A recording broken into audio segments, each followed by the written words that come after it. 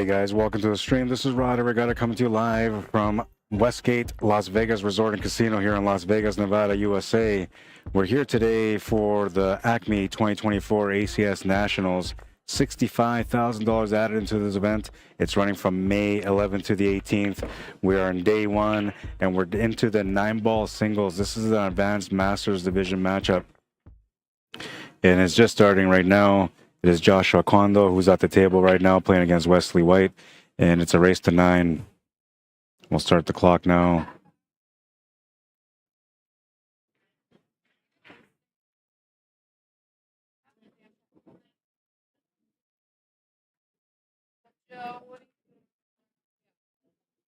Play safety. He's going to leave an edge of the 4-ball.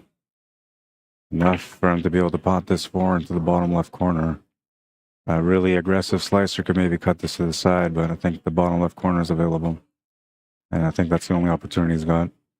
Maybe hit this with a little bit of bottom left to draw off the 4-ball into the cushion and then back on top of the 7-ball.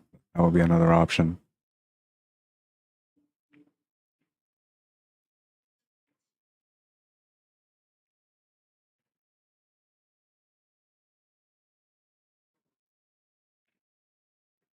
Beautiful shot, but the cue ball is going to follow through. So that's why I would have put the bottom lefts, so that way it would have came off the cushion and not follow through.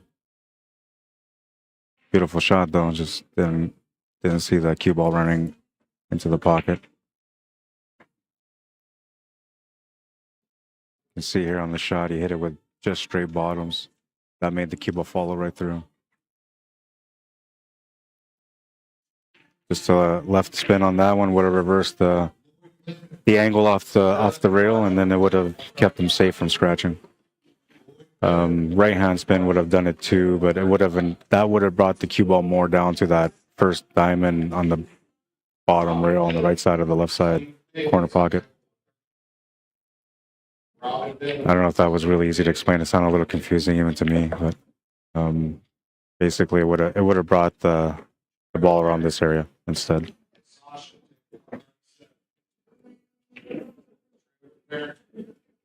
I guess the axe is worse. I should have just done a little circle, but you know, I'm not very good at drawing circles with this thing.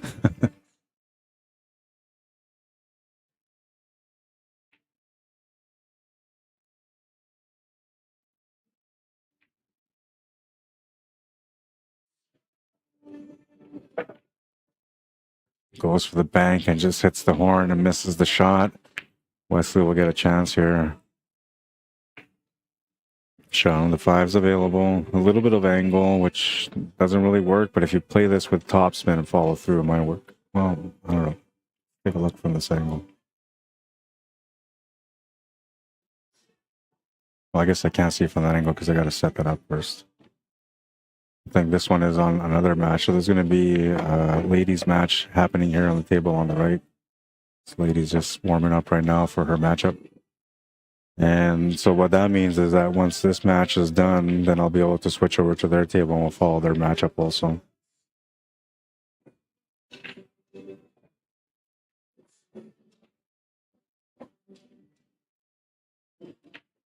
Long shot against the rail here for the 7-ball.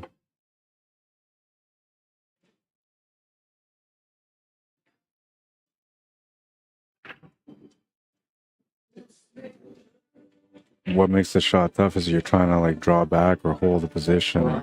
And I think in this situation, you actually have to follow it through and just settle for a longer, tougher cut on the 9. So he's just trying to force draw. And the idea there was to draw back below the 9-ball, but because he was against the rail, it forced him to go up and above, leaving him maybe a back cut or a reverse bank to the corner. He's going to play safety instead. And look at this cue ball. It's going in the pocket. Had the right idea. Just trying to play a safe shot. I don't know. I kind of feel like maybe he should have just gone for it. But that's up to the player usually when they're on the table. You know, they kind of have an instinctive side of them when they're at the table and they see the shot. And if they feel it, if they're seeing it and feeling it, they'll go for it. And if not, then usually they're going to play a smarter shot. And some players aren't necessarily aggressive. A lot of players that I know for the advanced level and masters level, they're almost always going to lean towards the safer side. instead of playing a more aggressive shot. And that just comes from experience, because you learn as you go that, you know, when you play aggressive shots and they go in, they're great, but when they don't, it usually turns into a loss. So he was just trying to be precautious there.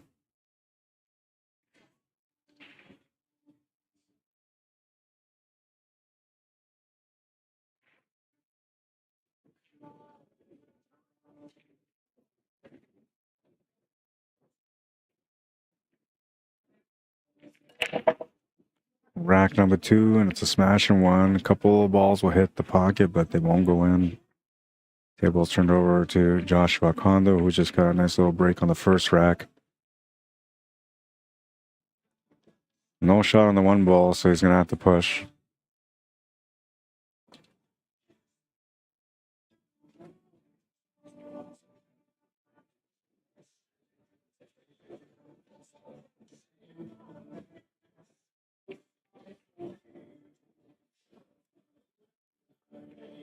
The idea of the push normally is two things. Either you put a ball in a position where your opponent can't really make a shot, or they can make the shot and there's no real follow-up after that. Beautiful bank.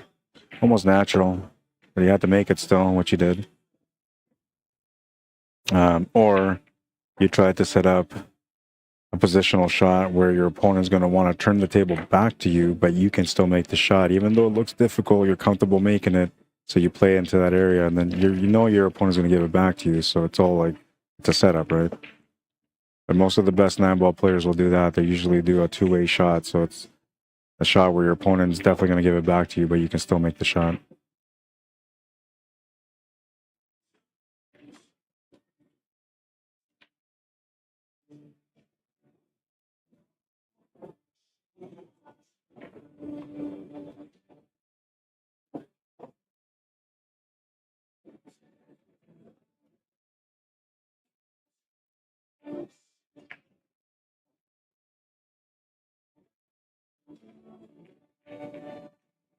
Just going to take a second here. I'm going to share the stream. I already got some shares on there. Thank you for those, to those of you that share the stream already.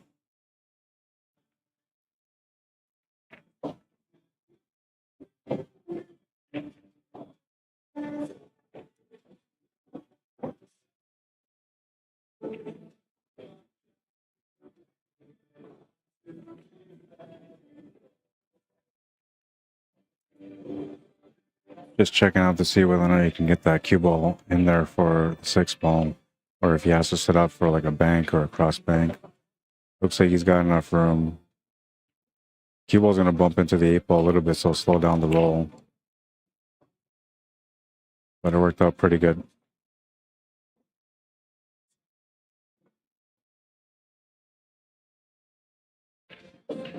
Sean, the 7 is good as well. Position on the 8 is good to go for the 9-ball shape.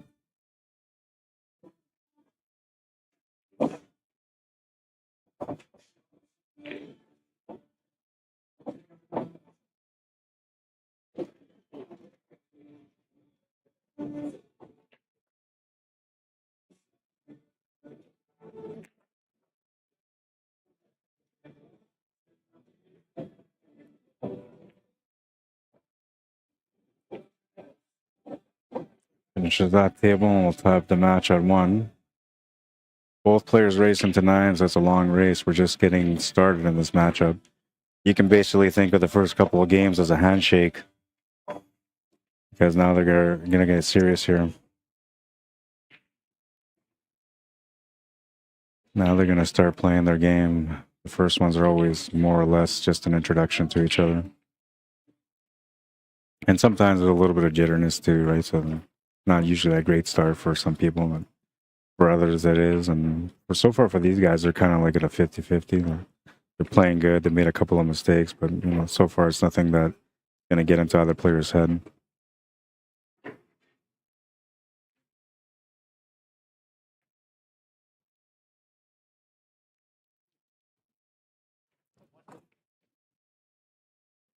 Moving into rack number 3 of this matchup.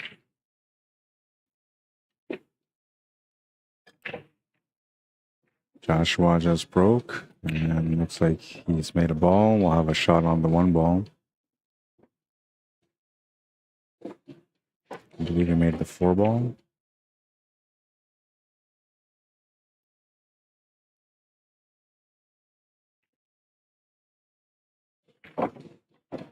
Watts the 1, comes across for the 2.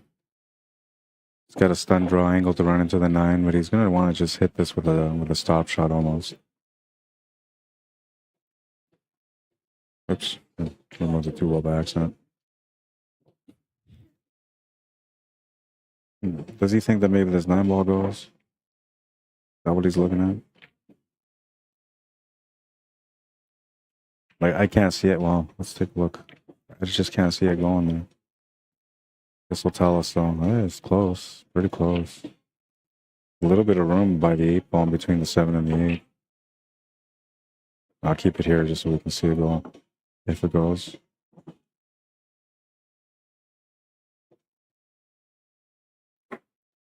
Can't hit this too hard. You gotta hit this soft and let the weight of the table work for you. Oh, he just missed it. Just missed it. Turns the table over here to Wesley, and we'll have a chance to take the lead in this match.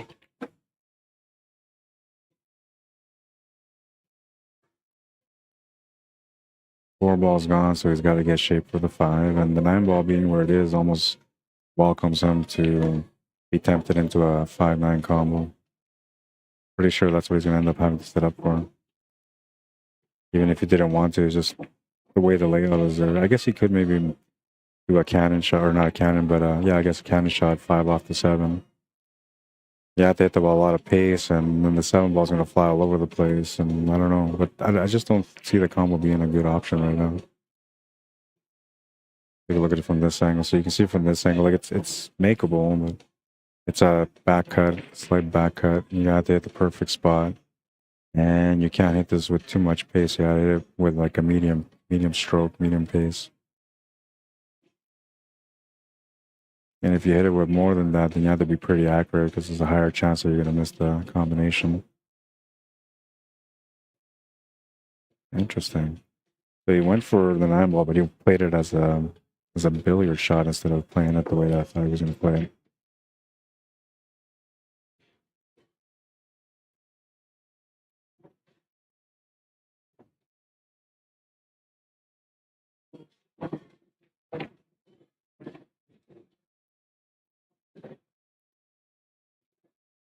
Made the 9-ball, and I'll take the lead.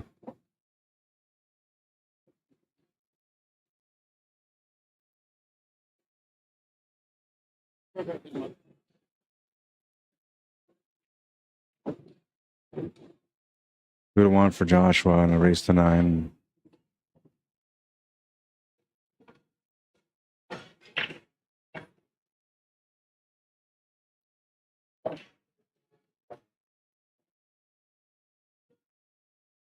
This is a B-side matchup, so they're on survival mode. Whoever wins keeps going, whoever loses is out.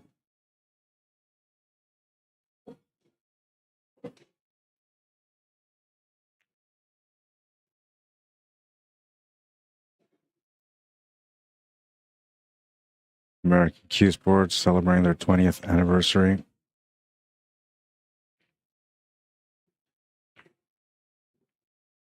Moving into rack number 4 now. A smash and break from Wesley. He's going to make a ball into the corner. We'll have a shot on the 1 unless the 3 gets in the way. 3 does not get in the way. 2 balls, the 1 that went down. So he's got to make the 1, then the 3. The 4 ball sitting above the 9. 5 balls at the bottom rail. So from the 4, you'll have to travel back down for the 5. And then the 6, 7, 8, and 9 are all kind of sitting in a good, comfortable area. This is a nice rack for him. Great opportunity to be able to get going here and to get a little bit of rhythm build up from the rack.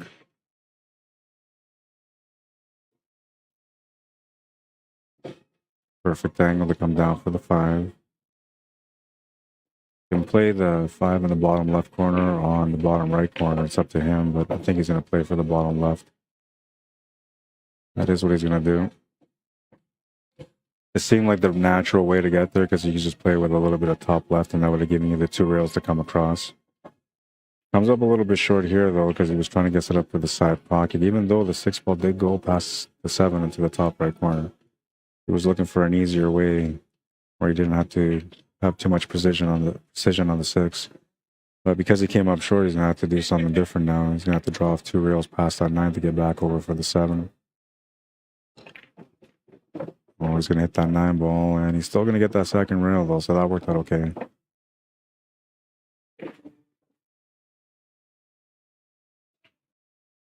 A little bit of bottom rights on this one to come off the cushion to make the 8 ball in the same pocket.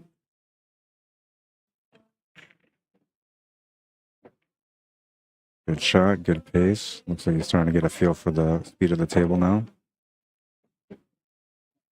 Makes the 8. His opponent says it's good. Tied at 2. Quick action, quick action. Speaking of action, day 1 action coming to you today, May 11th, 2024. Mixed 9-ball singles, $1,500 added. Standard, open. The races are race to 5 for standard, race to 7 for the open. And the advanced masters, race to 7 for the advanced players, race to 9 for the masters. So these guys are both masters. Women's 9-ball, $1,000 added. The standard open is races to 4 for standard, races to 5 for the open. And the advanced masters division is races to 6 for the advanced and races to 7 for the masters. Then a little bit later on, we're going to have the Scotch doubles at the beginning of it. 8-ball standard, races to 4 and 3. 8-ball open, $500 added, races to 4, races to 3. 8-ball advanced, $1,000 added, races to 5 on both sides.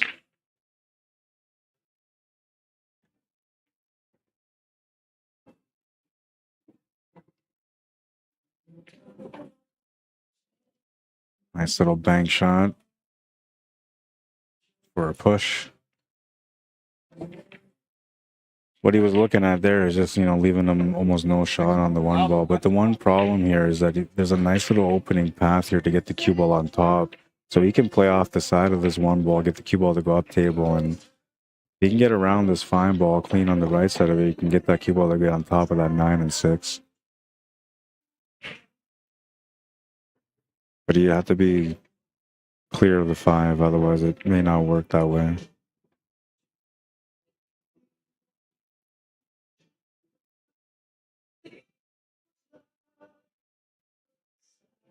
He's just going to play it straight up. And that should work too. Nice little safety. He gave him the edge of the 1 ball, but, he didn't give him the table wide open with an opportunity to be able to run out or to get going. He's only left him just the side of the 1 ball. And it's tight because the 4 ball is slightly in the way too. So this shot is tough because you're just trying to thin this. You don't want to hit it too thick and you can barely see it. So then there's a little bit of margin of error opportunity here where you can maybe come up short of hitting the 1 ball or just leaving the shot on the 1 ball after making the contact. Best thing to do here is just try to embrace the angle that you can see on it and just try to get off 2 rails and back up. He's going to play it soft and short, the 9 ball style, using that 7 ball as a blocker. Should be a fairly easy hit, but he shouldn't be able to make anything off this one. 2 options. You can go off the left cushion, off the bottom rail. Going off the bottom rail would mean that you might scratch in the bottom left corner. Going off the side cushion means that you basically going for the 1 ball, and if you don't make it, you're going to sell it.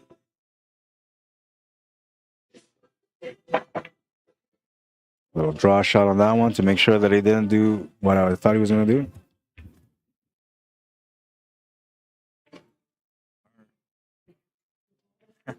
I did buy some. I was like, I just need you.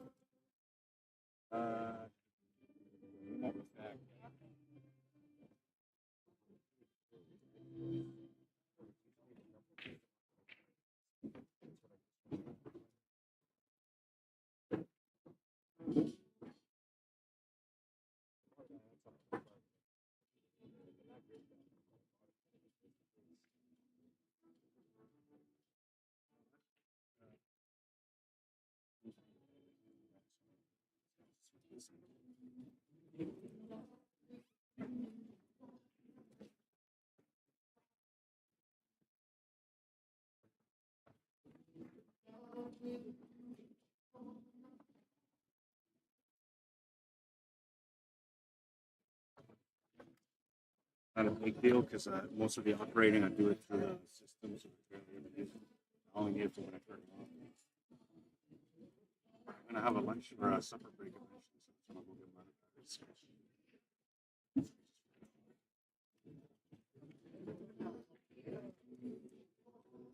Thank you. Janet's gonna love you even more. Brand new, brand new.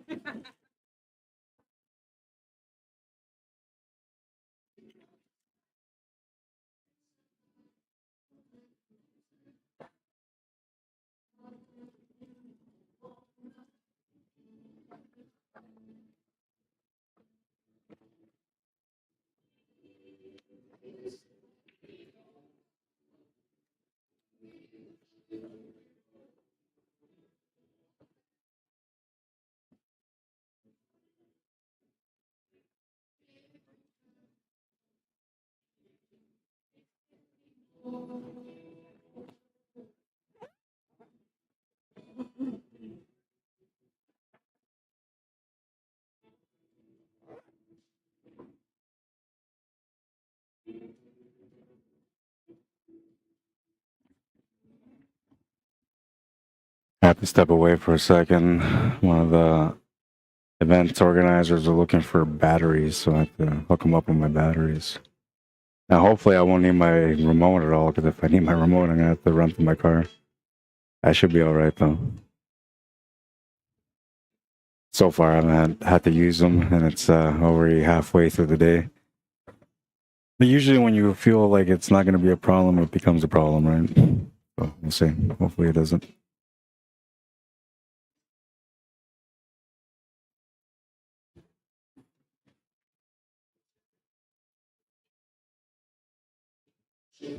I gotta look for one more thing, so give me a second, and I'll be right back. Oh man, if it would have bumped into that 7 ball, there's no way he would have had a shot on that 5 ball. A little bit of luck there.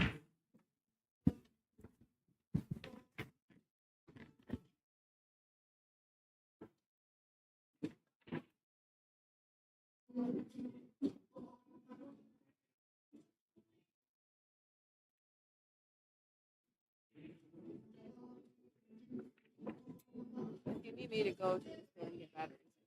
I got some in my car. They needed the batteries. You can still get in your car. I'll be alright. So when I go to my room,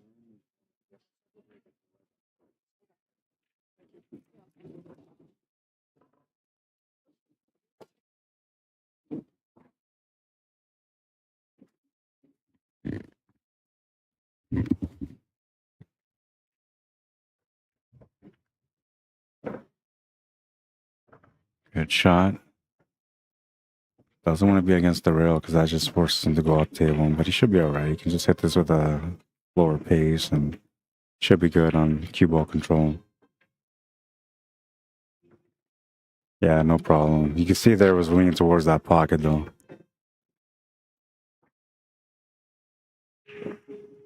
3-2. Unless I missed the game while I was being distracted.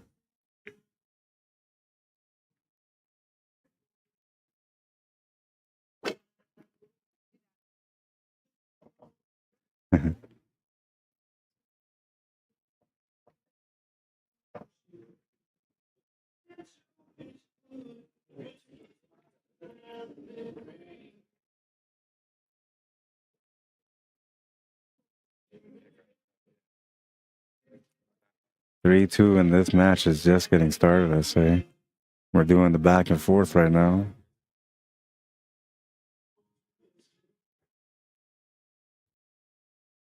Moving into rack number 6. Wesley White the break. He makes the 8 ball off the break. Gonna have a look at the 1 ball. Not a whole lot of opportunity there for it though, but he can at least see it. And that's something.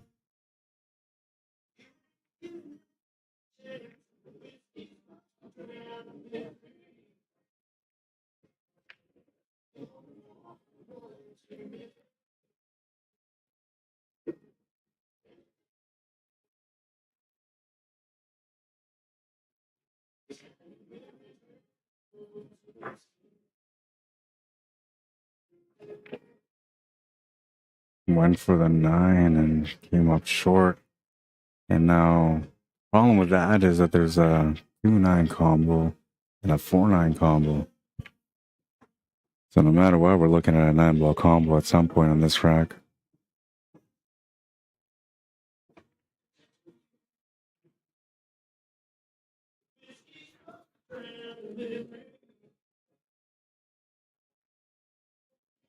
Now the only thing is, like, you have to cut this to the side, and the cue ball's going to go towards the 9, so maybe just give into trying both at the same time. But I think the 2 ball's going to block the cue ball from hitting the 9. Oh, but look at that. Sets up for the kill. Wow. Huge break. Quick and easy, man. I didn't even need the ball chamber for that one.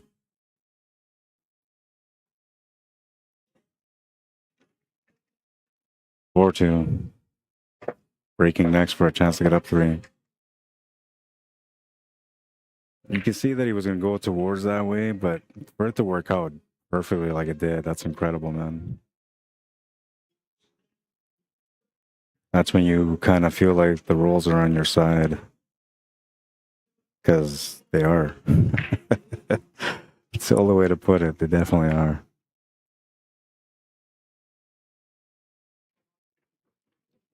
"25 minutes into this match, and we're rolling into rack number 7. Joshua KONDO to break. He's got a 2-game lead. Would like to get over the middle point of this race. Both players racing to 9, so winning this rack for him means that he would be in the halfway point, winning the match. It's going to make the 6 ball. 1 ball's going to pop off the rail to give him an opportunity to be able to pot it. It almost got stuck on the bottom rail, but it came off just short of it. And kind of like maybe a bonus here, because he's got to make this cut with some left-hand spin to be able to make it. And he can put some bottom lefts on this and get the cue ball to come over to the 2 and 5 to open up that 2. Just got to watch not to put too much bottoms, because then you might end up swinging towards that side pocket, but I think he'll be all right. He's going to play safety instead. I'm surprised by that choice. He's turned the table over here with an opportunity on the 1. Not much available for the 2. I'm thinking that maybe it's not even worth it to make the shot here. It might be better just to bump it up and play the safe onto the 3. We'll see what he decides to do, though. Every player has their own choice when they're at the table, based on the experience and past battles that they've had where they came up with situations like this. Maybe you made a couple of bad choices before, so this time around you're going to make the better choice, or maybe you always made the right choice and this time you feel like you're going to take a gamble. We'll see. See what he decides to do.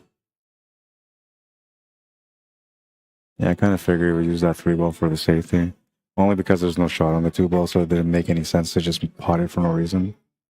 Now, if it was 8 ball, you know, he could have maybe just potted that one and freeze hook him there, but it's 9 ball, so yeah.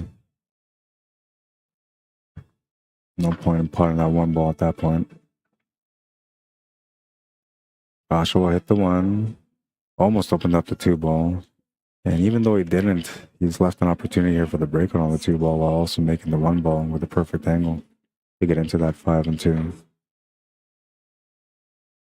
And now I feel like you want to go more into the rail than going into the side. We'll see how he does it. But I'm thinking you want to get this cue ball off the top rail and into the right, where it splits up the 2 and the 5 instead of running into the 5. At least that's the way I think I would play it. See the angle from here. And it curled on him. Curled on him and took away the breakout option.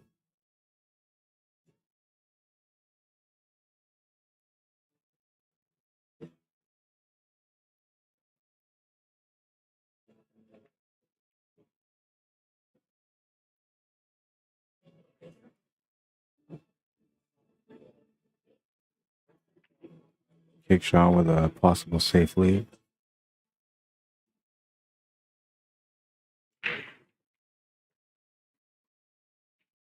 Can maybe use the 8 ball as a blocker. He's going to use the 4 and the 5 as a blocker. Pretty good blockers too. too close to the floor for a jump option, so he's gonna have to go off the rail to kick this one in. And not to kick it in, just to hit it, I mean. He's gonna get the jumper though. Yeah, I gotta set up this other camera because I need to see what's up with this.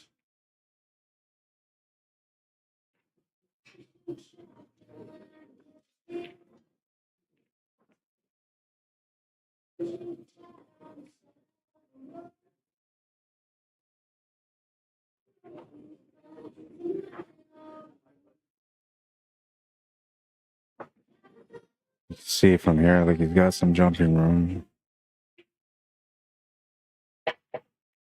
Hit the 5 ball though, so that's gonna be a foul.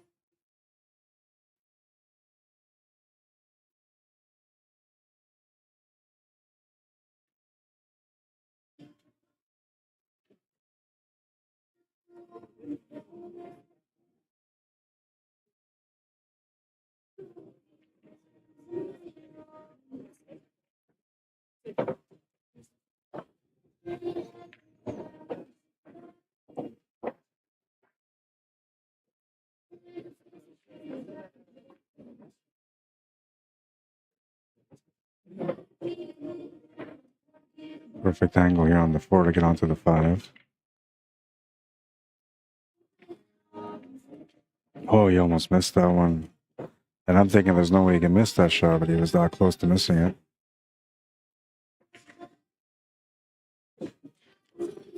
Gonna be a lot tougher to get shape on the 7 ball.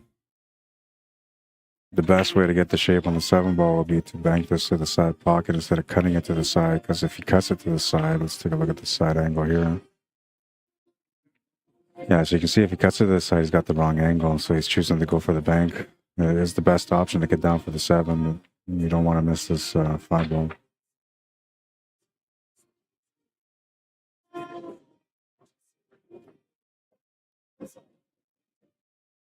Oh, he's gonna scratch too. That was the worst part. Now, if he didn't scratch, there was a small chance he might be able to get back to this table, but with a ball in hand, it's likely that Wesley's going to be able to finish this rack and get within 1. All the options in the world when you have a ball in hand, so he'll choose to make the 5 to the corner and follow it up for the 7. He ball sitting by the pocket, so he's not too bad. But yeah, good idea to walk around, take a look to see where you want the cue ball to be.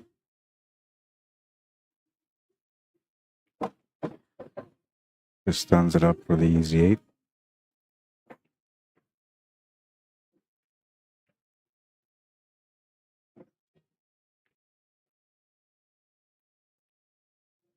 Nine to the corner is good. Down by 1. Breaking next, a chance to tie things up.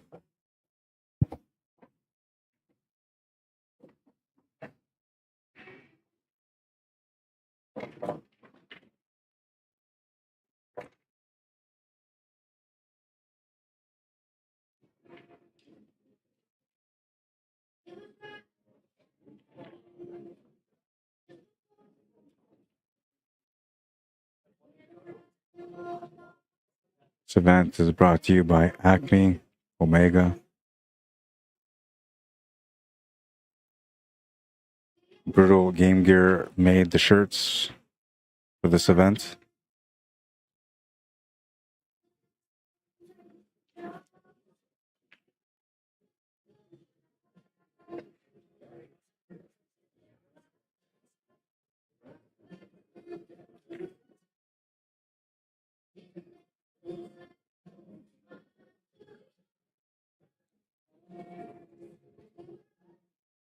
Oh, this might be too bright. I'm trying to change this here.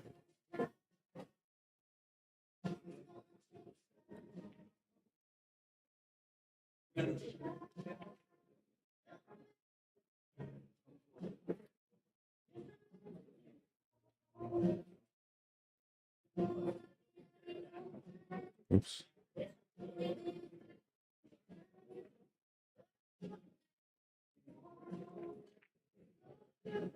Hmm.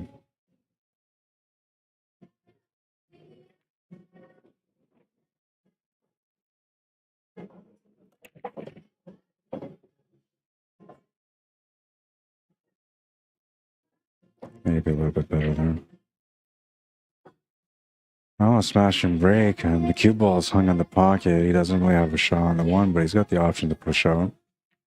And he also has the option to jump over the 7 ball to hit the one and maybe make it to the side pocket. If it's a pretty straight shot, then he might take that opportunity, but if not, then he'll just play the safe. Or not the safe, but the push.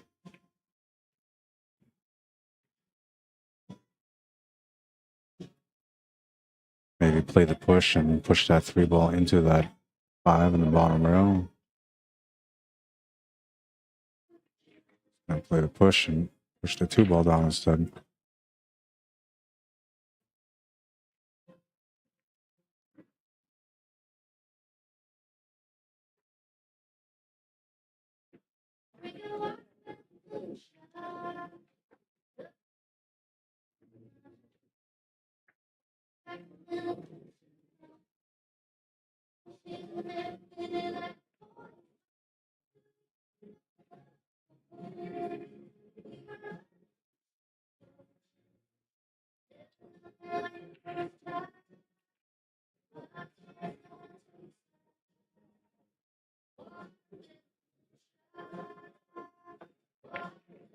Just playing safety, there was no point in making the 1 ball because there was no shot available for the 2. He's going to turn the table over with the 1 ball opportunity, either to the corner or to the side. Side giving Wesley the best opportunity to be able to get set up for that 2 ball.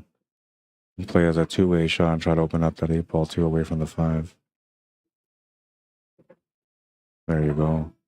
If he would have hit it more flush, then he would have been better on that 2 ball. But fortunately for him, he kissed the side of the ball, which sent the cue ball up table and leaving a tougher shot on the 2. He'd still make it though, but here it's tougher to make it with the outside spin or left-hand spin, so you have to do it with right-hand spin, which takes away the shot from the 3. Probably best to do what he's doing, which is just play safety. Oh, and that's a beauty. That's a beauty, man. Put him in check. That would be enough for a checkmate, though. Perfect little setup here.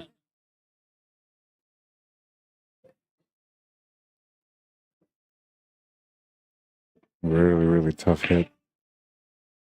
This is a head scratcher one, man.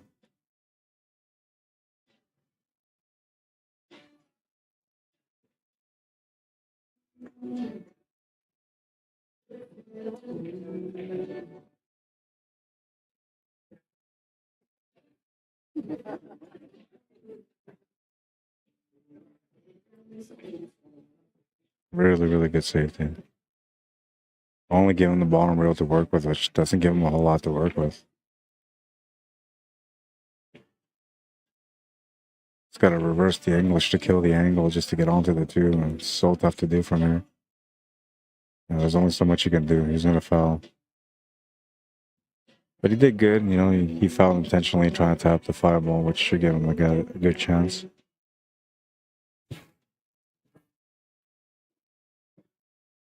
Though the ball in hand does change things here, and we'll see how Wesley can use it.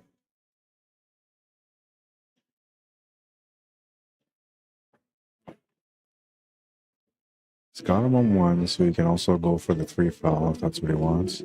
He's looking at the combination 9 to the side pocket. Maybe play it as a 2-way and drop back for a safety too. Or play it down for the safety, follow through. Not quite sure what to do with it.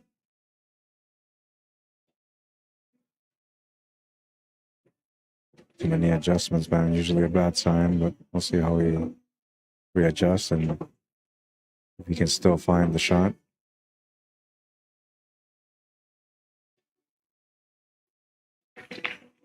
Makes it no problem. Plus, he played the safety. Smart shot. Ties up the match at 4. It's a race to 5 now.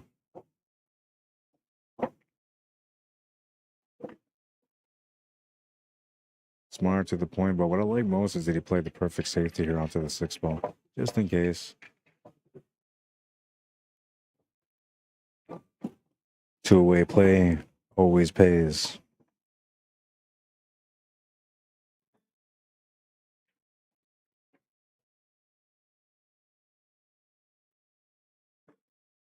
Tied match, a race to 5, and not any of these guys are showing any kind of sign of pressure yet.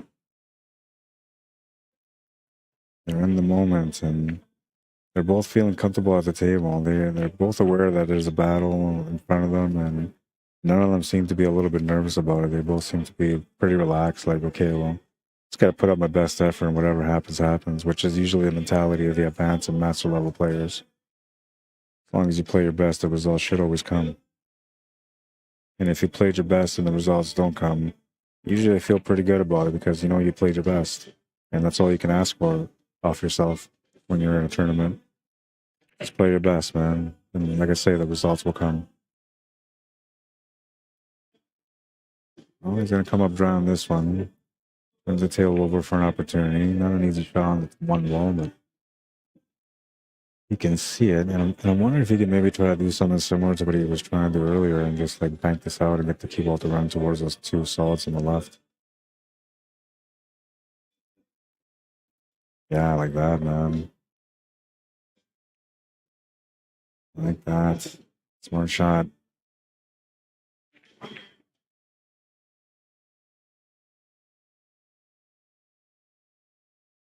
Really smart shot.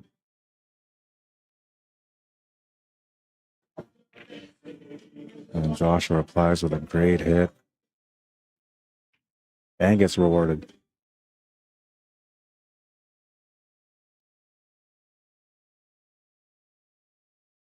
Great reply. One ball's going to go above the 9. Cue ball is going to get a kiss off the 3 for the perfect hook.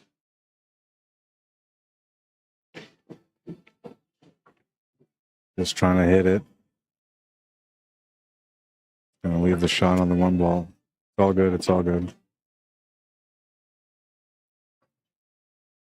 Accidentally bumped into the tripod. That's no big deal. It didn't really do anything to it.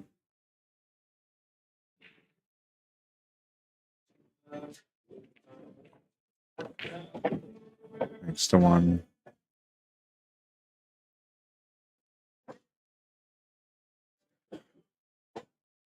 Can almost see half the ball on the 2 ball. Watch out for the scratch here.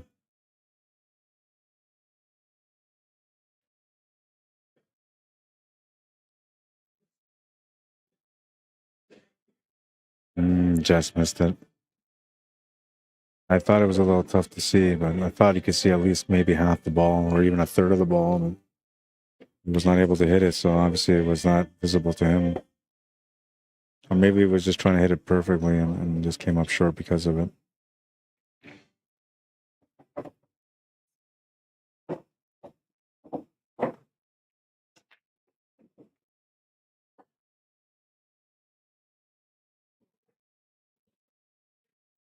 Off angle on this one.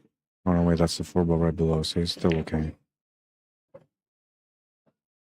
A little bit of angle here will help him get set up for the 5 ball to the top right corner. He can also set up for the top left just by stun drawing over. Most advanced level and master level players are going to play follow through shot zone. That's what he's done there. Now the angle may not work quite for the 6 ball, but I mean you can just play this 5 ball set up for the 6 ball to the bottom left corner with a drawback.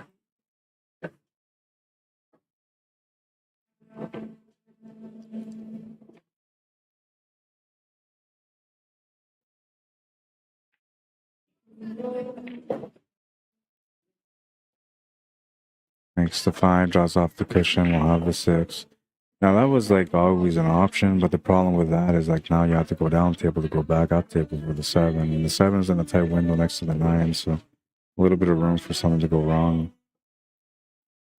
Looking at the keep it simple, stupid option, which is just make the ball and settle for the long cut. I actually like that a little bit better. I don't think there's any need for him to travel with the cue ball here and just potting it, holding the position there will do it. And that will also give him a nice straight line to come down for the 8 ball too without having to worry about scratching. It looks like he's thinking the same thing now. He's taking a look at that shot twice and should just be rolling this up a little bit.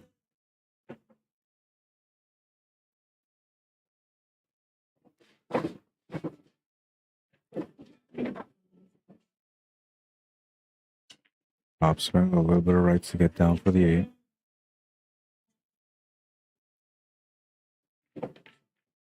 Some angle here. And he's going to get some.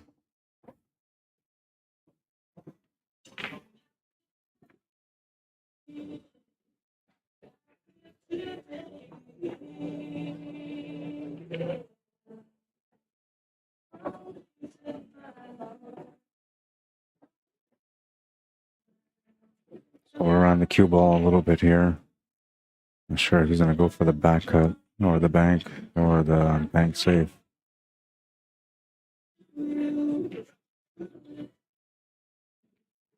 going to go for the bank and just miss it. Hoping for a two-way, but he's going to leave a shot on the 9. And I forgot about this.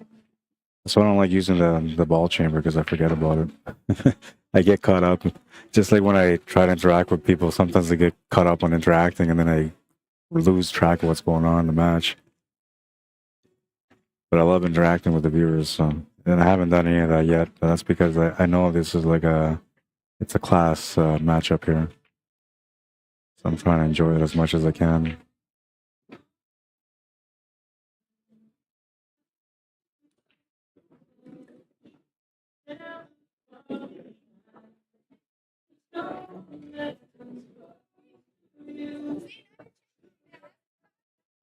Oh, he was worried about the scratch. And he avoids it just barely. Nice little finish.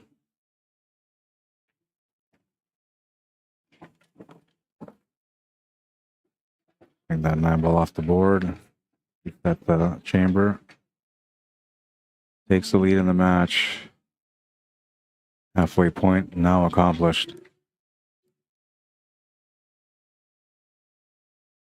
Looks like Wesley's going to be breaking next.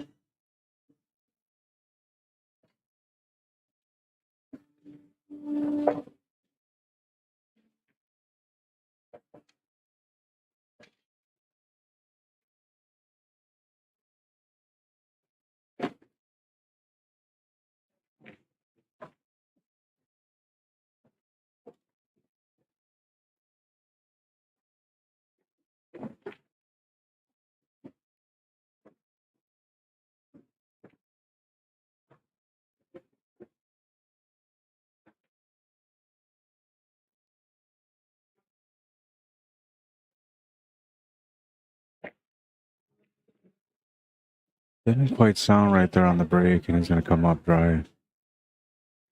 Maybe fortunate on the leave. I don't know. Like, some people can cut this, and I don't know if he'll go for it. Both these guys are playing more on the smarter side. They're not really taking aggressive shots, and when they see, the option of taking an aggressive shot or playing the safe, almost every time they're playing the safe. So I'm going to assume that he's probably going to play the safety. And he's got a nice little angle here. He can come off the cushions to get on top where that 3 and 6 ball are.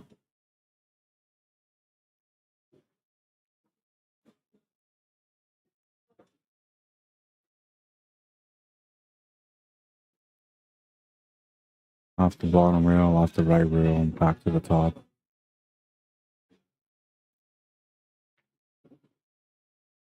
Needs to get up on top of that 3, though. And it's not bad. I don't think he's giving him a whole lot. Had the right idea, had the right angle.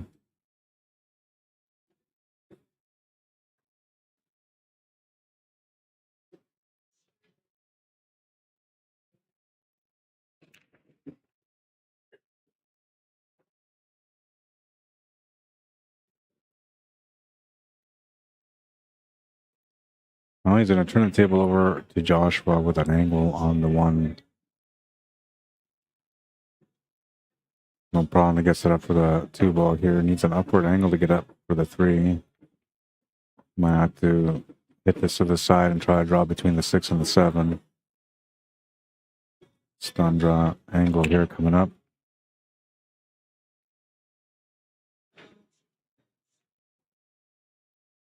Oh, he's going to run to the 7 ball. Gives him a shot on the 3. 7 actually moved up towards the 8 ball and left it set up for a combo there too.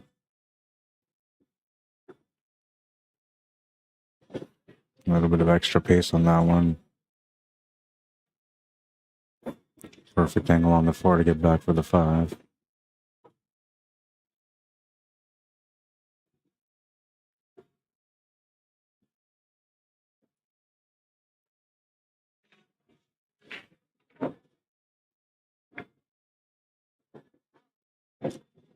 It's an angle here. It's got a little bit of an angle. It can follow this forward off 2 rails, maybe, and get the 3rd rail. 2 rails will maybe make it short, so he actually needs to get to the 3rd rail here. He tried to get there, and good thing he did, because that gives him the shot on the 6 ball. Has to look at the 7 and 8 to make sure that those 2 are available for the combo, which I believe they are wired. He can move this 9 ball over here to hold position for the combo. I like the choice there. It is kind of risky, because if you leave the 9 ball against the rail, it takes away some of the opportunities, but... And one thing I don't like here is he doesn't have a lot of angle for playing shape for the 7, but you can maybe just punch draw off the 7 ball. Oh, he's going to follow it through. That's not bad. You can just go up and down here for the 9.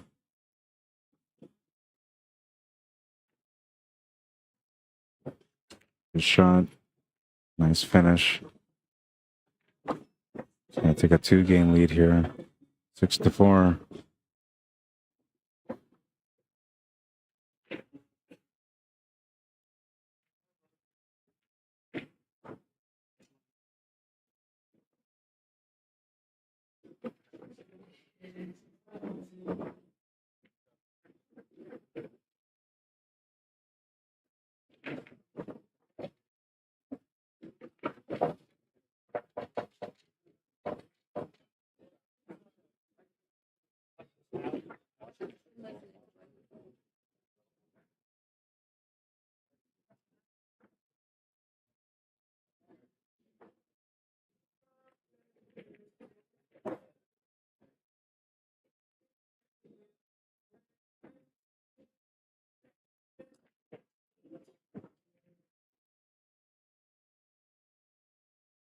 Moving into rack number 11 now.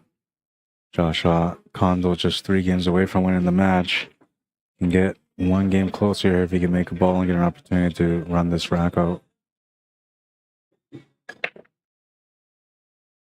6 and the 8 are fighting to get in the pocket, but it's not going to go in.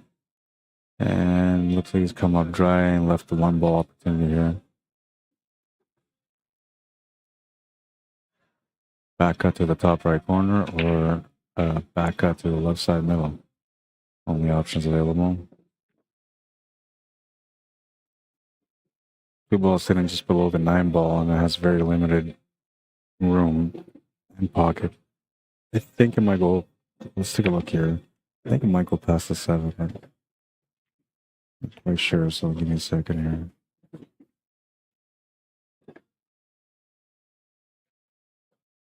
No, that's not it.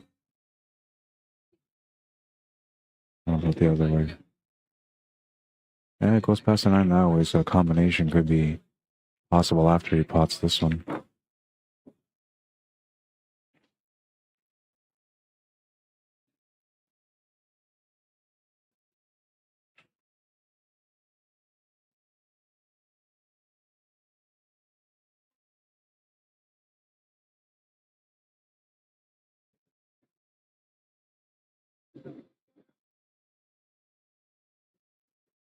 The only scenario that I'm looking at here, though, that kind of makes me worried a little bit is making the shot to the top right corner and then having the white ball come off the left side cushion into the 3, which would take away the opportunity for him to be able to make that combination from the 2 to the 6.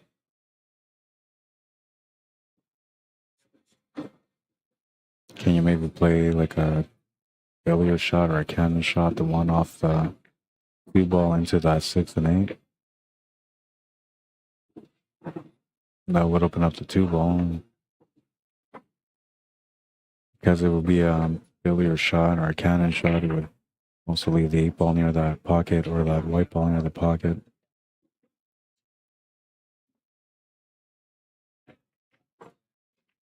Looks like he's opting to go side pocket here. Oh, he's playing safety.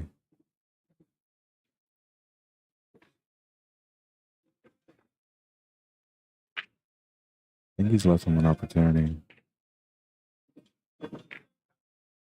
No, not really.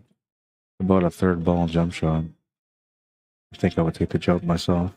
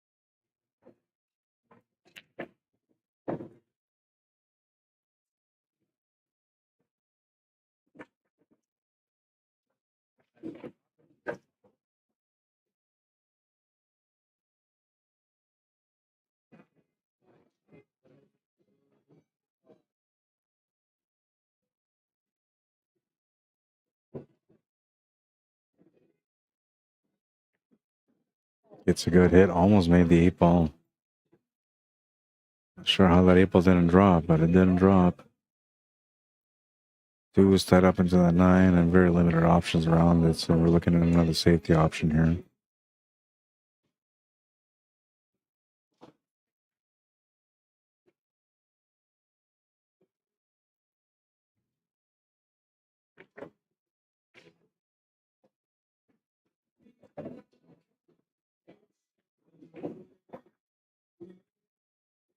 Opening up the 2 ball is a good thing, but doesn't have a lot there except for maybe the combo or the cannon off that 2 ball into the 8. He's going to play the combo instead. Cue ball's going to come across and give him the chance to be able to pot that 2 ball. I don't know if you really want to open up that 5 and 4, but you might feel like he wants to. I don't think you should, though.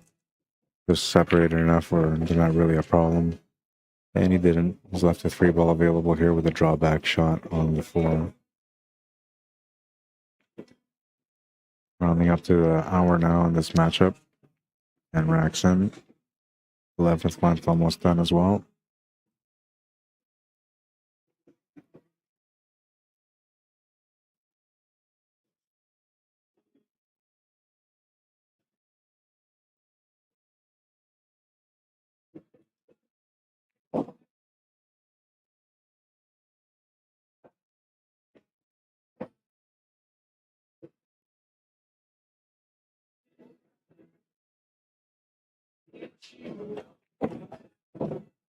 Delayed reaction on the draw. Lots of juice. I'm not sure if he expected it to come back that far, but he's still okay. Make the shot. 7 balls chilling by the pocket. 9 ball becomes a bit of a challenge depending on how you play the shape here for the 7 ball. But I'm thinking he's going to leave it in an angle where he can come back below the 9 ball. And it looks like that's what he's done here. You take a stab at running into it too to open it up and bump it off the rail. But I feel like then you're kind of gambling on things and maybe you're going to get the short end of it because of it. And it's better just to set up for a long rail shot.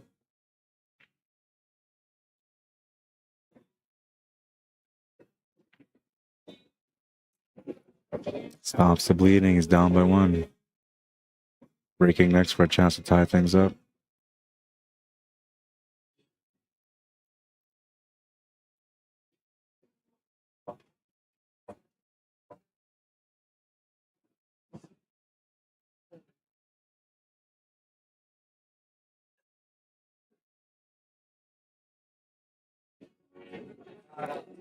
What's up? Charlie Newman says, let's go. Matt Collins says, get some Wesley min cash white. Is that what they call him? Min cash? Stephen Roberts says, hi, Rod. I didn't think you were going to go live again. Yeah, no, I'm here for a while, man. I know we're on different time zones. Right now here it's 4:30 p.m. Great defense, says Justin Mallory. Pinpoint. What's up, Bob Wolf? How you doing? Gene Peacock, welcome to the stream. Danielle Roberts, welcome. Mike Knight, or Mike Kite, sorry, welcome to the stream. Iris Diaz, how you doing? Bienvenido. take a little check up on YouTube because I haven't checked up. There's a couple of comments on there, but I'm like, you know, focused on the game here. I'm enjoying this matchup. But yeah, there's some comments here on YouTube. Marlena Nieves, how you doing? Says, hi everyone. Robin Nanny S says hello. And then Robin says, I shoot an APA league in SC Pennsylvania, Southeast Pennsylvania, and was surprised to see valley tables at Westgate. I like the hanging lights too. Yeah, no, it's pretty cool. I like the lights. They're a nice setup. I believe that last year the setup here was done through High Country Promotions, and this year it's done through John Stitch. So, and each one of them supplies their own tables. These are the tables that John Stitch supplies with the lighting. Robert says, can you keep the stream going or is there too long in between matches just so I don't miss any live? I'll keep it going. Yeah, so you're saying empty tables, and that's because they're playing scheduled match times, right? So they start, say, for example, at 12, then the next match will be at 1:30, then the next match is 3, then it's 4:30. Hour and a half in between each match, basically. And then there's people playing, you know, to warm up, people actually playing matches. They have some mini tournaments going on as well. So there's lots of stuff going on.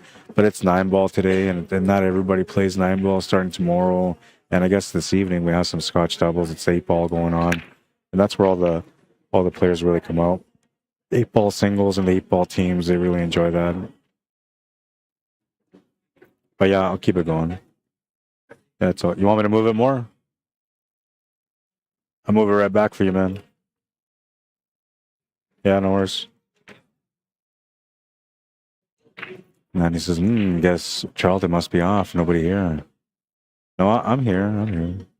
Oh, well, then I'm off. Have a good night. Robin, I was keeping it going for you. Sorry I didn't interact. I'm interacting now, though, all right? We're good. We're good. Hopefully you come back on. I'll keep it running. I just don't want the dead time. You know, you got like 20 minutes, half hour dead time. And so I figure, like, instead of keeping you guys hanging, I would just stop the stream and come back. But I'll do my best to keep matches. And honestly, the way it's gone so far is there's matches on the left and on the right. And the way it's worked out is that all matches have finished around the same time. So by the time this main table is done, the other two tables are open too. It's just the way it's been working out so far. But it's not going to work that way all night long. And we're going to have matches going on both tables. Right now, we got a fresh match going on the right side. And then we have a match that just started maybe 5 minutes ago on the left.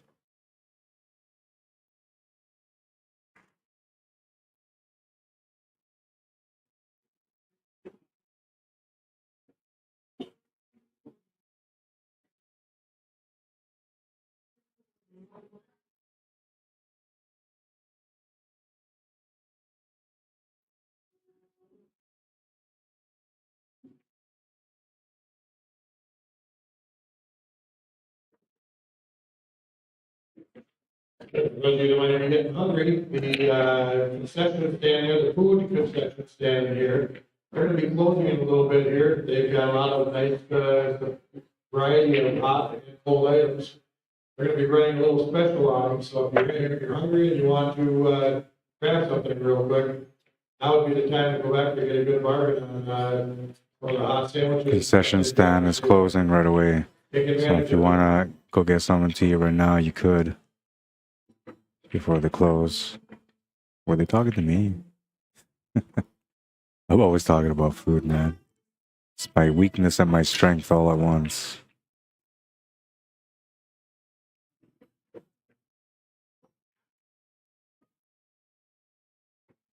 Alright, so we'll show you here. We got a match on this table here. Two ladies are playing on this one. No, wait, that's the wrong one. This one here. No, that's the wrong one too.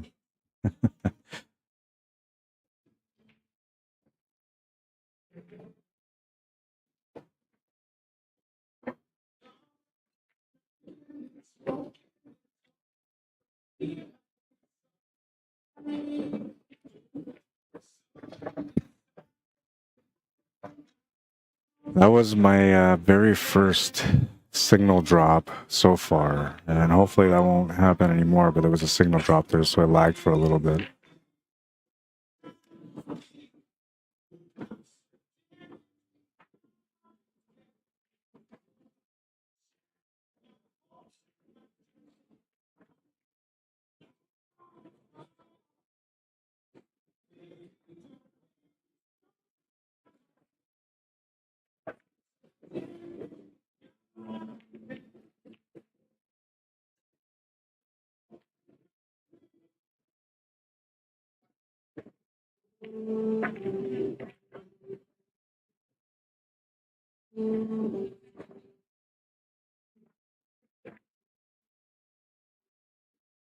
See what happened on the last rack.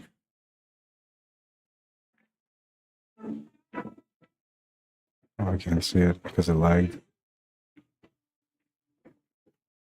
Hey Josh, what was the one? All right, so it was Wesley the one that last rack, so we're tied at 6 now. It's a straight race to 3 between these guys. Things are heating up. All right, so we'll switch over here real quick. We'll show you guys. Table 14, we got a fresh match going on here. Guy's shooting right now, not sure who he is.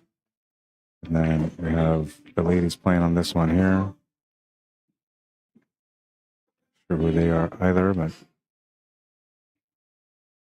I will find out that information, especially because one of these two tables is going to get covered after this match is done.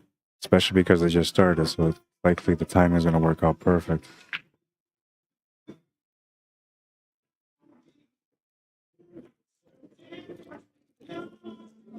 Just over an hour now, almost an hour and 10 minutes into this match.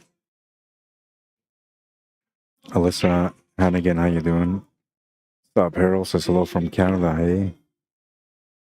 Kathy Sechrist, Kathy Farmer, welcome to the stream. Nathan Steele, Marvin Paulson, Chris Feltz, Chantel Cachon, welcome to the stream. Got some comments here. Gene Peacock, how you doing? Says, I've been peeking in on your streams. Most of my time is devoted to snooker these days, but I do still play APA 8-ball once a week. I enjoy these matches though. Good pool out there. Yeah, there's some really nice pool going on out here for sure. Mark Agwan, how you doing? Says, hey, what's happening, man? Monty Brinkworth, welcome. Stephen Roberts, welcome back. Sean Abeda, welcome to the stream. Pat Pattison says, you got this, Wes. Cedric Pepin, how you doing? Welcome to the stream. Daniel Wilson, welcome. Alyssa Hennigan says, Wes about to kill this. Paul Krowitz, how you doing? Welcome to the stream. Louis Brown, Jeannie Kinzer, you're very welcome, Kathy. I hope you're doing good.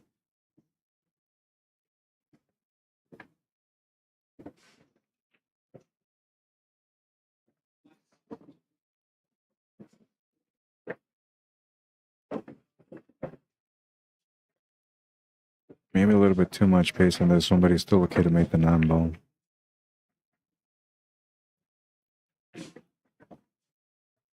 Seven to 6, he takes the lead. Crucial time to take the lead too, because he's breaking next. A chance to get on the hill first with a 2-game lead. Annette Ochoa, how you doing? Welcome to the stream. Bienvenido. Tanya Hoffman, how you doing? This is great to watch this stream. Thanks, Rod. Thank you for tuning in, Tanya.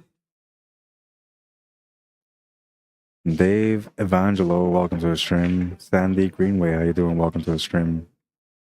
Lots of great pool going on this week. This is day 1 of the Acme 2024 ACS National Championships. ACS standing for American Cuesports Alliance. Apologies for that. Had a little pause because I have to remember it's Alliance. And they're connected with CCS, which is Canadian Cuesports Association. And so every time I say ACS, I think about CCS with association, and this is Alliance, so it's slightly different. Have me pause in there for a second. All right, so we're moving into rack 14 now. Wesley White to break. Looking for a chance to get on the hill first. He's going to make the 1-ball off the break. Gonna get tied up on the 2 ball though. He knew it was gonna happen as soon as that 8 ball started coming across. And now he's gonna have to figure out what he's gonna do. Option for a kick, a push. Maybe a jump, but nobody ever does a jump or an opening shot in that ball, so usually a push is what they're gonna do, and that's what he's gonna do. Gonna try to tap that 3 ball. He's done a good job with that. Less the shot on the 2 ball, which doesn't really do much for shape on the 3 ball. Let's just set up for like a bank or something like that. And too many players are that aggressive, and these guys are very knowledgeable, but they're very balanced in their aggressiveness. They're aggressive when they have to be, but usually they'll take the smarter route at the table. Looking for a safety here, I'm thinking.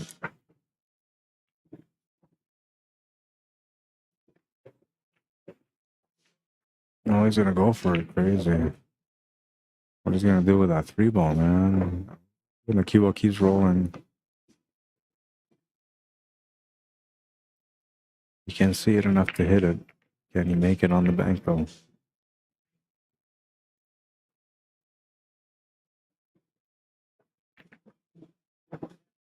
Just going for the hit. Whatever happens, happens. Two-way safety. It worked out pretty good. David Goins, how you doing? Kurt Craig, welcome to the stream. Natasha Lee Fowler, welcome to the stream. Robert Johnson, Robert Pepin, welcome. Alejandro Del Rio Barco, bienvenido. Welcome. Gets the good hit on the 3. It was a challenging hit, but he got it. And a little bit of an opportunity here.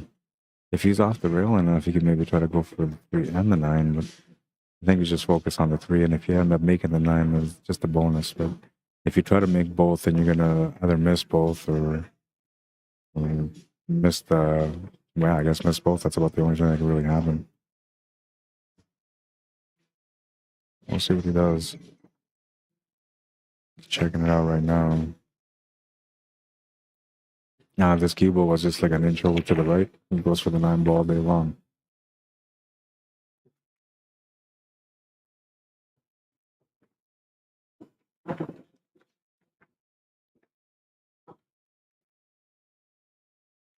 Smart safety.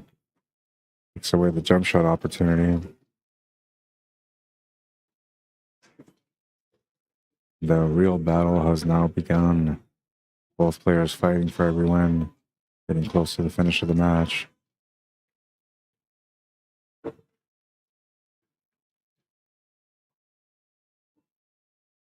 Ball in hand for Joshua. KONDO down by 1, looking to tie things up. He'd be breaking next, so that would be the ideal situation or scenario for him. Is to win this one, tie it up, break next, get on the hill first.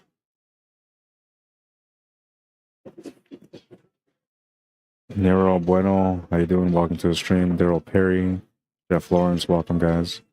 Rebecca White, how you doing? Welcome. Ball in hand, chance to get on the board to tie things up. Shape on the 4 ball is going to be key.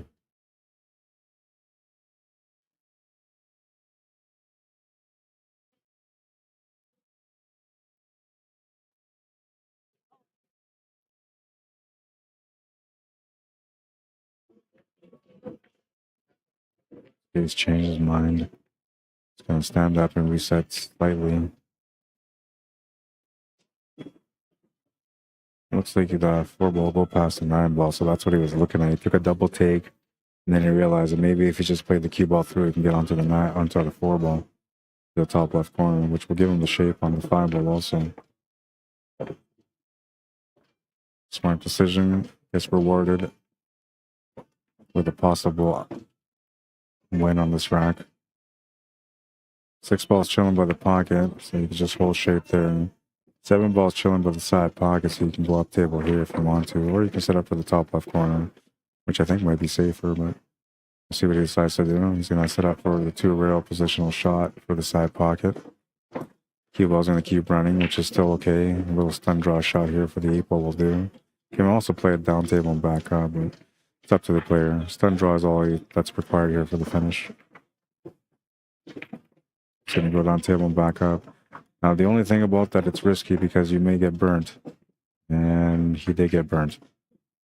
That's the only thing is when you think about big shots and instead of using the short range, usually you're going to either make a beautiful positional shot or you're going to end up getting into trouble. And most of the times you end up getting into trouble. I'd say he's gotten himself into a jump shot situation. Now, the good thing is that if he makes it, he's out. But if he doesn't make it, his opponent's going to get on the hill.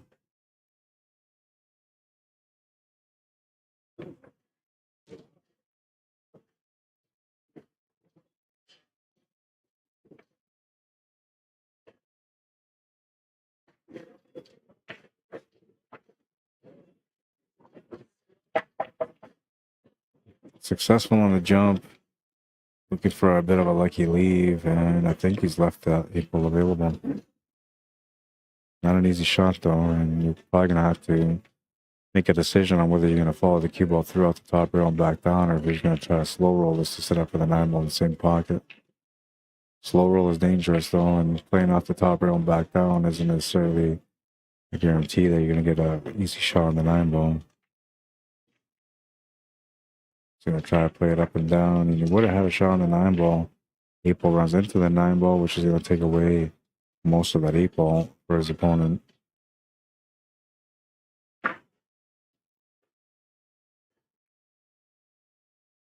Not much you can do about the lucky leave. All you can do is just try to face the obstacle.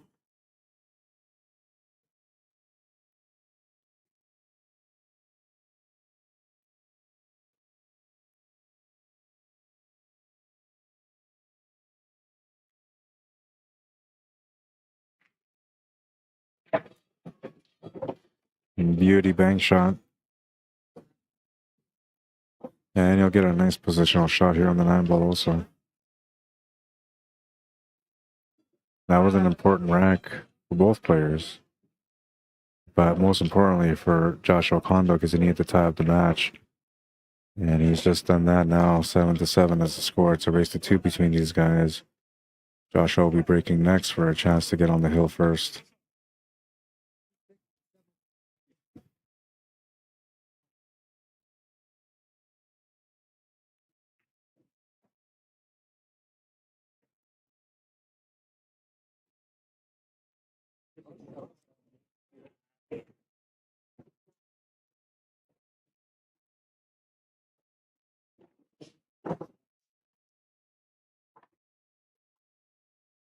They're just confirming the scores to make sure that they have the right score.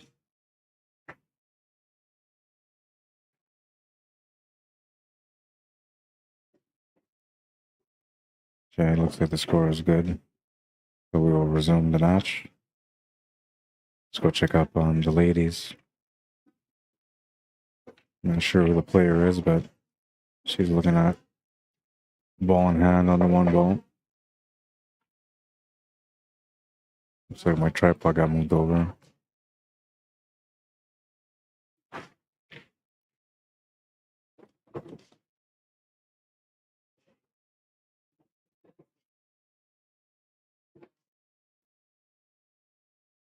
Trying to figure out what to do here. Looks like Joshua's ready to break here on the next rack, so we'll resume back to our main table. So I say she's going to go for the 9 ball here.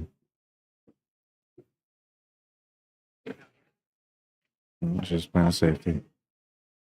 All right, rack number 15 in this matchup. Race to 2. Whoever wins this rack is going to have less pressure than the other player. Smash and break, and he's going to make 2 balls off the break.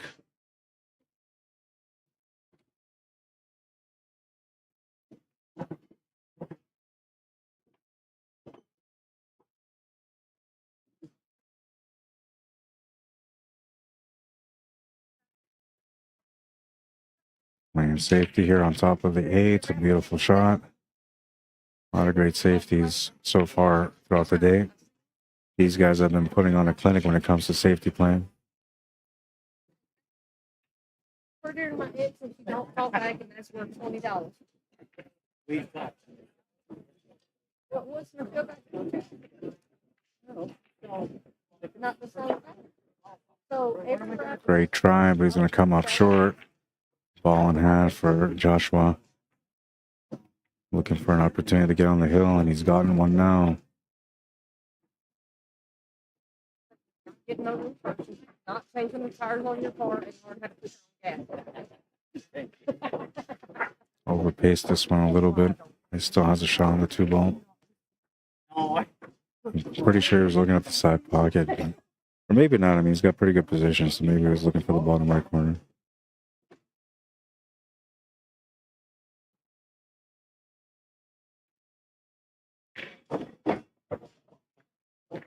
Power strokes the 2 ball. That's a good setup here on the 3. I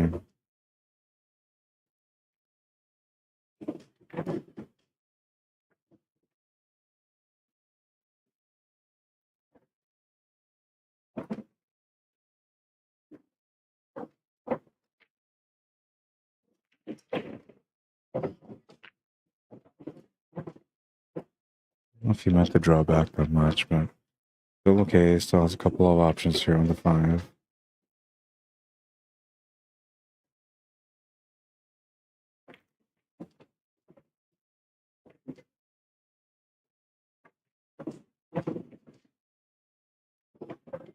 Makes the 5, will bump the 8 and the 9.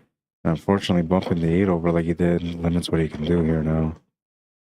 Had a chance to get on the hill, now has to turn the table over or come up with a great shot. I'm thinking these guys have been pretty balanced when it comes to their play. Not too aggressive, not too scared. They're playing a balanced game. So because they're playing a balanced game, I'm assuming he's going to try to find a safety shot here.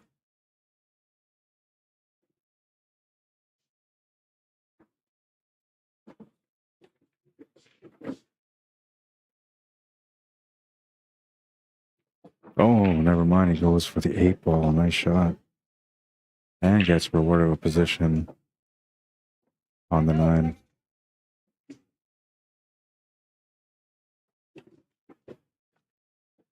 Nine ball is good. He's on the hill. Cue ball's rolling, but it's going to stop. 8 to 7. He's done his work. Now all he can do is wait. If his opponent gives him a chance, he'll have a chance to close out. If his opponent runs the table or wins his rack, he'll have the last break.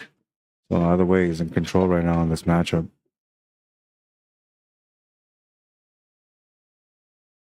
Got the shot here on the 8 ball, especially when it's a close match like that, but makes a beautiful shot, gets rewarded with perfect shape.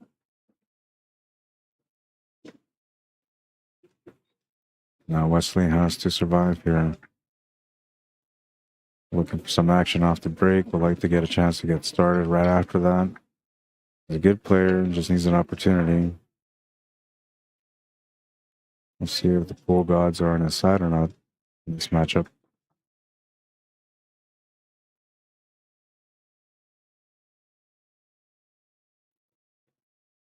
Rod Newfield, how you doing? Michaela Sembrano, welcome to the stream. Oscar Busy Dino, welcome to the stream.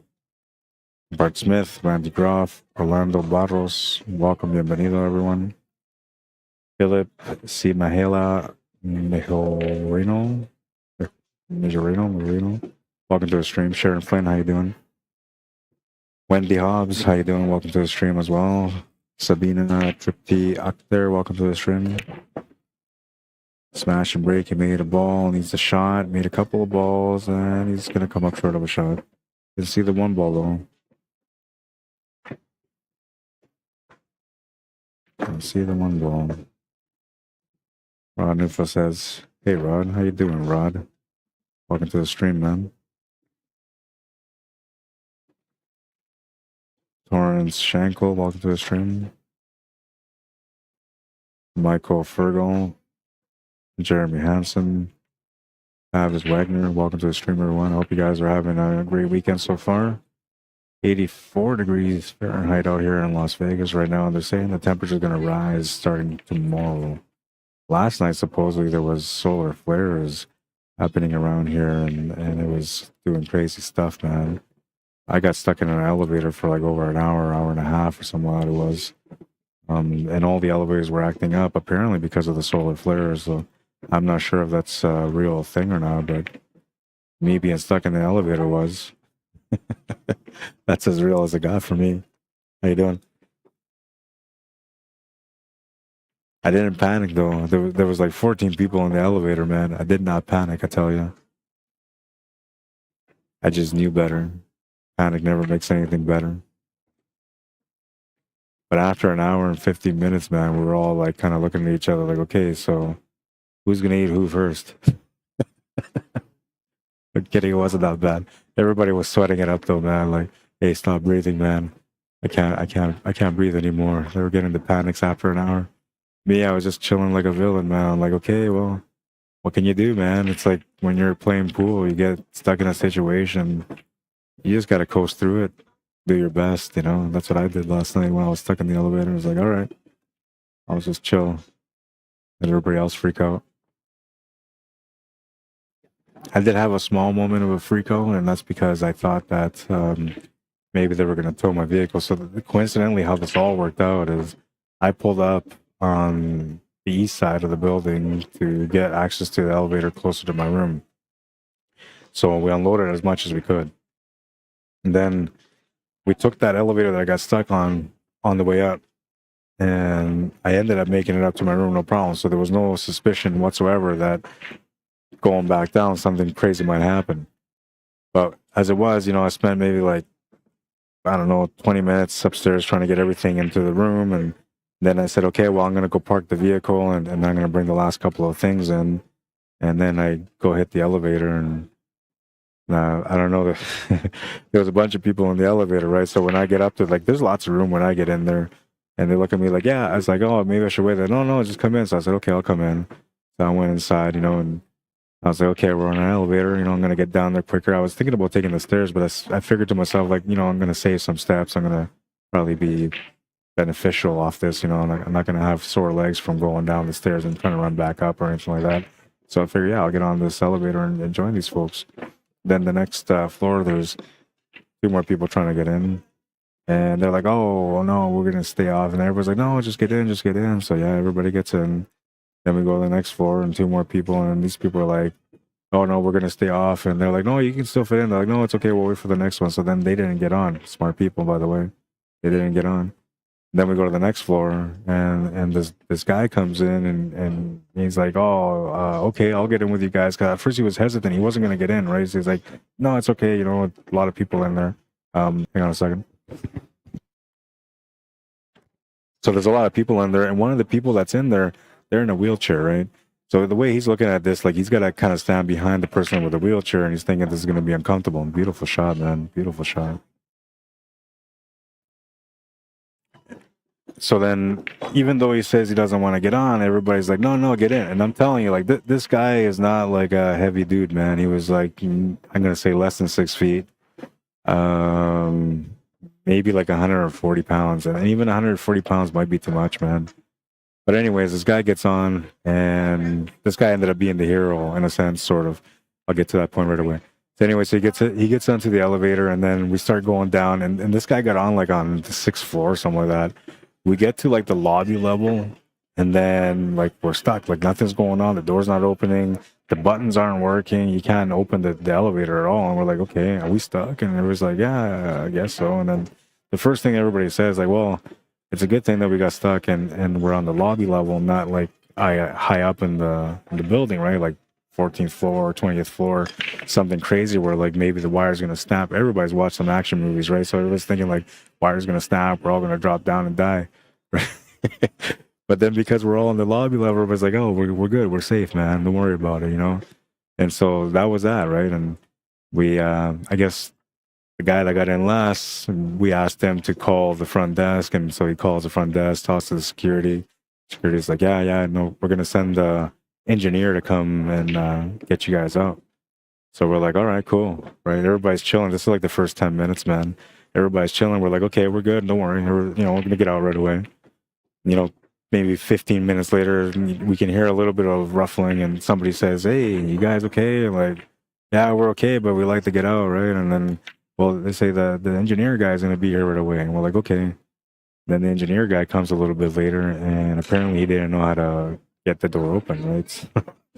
But then, like, that's when the panic started. The first person says, okay, well, you know what? We got to call a fire department because they're the only ones that are going to get us out.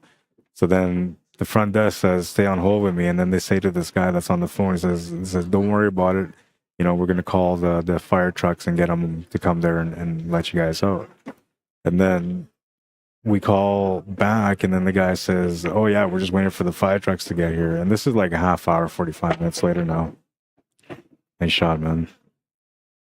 So people are looking at this like, you know, there's going to be stuck here because this engineer guy doesn't know what he's doing and the fire truck's not here. And then the fire truck apparently got canceled because they want to send the engineer back to figure it out. So the people in the elevator are like, no, you know what?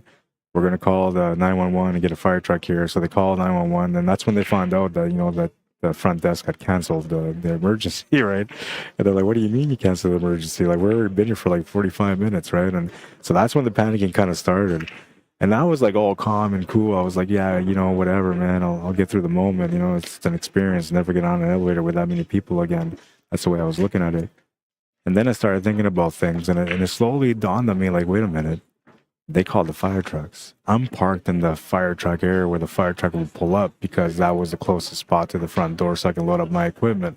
Now, the people that were there at the front knew that I was going to park there and that I was going up to drop off my equipment. But I didn't know if they knew to, like, let the fire trucks know that, you know, that was my vehicle and I'm one of the guys that's stuck in the elevator. Right? Because I'm worried that maybe they're going to tow my vehicle, right? And I'm thinking, like, I got my equipment in there. I got to set up for this event. I'm a little stressed now, right? So then that's when this guy that got in last, he's like, hey, man, here, you want, we can call security. I was like, okay. So he calls security. He's like, I'll pass you the phone. So then I talked to him. I was like, hey, listen, I'm one of the people stuck in the elevator. I said, I'm here for a job. I said, all my equipment's inside. I heard the fire trucks are coming. I said, I don't want to get my car towed. So can you guys make sure it doesn't get towed? They're like, yeah, don't worry, man. We got you covered. And the way he said it, I was like, are you sure, man? He's like, yeah, no, 100%, man. You'll be safe. And I'm like, oh, man, anytime somebody says 100%, usually there's a little bit of flaw there, right? So I thought that maybe, you know, like I was going to get screwed and get my car towed. But at the end, it all worked out, man. After an hour and a half, we all got out and car was still there. And I was able to set up last night. So my little adventure in Vegas, that's going to go on the side.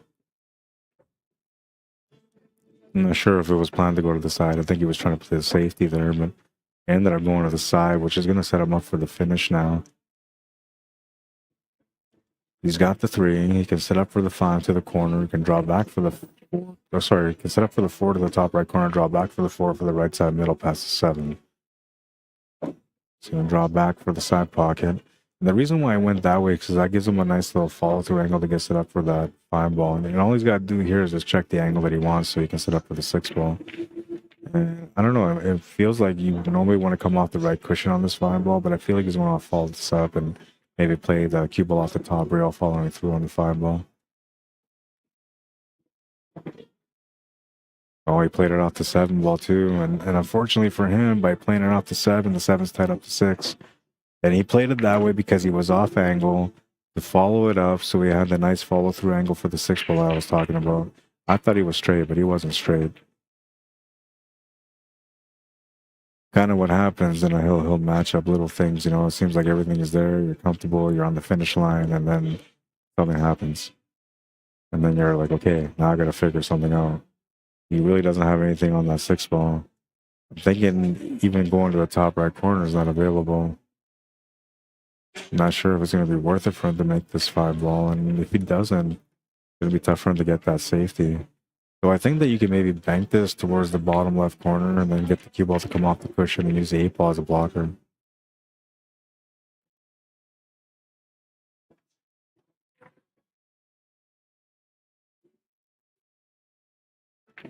He's going to play it through and go for the breakout. Oh, he just missed it. Just missed it. He also just missed the scratch. And well, I guess it's the moment of truth. I can tell you right now that visually with my own eyes, you can see that the 8 ball, or sorry, the 7 ball and the 6 ball are frozen to each other. For him to throw this 6 ball into the corner will require a lot. I'm thinking maybe you do like a bank freeze hook on the 7 with a little bit of draw. Try the bank corner on the 6 ball. Maybe the safety. Safety's going to be tough though. You're likely going to end up leaving the 6 ball to the side. He's exploring to see. Now, the other option I was thinking is maybe the 6 ball off the 8 in the top left corner is a billiard shot. I think that would work, but then it's like a high risk shot, which these guys usually don't take. I'm a little crazy, man, so I take it on because, you know, I'm crazy. I don't think they will. Or he will. All right, so we got some YouTube comments. Hey, Robin says, I'm here watching on my 60-inch, but I have to open chat on my phone. Cool. Okay, I got you. Thanks for the updates. You're very welcome. Janet Ritzy says, what table is this? 13? Yes, it is, Janet. Robin says, I feel all alone in this YouTube chat. There's lots of people talking. It's only because I haven't really been interacting too much. I've been really enjoying this match. It's been a beautiful match to watch. And look at that. He's going to be able to squeeze it in there. Wow. What a shot. I didn't think that 6 ball can get past that 7 because they were frozen to each other. But he just cheated the pocket as best as he could. He makes the shot into the corner, has the 7 ball, and an opportunity to close out now. Dwayne Sherman, how you doing? Says, hey, Rob, been a while. Just jumped on. How you doing, Dwayne? Rob says, thank you for all your time put into these streams. You're very welcome. It's my pleasure. I love pool. Krista Yeo, says Janet. I gotta look at the live comments too, see if there's any live comments that I missed. No, we're good. Made a great shot to get out, and he's gonna get out, man. Final score 9-8 for Joshua Kondo. And we're gonna switch over to this table on the right, find out what is up with them. Nice shooting, man. I didn't think that 6 would go past the 7. You cheated a little bit, right? Yeah. Like off the rail, off the face, I think it was, right? Yeah. That's as much as you can cheat a tight shot. If I touch any ball, I don't go. Yeah. I was looking at all different scenarios, man. I think maybe you can go off the 8 ball. You can get maybe bank safe, right? Hitting into the 8 ball and into the side rail. Yeah. Safe. Oh, you made a good call, man. Good reward. Nice finish. All right, so we're gonna go to this table here. Let's check out the ladies, man. We haven't had any of the ladies playing. So let's find out what the score is for them. And oh, they already got another match coming here. As long as you don't knock over the tripod, we're good. I can move this up if you need. Okay. You guys are playing each other here on this table? All right. That's what they tell us. You can sub in if you want. Just Yeah. shot. I've been itching to play all day, man. I'm ambidextrous too, so you know. All right, so we're gonna have another Advanced Masters matchup coming up. Yeah, you're good, man. Tails. Great matches, John Fletcher. We're going straight into it, guys. Another matchup right now. Advanced Masters. I believe it's an elimination matchup. Let me take a look into this one. I got to see. All right, I need an update on that one. All right, so that match was done. Yeah, I got a different one. Oh, this is an A-side Yeah, match? that one too. What should you say, man?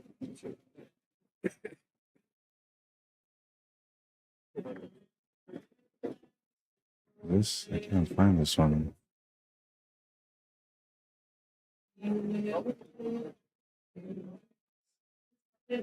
Yeah, so this should be a B-side match. I just can't find it. Oh, there it is. Okay, I found it. Winner of this match doesn't play until tomorrow at 9 in the morning against Ross Bratson. It's Eric Smith, Josh Watson, Eric Smith at the table right now. And I'm going to set up the scoreboard while we let the ladies play. It's a 7-9 race. Josh is going to 9, so we'll put him on the right.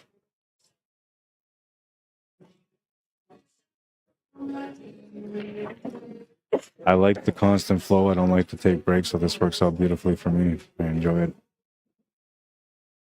Eric Smith. And Eric is racing to 7. Eric will be the advanced player. Josh will be the master. This will be a semi-final matchup.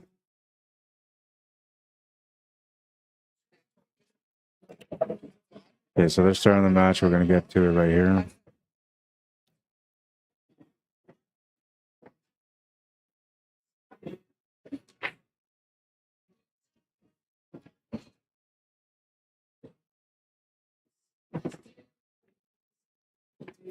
They're using the magic rack for this one.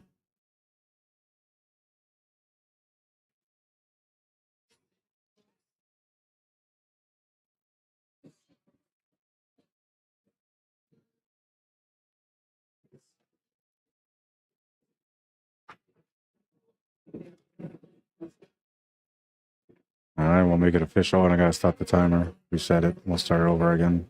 All right, in about 45 minutes, we're gonna be starting the Scott's double event. Add maybe a minute to the time on that Keep in one. mind in the Scott's double table, everything we are. Blaine Hersack, how you doing? Paperless. Make sure you have. Lee your- Watkins, Tom Picking, sorry, welcome to the stream. Sean Edmondson, how you doing? Nick Russell, Raymond Cruz, Kevin Christian, welcome guys. Because they tend to send you a lot of spam and junk mail. But turn on your CompuSport notifications now. So you get your notifications of your events that are coming up. And once you get those notifications, get the score sheet up, you can keep scoring right on your phone. If you have any questions on how to do that, just see the referees or someone up at the tournament desk. We'll get that taken care of.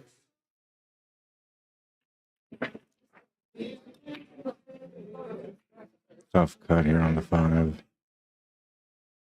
Gonna play the safety instead. Smart choice. Nice little lineup too.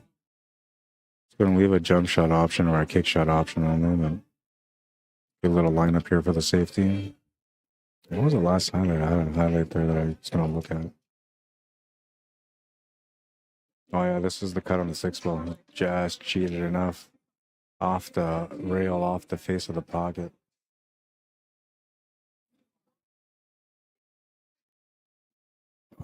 Sign on. We have to turn the sign on. I always put the sign on because then when the players face this way, they start feeling the pressure from being on the stream, and I like watching the players under pressure. I'm gonna switch the cameras, but it was too late for that. Made a good jump though. Got a good hit.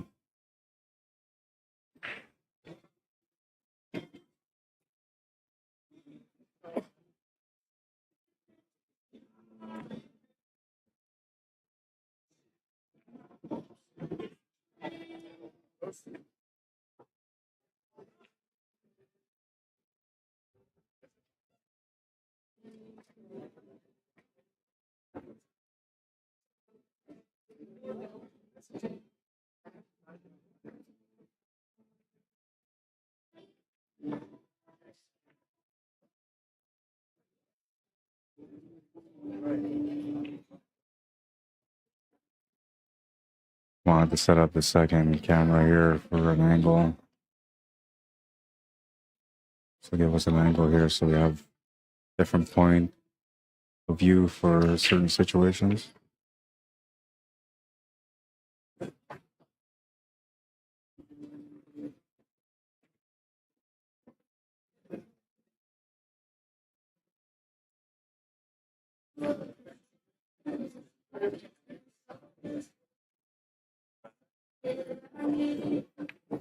Needs to get up table for the 7 to the side pocket.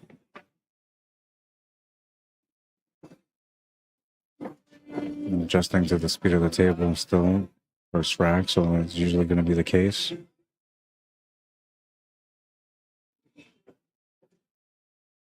Little follow through shot here for the 9 ball will do it.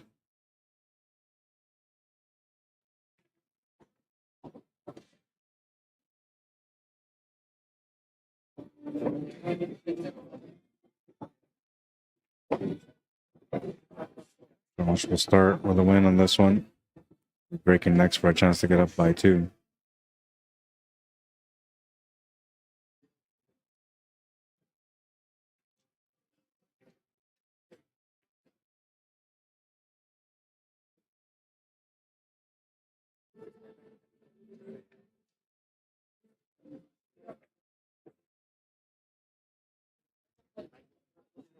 Moving into rack number 2 now.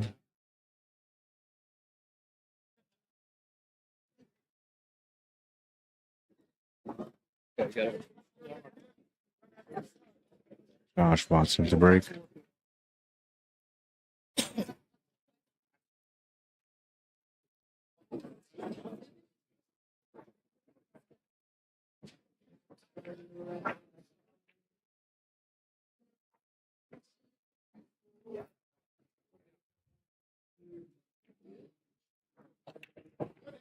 Makes the 3 ball off the break. Gonna have a shot on the 1. No, not much of one. Nobody can maybe make it to the top right corner. A lot of effort required there with the magic rack to make a ball.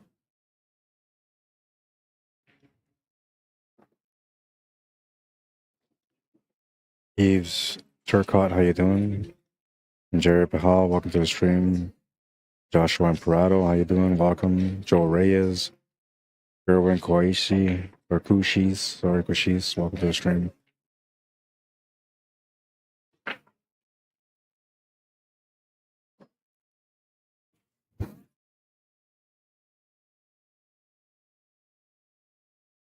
Don Benedict, how you doing? Chris Suniga, welcome to the stream.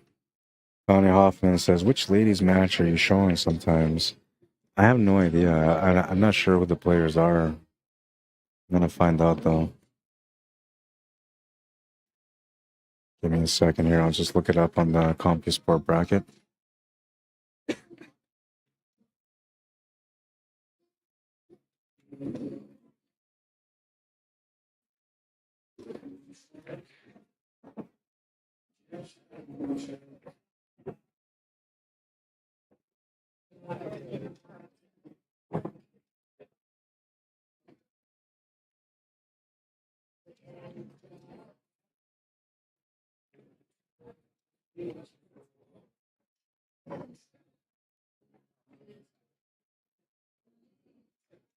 Just looking into which match that is. It's not that bracket.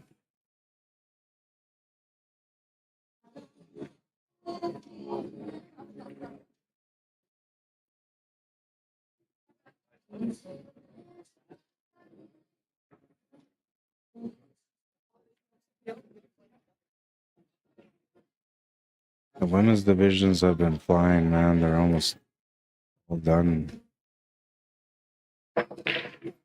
Okay, so I found it. It's Krista Yeo and Emily Dye. That's who's playing on the table. I'm not sure who's who. It's a race to 4. I know that much. I'll take a look at the score sheet here, see where we're at.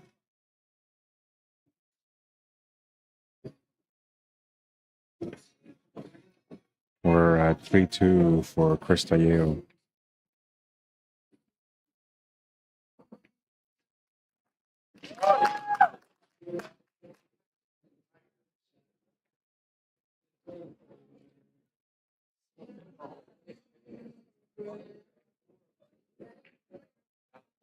We'll find out right away what's up with that match, who's up and who's down.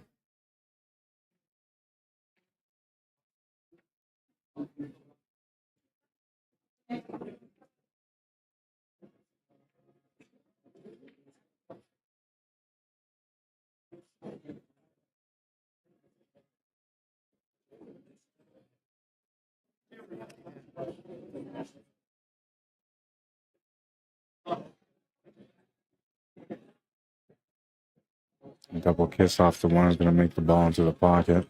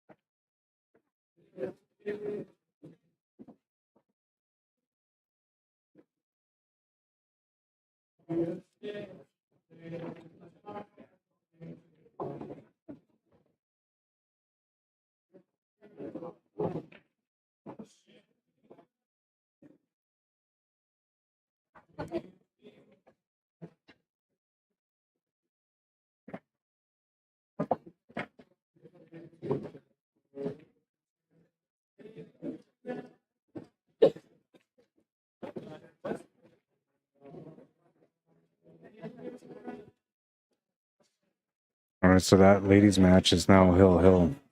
They're tied at 3 in a race to 4.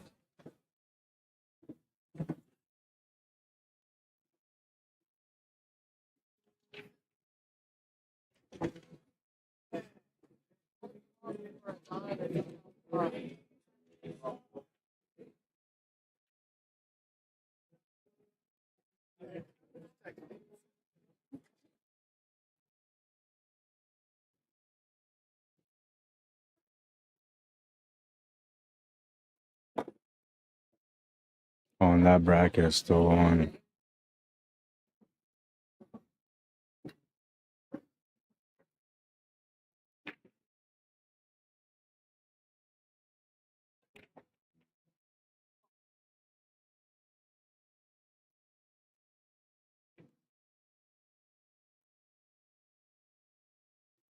Where we're at? No.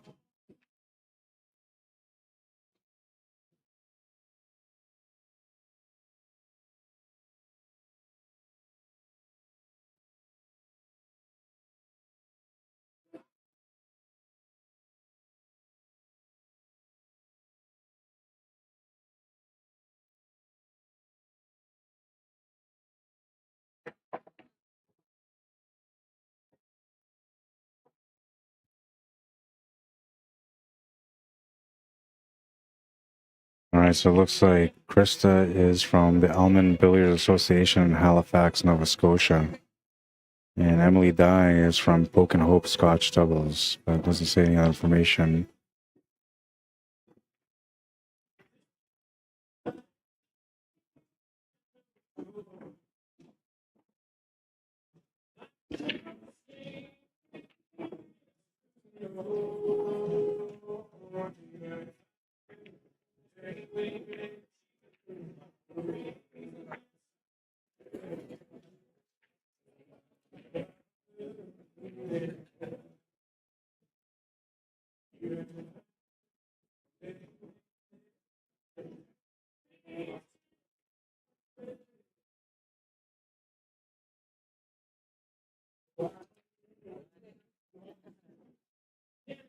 All right, so we're going to switch over to the other table here for a second.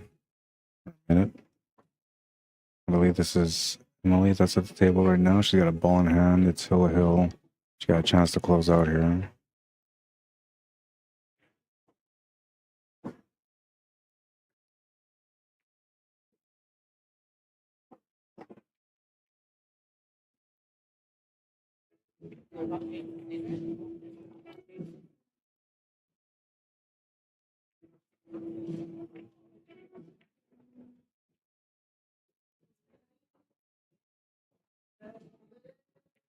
And this is the standard open women's division match that's on there right now.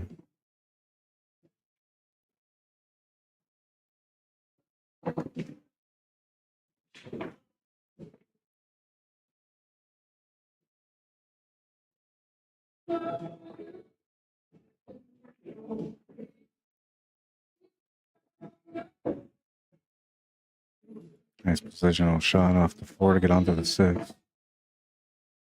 She's going to want to get below that 7 ball, not above it. So I'm going to have to flirt with the side pocket unless you get the right spin on it to avoid the scratch.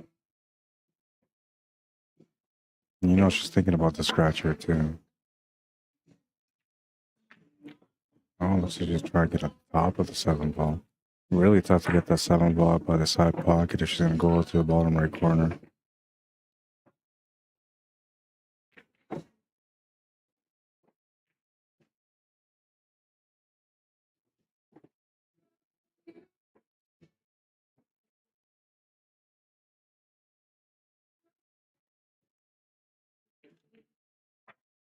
She's going to miss the shot just to get the position on the 7 ball. Krista will get a chance to close out now. It'll take a second though, so we'll go to the other table and see what's happening here with Eric Smith, who's at the table.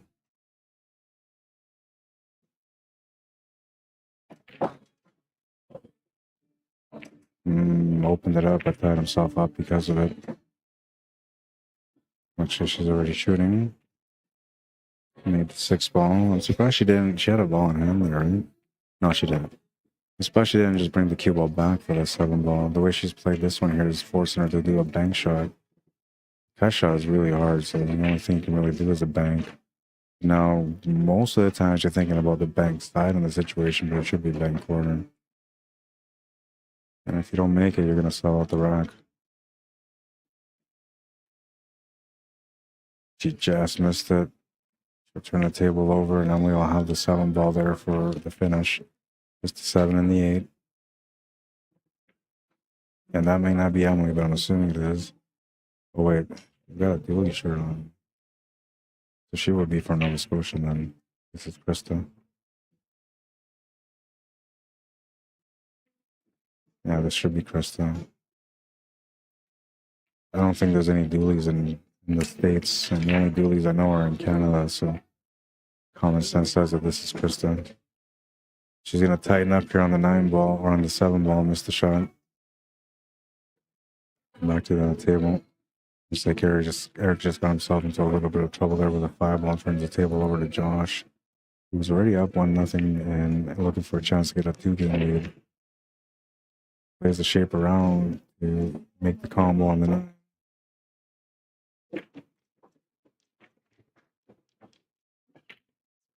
He's going to miss it. 2-way shot though. Play the cue ball through and he's going to get a good lead out of it. Back to this table. It's like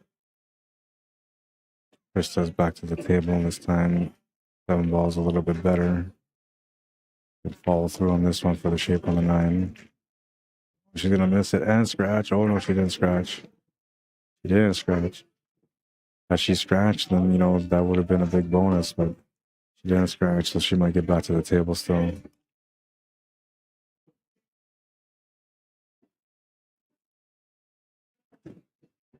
Now, you guys can correct me if this is not Emily at the table right now, but I'm pretty sure this is Emily at the table right now.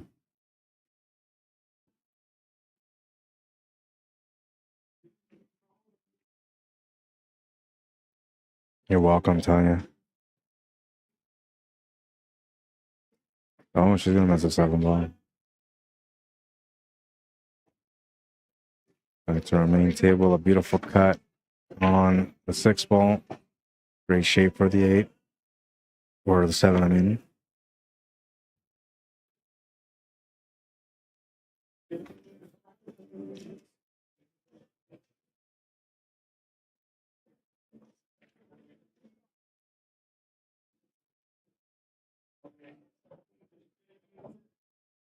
I have to watch this again. He made a beautiful cut on the 6 ball. You guys see it here. There it is. Beautiful cut.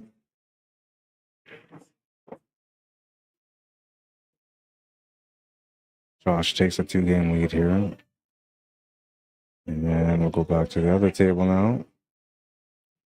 We're still in a battle on this one. Now you guys tell me, is this Krista? I think it's Krista. Check out the YouTube comments. Krista Yeo said Janet. That was earlier.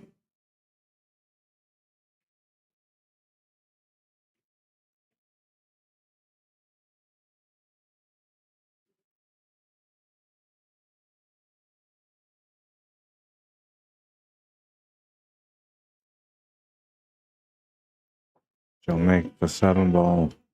9 ball's chilling by the pocket, so this should be a finish here. Sweaty hands. She's wiping her hands right now under pressure.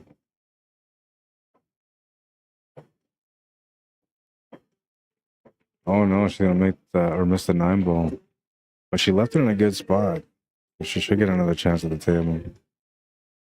Go back to the other table here. Looks like Eric just broke. Gonna have a shot on the 1 ball. Gonna be running into that 5. All players, remember, if you lose out of the main tournament, you must come up to the tournament desk if you want to get in a second chance tournament. There is no entry fee. I don't know how that didn't Part go of in. your entry fee you paid in the original tournament is allocated toward the second chance tournament. So there are cash payouts on the Back to the second other chance table. tournament. There's just no entry fee. If this is You've Krista, already she's made your working out entry by the 9 playing balls to the the side regular pocket. tournament. It's an optional second chance tournament to get into.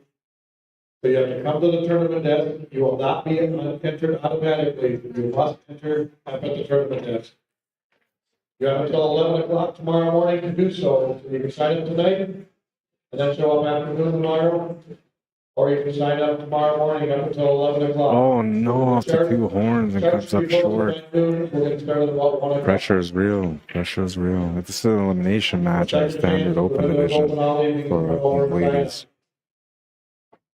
That's open to all players. Gotta keep it cool in these situations. 9-ball tournaments. Yeah, she'll make the 9-ball for the win. We'll go over quick read the rules in about 25 minutes. We'll get the rules. Emily Dye wins the match. And we'll get you rolling at 7 o'clock.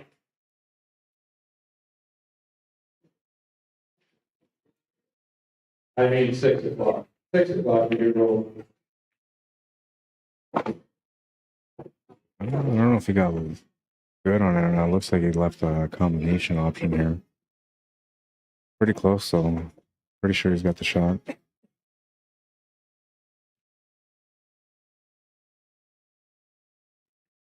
Yeah, he had it. People's gonna roll over into a tough spot though.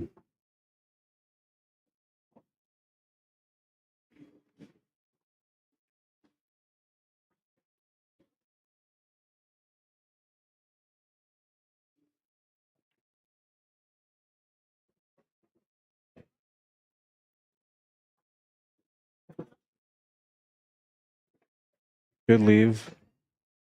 That's all you can ask for in that type of situation. John Martin, how you doing? Joe Langer, welcome to the stream. Rihanna Rose, how you doing? Welcome to the stream. Bob Allard, how you doing? Welcome. Brian, the Mechanic Ross, what's up, man? Welcome to the stream. Michelle, Jeff Ball, how you guys doing? Welcome to the stream. Benjamin Valdez, welcome to the stream.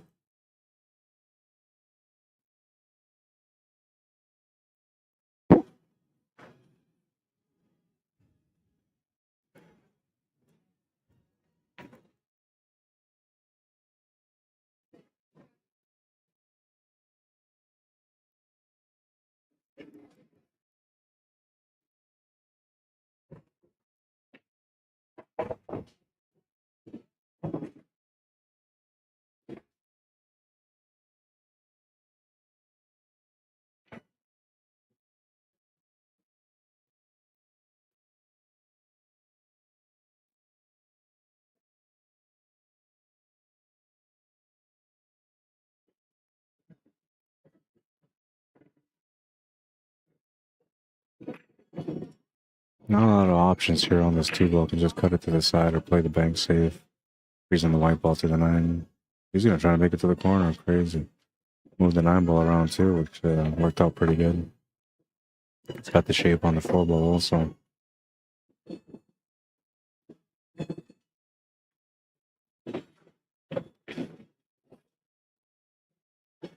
Can still check off the rail here to come across for the 6-ball. Can draw back also. He's gonna check off the rail instead.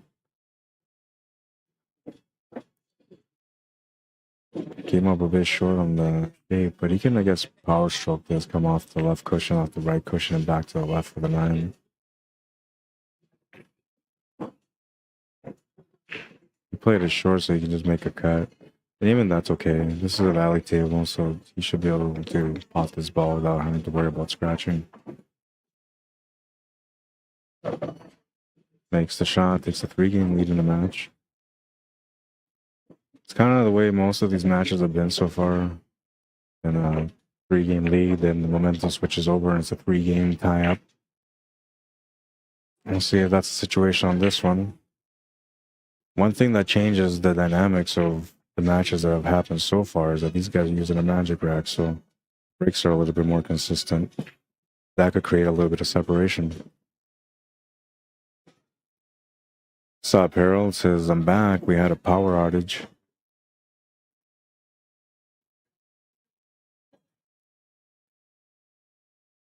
Luis Fazecas, welcome to the stream. Thomas Flat, welcome to the stream. Thomas Arias, how you doing? Welcome. Ma Thenadon, welcome to the stream. Karen Sun, how you doing? Zach Murphy, Donald Smith, Serena Kopanis. How you doing, Serena? Are you out here for this one?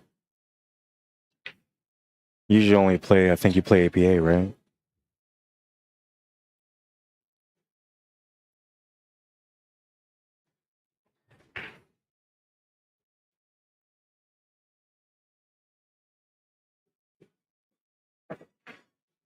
Oh no, misses the 2 ball. And it's going to almost go to the side pocket. Almost got a lucky break there, but he comes up short. There's a tough angle here for his opponent, Eric Smith.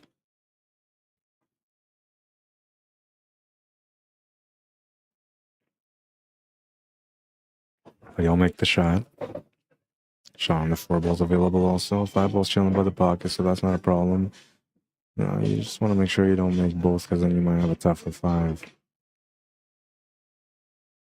And then he does. You make sure that he didn't knock that 5 ball in. That's going to allow him to get set up for the 6 ball now. I think most people would just do a big draw here. Following through is probably the better option. And it definitely is. Just didn't get much angle on it. Might have to power stroke this one.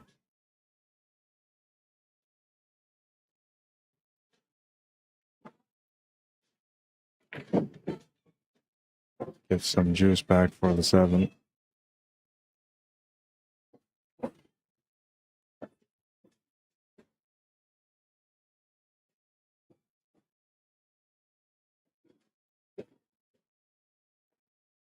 Gonna miss the 7 ball. And also missed the scratch. Oh, and I think he might have got lucky. Yeah, he's got him tucked in behind the 9 ball, so that's gonna take away a lot of opportunities here for Josh, but he might be able to clip the side of it. However, if he clips the side of that 7, it looks like there's a angel line that will direct the cue ball to that bottom right corner. Apologies for my yawn. I only had 6 hours sleep last night and a busy long day after 3 days of driving to get here. I'm kind of worn out, and I was expecting to get some rest last night, but it didn't work out that way.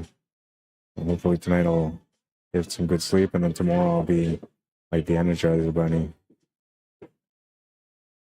Just going and going and going and going. A lucky safety is going to turn the table over here to Eric Smith with a chance to be able to get on the board now.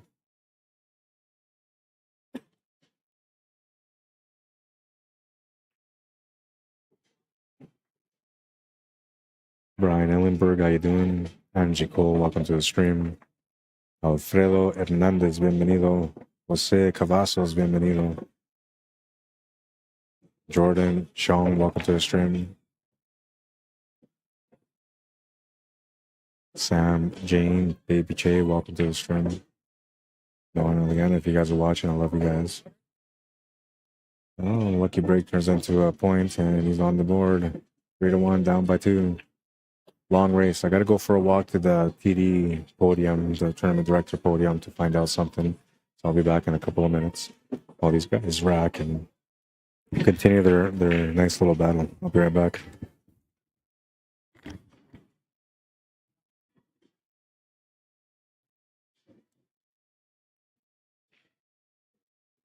I believe they are,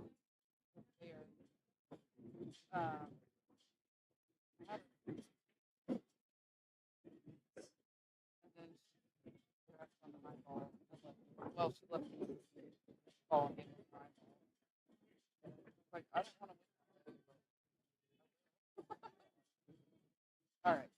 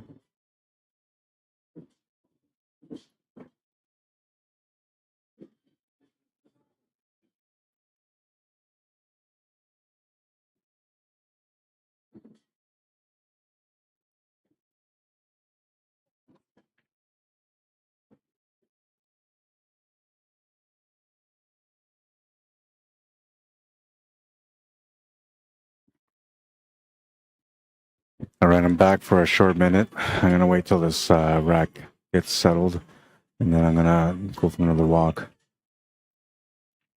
Trying to be fast about my side business. Now I'm hoping we're gonna have another match right after this, but I can tell you right now that there's table on the left, table on the right. Both of them are open. He was trying to thin cut that, and he's gonna miss it completely. I'll turn the table over to Josh Watson with the ball in hand. Should have a chance to get his 3-game lead back here.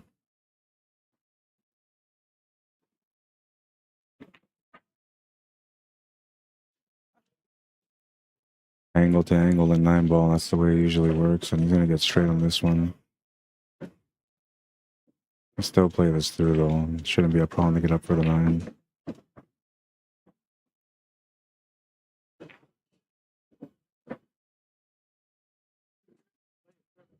Looking for more speed than what he got, so that's going to leave him a tougher on the 9-ball.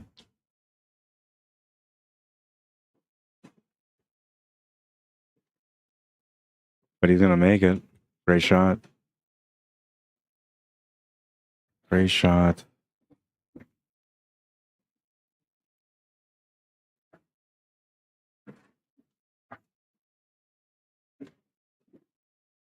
Solo shot. Takes a 3-game lead. He's going to be breaking next, and I'll be right back.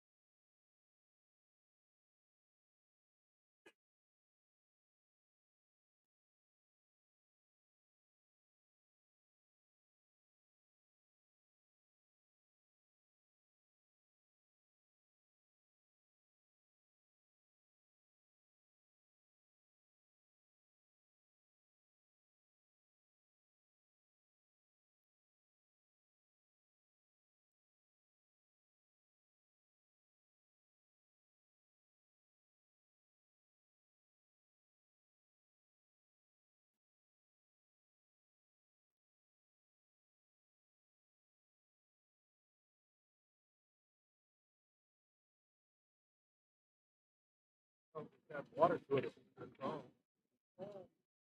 Right.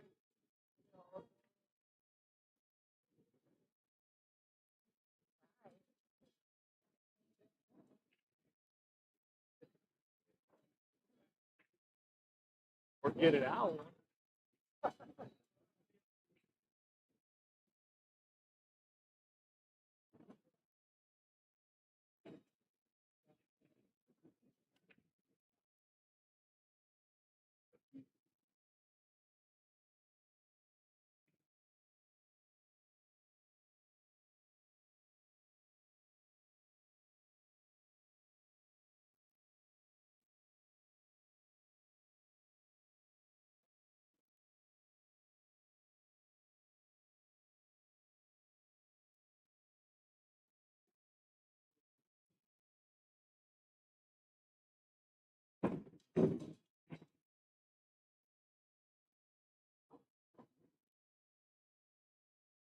All right, first round of scotch doubles. That's you guys. And if we're not fortunate enough to get a bye first round, you're going to be up here right in the next 15 minutes or so. We call your match, and you should be getting a match notification. We're doing everything online on the CompuSport app. So if you do not have the CompuSport app, please go to your Play Store and download the CompuSport app. Get registered, get your profile in there and stuff, and make sure you get your notifications for your Scotch double matches. When you get your notifications, please go directly to your tables. The numbers are right above the table light. You'll see them on the cue ball return end of the tables. There's a number up above the table. Go to that table, you'll meet your opponent. You will flip to see who's gonna be, breaking, or who breaks first. Okay, so, flip for the first break, alternate break after that, rack your own. Okay? The rotation ends at the end of each game. You must keep the rotation during the first game or during each game. However, once the 8 ball is pocketed, the rotation starts over. So if the other team broke the first game and the female shoots in the 8 ball, and the second game, it's your team, the same lady may have to break if she likes. Okay? We are playing world standardized 8 ball rules. I don't think I need to go over all of the world standardized 8 ball rules, but you should all be very well versed on them. If you're not, there's some guys in stripes and ladies in stripes that are well versed on those rules that'll go over them with you. Okay? No timeouts, no coaching.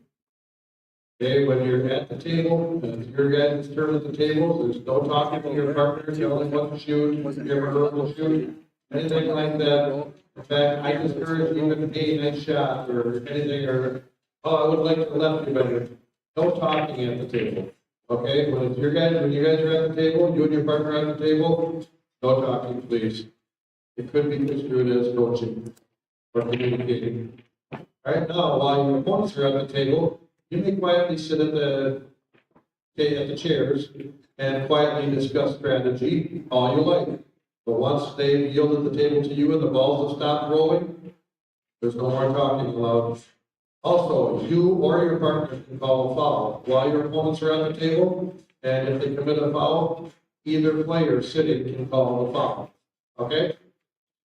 There are any other questions on the 8 ball Scotch doubles rules? Please feel free to bring them up to the tournament desk or see one of the referees. They'll give you the rules on the 8 ball Scotch doubles.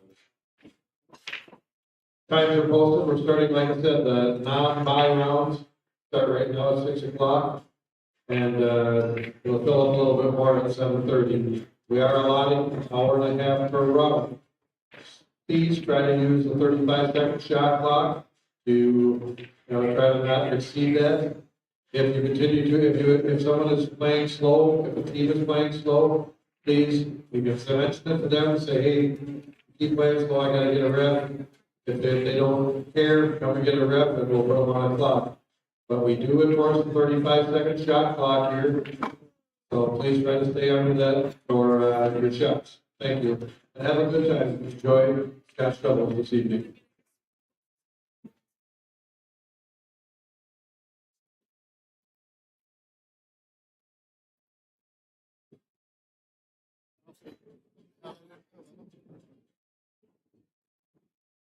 Josh, what's the score now? 5-1. All right, so I'll update the score here. I'm just getting back to my station.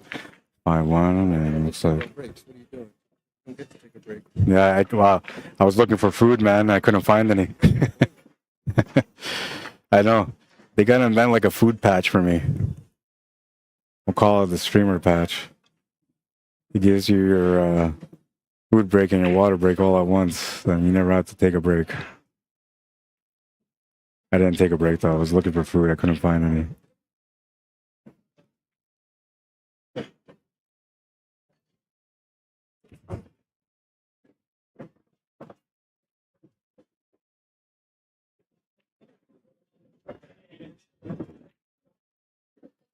Smooth sailing to the last few balls on this one.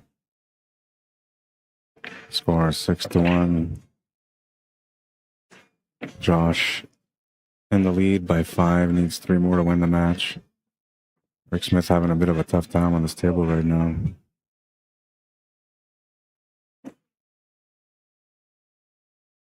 There's always momentum swing, so he's going to get his momentum swing. Everyone usually does.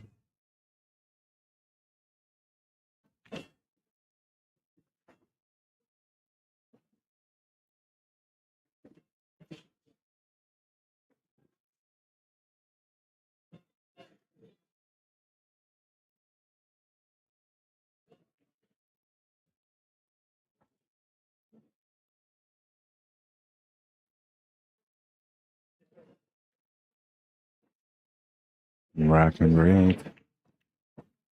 Looking for some action. He's going to make a couple balls off the break, and it looks like he's going to get a shot on the 1 ball. Maybe not. I don't think he does.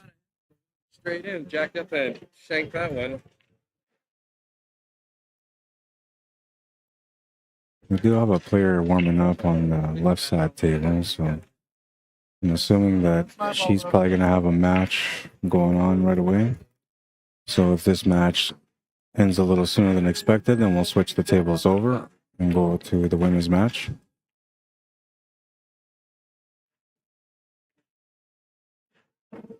Can see the one, but not enough to make it, so he tried to play a safety and came up a bit short. Shot on the 1 ball's available here for Eric, but not easy to get a follow-up because the 9 ball's going to be directly on the path of that cue ball once it makes contact with that 1. And he tightened up a little bit on it because he knew that was going to happen. And then I'll turn the table over with a shot on the 1 ball, but maybe only to the side pocket. I don't think he can cheat it past the 4 ball. But maybe. It is a valley table, so there's a possibility.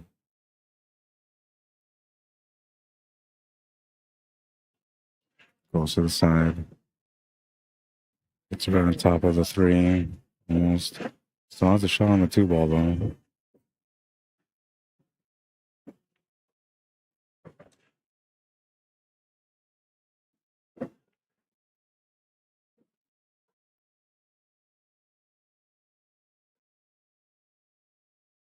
All right, on 6 p.m. match, you should have gotten assigned. It should be at your table.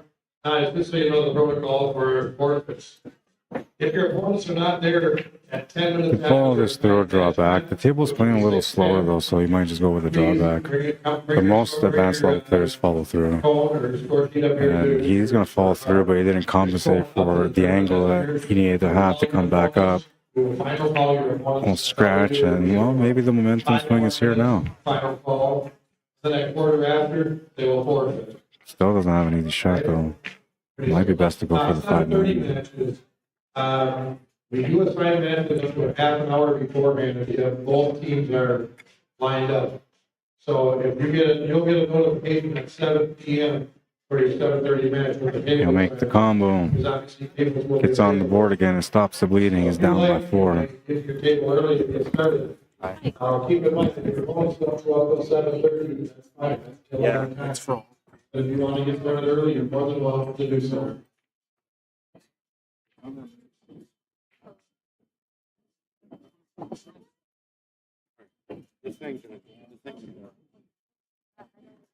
Yeah, I'm just gonna move it. Yeah, well, we're gonna share it. Yes. Yeah, I left that there to block that passage then. Well, but we're playing here as well, bro. That's fine, but I need to protect my cameras and equipment, so that's why I have it. That's why I put the chance. What's that got to do with my? You know what I mean? Yeah. Oh, I did it. Like, whatever, dude. Whatever. You have a hard day today, man, but I'm not trying to problem. No, it's not about that. It's about you can't just walk everybody. What I know? Yeah, you can step over the court. We can get it rough. I mean, What? to like, really? So this is our only entry test, right? No. Because of your bullshit. No, because it comes. Right. Yeah. Yeah, bring him back.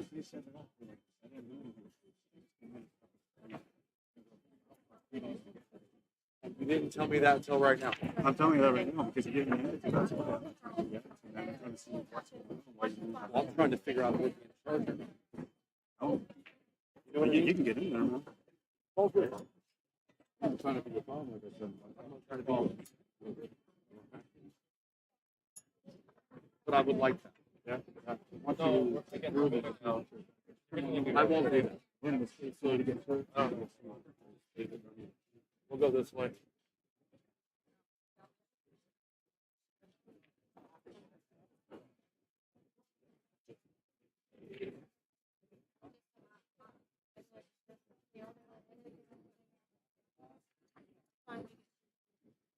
All right, come on, guys.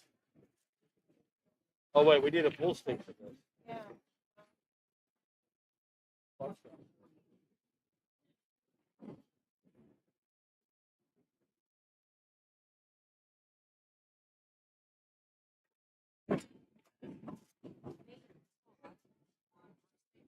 We're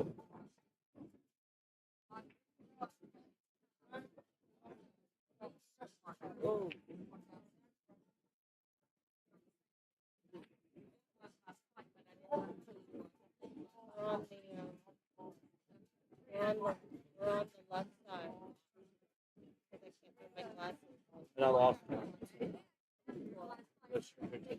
I don't. So let me see.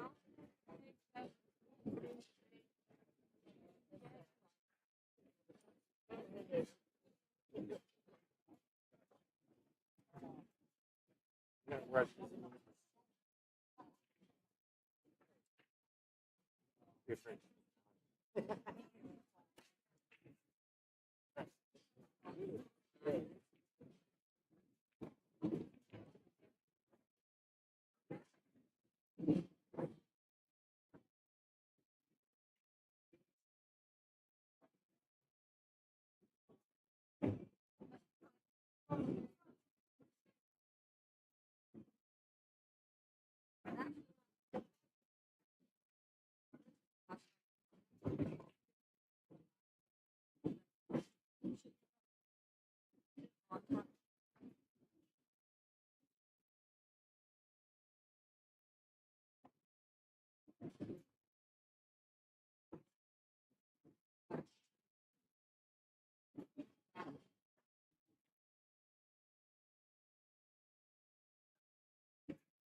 Oh, I found them. No, we have to.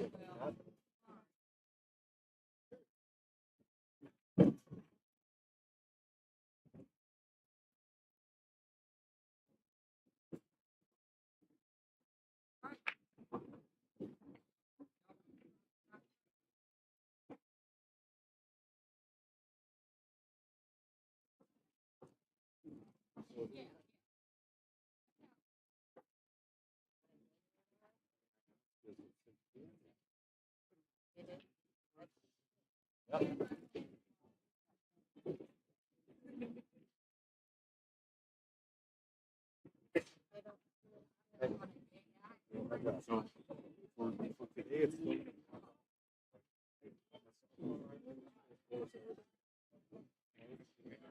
all good, man. Whatever, man. I didn't see it.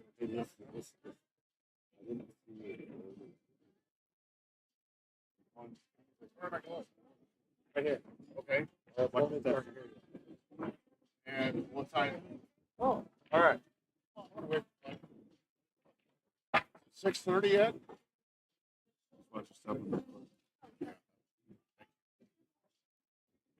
30, right? 36.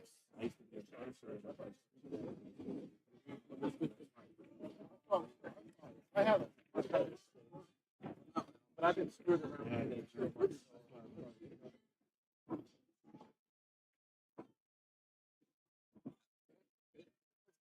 That's the. We did my first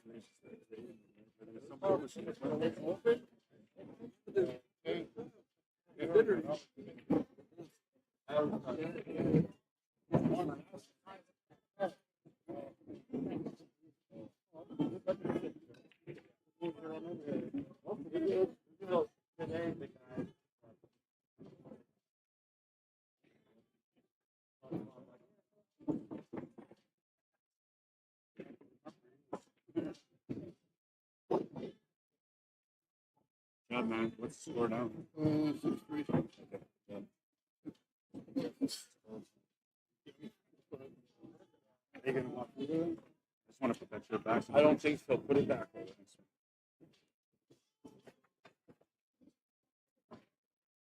I got you, man. Thanks for. Yeah, no worries. We're good. All right. Yeah. You can thank my 4 kids for that.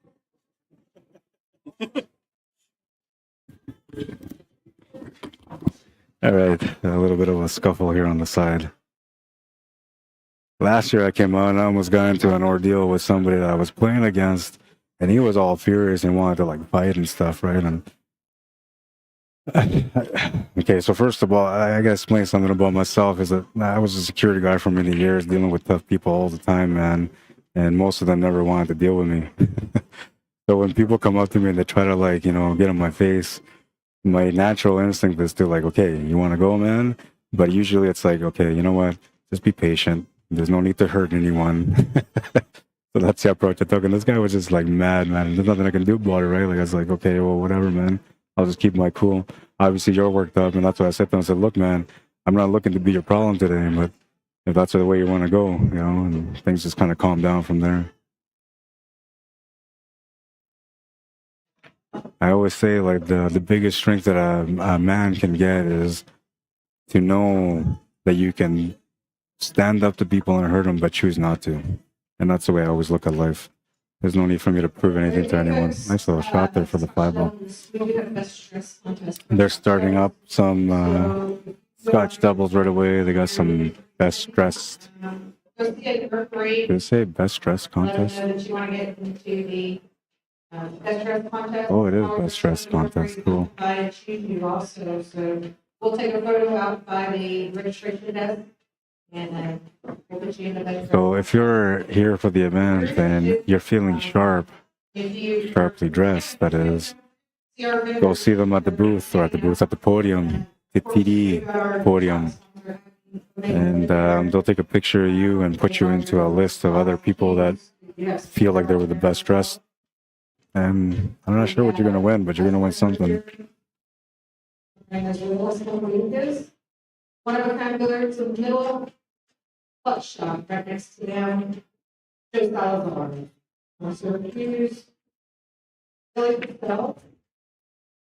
We've got Virgil here. Hi. The shirts and their Yeah, because right now I'm only I have cameras set up. Not yet. So these guys are done. Then I'll flip it. And I So you guys think go and visit with them. then it's like, and I should be able to look into the rear, but then by the time I look that up, switch to the Locked and loaded out from hallway. So they've got a code up there, locked and loaded. You scan their code. All right. I'm having a lot of attention right now. They want it for free. I don't want to be noticed, man. I just want to sit in my booth and hide. No, it's not that bad. But I'm getting pulled from different directions, and I'm just trying to do my job, you know? We also have Gia. Gia's out in the hall doing massage lady. I get back into the room here and join you guys. Oh, that's the wrong one. Roger with live Cuesports Live is doing our training on table 13 and 14. He is on YouTube. He is sharing our Facebook. All right, so who won that last one? I think it was 6-3. One reminder, no smoking, I no gotta look vaping at in the this. building. Smoking, no vaping in the building. The glass bottle was inside.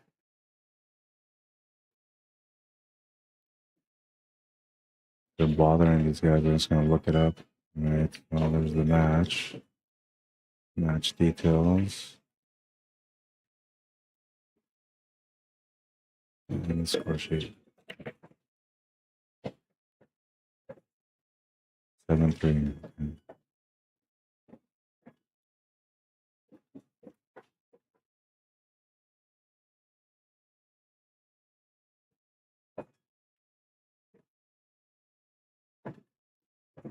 I'll update the scoreboard here. And I'll go back here and set up this YouTube link for the challenge bracket or CompuSport bracket, I mean.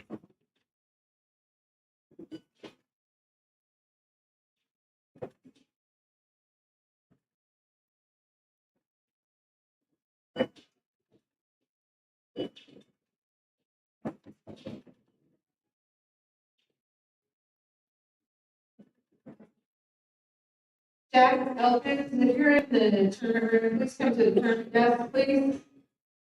All right, so 7-3 is the score. Eric Smith looking to get on the board once again.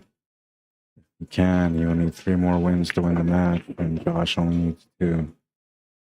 An important situation here where he needs to get a couple of wins in a row just to put a little bit of pressure on his opponent, maybe force a mistake. If not, his opponent's going to come up and he's going to try to get on the hill as quickly as possible.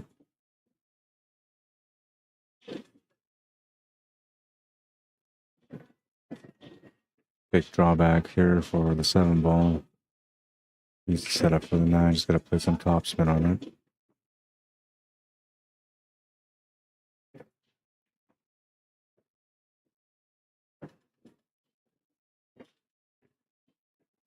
Bit of a fast-paced player, and you see a little bit of body movement from it here and there. Like he stands up on the shots a little bit. Okay, so we got that match there, and then let's switch up over here. I'm gonna try to drop in on some of these matches that are going on the side also.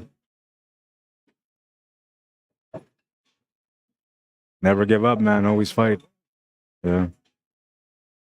You would have had a couple earlier too, but just like feeling a little bit of pressure, you know, missed a couple of shots. It happens, man.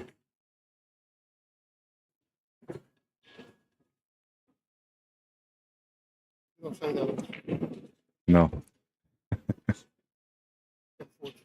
Yeah.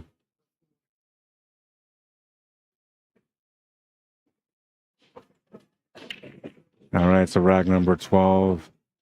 Gonna make a ball and have a shot on the 1 ball, not an easy one, but he'll have a shot on it anyway.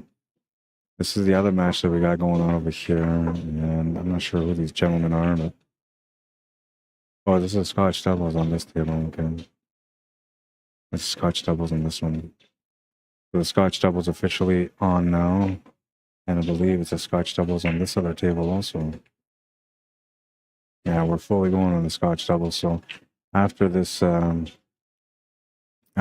match is done, we're gonna continue the stream, and we're gonna roll a stream to the Scotch doubles tournament. The A side, I believe it's the semifinal and final, or maybe just the final, will continue tomorrow for the men's advanced masters, and the Scotch double starts today and continues on tomorrow. Oh, what a beauty! Beautiful shot on the 1. Absolutely wired it.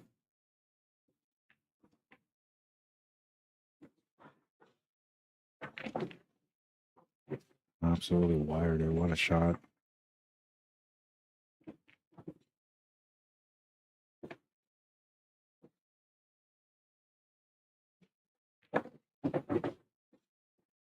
Oh no, that's not gonna help. Well, maybe it will if you can see any of the 3 ball, but if you can't, it's not gonna help. As long as you can see it, you can bring the cue ball off the edge of the 3 ball and 2 rails and back down towards the 5 ball.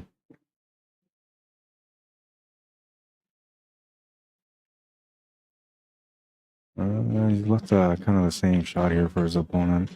He's probably going to end up taking the same approach.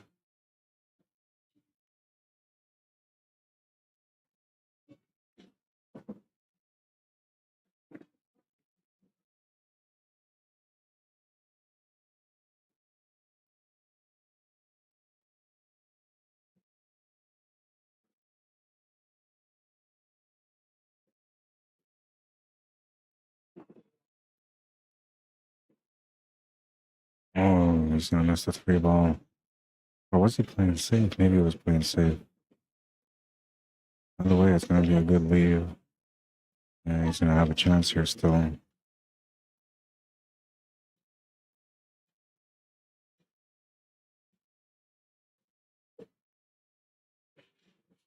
Off the top rail kick shot. Looking to kick this 3 ball down to the bottom left corner while bringing the cue ball towards that 8. Oh no, he's going to bring the cue ball down instead. Okay. I thought he was looking at the reverse, but this way it works too. Art Albino, table 23. This is your final call. You've got 5 minutes. If you're not there in 5 minutes, you forfeit.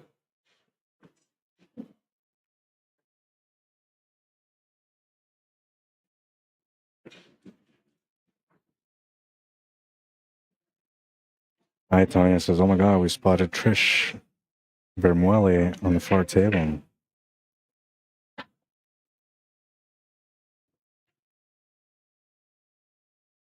You're talking on, hang on. That's going to work out. A little bit of a lucky bounce. Doesn't have much on the 4 ball though.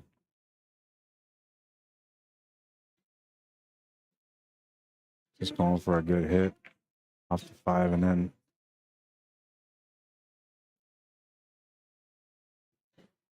Which table were they on, Tanya? Was it this one?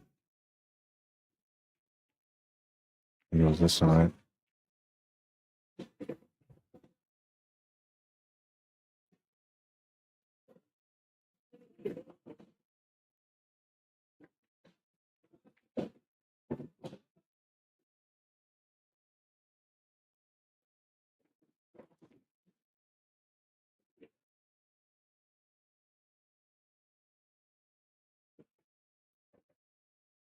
Nice little shape here for the 8 ball.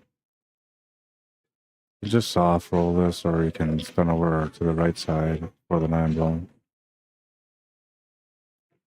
It's gonna just hold shape there himself for a tougher cut. He'll make the 9. Down by 2. Needs 2 more to win. It's a race to 2 between these guys now. And we're now just over an hour in this matchup. Ball racks in, rack 13 about to get started. Let's go to this table, see what's happening here.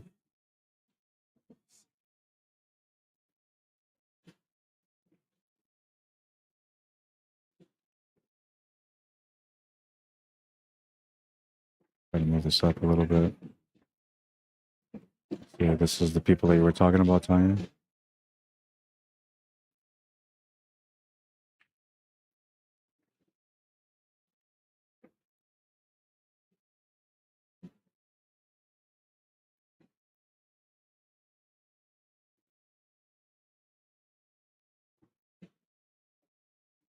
Nice little shot there. That's what he meant. I think it's 8 ball, so yeah, it must have been. All right, go back to our main table here. We're moving into rack 13. Eric is trying to get on a roll here, but he's going to lose the cue ball, and what a smash and break that was, man. 4 ball break. Well, 5 ball break, technically, if you count the cue ball in there. Look at this break. Smashed it. Absolutely smashed it, man. But a ball in hand will turn the table over to Josh, and he'll have a chance to get on the hill first. This is the, I guess I would say the important rack, because whoever wins is going to get on the hill first. And Eric was on a momentum there. This one here might turn the momentum over to Josh Watson. Frederick Jackson, how you doing? Timothy Sullivan, Daryl Wilkins, Jello Mags, welcome guys. Jaziel Esquivel, welcome, bienvenido. Lasa Marie, welcome to the stream. Renan Salcedo, what's happening, man? Steve Corcoran, welcome to the stream. Doc Hanlon, welcome to the stream. Maria Alderman, welcome to the stream. Did I miss any other comments there? No. Okay, so I'm going to check up on the YouTube comments, because I'm neglecting you guys. I've just been doing a lot, dealing with a lot. Darren Aragon, how you doing? Says, how can I watch a certain person's game? You technically can. If they're playing on the TV tables, then you can. But if they're not playing on the TV tables, then you can't. Josh Watson on the hill. Breaking for the match. If it's any one of the tables that are right next to me, like 12 or 14, those ones will be on there.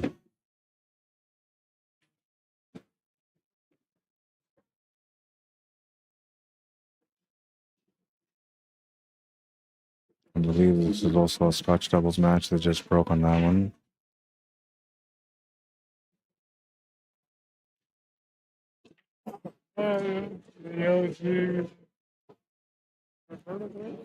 This is another Scotch doubles matchup that we got going here. And then we have the Advanced Masters singles, which is the one that we're watching right now.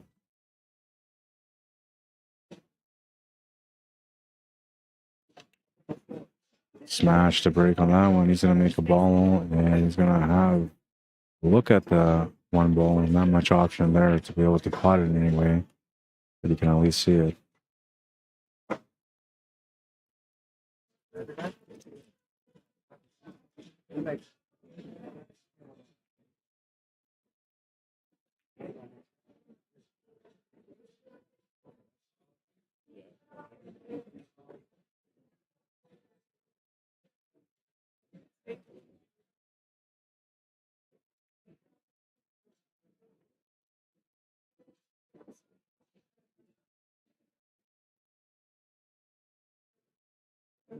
Good safety. That was about the only thing you could really do there. And it's kind of like an important situation here where like you don't really want to give too many opportunities. So he played the right shot. And he left it really tough here for him to be able to hit this. Takes away the direct contact off the one rail, but he can maybe go off the left cushion off the top rail and into the one. Thinking that's the way he's going to play it. So let's see if I can do it here. Yeah, from there to there to there, just like he just did it there. That was about the only option that he could really do for a good hit, and it was a really good hit. He's left the view of the one ball of kind of a scratch angle here, so.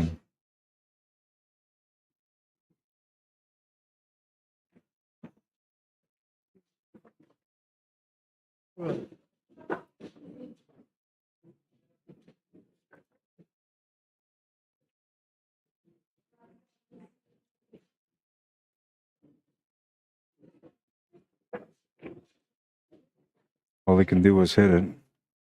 He's looking for a good safety, but one ball's going to come clear. Don't know if he's got enough to be able to cut it, but he can definitely hit this.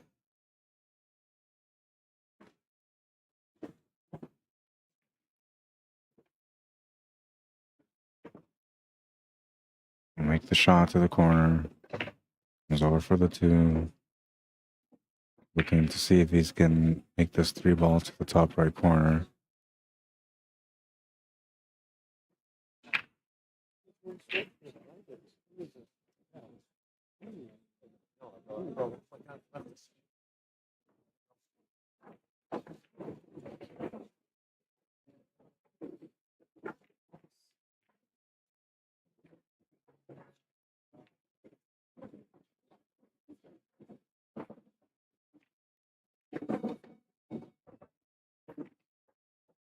It was pretty close, as you can see from this angle, but I don't think it went. But there was a shot earlier that I thought the 6 ball didn't go because it was frozen to the 7, and it went in. So you never know. But he felt like it didn't go, so he tried to play through, and he's going to end up in a tough spot here on the 3 ball.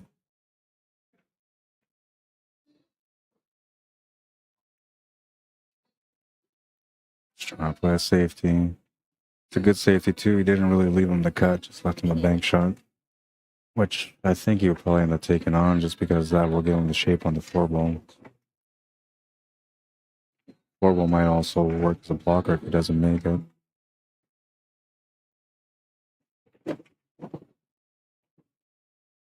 He's going to wire that one into the pocket, though. No issue there. 4 balls available now. 6 ball chilling by the side, but it goes to a few different pockets. I think going to the side with a stun draw angle for the 7 ball will be the best option. He's overpowered it a little bit. He either overhit it or he underhit it, one of the two, because if he was trying to get set up for the bottom left corner, then he underhit it. But I feel like he was setting up for the side pocket and he just overhit it.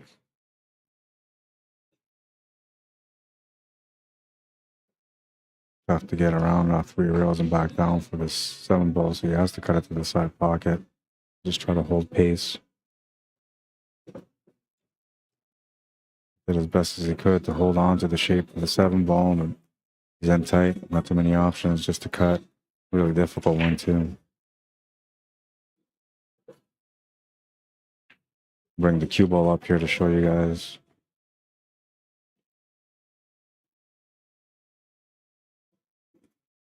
So if you wanted to make this shot, pretend that you're facing it, you would end up putting the tip like this to be able to make it. It's actually more like this. And you could try to hit it up like this and hit the side of the ball, but then you might flirt with a scratch. So all 3 options are available there for him. He's going to play the safety. And I think that's probably the better option. Needs to create some distance, needs to take away the opportunity for an easy cut. And that was going to be difficult to do. And he's done okay.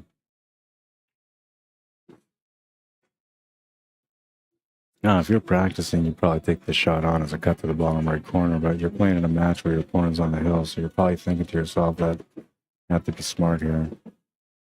I don't know what the best option would be, but I'm thinking I would just bank this towards that 8 ball. That's the way I would play it. He's going to go for the cut, though, and he's going to get around that 9 ball and shot. It's a shot on the 8 ball, too.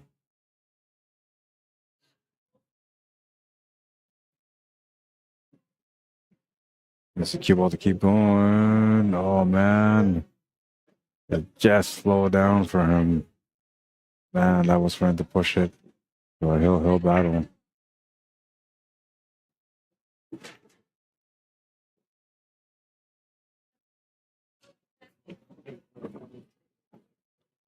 Tough situation to be in.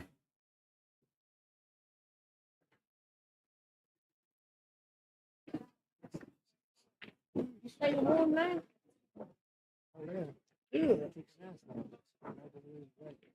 I know. And tell her, say, baby, you are. This match looks like it's still going, but they're on a standstill. So, 41 Yeah, the match is still going. right here. I'm not sure what he's going to do here. I have to give him a side angle so you can see what he is going to do. It's almost like you want to bank it, but I'm not sure if banking is the right option. Yeah, because I looked at the wood. Oh my God, they're all. Made the shot.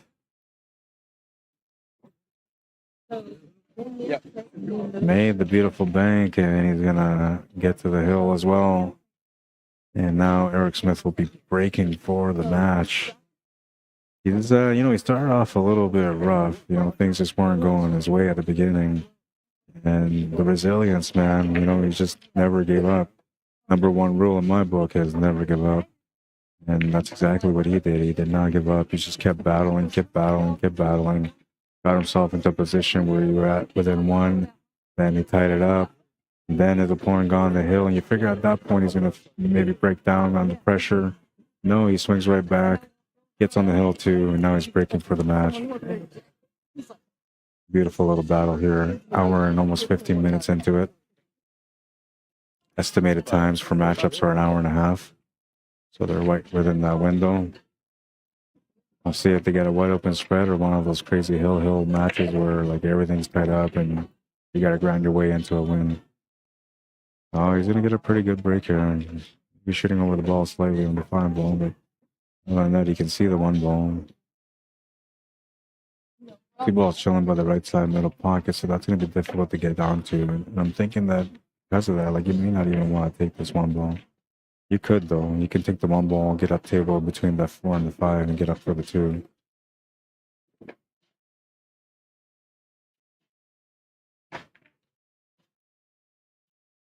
Gonna miscue a little bit there, but he gets a peek at the 2 ball.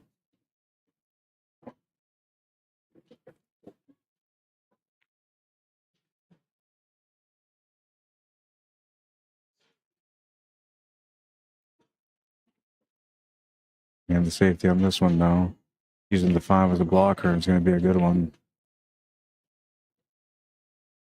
Josh Watson needs to reply on this one. Needs to get a good hit. Needs to get a little bit of luck on the leave also.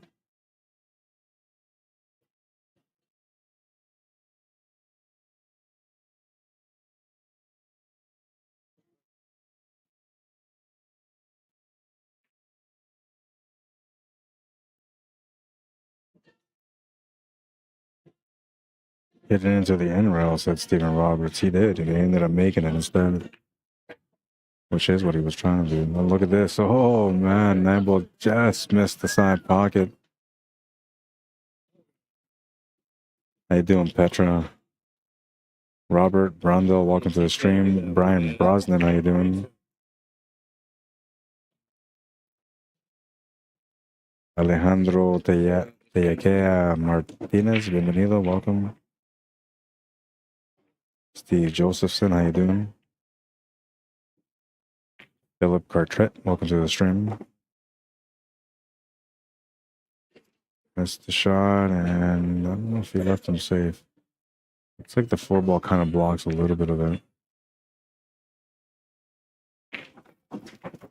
But even if it does, he still has like a back cut option on the 2-ball to the top right corner. Cue ball will run into the 3-ball, which will bank it into the side cushion and back to the right side, somewhere in the middle of the table, depending on the pace that he puts on this. Option number 3 will be maybe to try to figure out a safety option here, but one way you can do that is by maybe reverse banking that 2-ball off the top rail back to the right side while forcing the cue ball up on top of the 3. It's going to go for a huge bank.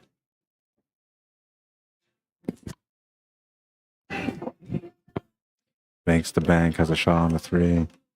Still not out though, still needs to find a shot on the 4-ball. He has access to a 3-rail positional shot here for the 4-ball, but he's going to have to hit it with some top lefts to be able to get into that first and second diamond on the top right corner. Because that will give him the angle to come off the left side cushion somewhere in the second and third diamond on the left side cushion, top corner. There's the top lefts. Perfect. Second diamond to second diamond. I believe the 4-ball goes to the corner. It's going to let the player on the other table shoot first.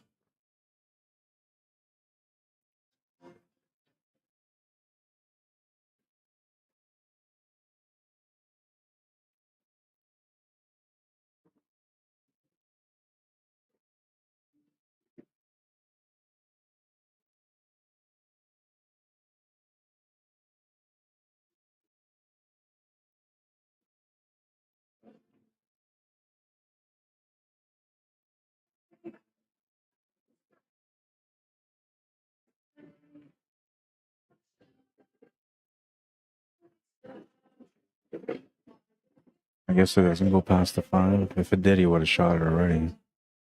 Or maybe it does and it's tight, so he's trying to figure out the position for the 5-ball.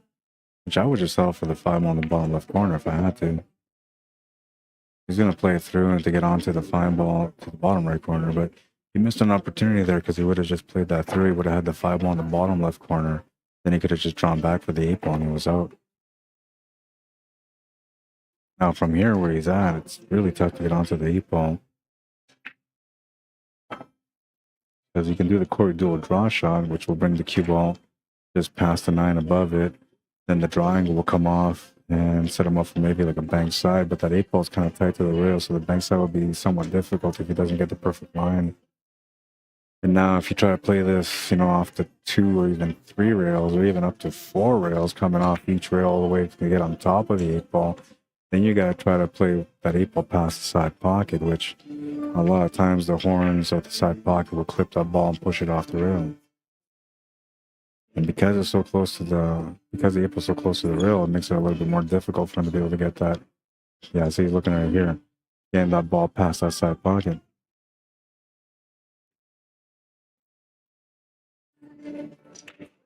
Wesley Mincash White, how you doing? Ben Halsey, Miriam Aguila, welcome. Or Aguila, sorry. Welcome to Manila. Trying to get around, ends up running into the 9-ball, leaves him a really tough situation here on the 8-ball. And now, like, you're starting to feel pressure in this moment, no matter who you are, because you have 2 balls left. And, you know, your opponent's on the hill too, so you know, not take too much of a chance here, but you kind of have to because there's really nowhere to hide. I can tell you from the shadows of the table, I can see that there's a little bit of gap between the 8-ball and the cushion. So you could just try to do like my dirty sneaky move, which is just roll the cue ball up towards that 8-ball and leave him frozen to the 8-ball. I like that shot 100%. I use it a lot, but we'll see what he does.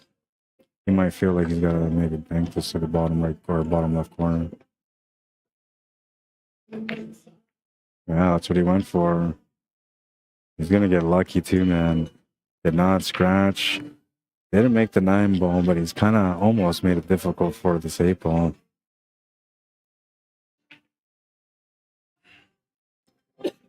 Mark Van Walgen or Wallagan, welcome to the stream. Rick Stanley, how you doing? Chad Watkins, Dino Brancato, Monty Brinkworth, what's up, man? Oh no. Oh man, he's gonna leave him the shot on the 8 ball to the corner with angle to get it up for the 9.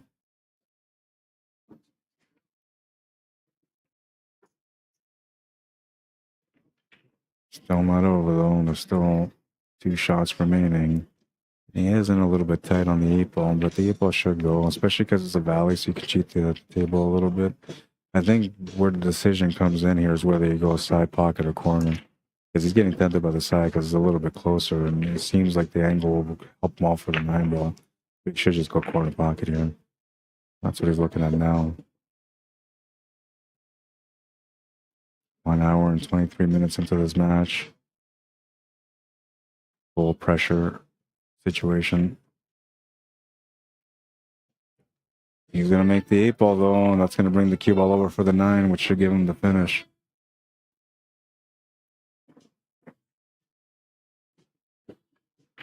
He'll make the 9 and finish the match with a score of 9-6. Real nice battle on that one. Really nice battle. All right, so let's switch over to this table now. I'll look into the Scotch doubles setup here and see who it is that's playing, what the score is, and I'll update the scoreboard for you guys. First thing I'm going to do is bring down the header on the top. Yeah. Very good. Nice battle. Okay. Unfortunately, you didn't get the win, but you fought well. I think a lot of people would have like maybe given up at some point, but you never did. That's the way you got to play. That's how I am too, man. I've been down 7-0 in a race to 8 up on that point. Right.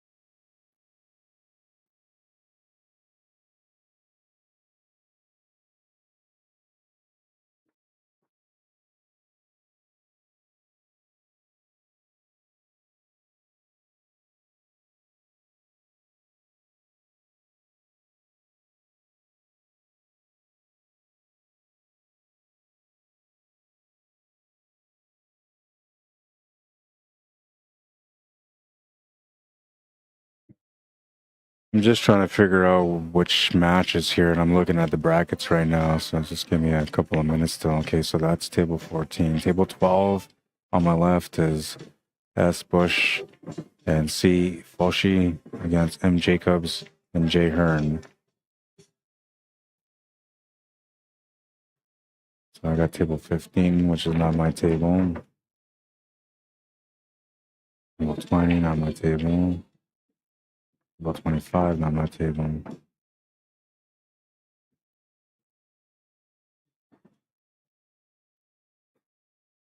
It probably would be easy just to go ask him, but I'll just try to figure it out. So maybe it's the standard Scotch doubles. Table 1, table 8, table 11, well, Saturday.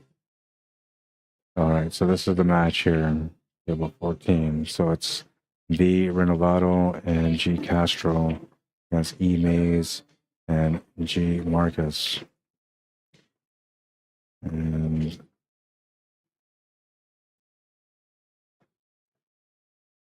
details. Score sheet. 2-0. Racing to 4. And Mays and Marcus are up right now. They're up 2-0. So let's get the set up here.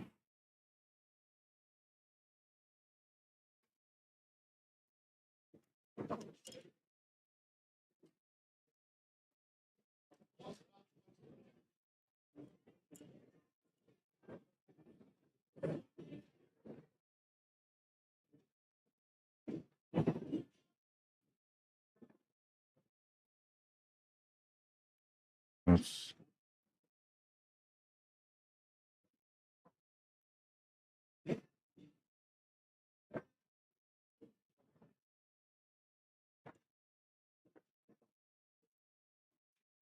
Hopefully I can fit it all in there. And Mays and Marcus are up 2.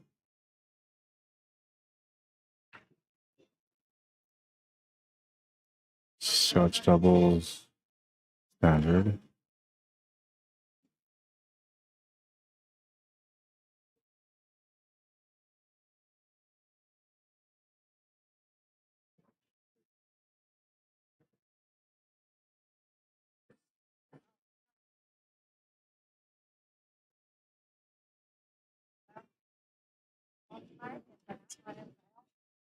And what is this A-side opening round?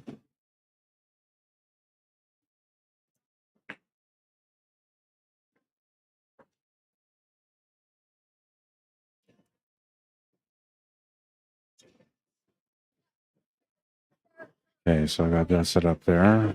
And I kind of felt like that was not going to fit in there, but it's all I'll make the adjustment right now.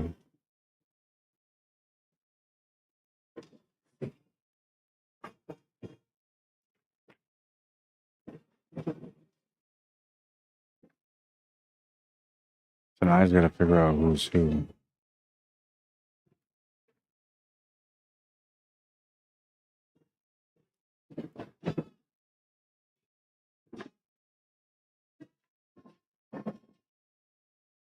We won't start there. Well, I guess we'll start the timer because we're watching them now, so we'll just start the timer. Oops. Didn't mean to do that.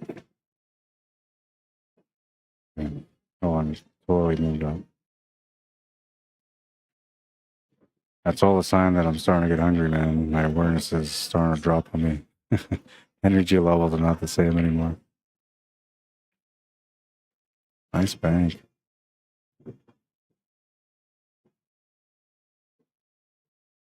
Okay, there we go.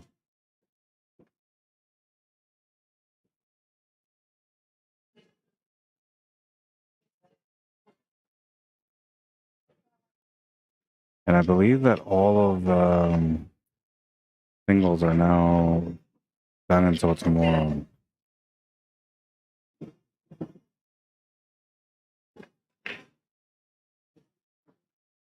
Just the April remaining, that's going to tell me who is who, because then I'll know what the score is. 8 balls in the corner, that's going to be a win. I'll wait for them to update the score sheet.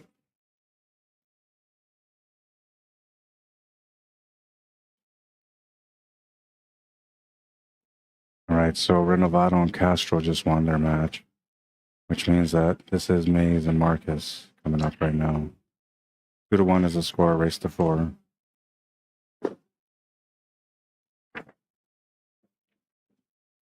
It is 8 ball.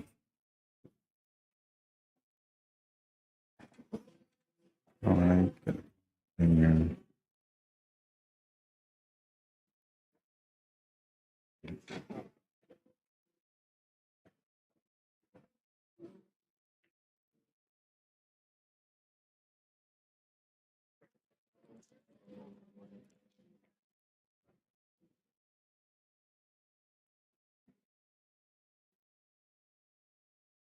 I'll see if I can get a supper break around 8 o'clock. So maybe after this match and the next match that's on my left are done, I'll have a chance to go take a break.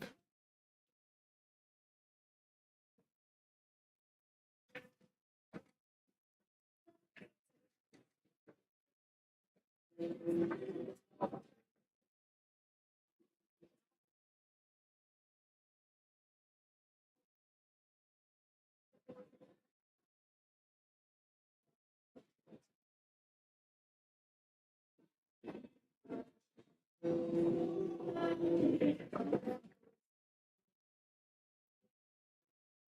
is the other match I'm talking about.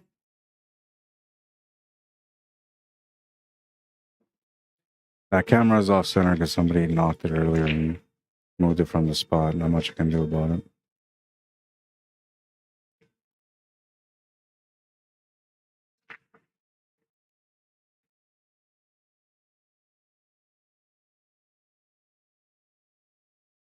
Looks like this one's on a small break, so we'll just continue to watch the other one. Yeah, they moved that camera over quite a bit. Nothing I can do about it right now, though. When I get my break on, before I go have my lunch, I'm going to try to calibrate my camera and get it centered again.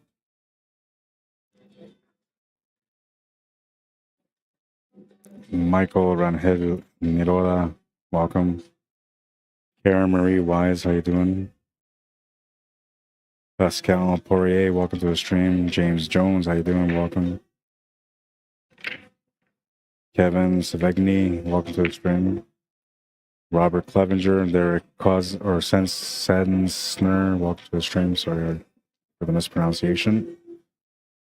Steve Whitaker, welcome to the stream. Bob Orvis, Mr. Diamond Dallas, Bruce Knoll, James Lanzaro, welcome to the stream, everyone. Okay, looks like we're resuming on the other table, so we'll go back to that table.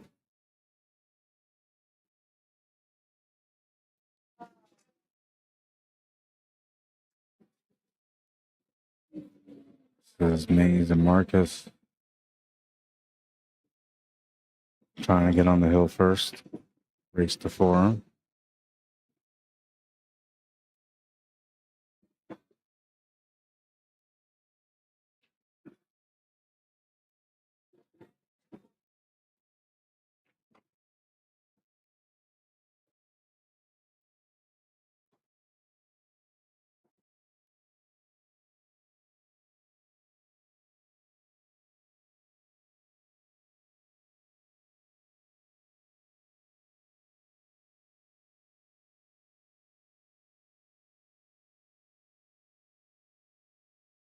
Out to the corner is good. Don't know if he left a shot for his partner on the ball. There's really not much else there. 11 ball might go to the corner. Beat the pocket a little bit.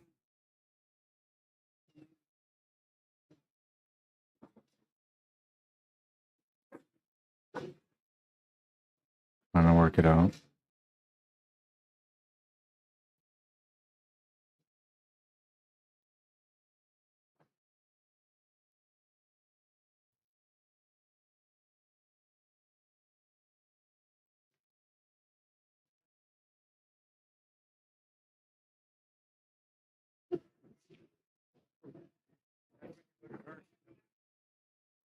Well, she can make it, and she did. No real options here on this table now, though. Maybe the 15 ball to the side pocket, which would be an extreme cut. And it's really tight past the 3 ball. Checking out to see if he can back cut this 15 ball to the bottom left corner, but I don't think that's a possibility. He's looking at it, though. He's going to call it, too. Up by 1, trying to get on the hill.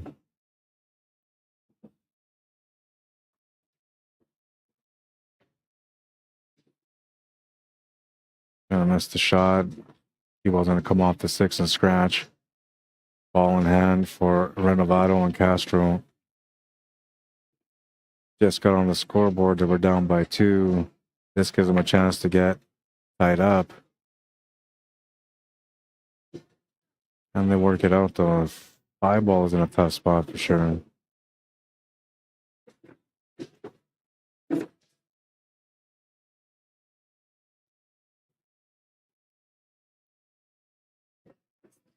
Interesting choice to take the 7 ball, because the 5 ball was the toughest ball, but maybe in their mind or his mind, they're thinking that leaving that 5 ball there could be an insurance for another opportunity eventually.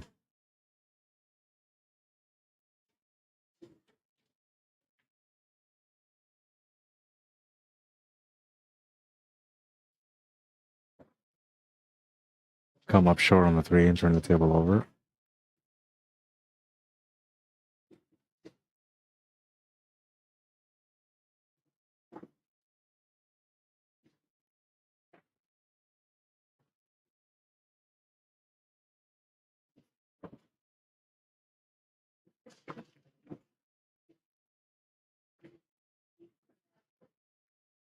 $13 ball is about the only real option. I guess you can try to cut that 14 ball to the side pocket too.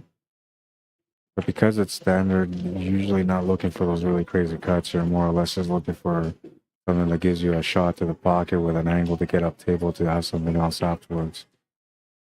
If that's the case, then she'll just shoot this with topspin and try to get the cue ball down and back up. But it's going to run towards that 6 ball. Oh, she just missed it. That's a good shot. Opportunity here to bank or cut the 10 ball. 15 ball is also available with a breakout on the 10 ball if you feel like the 10 ball is too tight to the 5.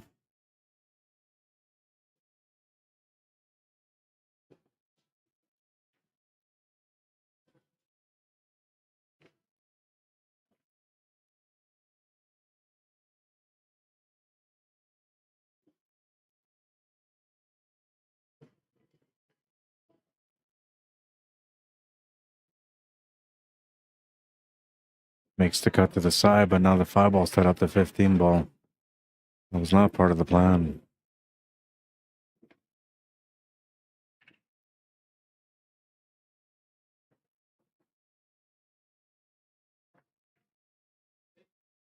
Shot on the 14 ball is available. Only way you can really break out that 15 ball though is if you take it to the top left corner, then take the cue ball off the side cushion with some spin to break out the 15 and the 5. Taking it to the side pocket won't do much, but that's the easier shot.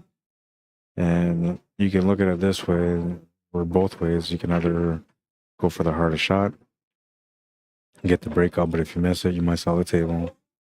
Go for the easier shot, but a high percentage chance you're going to tie up your partner. And then you kind of more or less say, well, it's all I had, so sorry, you figure it out. I don't know, man. I think we're going to go side pocket, though. That's the way she's looking at it. And that's exactly what she thought. Well, as long as I make my shot, it's your fault now. That's what. That's the way it looks like, anyway. What's up, Russ? How you doing, man? Scotch doubles can be a funny thing, especially at the standard open level. You know, so the standard is more or less kind of like how this was, where like, okay, well, I can make the big shot, break out the ball, and we can maybe win, or I can just make this shot that's easier and blame it on you if we lose.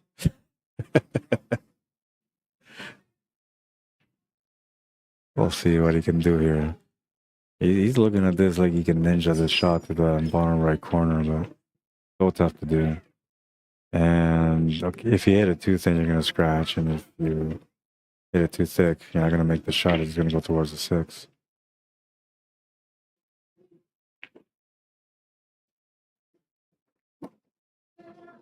And if he makes his back cut to the corner, I quit. Oh my God. Well, it wasn't a back cut, so I'm not quitting. But I can't believe that he made it. He willed that ball into the pocket, man. That's a real thing in pool. You can will something to happen. He says, I'm making this in the corner. I don't know how, but it's going in there. Now we know how. Oh, what a shot. Totally unexpected, but he willed it, man. He earned the chance to get the finish here for his partner. And now the most important thing is he's thinking, well, I made my shot, so now it's your fault.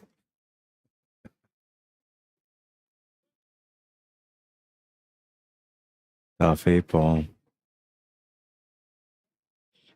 She's going to call it in. Top left corner.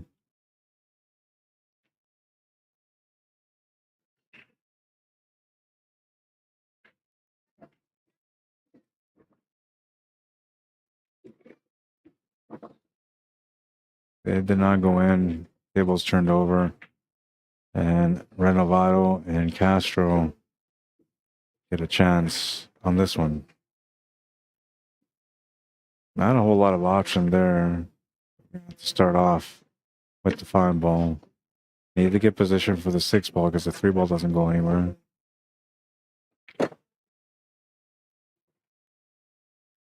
If you get up for the 1 ball, that works too.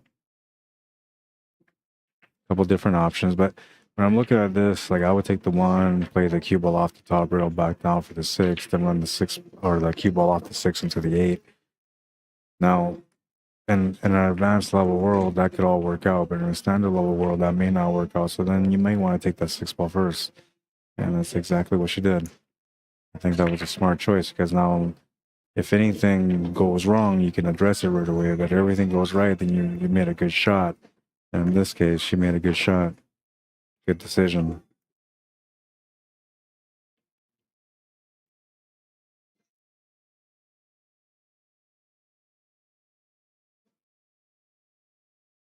Got a hold shape here for the 2 ball.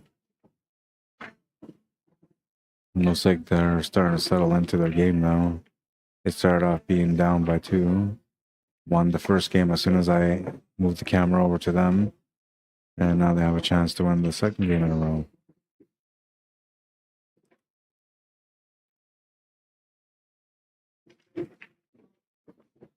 Shot on the 1 is good. Apo's chilling by the pocket almost. Gotta not let the background thoughts or nerves get into your head. Good shot, and she's gonna tap the match. The crowd is clapping on the side of me. They're getting into it. 2-2. Let's go check up on these other folks over here. See what's happening with them. So they're in a bit of a battle, and I can't remember which match this was again. See if I can find it real quick.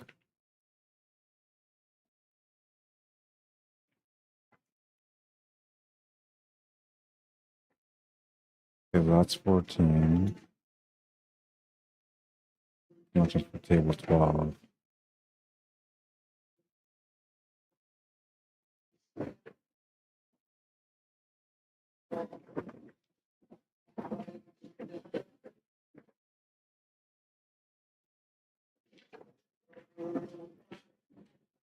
Is that an open? Yeah, so that's an open matchup. Bush and Boshi against Jacobs and Hearn. And Boshi Bush is at the table on this one right now.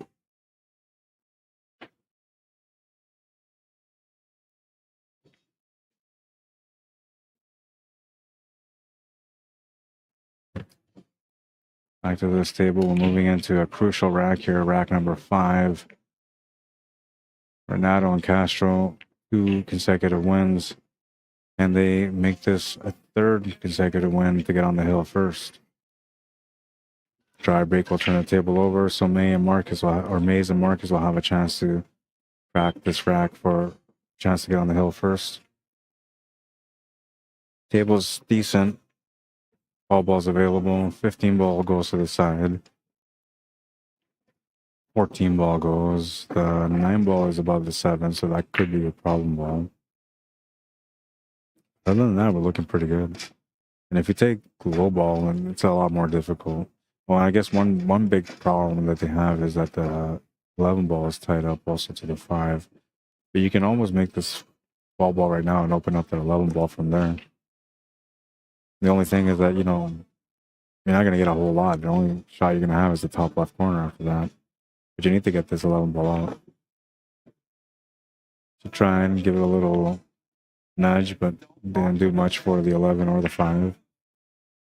And the shot is still available here on the 10 ball, which was going to be the escape shot in the first place. Now, if you feel this 9 ball's in a bad spot, you need to break it out. I guess this is perfect, because now you can get into it and break it out.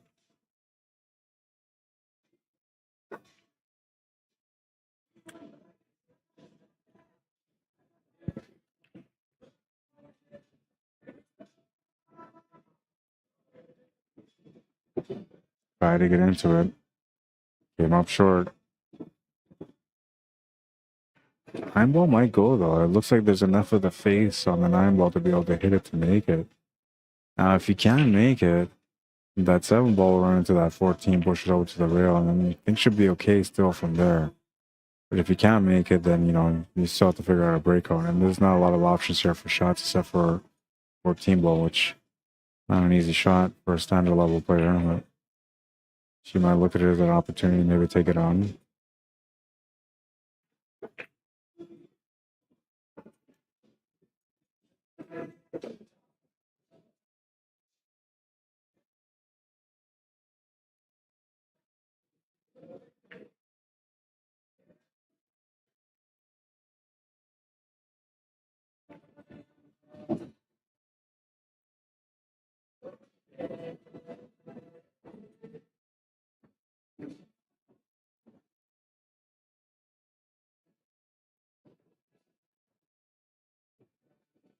Not a whole lot of options available here. You see the 5, but it's tied to 11. You see the 7, it has no pocket. You can see the 4 ball with no pocket. See the 1 ball with no pocket. Bank side, maybe. Or bank corner, that's what she tried. That's probably the best thing she could have done there. Left no options here for the stripes, so their opponent will have to run into this 11 ball, which will push the 5 ball into the open now. There really is no other option unless you can see some of that 14 ball.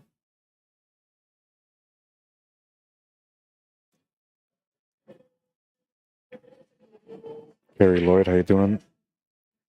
Neil Mulder, Frank Poulin, Abel Rios, welcome guys. Marcus Castro, how you doing? Bill Guest. Dennis Shatila, welcome to the stream. Or Shatia, welcome to the stream. Susan Dale Lopez is tagging Marcus Castro here a little bit earlier. Clarence Harris, how you doing? Daniel Medina, welcome. Yeah, says Diego Casillas.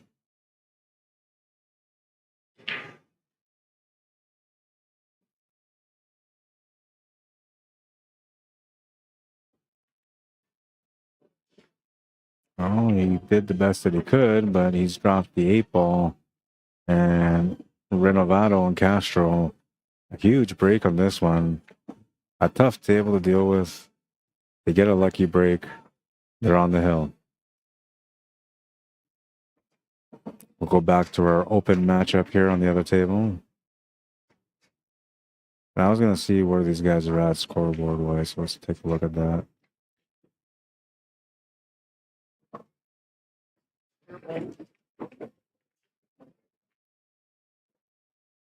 So this is a race to 4 also, and they're tied at 2.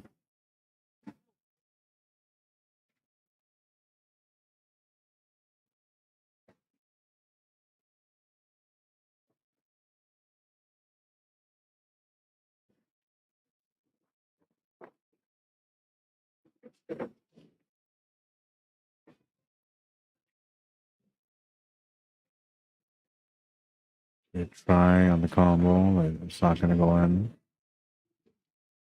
You guys are racking the table here on this one.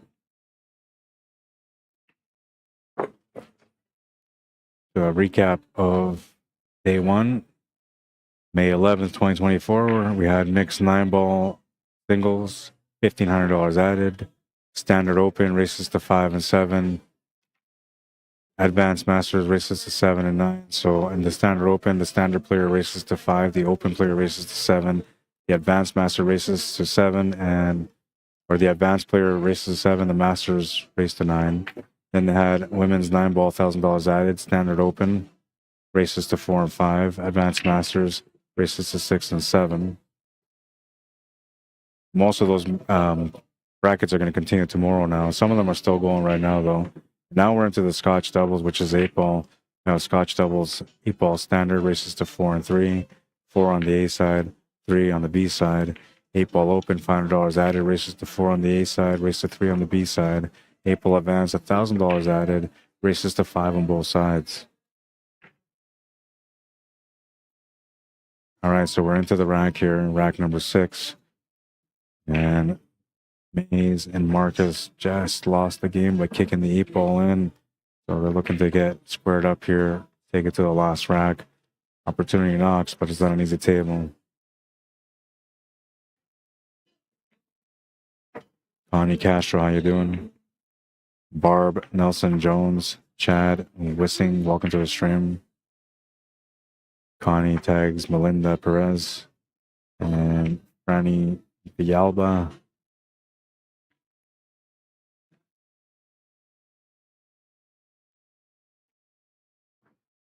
By the way, if you guys are watching the stream right now and you guys are enjoying the coverage, the best way you can support me and also the players that are playing today is by liking the stream.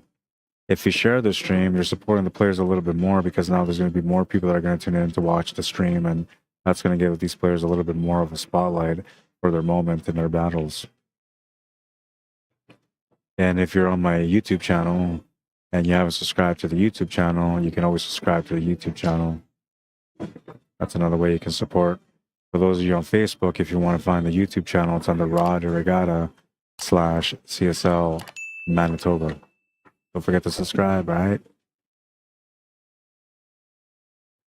The way I'm working here is the way I usually work, unless I'm playing, which sometimes I'll play and then I get away from the stream because when I play to win, right? And the play always comes first. I don't know. It's just a discipline, right? I'm an advanced level player, so the play always comes first. You got to be focused. You got to play your best, and that's the way I always play. So when I'm streaming and I'm playing, usually when I have a match, I'm not around the stream, but I will always come in and update the scores in between and do a little bit of talking if I can. But usually, if I'm not playing and I'm covering an event like I am here today, then usually I'm all interacting with everyone and I'm really focused on my work. So. Either way, if you're enjoying the coverage and sharing the knowledge, then you can definitely subscribe to my channel. It'll support me and the future of the work that I do. Let's go, Lolo Investa, says Franny. Will Vieira, welcome to the stream. Pat says Gerard McIsaac. Thanks for tagging him. What's up, Carbo? Kevin King, how you doing, man? Says, how does one get to play in this tournament? Well, for the singles, you don't need to have any weeks or play for ACS or CCS. But for the team event, Scotch doubles, you have to be a CCS sanctioned player with weeks put in. I believe it's like 8 weeks or something like that. And you also do the same for ACS. So ACS, I believe, was the original organization. CCS spawned off from ACS, and they're like a brother sister organization setup, and so they feed off of each other. We have in Canada, there's Niagara National Championships. The Canadian National Championships are usually out there in Niagara Falls, and so we have a lot of Americans that come over there to play in that event. And then here in Las Vegas for the ACS National Championships, we usually get a lot of Canadians that come out and play in this event. And then there's players that play in the VNEA. So those people come and they play in the CCS event for 1 week, and then next week they play the VNEA. But yeah, so technically you would have to join either an ACS organization or league, I should say, or a CCS league and put your weeks in. But if you're just wanting to come out and play singles, you don't need to be you don't need to have any weeks for ACS or CCS. You just got to pay your sanction, and you can get in with that. But usually, most people that come out here, they always want to play the teams too in the Scotch doubles, right? So, if you're an individual player though, and you usually don't play on teams, and coming out here to play the singles is a nice little setup for you.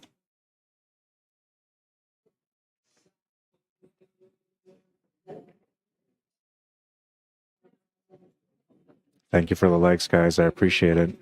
And same thing for those of you that are watching on YouTube. You could always like and share the stream, or just like the stream will do a lot. The algorithm on YouTube always supports people that have viewers liking the stream. So the more likes that I get, the more supports me.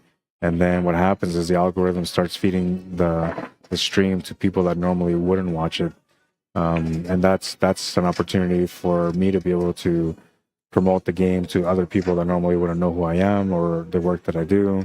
It gives me a chance to maybe open up some doors for opportunities where I can cover some events that you guys are going to be playing at. And, you know, I'm a guy that loves pool, man. I'm 100% passion when it comes to pool. So if you want to have somebody that loves the game covering your match, I'm the guy. I'm promising you. I'm not in it for fame and wealth. I'm in it because I love it. And I'm here because I know you love it too.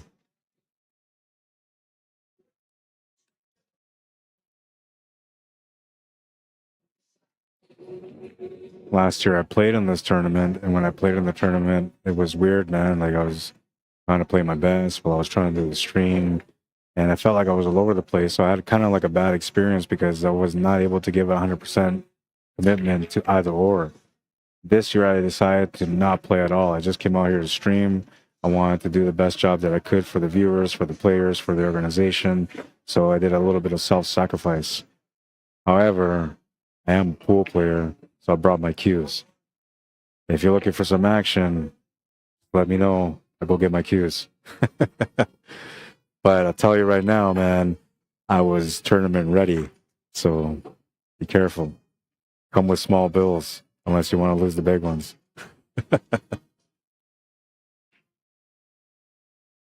All right, so we got a bit of a scramble situation here, almost like it's hill right now, but it isn't. And I'm not sure what we're going to do here in the situation. I call it just a shot.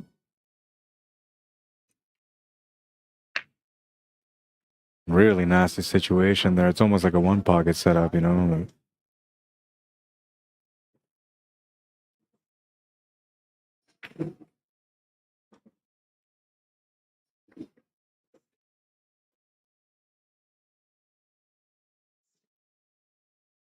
so I'm thinking, like, she's looking at this 11 ball, like she's right. So I'm thinking maybe if you are stripes, I will go for a off the rail kick shot onto the 15, and that will get the cue ball to freeze up against the 15, push the equal towards the solids, taking away all the shots from your opponent. She's going to call safety again. They're going to call a ref to watch the shot. I'm guessing that she's going to try to play that stripe on the top, which is the 12 ball. And maybe they're looking to see if it's a legitimate hit or if something hits the rail afterwards.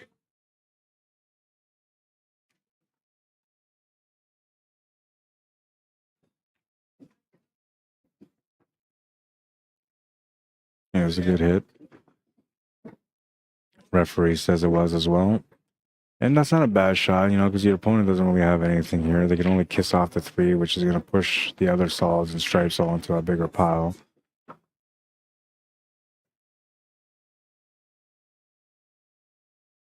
Now the cue ball is frozen to the 3.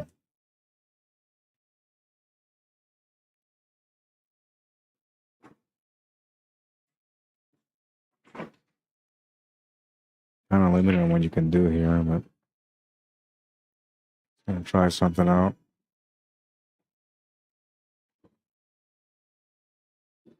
I think he was trying for the side. I'm not sure. Came up short anyway, and the 11 ball is not available. 15 ball is almost available. With a ball in hand, you can make that 15 ball for sure. Without one, I'm not sure you can do it. I still like my choice here to go off the rail and kick into that 15 ball. I still think it's the right option, but now I would try to kick it with a little bit more pace, not just a slow roll up. I would try to create a little bit of separation, because then your opponent's only going to have the shot on the 3 ball, which is a really difficult shot from where that 15 ball is. I think, you know, you can create a mistake there from your opponent with a ball in hand. Now you're good to go. I mean, this table is still difficult even with a ball in hand, but at least a ball in hand will give you an opportunity to be able to get out if you can work it out.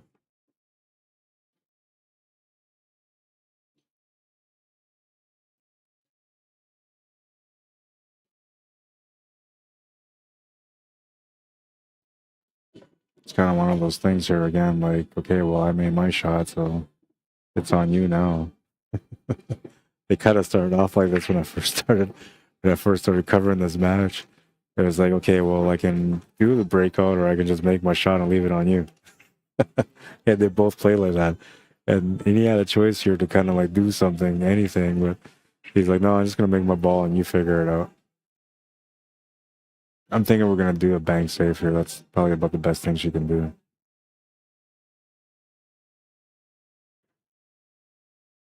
It looks like the 15 ball is just slightly ahead though, so because it's a valley table, there's a good chance that you can make the shot clean and cheat the pocket and still get the shot to go in. And now if you go for it that way, then you might just open up that 12 ball also, which will give you the finish. Call it. Well, referee call for this one. Able to make it no problem. And that time, it wasn't one of those things where like, okay, well, I made my shot, now it's your problem. It was more like, okay, I really tried to get that breakout for you and it didn't work out. Now you have a problem. And this is tough. I mean, it's really, really, really tough to get onto that 12 ball to get a good hit on it. Man, I don't even think you can, to be honest. Look at this. 1, 2. No, I think you would probably hit that 2 ball before you hit that 12. But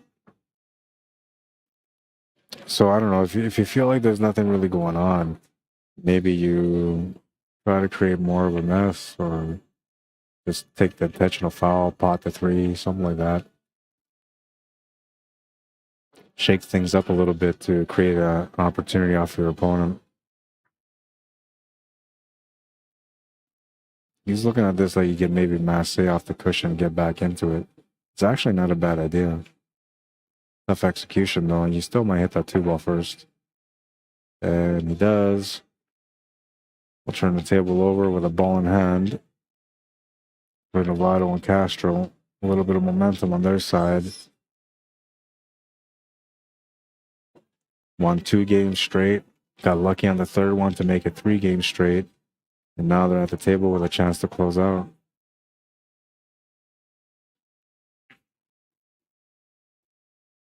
Well, that was supposed to open things up, but all it's done is just tie up things a little bit more. They're all smiling and laughing about it right now.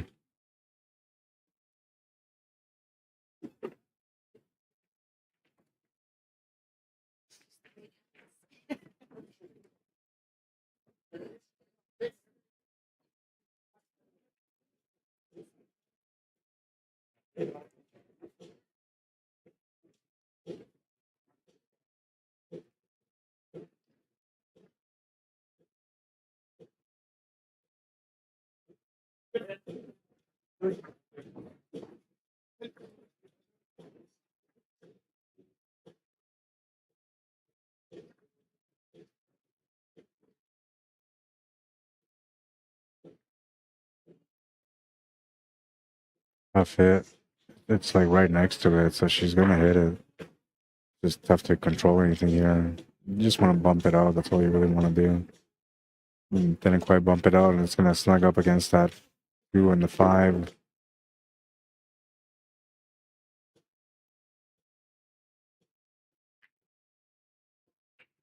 It's gonna be a grind out one for sure, because one of them's on the hill, the other one is trying to get on the hill, and they're trying not to give each other too much here. Smart move there just to bump the 5 ball out. That leaves nothing on the 12, and when you try to hit this 12 ball, there's a good chance you're gonna maybe open things up a little bit.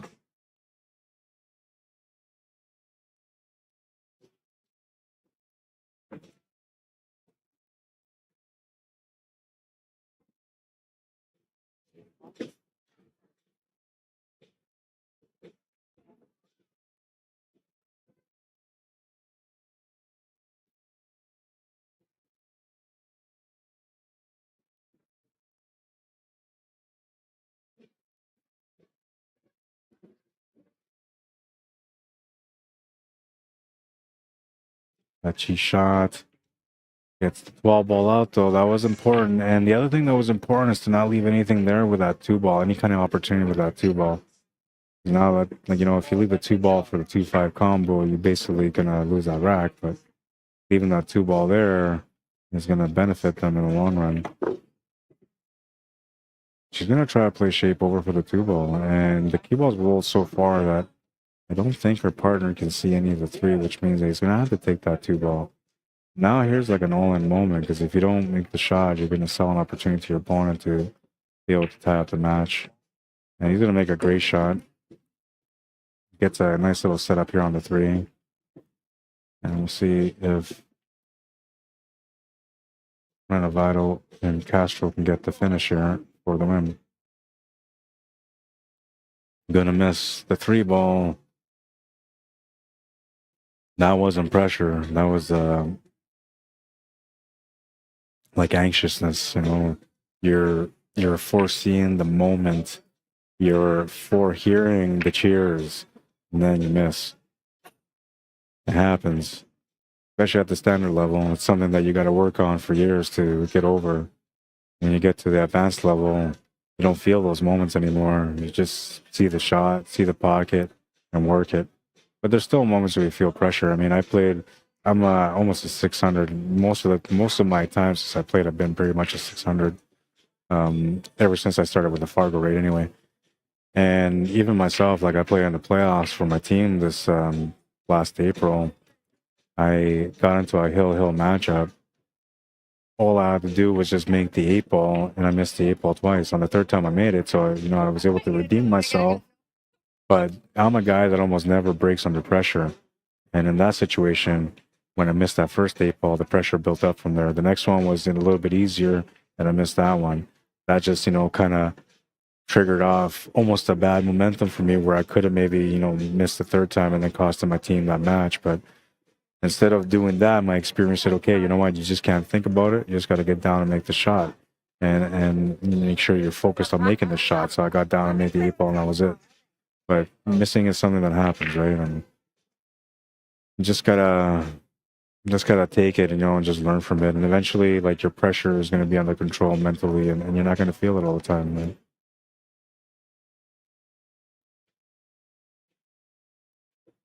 3 ball to the corner to set up for the 8. Oh, and it's going to hang up. Oh, no.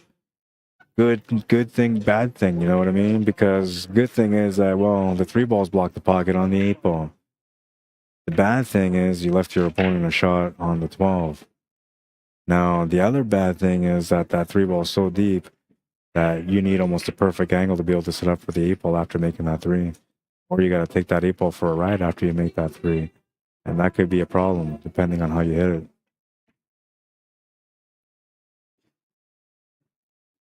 Now, I don't know, man. If I'm looking at counter defense here, I'm thinking maybe I'm going to try to cross-bank this 12 ball to that 3 ball. It's kind of like all in. If you make it, great. If you don't, you don't, right? But I feel like that might be the best option, because then now if you pot that 3 ball and the 12 ball goes into that 3, we'll end up rolling onto that 8 ball, which will take away the shot on the 8 ball. And then you would have an advantage against your opponent. But I don't think he's looking at that or considering it. He's looking at making this, and perhaps he's starting to think like, okay, well, maybe I'll just go back to, I made the shot, and now it's your fault. Because that's the way he's kind of looking at this, like, okay, well, I'm just going to call it, and whatever you do, you do. It is an A-side opening round matchup, so they can afford the risk right now.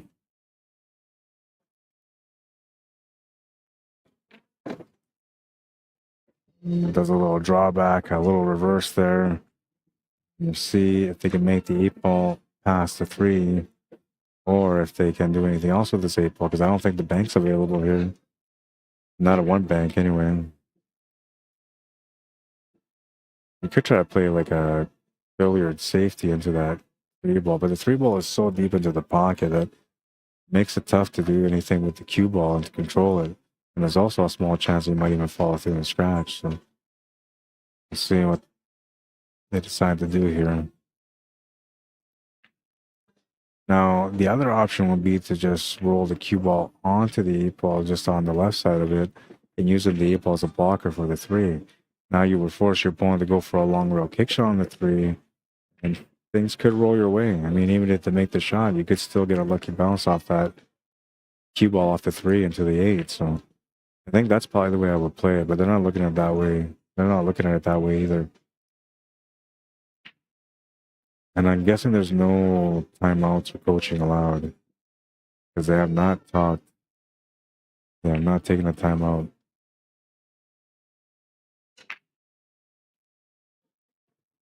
All in to tie things up and take it to the last rack. And for a kick shot.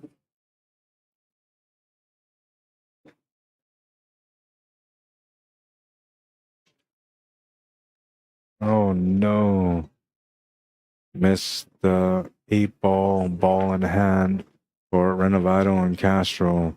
And it looks like they're going to complete the comeback as long as they get a shot on the 8-ball. Down by 2, came back and won 3 straight. The third one was a little bit of luck though. And now this is for the close. 8-ball to the corner for the win. Gotta watch out for the scratch angle to the side. You should be okay, but you gotta watch out for that you're not increasing the angle to get into that side. Gonna make sure he hits it thin so he doesn't scratch. And he's gonna leave the 8-ball over the pocket, giving Mays and Marcus a chance to tie it up with an easy 8. Mays and Marcus did give him an opportunity earlier though. And that was the third win that they got. So this is almost like payback here, an opportunity given back to Mays and Marcus.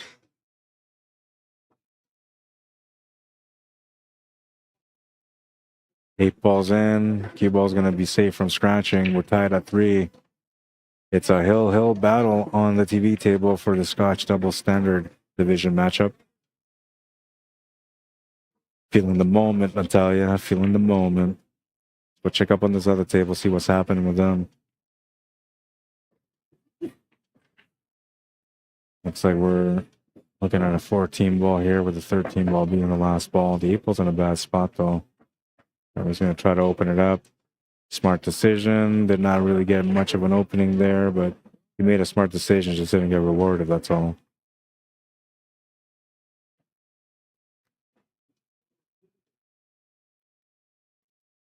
That match was tied at 2 earlier, but Jacobs and Hearn are now on the hill. And Bush and Foshi are down by 1, need 2 more to win. This is Jacobs and Hearn right now at the table, looking for the closeout.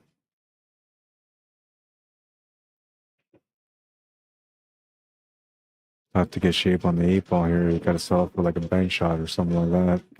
The 8. Nice effort though. She tried to draw right back, and she almost had enough power there to get onto that 5-ball, which would have given them the cut on the 8-ball. This now is a tough situation. If you have a jumper and you know how to jump, you might be looking at this as a jump shot for the win. And maybe you feel like it's your moment, so you might go for it. This other match is about to resume their break now, and these guys are trying to figure out what to do. So we'll go back into this one. This one's hill. And Renovado and Castro are breaking for the match. First and only time to break for the match. Can they make a ball? Does not look like it. And a little bit of a break there. 5 balls come in to play the bad guy. Although I think that maybe there's a combination still there. You definitely don't want low ball in this situation because low ball is like nasty, man. But high ball is tough to get onto, especially if you can't see the 15, which I feel like they can't.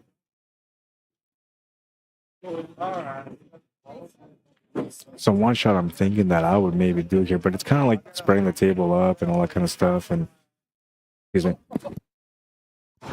you have to take into consideration that they're standard level players. So what I would look at here is just to draw off the 3 into the 11 ball, make the 11 ball. And that's only if you can see the possibility of a 3-ball combination after, because if you can't, then it's not worth it. But you really don't have anything else. 3 ball to the side, maybe the best option you got. And you can use that to maybe draw into the 6 ball, but you're still not going to have much of a shot on the 6 ball after that. So it's almost like you're playing the shot to create a problem, and I'm not sure that's going to be the way to go here. It is hill though, so the pressure is on both sides, and you never know.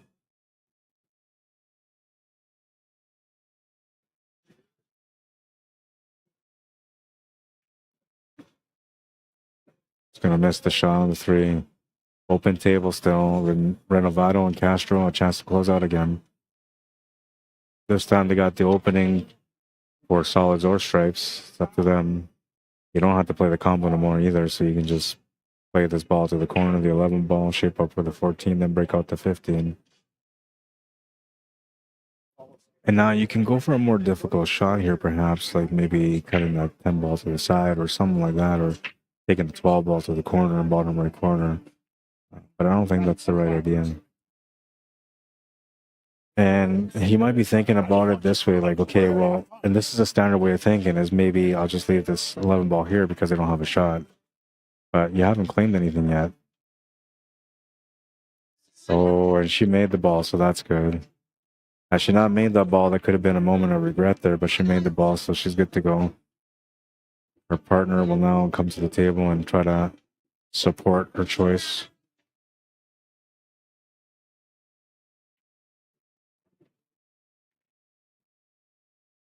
Don't think that's what he was trying to do. I'm pretty sure he was trying to make the 14 ball. And that kind of worked out okay. The 5 ball still tied up. There's no pocket. Didn't really give away any real opportunities here, except for maybe a bag side on the 2 ball. It was not a bad scenario to be in.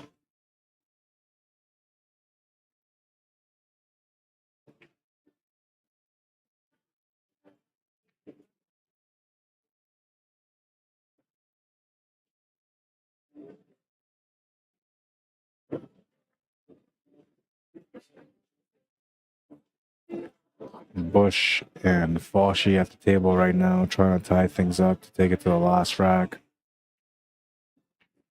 Just 1 ball and the 8 ball remaining.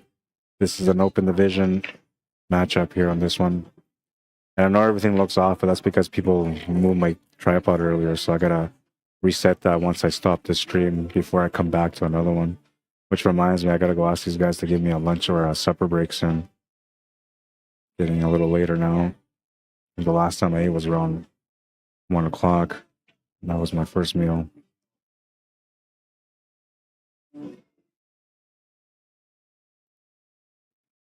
Trying to work it out, so we'll go back to this table. Mays and Marcus at the table right now. Odds are slightly stacked against them right now. But you're at the table and you have an opportunity, and that's all you can really ask for.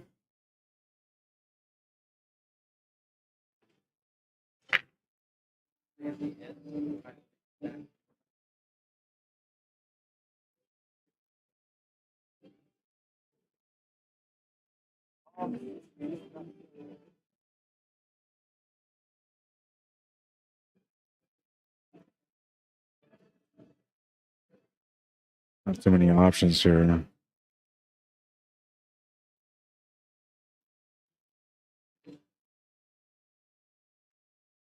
Gonna miss the shot to the side. Back to this table. A chance to get Hill. But needs to make that 1 ball, and I think she called the 1 ball to the bottom left corner, which is a scratch angle. Unless you draw off that shot. Even then, it's kind of a scratch angle.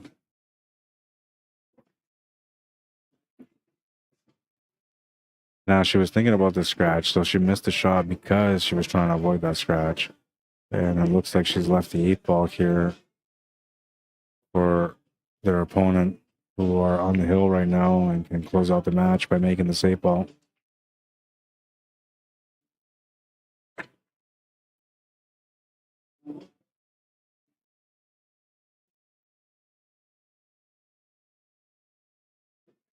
Jacobs and Hearn with a chance to win the match.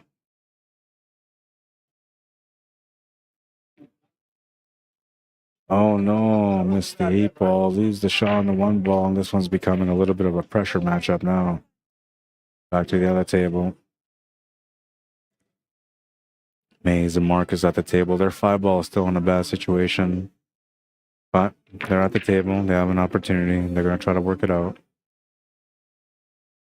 Would have been good to maybe bump off the 6 ball, but I think the 6 ball is just off the rail, just below it, which may not have worked. Shot on the 3 ball's available, but we still got a major problem up there with that 5 ball and with the 2 ball.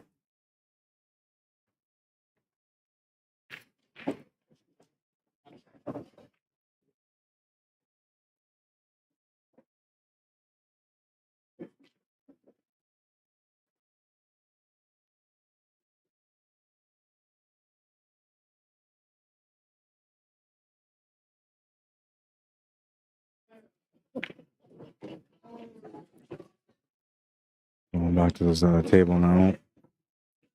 Still in a situation here where they can tie this up. At Hill. Tough decision to make. You can try to bank this or cut it. I like to cut myself, but not sure what he's going to do. And I think he just pointed to the corner. It looks like he's looking at the cut as well. Oh, and it just missed the pocket. Now, I don't know, man. That's just a little bit of bad luck because the 8 ball's going to scratch, or the cue ball's going to scratch, giving their opponents an easy 8 ball for the win.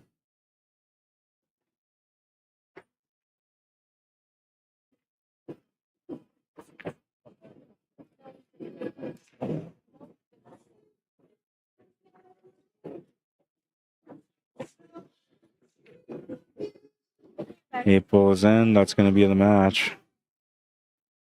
And looks like Jacobs and Hearn will move on to the next round.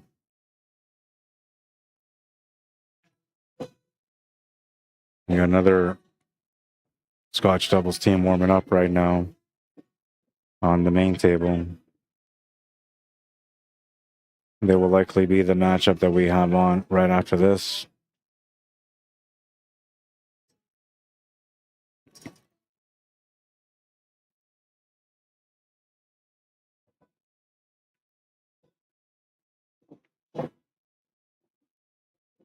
Tables turned over. Now it's kind of a good thing because there's not really a whole lot of opportunity, but I believe that that 3 ball combination is available. And if it is, that's going to open up the 5 ball.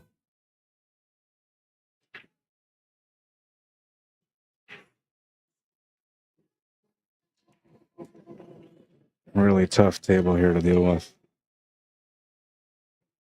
So you can see enough of the 9. He's going to try the bank corner. I'm thinking that he's thinking he's got a good lock up here with that 5 ball and a 2 ball beating with the iron.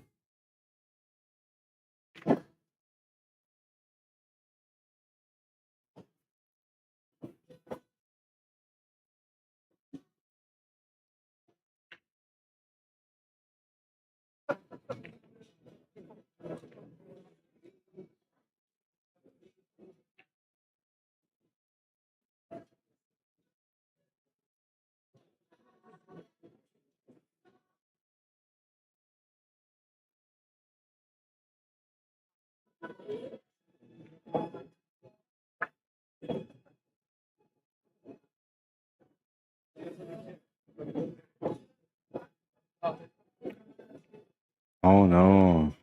6 ball's going to come off the rail, off the horn of the side pocket. Shot's going to come up short. Renovado and Castro, a chance to close out the match now. Not an easy setup though. You got to start off with that 10 ball first. She's looking at the 9 ball instead. It's a bit of a tough cut. And I don't know if it's going to really work out, but maybe you can just play a smart safety here and just bank the cue ball off the 9 ball. Try to send it in a straight line below that 12 ball or 10 ball that she's taking right now. She'll make the 10 ball. That'll push the 12 ball over to the top of the table. I believe the 9 ball is a little bit better now to be able to make it, but the finish is going to be tough.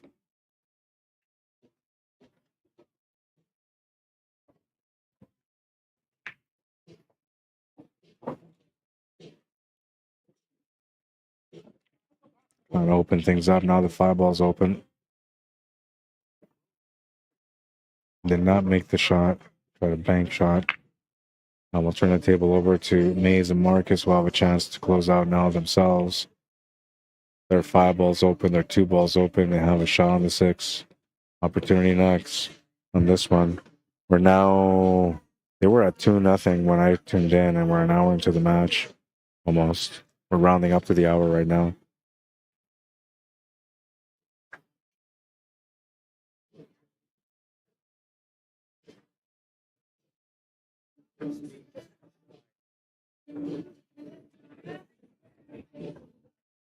And the ref seen I was going to lay down the ref, but he's seen them.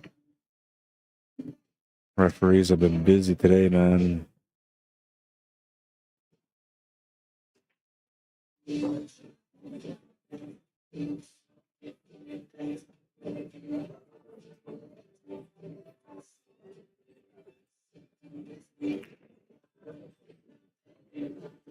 She can see the 5. I guess that's probably the way that she's gonna want to go. But you have the shot on the 6 ball, and you don't really have a shot on the 2 ball if you make that 5, or the 6 ball if you make that 5. So you should be looking at the 6 ball. But you're off angle here, so I don't know. Thinking that maybe you could take the 2 ball on instead, or take that 6 ball and get the cue ball to run off the 9 to set up for the 5 in the top left corner. Back cut towards it too. So she's gonna opt to just make the shot to the corner, and we're back to, well, I made my shot. Not my fault. Oh man, it just reminds me that every time I say that I laugh because, like, I played in some Scotch doubles tournaments, and I'm not a big fan of them, especially the ones that don't have coaching allowed, because sometimes like people really think like that. Like, well, and I'm a good player, right? So when I play with somebody that's a lower level and I play Scotch doubles, they might say like, well, I made my shot. You're better than me, so figure it out. And sometimes I do, sometimes I don't. But that's the adventure of playing Scotch doubles, which is the reason why I don't like to play Scotch doubles, man.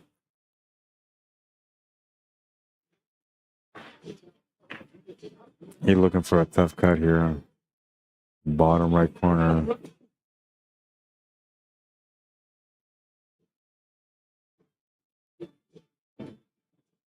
Set up for a follow-up here after the shot if he can make it.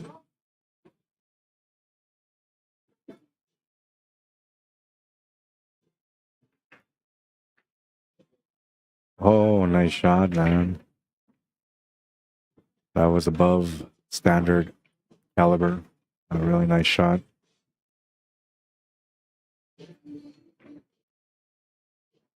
Beauty cut. Beauty cut. Well, and this whole I made my shot, it's your fault type setup that they're playing seems to be working for them because they're like, okay, well, I just don't want to be blamed for this, so I'm going to make my shot too. It's so far it's working. They're making their shots. A little bit of lag there, so hopefully I'm not losing the signal. No, it looks like it's still good. We're still eyed. Dropping down, though. My frames per second are dropping a little bit.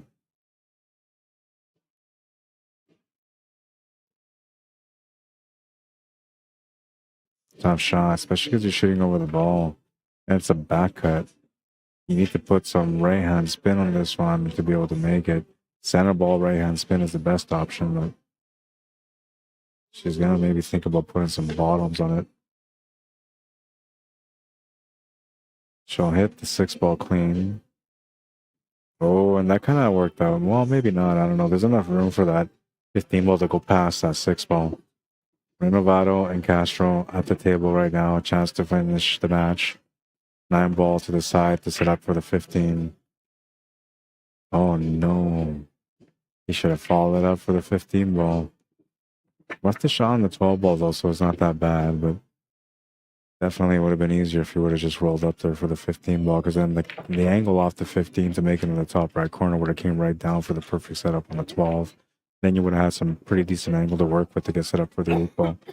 But this way here, like, there's a little bit of room for error, and you normally would play this with inside spin, but I think you might just play this naturally, which will take that cue ball over to the right.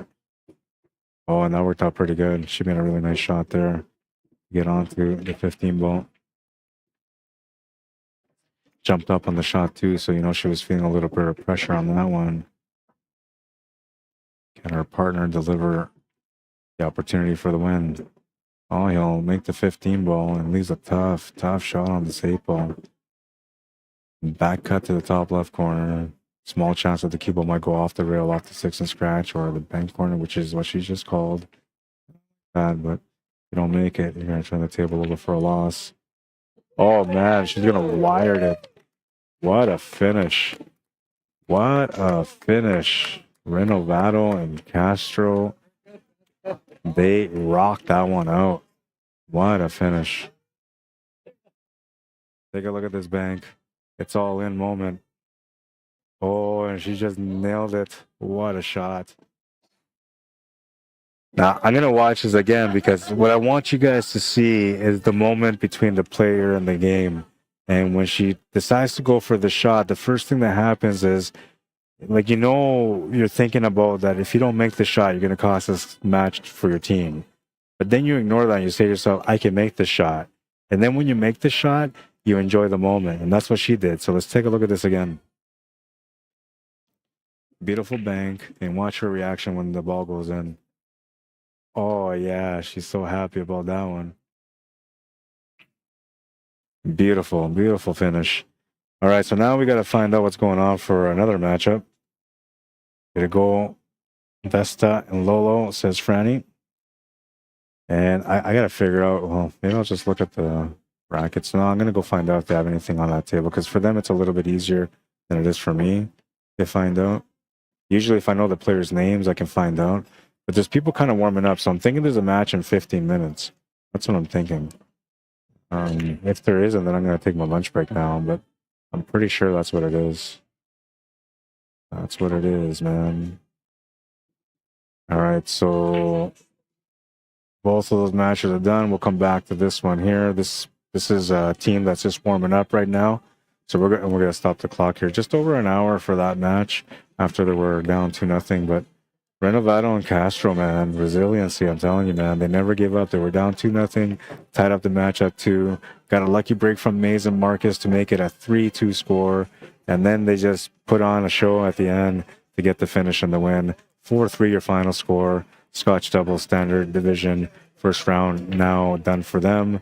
They will move on to the second round, and I'm going to move on to the tournament booth to find out what's up. I'll be right back. Hey, Steph. We're running out of smoke because they just finished their match, so they'll be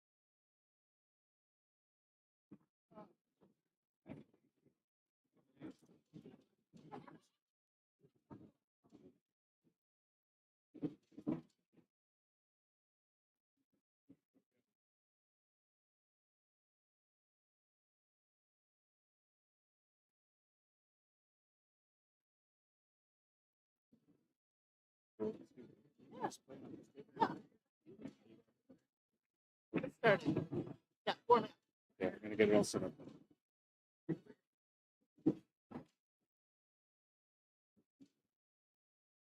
This is an advanced Scotch doubles, right?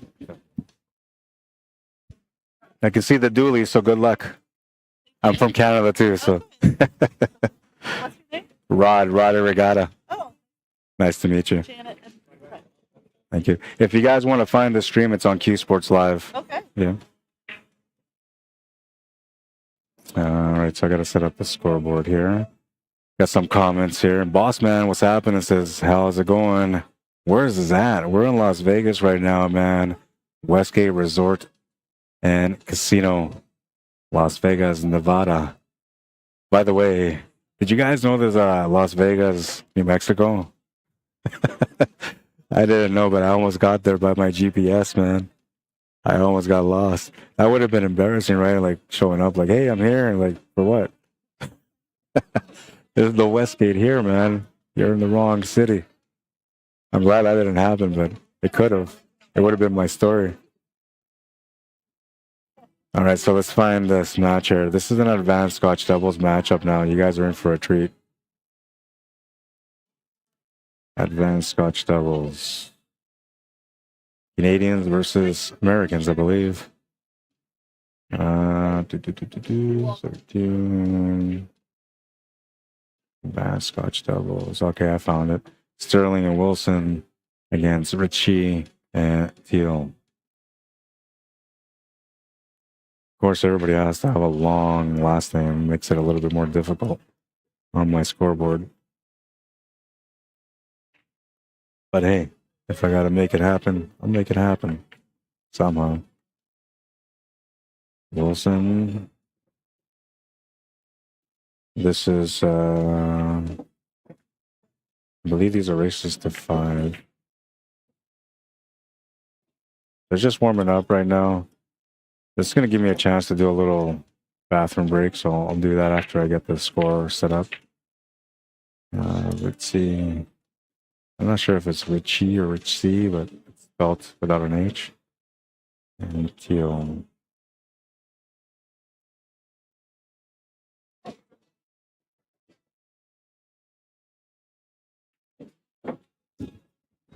Is it a race to 5 for you guys? It is a race to 5.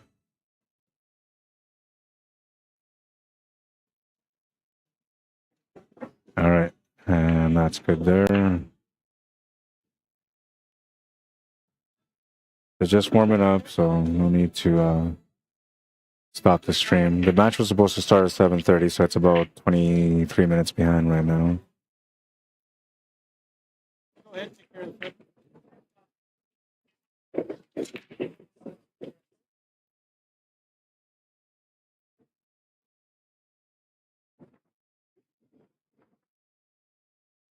Doing the coin toss. Heads was called.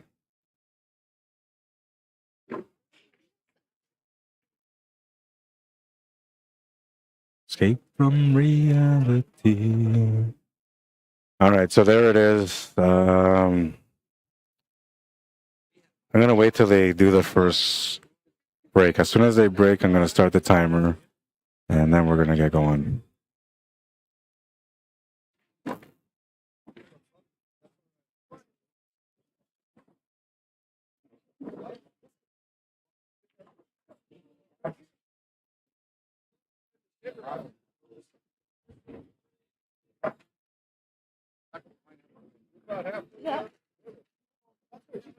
Coin was stuck on the table, but they got it off. I'll be right back.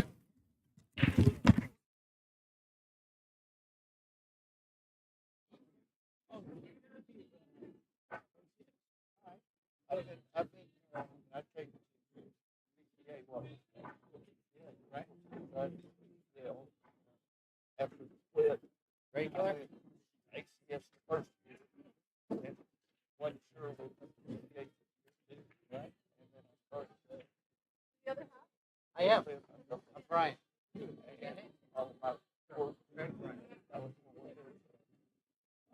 Try to find a place to sit in here.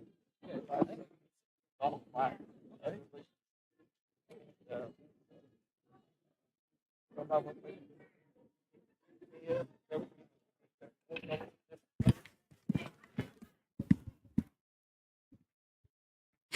All right, we'll start the timer on this one now.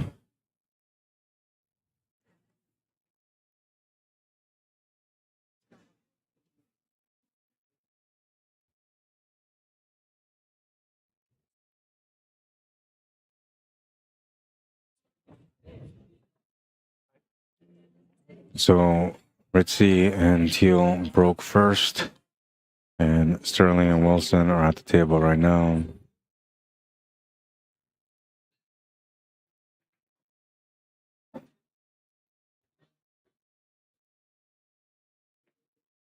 And Sterling and Wilson are under the USA Arizona flags, and Ritzy and Teal are under the Nova Scotia Canada flags.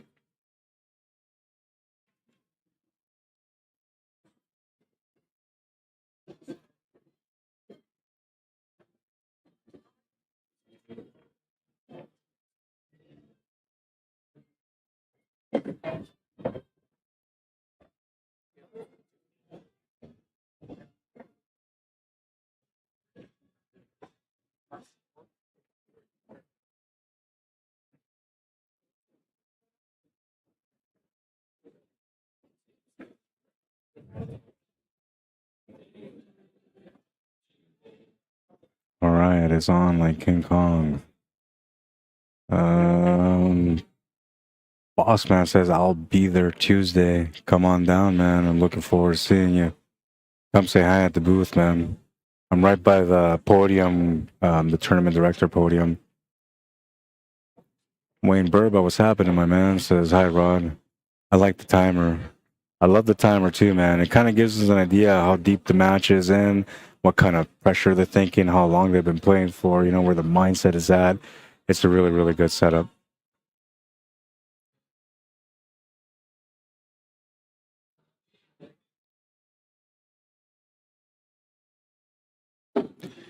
One thing I noticed is that Hustlin hasn't opened their booth yet.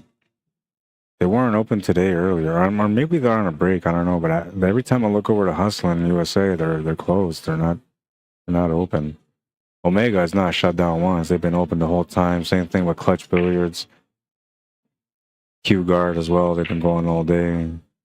Locked and Loaded, I believe, is the other one. They're doing pretty good right now too. They're constantly open.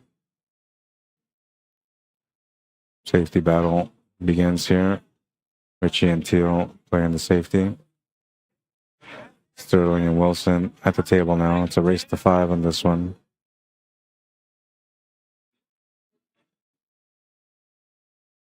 And we're going to have some more of the singles matchups tomorrow morning. And we're going to have nothing but Scotch doubles for the rest of the evening, I believe. I believe all the singles are now done until tomorrow.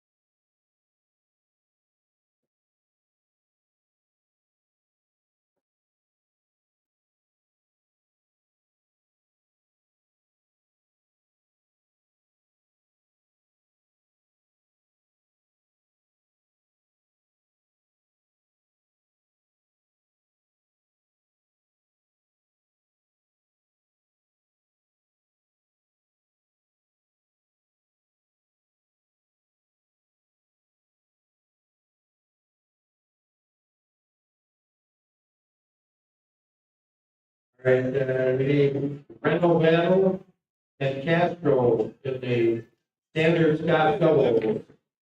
B. Renovado and G. Castro, the table 23. You got 5 minutes to get there, you're forfeit. Somebody just got called, table 23, and they said they have 5 minutes left.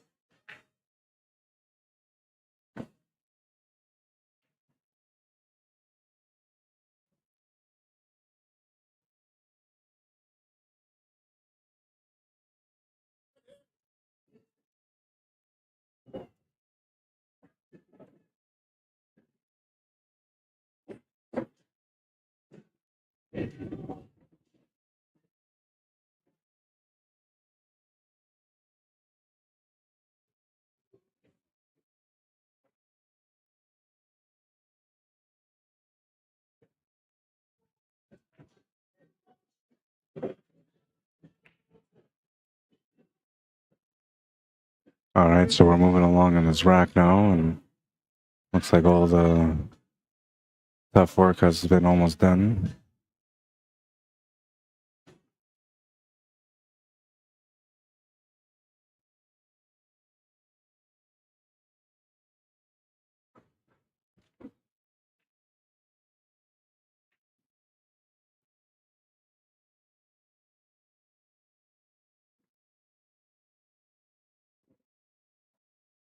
Perfect shot, nice weight.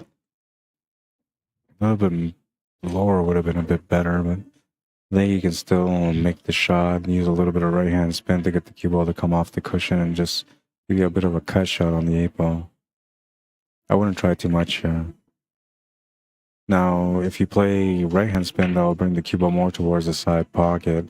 If you play left hand spin, it will bring it more towards that first diamond where our cue is at right now. And she's kind of looking at the shot like, okay, well, I need to get right around there to get this 8-ball in. So we might just play this here with a little bit of left hand spin.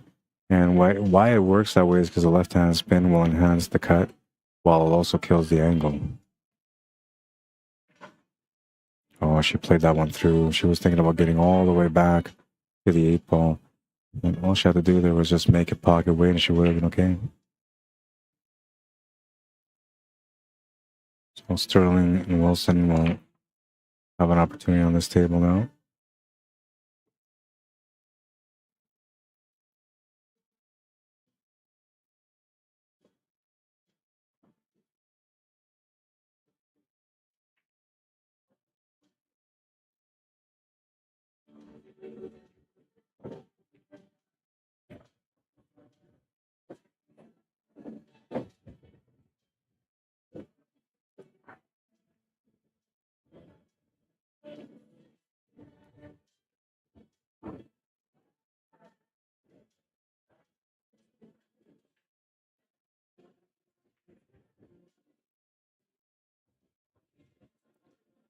Assessing the table here, trying to work it all out.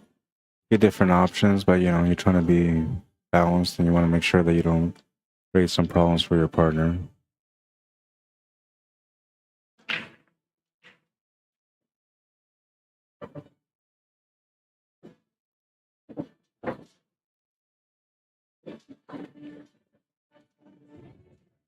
Tough option here on the 7-ball. Now the problem with making the 7-ball to the side, which will be the easier shot, is that there's no real follow-up after that. So you're more or less kind of forced to take this to the corner. And then the problem with taking it to the corner is that you're going to be in tight on that 6-ball. Because the 6 is so close to the 13-ball. So yeah, I actually kind of like taking the 6-ball here instead. If you can get into the 1-ball, that would be great, but he won't be able to. We'll have to come back for the 1 after the 7-ball. Oh, it looks like he was trying to play safety, I think, but instead of getting the result that he was looking for, he'll end up leaving his 13-ball available to the corner.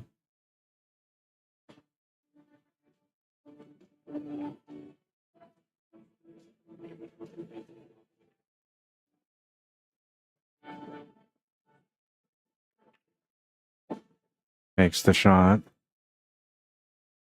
8-ball is pretty straightforward here. Looking to get on the board first.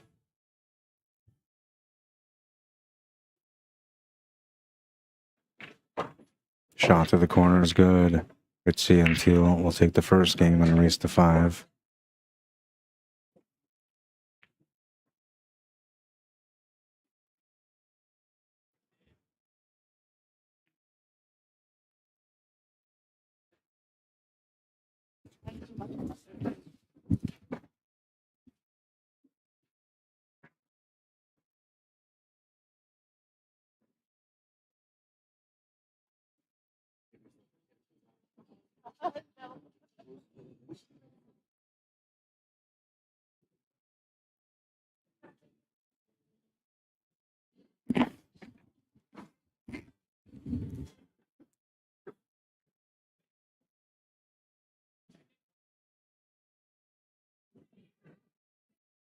Funny because I just made a mention that like Omega's been going all day and they're not shutting down, and right now I'm looking over to Omega and they're shutting down. They're closing up the cages.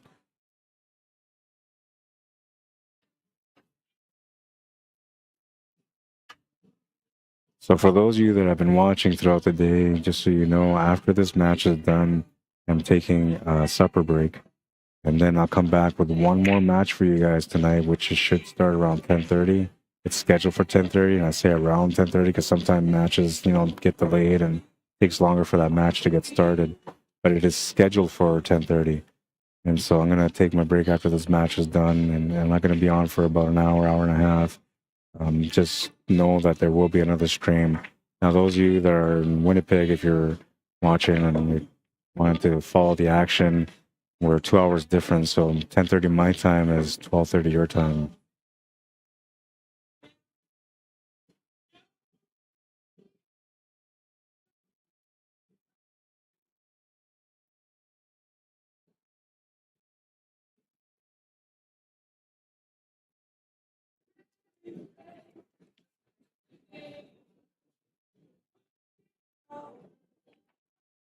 Danny Oliver, how you doing?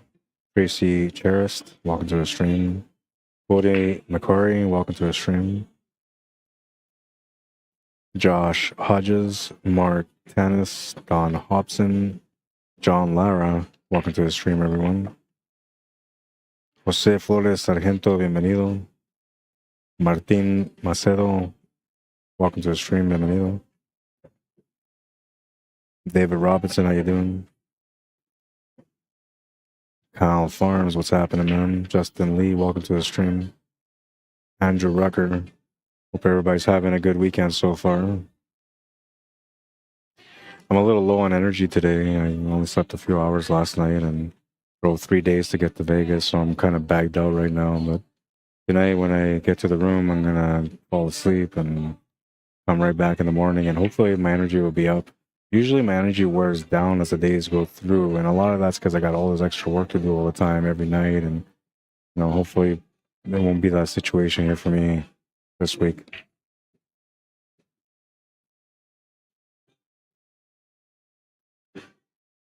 Nice little split up there on that one to open up the 3 and the 7.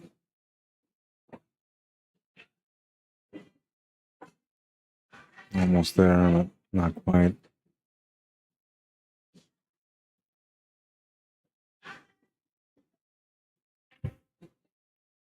Tough scenario to be on here because you normally want to play this 3 ball and get the cue ball off the top rail with some left-hand spin to get down for the 7 ball.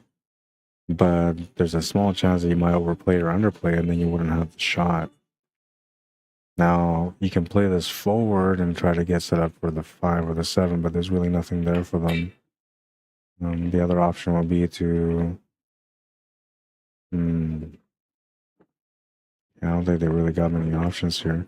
I guess you can try to take the 7 ball, draw to the 5, and then you're hoping for a shot on the 5 to get back on the 3, but anytime you're trying to hope for something, you're usually not on a good path for the finish.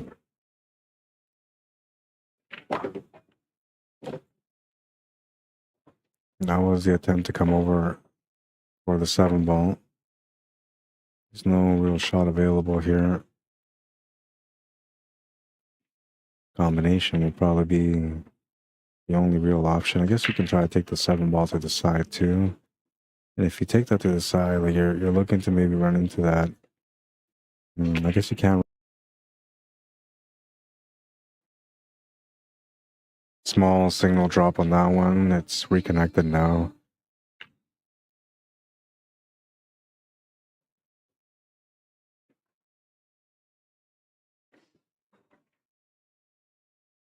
All right, so now we're green barn again. Yeah, there was a small lag there, so you probably felt the screen freeze up. My signal's dropping up and down, and so are my frames per second. So out of my hands, it's all internet related. And as far as my end goes, when it comes to the internet stuff, it's all 100%.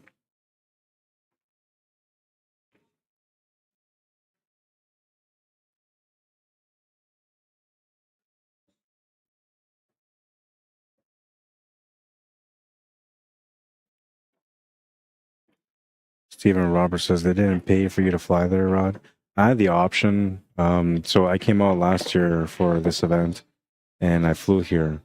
And it wasn't like I was stuck every day. I couldn't go anywhere, and cabs aren't cheap, and parking really actually isn't cheap here either. But I decided to drive this year for two reasons. One, I wanted to see if the drive was worth doing the drive, so that way if I get another opportunity to do it again and I have a choice, I can make that choice knowing that, okay, well, the 3-day drive is not that bad.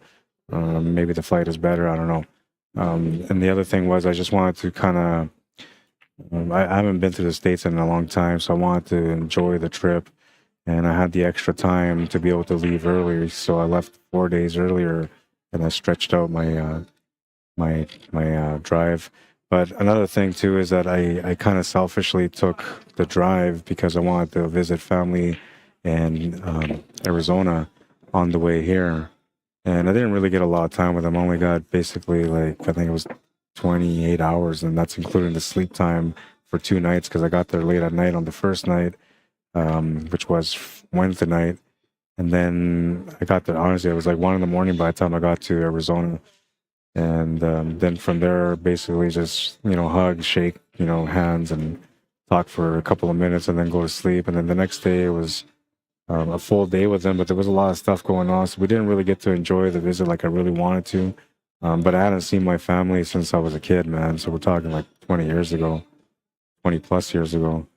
And I don't know, it was nice to see them. And I love my uncle, and it was really good to see him. He's my inspiration as to why I became the way that I am in life, as far as my intellectual side, my smarts, my logical sense, my grit and determination too. I would say my drive. He always encouraged me to just strive for the best and to work as hard as I have to get there. And so yeah, it was nice to see him. But that's the reason why I drove. I just more or less wanted to see my family, and I got a chance to see some of them, not all of them. It was kind of like a last minute arrangement. Nobody really knew that I was going to go out there.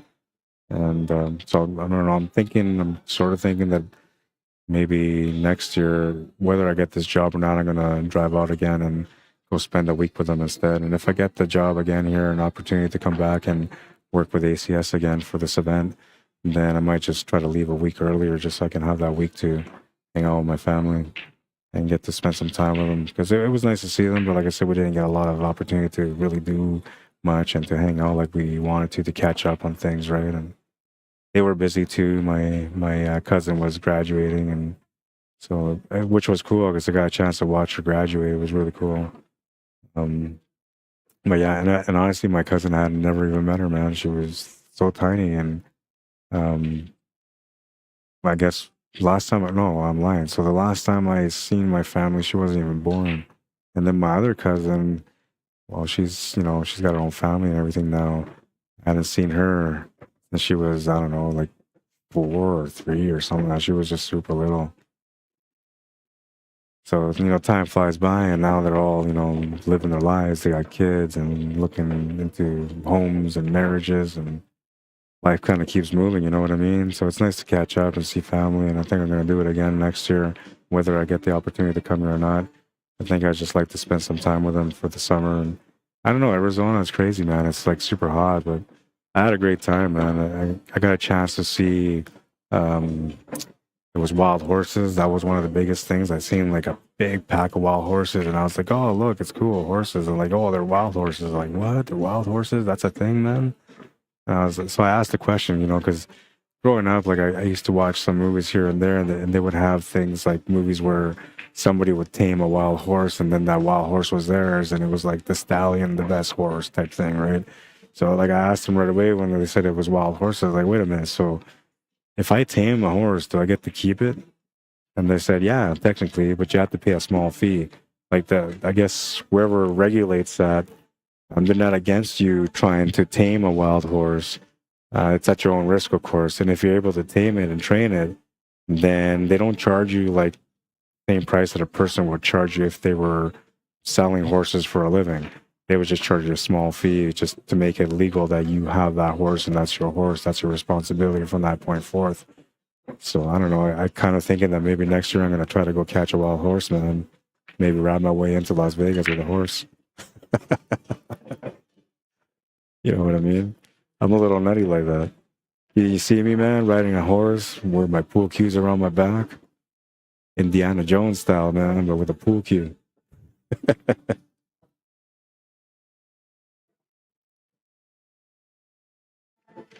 But yeah, I chose to go this way. Last year, like I said, I flew, and I think it was like a 5-hour flight, man. And that's the first thing I thought about after day 2 of driving. I was like, oh, I could have been here for 5 hours. But it's all good. And then I don't know if you guys heard me earlier. Those of you that tuned in throughout the day that watched the stream, you know, you kind of are in the know right now. But all of the other people that didn't get a chance to watch the streams earlier, so I shared a little story.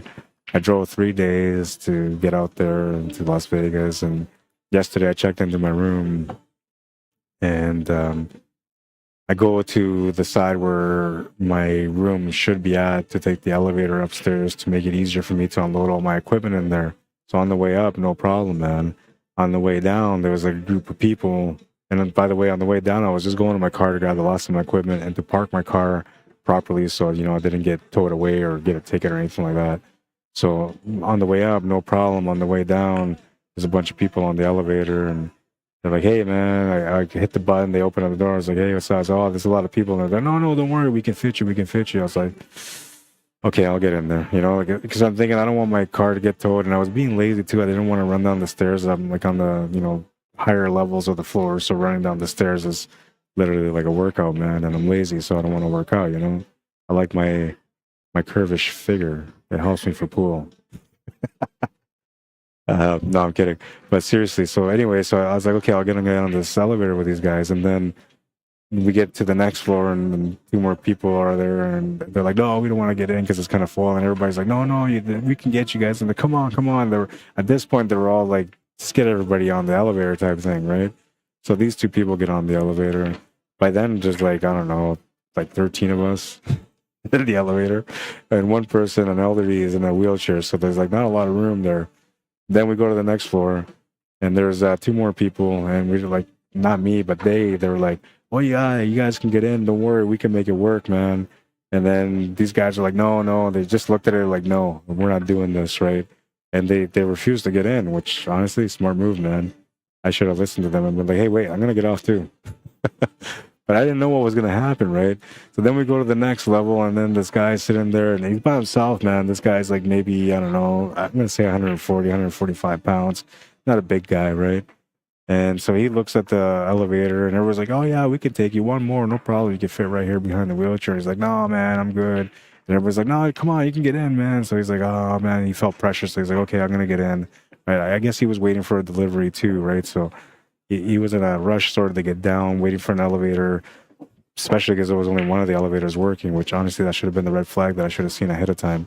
But anyway, so he decides to get on the elevator, and we're all good, right? So we're going down. I think that was like maybe like the 6th or 5th floor, and we're getting down to the lobby. It shows us like we're about to be at the lobby, and then suddenly like we stopped, right?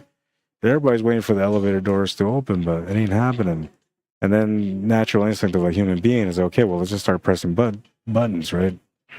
So they press the button to open the door. It doesn't open. They press the button to go to the next floor. It doesn't open. They press the button to get to the lobby again. Maybe they think there's a malfunction. It doesn't open. So we're like, okay, I think we're stuck, guys. Now, natural instinct for most people is to hit that panic button, the fire truck button, right? So that way the fire trucks will come over and let you out. We didn't do that. And the reason we didn't do that is because like we also know that once you do that, it's like a really loud bell that's really annoying, will probably make you deaf and will just create a lot of panic. So nobody wanted to be in a panicking situation, so we decided not to do it. And it wasn't like a group meeting, like everybody put your hands up and we all agree. It was just like this guy said, nah, let's not do it. And I was like, yeah, okay. So half hour goes by, we're still in the elevator, starting to get a little sweaty, a little hot, right? People are not necessarily breathing heavy yet, but they're starting to feel a little panicky because like, hey, it's been a half hour, man. Like nobody cares, nobody's saying anything. And then eventually we hear somebody like talking outside, and then like, they're, hey, can you hear me? And they're like, oh yeah, we can hear you. We're stuck in the elevator. I'm like, oh, okay. And that was that. So then the guy that got in last, we talked him into like making a phone call. So he calls the security desk, the front desk at the Westgate, and he's telling them, hey, we're stuck in the elevator, you know. And so first of all, when he called, he was being really friendly and nice about it. He was not making it sound like this was a dire thing. He was making it sound like, hey man, whenever you get around to it, just let us out. But most of us are feeling like, hey, bro, it's been a half hour. That's emergency, right? But he didn't, right? So then front desk says, okay, we're going to connect you to security. Security says, okay, we're going to send the engineer over, and the engineer is going to get you guys out, right? So we're like, okay, we're going to be saved by the engineer. Awesome, man. 15 minutes go by, and the lady comes up, says, hi. And we're like, yeah, so what's going on? The engineer came, but they don't know how to open the door. They can't open the door. And we're like, what? Like, what kind of engineer you got, right? That's the first thing everybody was thinking, like, what kind of engineer you got, man, if they can't even figure out how to open an elevator with a key, right? It's the key. That's the way they're looking at it. And whatever. So that led to, I guess, security calling the fire trucks, which is what they told us. They called the fire trucks, right? So we're like, okay, they call the fire trucks. We're going to be saved. Not that we were like in a crazy moment yet, but now we're running up to the hour, right? So they say they're going to call the ambulance or the fire trucks to get us out, and we're all happy about it. And then time goes by, and I'm like, well, where's this fire truck, man? Like, did they not care about us being stuck in the elevator? So then they call back to the security, and the security says, yeah, no, they're on their way. Well, a few more minutes later, and one of the other people that was in the elevator said, you know what, I'm going to call the fire 911, talk to them about this fire truck, see what's up. When they called her, they find out that the security had canceled the fire truck. And we're like, what? Like, no, send the fire truck, man. We're stuck. We've been here for over an hour. You know, at this point, everybody's sweating. They're breathing heavier. It's getting like less air in there, right? Everybody's kind of panicking, like, okay, man, I'm supposed to be here right now. I can't be there. I'm missing my game. I'm missing my concert. Everybody's missing something, right? Me, I'm trying to get set up for the stream here. So like, I'm like, okay, yeah, you know what? Like, we got to get out of here. So then they call the ambulance or the fire truck, and they say, yeah, no, they canceled it. And we're like, no, just send one anyway. And then that's when things kind of dawned on me, like, wait a minute, I've been here for quite some time. They just called a fire truck. And I'm thinking, I'm parked in like not a fire lane, but in the only opening where I imagine a fire truck would want to pull up to be able to get in to handle the situation, right? That's the way I'm looking at it. And then I realized that they might just tow my vehicle because they have no access to be able to park their vehicle there. And they're not going to care whose vehicle it is. They're just going to tow it because that's what they have to do, right? So then I'm like, oh, man. And I mentioned it to everyone there. Like, oh, and I got all my equipment in the car. You know, I was like, I got to get my car out of there because they're going to tow it. And if they tow it, I'm screwed. I won't be able to do this job. So like now, I guess reality sets in, right? It's been like about an hour and a half, hour and 45 minutes. Reality sets in. I'm thinking, oh man, I'm screwed. I'm totally screwed. And then this guy's like, oh, you know, we'll call the front desk. I was like, yeah, let's call security, man. You know, maybe I could talk to them and protect my vehicle. So that's what we did. And I don't know, man. The guy didn't sound very convincing anyway. But I was like, dude, you know, like my car's parked in the front, and fire truck's coming. I don't want to get towed away, right?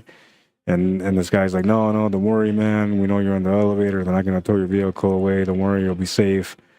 100% safe or something like that. He said, he mentioned 100% anyway. And so for me, when somebody says 100%, I'm like, oh man, I'm in trouble. Right? So I was like, yeah, okay, man. Okay, yeah, I'll take your word for it. But the whole time I'm thinking, oh man, I'm in trouble, man. This car's going to get towed, right? So now I'm in like real panic, man. But yeah, so long story short, they eventually let us out. Oh, but by the way, So the reason why the guy was saying, "Don't worry about your car being towed," because they canceled the fire truck again. This time they relied on the engineer to come, and I think what it wasn't the engineer, it was the people, from what I understood anyway, it was the people that actually put the elevator in the building. So they had the access to everything to be able to get us out. And that's the people that showed up at the end. And I don't know, man, when they opened up the door, we were like maybe 5 feet off from hitting lobby. So we weren't like really crazy. We were like right there. And they opened the door and everybody's like, oh, breathing heavy because they can finally breathe, right? The guy closes he closes the elevator doors again. And he's not doing it for any wrong reason. Like, he's doing it because he's supposed to, right? Everybody's like, no, man, leave it open. We need to breathe. And then he opens up the door again and he looks and he's like, because his head is like basically right there. So he's like, why don't you guys just like start hopping out? All the young ones, all the little ones, start hopping out. So like, yeah, sure, man. We hopped out right away, and a couple of people got stuck on there, but they got them out right away, so it wasn't a big deal. But that was my day one adventure in Las Vegas yesterday, and man, was it ever an adventure? It kind of caused the ripple effect because I wasn't able to set up my stream properly. I came in here to set it up. All the IT guys, the tech guys, all gone for the day, and I was having internet issues. So it was like I couldn't get my calibration going. I couldn't get test stream going, and it kind of affected me. And then today I had to, instead of having a chance to sleep in because everything's set up, I had to wake up even earlier. So I got up at 7 o'clock. Had to be here by 7:30, and eventually we got our day going. So what an adventure, man! Las Vegas. Word of advice: if there's 4 elevators in front of you and 3 of them are not moving for more than 5 minutes, that should be a sign not to get on the 4th elevator. That was the red flag, man. When I got there the first time to hit the button to go up, 3 of the elevators were stuck for a long time while I was waiting for that elevator to come down. When I went up, I figured maybe it was somebody important. They were holding the elevator doors for them or something like that. So it didn't dawn on me that taking this elevator back down might be a problem. And it really was. And then after that, like, I'm trying to walk to my room, and the guy's like, oh, you got to take the center tower elevators. And I was like, dude, I was just stuck in your elevator for 2 hours. You want me to take another one? I was like, I'd rather walk the stairs.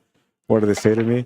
You can't go up the stairs. You can only go down the stairs, and only in a case of emergency. So they forced me on the elevator, man. But I wasn't traumatized, because I watch a lot of horror movies in my time, and I know how to survive scary moments. But a little bit of me was worrying that, maybe it was a bad scenario going to happen again. But I was all right. It worked out okay in the end. And I don't know if these guys are going to do any kind of comp or anything like that for my traumatized experience. But they were taking our names and numbers, and I don't know. We'll see. Like, just, I don't know, shoot me like $100 so I can play on the machines, because I don't gamble, right? So if it's your money, I'll gamble your money, but not my money. Convince me to come back, man. I know I get a little crazy with my stories, but it's just the way I am, man. Nature of the beast. Ooh. Miguel Chez, what's up, man? Heiser Tibor, welcome to the stream. Karen Beer Singh, how you doing? Stephen Roberts says, I can remember in 1990 when I had a truck driving job. Denver, Las Vegas, and many cities still had the old towns that were dirt, and people still rode horses. They're all probably gone by now. Not really, man. There's a lot. Well, the riding horses thing I didn't see, but there's some towns that are, represent what you're representing. I don't want to call them dirty towns. Well, I guess I'm not saying the name of the towns, or towns. I almost blew it. I'm kidding. But yeah, no, I didn't see no. First of all, I didn't see no cowboys, and I went through a lot of different areas where there's like farming and cows and horses. I'd never seen a single cowboy. What is that all about, man? I thought like USA was all about cowboys. And then, yeah, it was just an adventure, man. I'm just glad that I got here. That's all. But it would have been cool to see a cowboy riding a horse on the street. That would have been really cool. Erwin Unger, how you doing, man? Nathaniel Matthews, welcome to the stream. Yasushi Nakamura, welcome to the stream. Welcome to the stream. 8 ball in the corner is good. They're taking a 3-game lead here. Let's see, and Teal playing out of Nova Scotia, Canada. Strong lead at the moment. 2 games away from winning the match. Sterling and Wilson back against the wall almost. They can still afford one more loss before they feel all the pressure, but they need to stop the bleeding now in this track. Unfortunately for them, they're breaking. As long as they make a ball off the break, opportunity will knock. Maybe they can get going on the score. I'll tell you one thing is that when you're playing in pool, there's always momentums and there's a lot of swings. So usually, like, one team will get up fast and then the other team will be down. And then that team gets a momentum swing and then they catch up. And so it kind of goes back and forth. I'm expecting that to happen in this match. We'll see what happens here on this rack right now coming up. Rack number 4. Lionel Manitoba, how you doing? Keith Jackson, Donna, Gib Healy. I don't know. I'm not sure what the GVB is for, but welcome to the stream. Pete Carson, Lee Pack, Raimundo Carlos, bienvenido. Welcome, guys. Gucci Gang, Riverside, what's happening? Mr. Serge Bertrand, how you doing, man? Been a while. Great guys from Winning Stroke out in Montreal, Quebec. Great guys, hard workers, really funny guys, man. And gentlemen, top notch. If you ever get a chance to meet Serge, make sure you say hi. Tyler, Paul, Rogers, how you doing? Jake Stone, what's happening, my man? Jake Stone, Australia, right? Tough to remember some of these things sometimes, man. Andrew, Kayla, how you doing?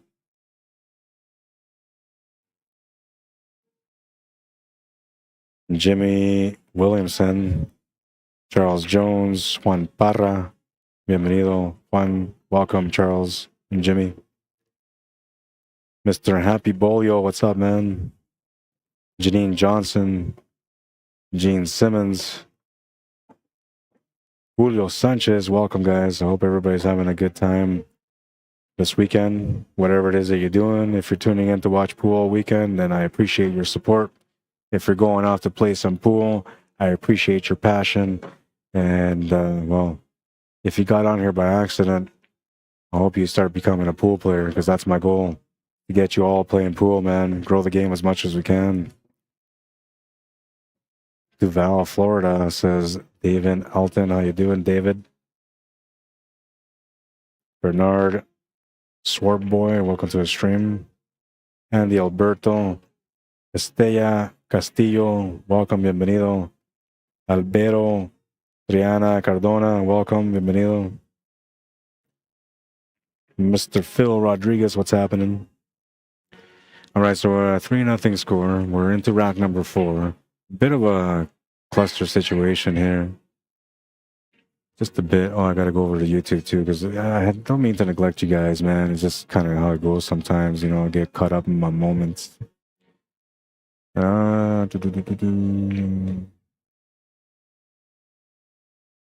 Terrio, what's up, man? Says, hey, Rod, long time no here. Say hi to Janet and Craig for me. Would ya? Absolutely. Janet's here, but I'm not sure about Craig. But yeah, for sure, man. Boss man says LOL.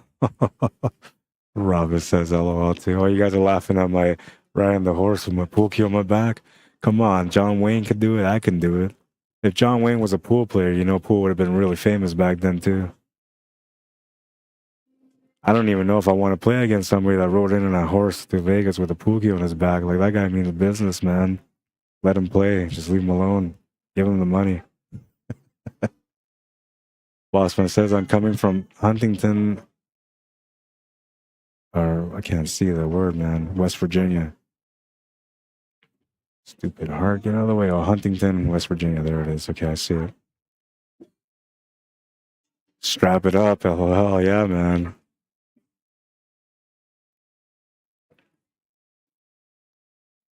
I'm not sure if I was born to be a cowboy, but I love horses. I'm a little nutty too, like I said, so I don't know. Maybe I was supposed to be a cowboy. Draw your cue, man. 10 steps. First one to make the 8 ball wins.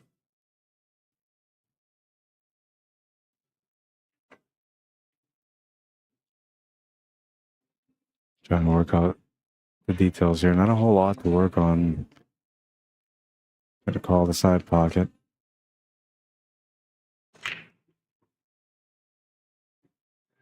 It's going to change the table slightly, which will also push the 9 ball up. Oh, and that worked out really nice. Showing the 11 balls available. I believe the 9 ball goal is to the top left corner. No problem. And they're looking pretty good here to try to get on the hill. Seems like they're settling into their game now. Stephen Miller, Roger Robertson, welcome guys. Carol et Fidel Maltese, welcome to the stream. Joseph Reyes, Antonio Avalos, welcome. Cheryl made a Washington, how you doing? Stephen Roberts says, I could live in Alaska or the Canadian bush or in the American West if I had money, and I'd ride every day, Rod. Honestly, man, like when I was young, I spent some time out in South America, and I used to ride horses all the time in the city. It was the best feeling ever. So she made the shot, but she's tied up her partner here against the 9 ball. And he's going to have to come up with a strategic shot. I think there's a little bit of a gap between them. So I have this set up for both. Maybe not, and I may not be able to get it set up in time. Take a look. So is this one set up? Yeah, this one's set up. So there's a little bit of a gap between the 9 and the white ball. Not much, but enough for him to be able to have a legitimate hit. Hold me closer, tiny dancer. I haven't been singing, so I had a little bit of sleep last night. And usually I sing a lot when I'm on the stream and I'm tired, but I've been trying to like hold myself back because I'm in Las Vegas and I don't know if I want to put on a concert, man. I don't want to be the next show here at the Westgate. I'm not that good. I'm a better pool player than I'm a singer, and I'm not that good of a pool player either. Honestly, I got stuck between being a cowboy and a pool player, and I just said, you know what, I'll just be a pool player. And the only reason I sing is because I'm tired, man. It's survival. So, like, I drive a lot. I got different work that I do, and it requires a lot of driving, like a lot of hours of driving. Sometimes I'll like have to drive 15 up to 24 hours, you know, to get to the location that I got to work at. So I usually, when I'm driving and it's getting late and I'm starting to wear down and fatigued, you know, my survival instinct is to start playing music loud so I can listen to it and sing to it. And the reason why is because, like, if I have to think about the lyrics while I'm singing, it kind of keeps my brain awake and aware. And that was a really nice safety shot. Took away everything on that one. No real kick shots available here either. Really, really good shot. Let's see, appreciating that one, tapping the table. Understands that that was a really great shot and no real opportunity here. And the best thing about that is that, you know, they opened up the 2 and the 4, so now they actually have a table available for them to get going on the scoreboard. And likely they're going to end up getting a ball in hand on this one too. Yeah, you're looking for a shot here on that 15 ball, if anything. Oh, she's going to hit the 8 ball. He was aiming for the 9 ball. Should have aimed for the 15 ball there. It might have been better. So a ball in hand rewarded to Sterling and Wilson from Arizona, and they're going to get going. I think I would take that 4 ball, get out of the way, because it looks harmless, but not moving it leaves that 2 ball tied up. Now the follow-up shot is where things get a little bit more interesting. Maybe you don't take that shot first. I don't know. I take the shot first, I think. Just draw back for the 6 ball. Gonna go a bit too far. Tapping the table, hoping that it'll slow down. Shot on the 6 is available. It goes past the 5. Don't think the 5 ball's available. Yeah, me and my nutty stories, man. Harold's laughing. Yeah, I'm a little crazy, Harold, I know. Stephen Roberts says, of course I'd carry my Q case to the pool hall on my horse. Hell yeah, man. Hell yeah. You gotta represent. Let them know this cowboy ain't playing. When I play, I ain't playing.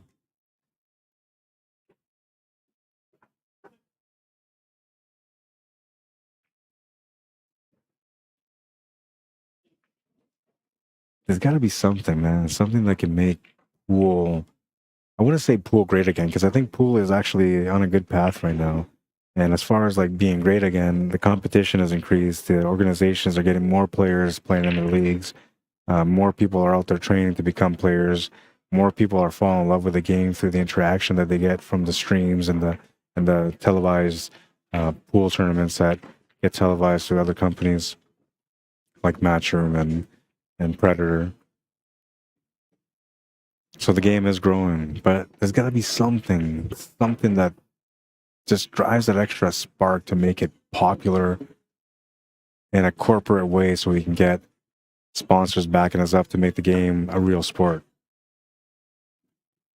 Now, back in the day with Color of Money, that's what happened, right? So Color of Money came on. Actually, it kind of started off with The Hustler, but Color of Money came on, and Color of Money just developed like a bunch of pool players, man. So many people just fell in love with the game through Tom Cruise and Paul Newman. Just a great movie, by the way. If you haven't watched The Color of Money, then you're missing out on life, man. But that kind of sparked a big interest in the game, and a lot of people kind of developed skills from that point on. And back then, like, you had to learn on your own or get somebody to teach you. There was no Facebook or YouTube video to help you out.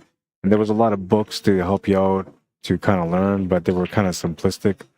And now they're way more advanced, but kind of defeats the purpose because now they're way more advanced, but you can see all this stuff on video. So like the book kind of doesn't really serve a purpose no more. And I think personally, from my own experience, watching a video and replicating is a little bit easier than looking at a page and trying to replicate. But there's got to be something out there. I'm not sure, man. We need like somebody really famous to get involved in the game. And I mean really famous, like not somebody like Matthew McConaughey who, you know, had a commercial for Cadillac where he's playing pool. But somebody, I don't know, like Samuel L. Jackson, man, that'd be cool. Samuel L. Jackson coming out to playing tournaments. He's a pool player too, by the way. So is Morgan Freeman. They're just not like guys that go out there and play competition, but they got tables, they play the game. I'm thinking Morgan Freeman is probably kick ass at pool because he kicks ass at everything. And Samuel L. Jackson, well, even if he's not a good player, like people are gonna lose to him. He's scary. Don't want him to go all Pulp Fiction on you. Say what again? Oh, that's all I remember from that movie. Say what again? It's like, what? Say what again? And like, what? Boom, he just shoots him. Crazy movie. That's another movie you gotta watch if you haven't watched that one yet. Pulp Fiction. Like a pool dynasty, says Harold. Stephen Roberts says it needs a good junior academy or something. And that's what makes pool great in other countries, like in China, right? They have lots of academies going and lots of people that are practicing to play pool. But so what makes pool so good in China is not necessarily like the academy driving, like the, you know, people getting people into academies. What actually makes pool great is the fact that there's actual money available to make from playing pool. Like people out there that play pool, first of all, just playing pool, they make money.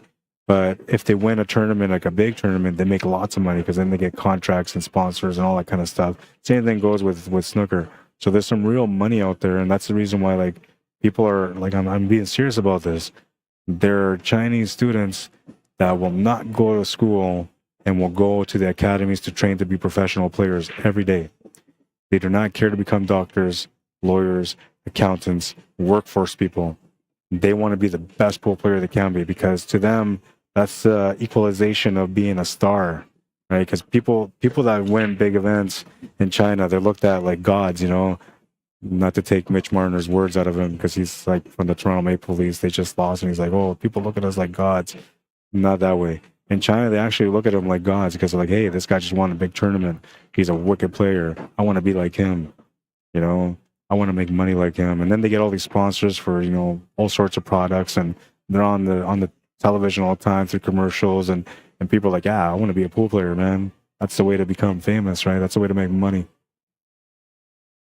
I can't say the same thing about that in Canada. I mean, we make money, but we don't make a lot of money. And in the States, they don't really make a lot of money either. I mean, Even if you put up 100 grand for first place, it's not a lot of money. That's going to scratch. It's not a lot of money. I mean, and another thing too is if you put 100 grand up for a tournament, you're going to have like 30 of the best in the world be there for sure, guaranteed. And now if you're an average Joe, you have no chance of seeing that money, man. So in the end, the pro player gets the money. Everybody else is still trying to figure out how to make money. And that's where things are a little bit different in China, right? Like there, everybody has a chance to make money. Everybody can become a professional player. And that allows for people to want to become a pool player.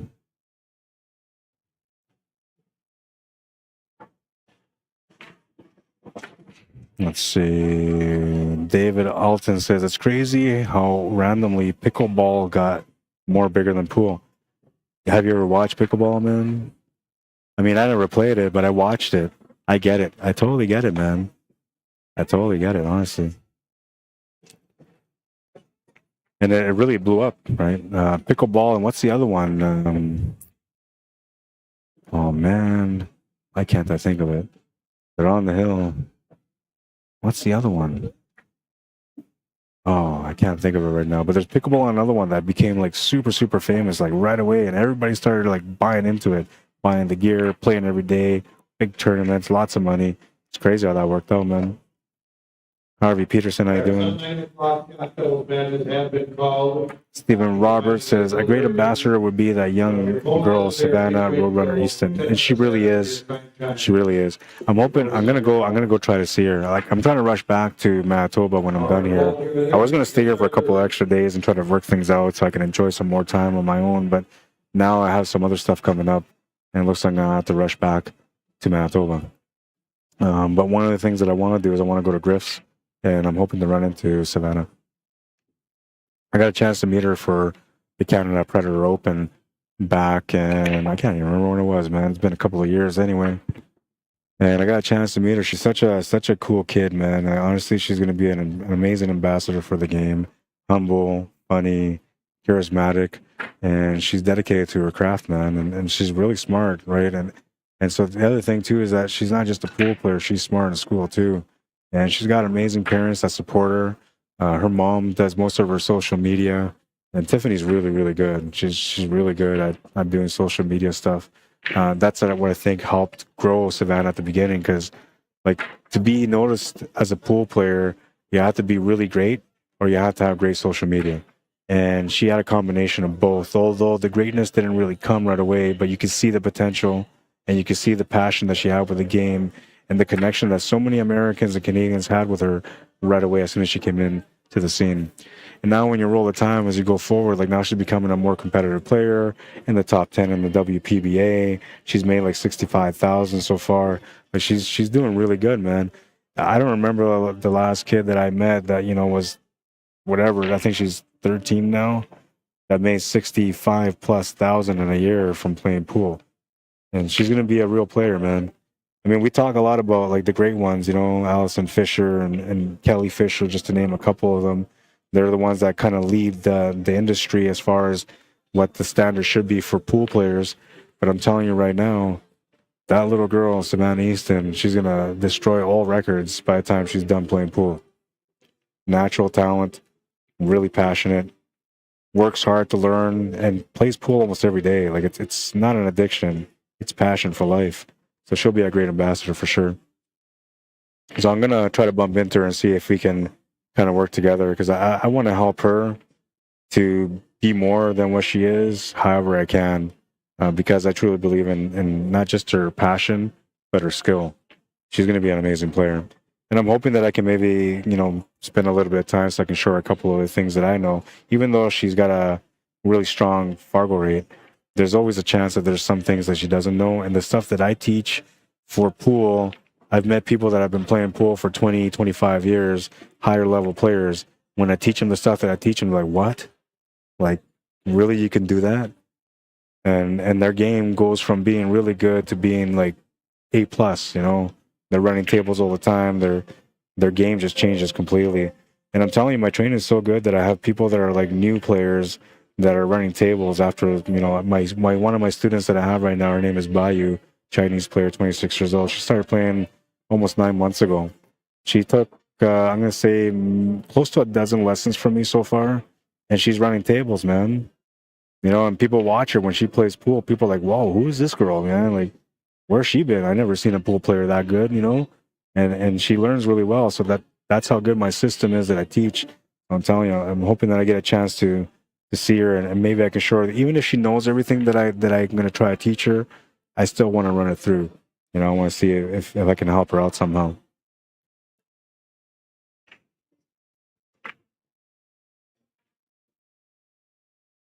Another thing too is I never got a chance to see Griff's last time I came around, and Vegas Q Club. I didn't see that either. So that's the two spots that I want to do a walkthrough. I love to go into towns and go to the pool halls and do walkthroughs. It's my thing, man. On the way back to Manitoba, I was actually going to take a detour for an extra 5 hours to go to Phoenix so I can go to Bullshooters in hopes that I would be able to find Scott Frost there. But not going to happen now. I got to get back to Manitoba, man.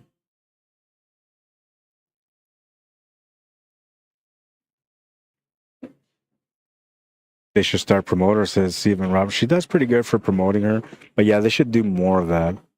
And you know, because she's a girl, she's young, and people, like, when it comes to pool, we embrace young players because we know that they're the future. And when you can see the potential in them, that they're going to be amazing competitors, you embrace it even more.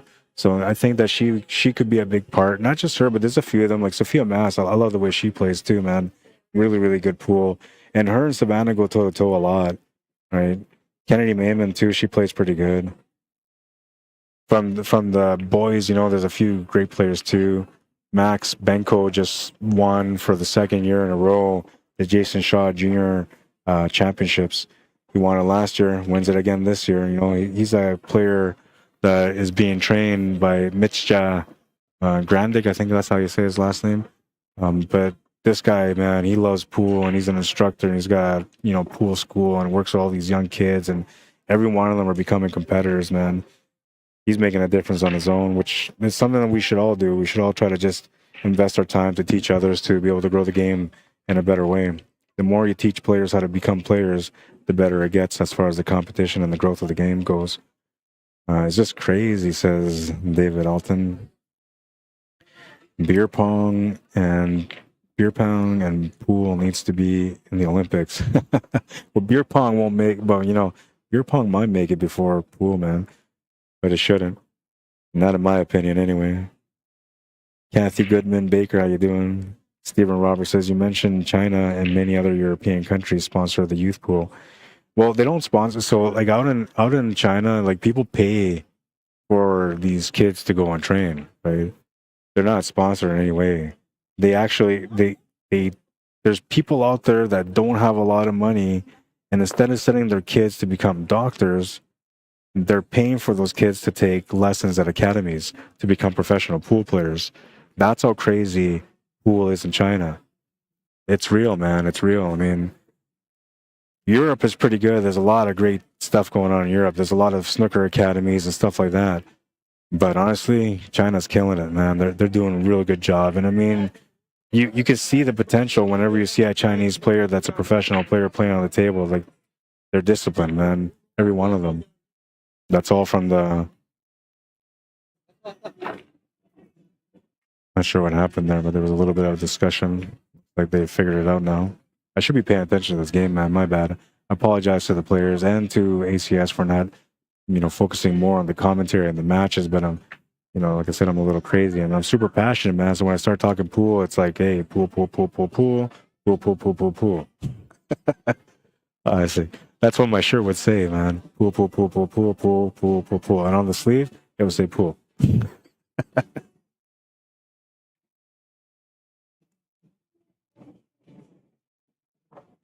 David Alton says, so who was the best pool player you beat? Oh man. Well, I don't really compete in international or anything like that. I beat some really good players in my province, though, in Canada, man. But as far as somebody known, somebody professional, trying to think, who did I play? Well, I beat Tom Ross, Dr. Q, but it didn't really matter. I don't think he really tried, and he's more of a trick shot player than he is a break and run kind of guy. And so, you know, credibility kind of goes down a little bit there because you're looking for somebody like Shane Van Boning. Now, I was going to stick around for the VNEA championships. That was my goal, to stick around just so I can kind of catch Shane Van Boning and beat him a few times on the table. But I'm going to save it for next year. As far as the best player that I beat, professional, no one really, man. I haven't had a chance to get in there. My goal was to be able to play in a world championship by the time I turned 50, right? So, and I figured I was going to work hard and become a professional player. And now, so right now, like I play pretty good pool, but I don't never train, man. I never practice, I never train. And a lot of it is just based on memory and also based through my coaching, right? Because every time I coach, I refresh all my skills through the players that I'm teaching. So even though I'm not really practicing, I got to show them the shots, and then it kind of makes me touch base with the knowledge again. So I play pretty good without practice. Back in 2018, though, man, I couldn't be beat, honestly. I'd probably give Shane Van Boning a run, too. Now, what happened was COVID came, then I ended up having neuropathy. It took me away from being able to play the game for more than a few hours. Every time I play for, I don't know, even 8 hours, my legs are killing me. And sometimes when I've gone to tournaments and I've worked for 3 days and played for 8 hours each day, I have like a 2 to 3 week, even up to a month of recuperation time where my legs are just dead, man. I can't do anything. I can't walk. I can't drive. So I'm kind of limited. So that dream of me to be able to play in a world championship, to be able to play against the pros and measure myself, it's almost kind of gone, because like I will never go and enter a U.S. Open or anything like that just to go play 2 matches and get out. I would go there with the intent to win it, right? And I would do everything in my power to win it. And if my body was giving up on me, I wouldn't give up on me. Just my body would. I would still try. I would sit there in a chair, in a wheelchair, whatever it took, man, for me to get to that match and win it and keep going. So, like, for me, if I invested, I need to be properly trained. I wouldn't just go there based on my skill right now without training. I would literally train for like 3 years, man, and work my butt off, 12 hours a day, work on all the little details, go out there 100% confident and give it a good run.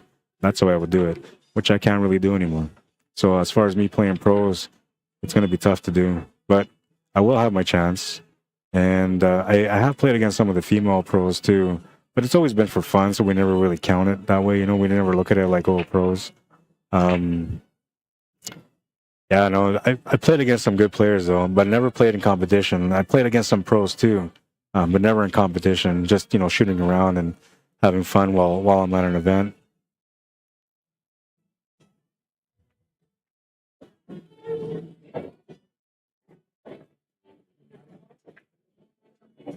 David Alton said, that's a real coach. Man, mad respect. I love that. Thanks, man. And I am, honestly. I teach students well, and to me, so the way I look at things, when somebody approaches me and says, hey, I want some lessons from you, man, I take that to the heart. To me, that's a proud moment, because out of all the people that you could have chose to teach you, you chose me. You know what I mean? So to me, that's an honor. And if I feel honored, I'm going to do my best to teach you the best that I can. I'm not going to hold back, man. I'm going to work all the details with you, go through all the shots, all the techniques. I'm going to make sure that you learn it 100%. And if you're not there yet, I will keep investing in you until the day that you decide to walk away. But I ain't never going to walk away from a student, man. I'm always going to try to make you better. I'm always going to try to help you find the path so you can become the champion within. Dedication. I love that, says David. Oh, yeah, for sure, man. And so, like, the whole thing, what started here with me, like, as far as streaming and doing all the work that I've been doing over the years, it kind of started with... So I started training to become a professional player. At the time, I wasn't really streaming. I was sort of starting to stream, but it wasn't really a thing. Like, I was doing it on my phone. I was on my way to getting my first laptop to get going. And by the way, don't ever watch my original streams. They were really bad, man. But, like, it started that way, right? So then I started training to become a pro, streaming myself more, streaming more pool tournaments, and then everything started developing. Then I started thinking to myself, I really love this game more than I thought I did. And so then I started investing into becoming a professional player, right? But as time went by and I got neuropathy, I got stuck in a decision-making situation because my legs were so bad. I had an event that I do every year in Swan Lake, Manitoba. And the first year that I did it, it was like cement floor, which is bad for people with neuropathy, right? And at the time, I didn't have any like orthotics, right? So there was no support for that, right? So sorry, I got distracted there. So at the time, I thought to myself, like, okay, well, these legs are really bad. I love pool. I really love pool. I want to be a professional player. I want to beat the best in the world. That's where my mind is at. That's where my heart's at. But at the time, I was already doing streams, and I understood that my being selfish to become a pool player was the wrong thing to do, because people all around, and at the time, people were watching me from all around the world, were tuning in to watch these streams, to learn, to be connected to the game, and the players were loving being on the streams and performing their best. You know, I started developing a system for streaming, a standard, if you will, something that will be great for all pool players, not just the pros, but for all pool players. Doesn't matter who you are. You come on my stream, I'll give you the best, right? And so that's the way I've always been. I've always dedicated myself to that. So when the crossroads came where I had to, you know, deal with the neuropathy and the bad pains from that job, it really scared me, man, because I went like almost 2 months where I couldn't do anything. Honestly, I was just sitting on my couch, legs up the whole time. So I said to myself, okay, man, you got two choices. You're either going to go out there and become a pro player and give up on the streaming thing, right? Just focus on just loving the game for yourself. Or you're going to stop playing pool. You're going to focus on the stream, dive in with all your heart, and whatever years you got left to walk on this earth before you get put in a wheelchair or anything like that, you're going to dedicate your entire life to trying to grow the game in the best way possible. Make pool great again, sort of thing, right? Donald Trump, not quite. But, you know, the same concept, right? Just trying to make something great again. So when I had to sit there and think about it, I literally broke down in tears, man. I'm kind of breaking in tears right now just thinking about that day. Oh, give me a second. Passion, man, passion. Gotta shake that one off. Got a tear in my throat. Yeah, so anyway, so I said to myself, like, you know, you might get 5 years of playing pool, man, because the reality is, like, I gotta train hard, you know, 12 hours a day, 8 hours a day minimum if I want to be a pro player, right? My body will wear down fast because of it, because I'd be dedicated. And a lot of times when you go to pool halls, most of them have cement flooring, right? So it's tough on the legs, man. And so I said, well, I got 5 years of playing if I want to play and be my best and go for that goal to become a world champion, or at least try to become a world champion, right? And then I said, but I can maybe get 10, 15, and if I'm lucky, maybe 20 years of streaming, right? So then I said, what difference can I make from playing pool? Not a whole lot, man, other than some, you know, some titles, some recognition, maybe a little bit of fame. What can I do with 20 years of making a difference for pool? Then I said to myself, I can change pool. I can make it better. I can make players better. I can educate people through my work. I can open the doors for people to become more in this game. And that's the difference right there. That's how you grow it. So that's when I said, okay, you know what? I'm going to stop playing pool, man. It's all about streaming. And that's the way it was, right? So for 2 years, I did not play pool. I just worked on my stream, worked on my quality, made sure that I wanted everything to be the way that I wanted. And I was done. I was retired. I gave up. I hadn't played for 2 years, man. And then this place that I work at all the time, they decided to bring in some diamond tables. And like, we don't really have diamond tables in Manitoba, man. We do at the university, but that was the only place that we had them. And prior to those tables being bought at the hangar, which is where I'm mainly at all the time, the last time that I played on a diamond table was like 10 years before that, man. So I remember how beautiful they are, and I couldn't resist just seeing the table, right? I was like, I have to play. So then I came out of retirement, man. And the last 2 years have been nuts, like, because I'm trying to play, my legs are hurting, I'm trying to stream, and I'm teaching. There's days where I'm limping around, man, at the table while I'm playing, and I'm still giving it my all because I just won't quit. I'm not a quitter, man. And then the other thing, there's times where like I'm teaching people and then they ask me, hey, can you come out and meet me at 1 o'clock? And like the night before, my legs are just sore. I can barely stand. I will go there anyway. I'll show up and I'll do my best. Sacrifice all the time, man. So that's how it's been for the last 2 years. Even being out here, walking on this flooring here, it's been affecting my legs too already. But, you know, I'll do what I have to do to survive until this event is done, because the people here deserve great coverage. And unfortunately, right now in this match, I haven't really been doing a whole lot of great coverage because I've been dealing more with my passion. But I promise you that by the time I'm done here, you guys will say, hey, this guy loves pool. Hopefully. Sorry, didn't mean to make it personal, says David. I'm just a passionado, man. Love the game, was born to play, was born to grow it. Honestly, every day I wake up and I sit down in my chair on the stream booth, I know I was born to do it. There's not a single day where I sit there and say to myself, is this really what I'm supposed to be doing? No, man, I know for sure. Oh, no, makes the 13 ball to the corner, which allows the shot on the 12 ball and the easy setup for the 8 ball. And right now, like Sterling and Wilson, they haven't really had anything going their way. This is a good opportunity for them to get going. Maybe they'll give me a chance to redeem myself on the commentary side of things. Great job commentating. Rod says, Pool Hub. Thank you for tuning in, Pool Hub. Love your shirts. I seen a few people wearing the Pool Hub shirts over here. All right, so let's get focused on this game because I talked a lot about my passion, man, and everybody knows my passion. At least most people that tune in, watch my streams, they know I'm not like the other guys. I'm not like every other streamer out there. I'm not in it for the money or the fame. I just want to make you better, man. I want you to love the game more. There we go. They're on the board. They get on the board. They have a chance to get back in the match now. They just need a little bit of momentum to go their way.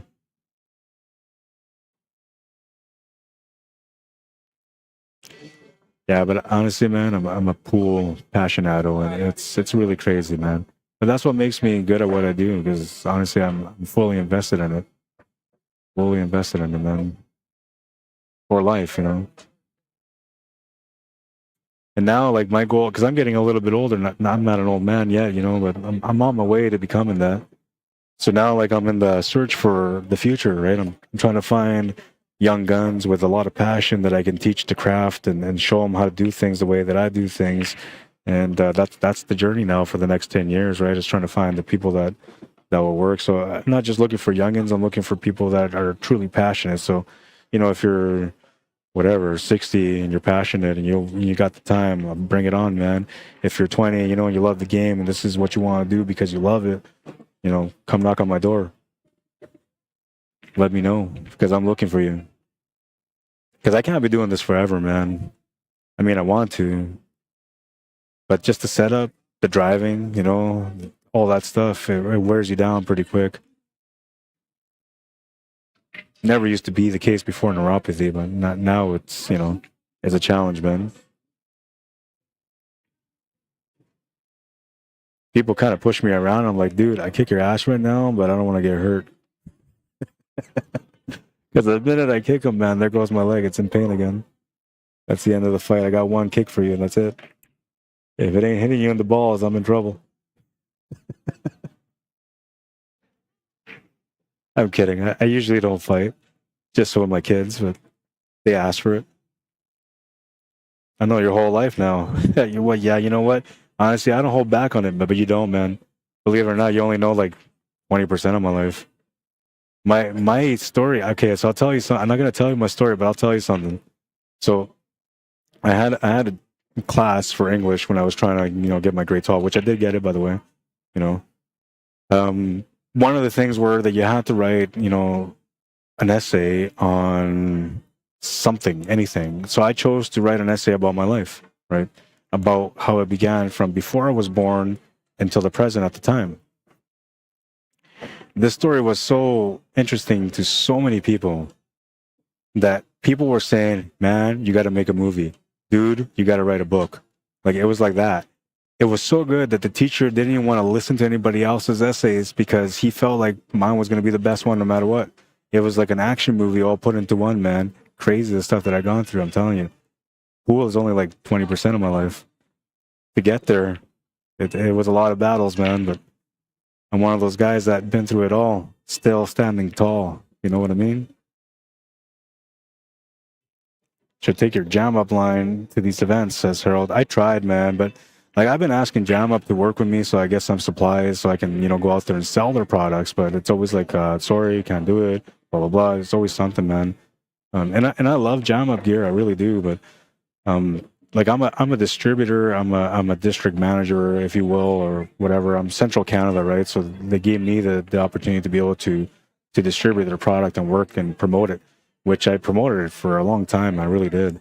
But every time, like, people ask me, "Hey, man, you got a shirt? You got hats? You know, do you have anything to sell?" Like, sorry, no. You got to go online. And so, like, I've been asking, you know, give me some inventory. I go to a lot of big events with a lot of pool players. I can easily move your product, right? But they just haven't given me that opportunity. And it is what it is, you know. It is what it is. And I don't have the kind of money where I can invest into stock, right? If I could do that, I would. But any kind of money that I make, anything that's extra, I invest it all right back into the streaming, man. To me, this is life. This is work. This is my passion. So I think about how I can grow pool over anything else first, right? So I would never go out there and spend that money on anything else except for trying to grow the game somehow.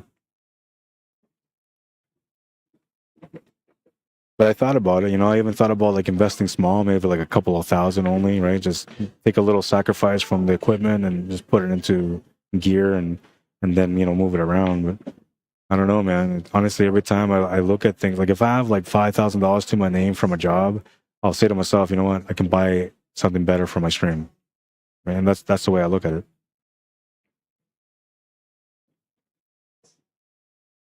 Steven Rogers says, "Hey, come on, I'm 60. Hey, it wasn't a low blow, man. You guys started it. You got me talking. Robin, what is it? Can't see if it's a T stout.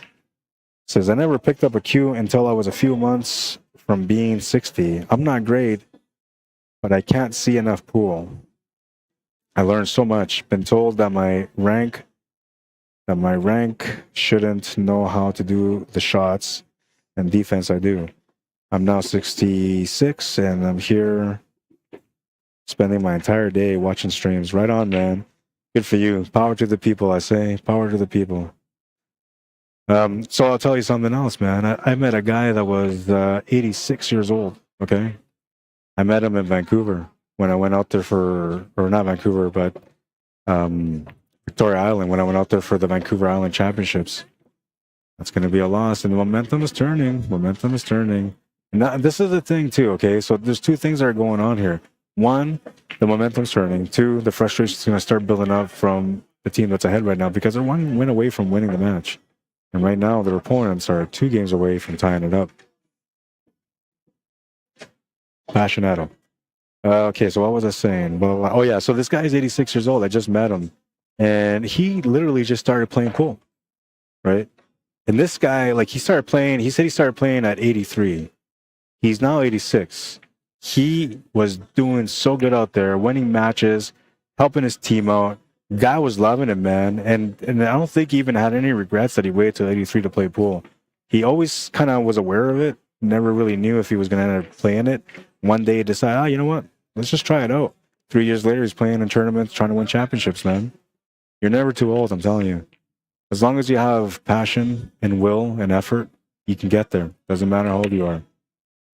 I've seen people in wheelchairs playing pool, running tables out. I've seen guys with one leg, you know, one hand, one eye. I have only one eye, by the way. You know, one eye is real, the other one is fake. But I've seen people with limitations playing the game with no limitations, man. It's up to you, and that's all it is. It's your effort. Whatever you put in is what you get back when it comes to pool. And one of the things that's beautiful about pool, man, is when you start getting better, you just fall in love with it, man. You want to be out there all the time, every day, playing it as much as you can. Your friends are calling you to go to the bar. You're like, no, man, I'm going to go play pool. That's how it is. You're all in for it.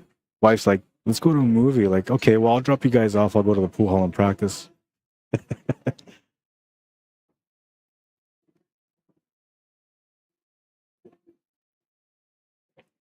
Stephen Roberts says, my stepdad is 83 and he still plays 2 nights a week. Yeah, man. Honestly, and Robin says no age limit. Absolutely, 100%. 100%. So, and I watched a video of a lady that was 96 years old and she was playing pool too. And this lady, I don't know if they set up the balls over the pocket or close to the pocket, whatever the case, but this lady just ran that table, man. I was like, wow, when I'm 90, I want to make sure that I'm like that.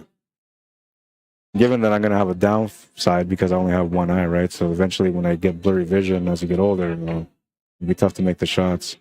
So what I do now to counter that is I play a lot of pool where I make shots closing my eyes. I just line up the ball, and then from there I close my eyes and shoot. And so what I'm doing now is I'm teaching my body to be more instinctive and to trust the stroke more. So that way when it comes to those days where like it's hard to see, hard to compete, it won't be like that for me. I'll be able to, you know, close my eyes and make the shots.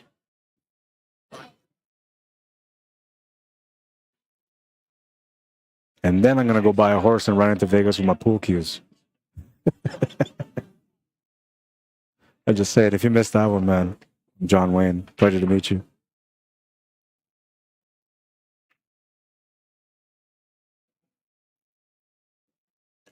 This is a tough table. Almost like it's a hill matchup right now, the way it's set up on this table, man.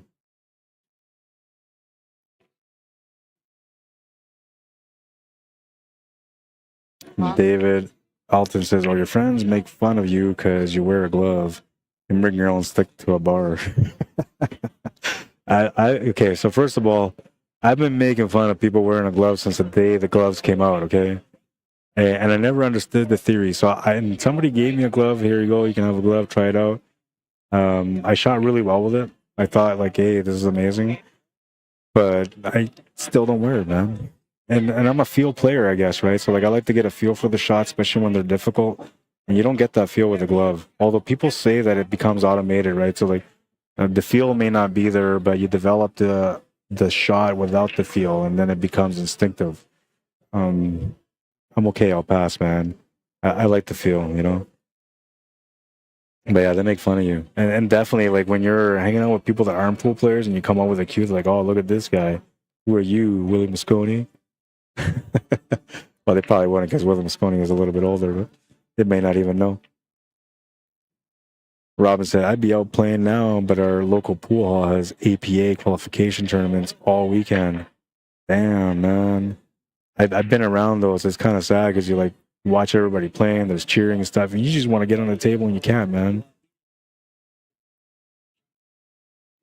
APA is pretty huge. Michael Sullivan, how you doing? Bob Collins, how you doing?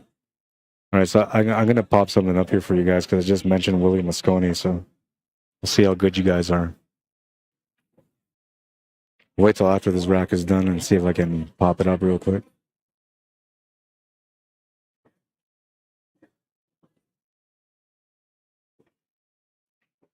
By the way, if you enjoy the commentary and the work that I do, you can always support me through YouTube.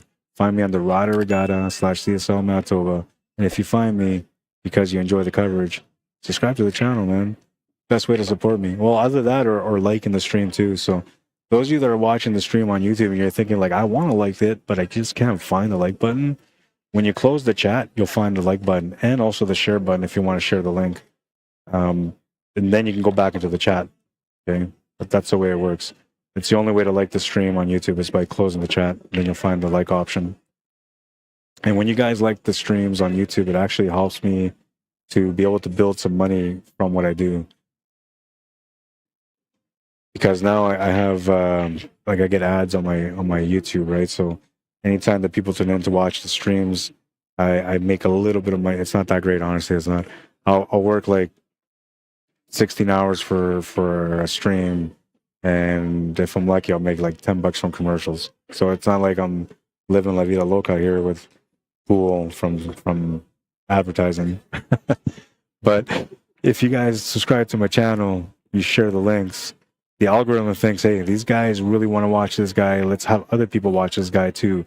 Now more people start watching then, and I might make $12 a day. I'll pay for my lunch, man. It's something. I ain't picky. David Alton says, ha ha ha. I always wear black. I hate chalk getting all over me. But my friends always choose me if we play teams. Oh yeah, man, that's how they are, right? So they laugh at you and all that stuff. Oh, look at this guy and his fancy cue. But then, you know, when it's time to play partners for beers or for money, the first guy they look at is the guy with the pool cue, because obviously he's a pool player. He's got a pool cue, man. The guy with the warped bar cue is not going to make it. He doesn't even know the pool cue is warped. He's just playing. Pool player will never play with a warp cue, man, because like the first thing every pool player does is roll the cue on the table, look straight down to the tip, make sure there's no curvage, right? Pool players don't do that, man. Colin Chan, how you doing? All right, so he's in a predicament here, or she's in a predicament, sorry. No real options at the table. Confidence is kind of moving around right now because they were down a couple of games. Actually, they were down 4 games. And now they got a couple of games under the belt, so they're starting to think a little bit different.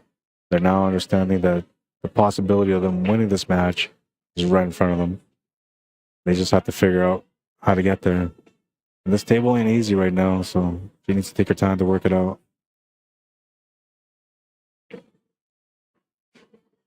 Trying to create angle. Come up short. Came up short on the shot and came up short on the angle for the fireball. Table is turned over to Ritzy and Teal from Nova Scotia. And they have a chance to close out the match now. Not a lot of great opportunities in front of her right now, but you can definitely play a shot or two. There's a combination available on back cut also.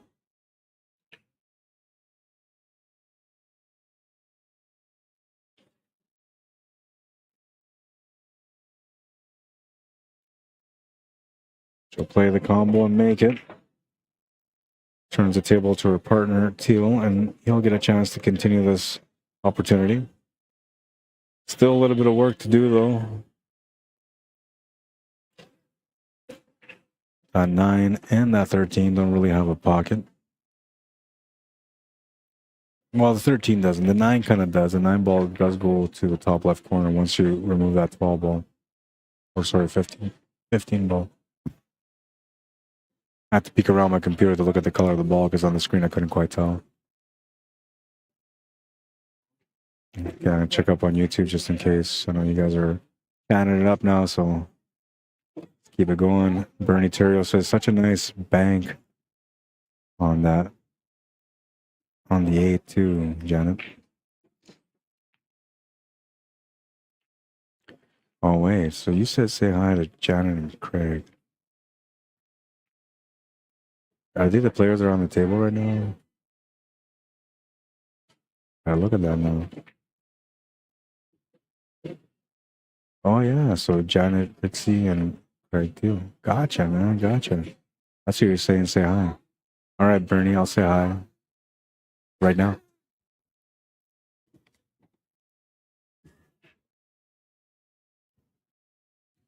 Actually, I'll wait till after this rack is done to say something because I don't want him to be, you know, thrown out for game just because somebody they know is watching him, right? And they're in a position right now where it's like kind of dangerous because they could be winning this match. Their opponents are so close to catching up.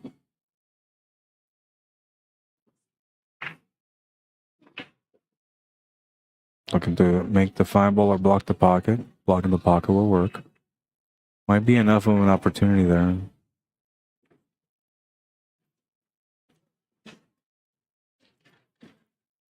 I'll definitely let him know, Bernie. I thought you were talking about Janet from ACS, Janet Ibarra, and I was like, I don't think Craig's here because I was like, I don't know who Craig is, right? I met everybody here that's here for this event this year. And I don't remember shaking hands with a single Craig, man. So I was like, wait a minute. I got to figure out that guy. But I don't know Janet. So I was literally going to go see Janet Ibarra and say, hey, by the way, Bernie says hi. She would have been like, who the hell is Bernie? Or maybe she knows you. I don't know.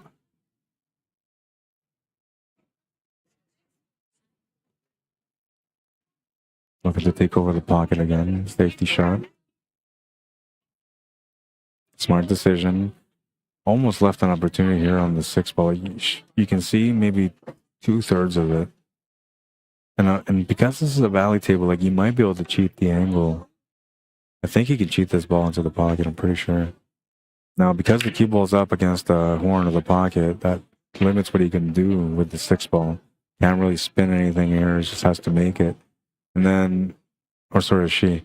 If she ends up making it, I didn't see which player was on the table, I assume with the shirt. if she ends up making it, she doesn't leave much of an opportunity there on the 3-ball afterwards.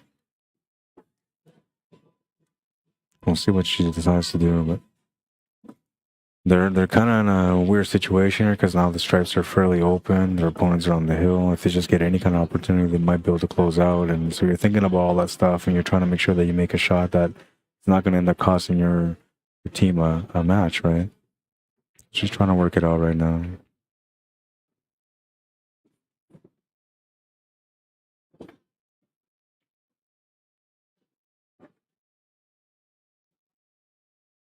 I don't think she can do much with a kick shot here for the 3-ball either.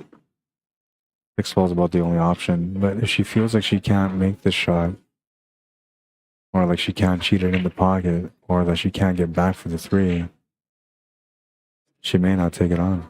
She may just play a safety here.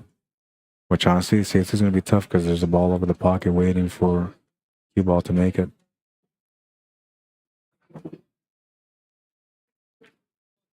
Did a good shot, was able to make it. They don't know what else she can do, so she's just going to make the shot and leave an opportunity here for the partner to be able to make this 3-ball. Now that 14-ball is just over the pocket enough where you can't go off the rail and off the 14 to make it. And the cross bank shot to the top left corner is available, but now you're going to move both those stripes that are sitting above the 13 and the 9, and you may end up colliding the 3-ball into one of those two. Another thing too, you will probably not have a shot on the 8-ball, so making that cross bank corner doesn't really benefit you. But you have to look at this table and try to figure out where it is that you can put the cue ball in a spot where it'll be difficult for your opponents to be able to close out or to get going. You can see from this angle, like that 14-ball is covering that pocket pretty good. And the cross bank corner is a thin cut from this angle. You can see it now. When you look from here, it looks like, oh, you can make this cross bank no problem. When you look from here, you can see it's a pretty thin contact. You're almost hitting the side of that 3-ball just to make that cross bank happen. Let's see if I have enough time to show you guys here. So, he's going to look at it again. Oh, no, I can't do it because he's already in the way. I was going to show you guys how you can make it.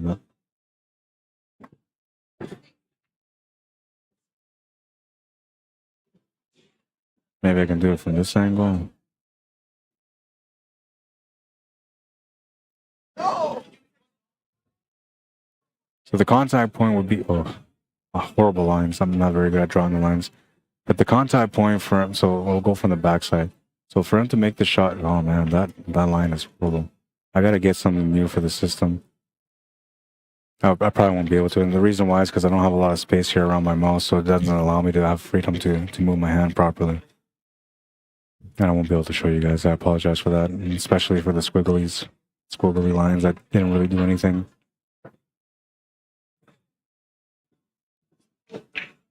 I'm just trying to get a bit of a lucky leave, and they left an opportunity here for Ritzy and Teal to close out or generate trade.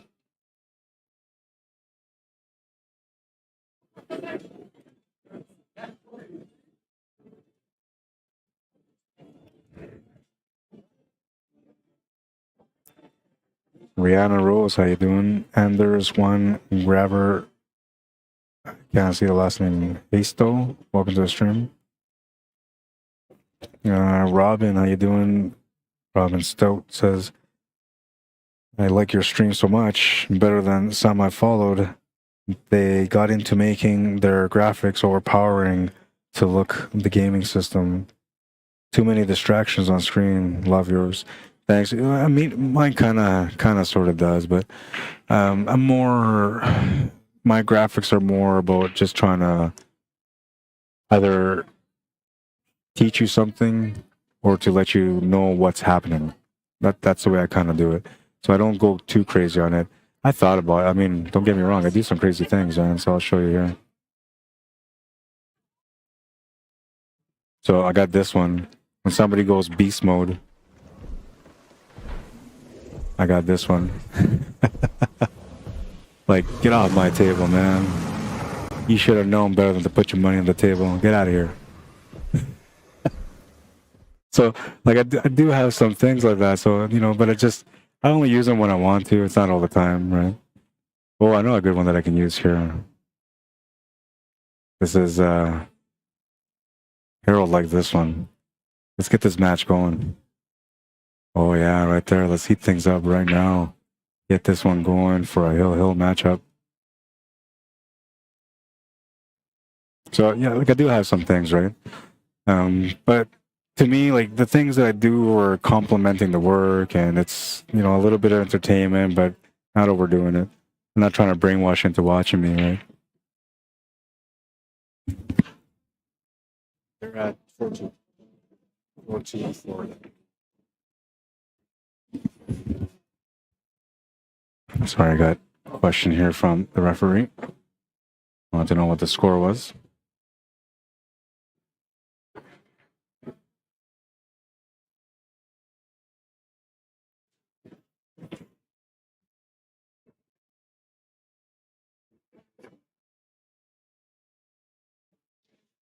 I think what the difference is, like I said, between me and everyone else is like I'm more passion oriented, teaching oriented, right? So like I don't know. I do socialize and I love to talk, man. I mean, ask anybody that's met me in person, they know like, I'll talk all day long, man. And I love to joke around. I have lots of personality, right? But I don't lean on it. They're pushing this match. They're pushing this match for sure. Told you. Told you. Told you. These things work, man. The flames work.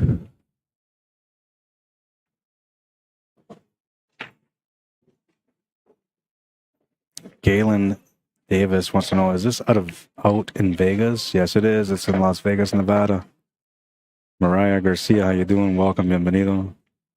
Clark Carlo Stana or Santa Ana, welcome to the stream. Bienvenido. Stefan Ardemo, welcome to the stream. I was supposed to get a supper break, but it doesn't look like I'm going to get a supper break anymore. We'll have to eat late tonight. Tom Cho, welcome to the stream. Ricardo Milan, welcome. Robin says, oh my God, too funny. The dinosaur, yeah. I usually use the dinosaur when somebody's going on beast mode, man, when they're like running tables like crazy. And there's a few of those guys out there that have gotten it. Rob says, the others I mentioned have music too loud and the chat on screen just too much. But I have the chat on screen too. But the chat on screen, I only use it like when there's a lot of interaction on YouTube and I can't keep up with it. I'll bring it up so I can see that people are commenting on it. Otherwise, I neglect the YouTubers. And I don't mean to neglect YouTubers because honestly, I appreciate their support more than ever, man. And honestly, you guys that tune in to watch on YouTube are the reason why I'm making some money off my streams. Even if it is $5 to $10, it doesn't matter, man. It's $5 to $10 that I wasn't making before. So trust me, I appreciate you guys. So that's why I bring up the chat, just for that purpose. But I don't always use it, right? It's just, I don't know. It's just not the same. And I appreciate that you appreciate mine. I promise you that anytime you watch one of my streams, you're going to really enjoy it. There's times where it's quiet because I'm, busy or I'm eating or something like that. Sometimes, especially at the hangar, I'll get drawn into a random meeting here and there. So I got to abandon the stream. There's been some adventures along the way too, like unforeseen things that, just took me away from the stream. One of the most notorious ones I can think of was I was in the middle of a stream at the hangar, and I believe we were on like the quarterfinals or semifinals. It was pretty deep into the tournament anyway. And then, I don't know, like people started walking away from where they were watching the matches and they started going towards the windows. And so I looked back and then I realized there's like this car that just got lit up on fire. So this car is like no big deal, right? It's a small flame at first, but it's like, yeah, it can probably be handled. But a few minutes later, it just starts getting bigger and bigger and bigger. And the flames got so big that everybody in the entire pool hall like went to the window to watch. So I went over to that window to watch it too. And then I did a one up though. I don't know if you can find the stream still. It should be up there somewhere. But I took my phone and I transferred my video onto the stream so I can show everybody the flames on the car, man. Like I was almost like a news reporter for a little bit there. But yeah, there's some distractions that come my way that pull me away from the stream from time to time. And if I'm playing too, you know, usually if I'm playing, like I'll still commentate on my matches when I'm playing, and I'll still, you know, compliment and do the commentary for my opponent just the same as if he wasn't playing me but playing someone else. So I treat everyone with the same equal respect. But I do the extra, right? Like, so when I'm not at the table, I'll come to the table and kind of share my thought process, what happened, why I came up short, or why I did the shot that I did, which kind of helps people to understand a little bit more about playing smart pool and what it takes to be able to win sometimes. Yeah, man, I don't know. I do a little bit of everything, but usually like I'll stream and commentate when I'm playing. And I've done crazier than that. Like I've gone wirelessly while playing a match and walking around the table and explaining to you guys what I see and why I see it that way and why I do what I do, which actually helps a lot of people to learn faster than just from watching the streams without that, right? And you're actually getting it's almost like a coaching session that way. This match is nearing 2-hour mark, but they're almost in a hill situation right now, so they gotta take their time and whatever happens type thing. And I ain't rushing them, I'll tell you that much. Rob says, I noticed I was commenting on YouTube, so I'm watching on my 60-inch on YouTube and commenting here. I'm telling you, like that, it happens. And that's why, like, I have that chat in the corner. Like I said, no, it's important. And you're going to see that chat in the corner throughout this week because there's going to be times where, like, I'm just going to be so into the match that I'm going to get distracted from the social interaction that I do with most of the viewers that tune in.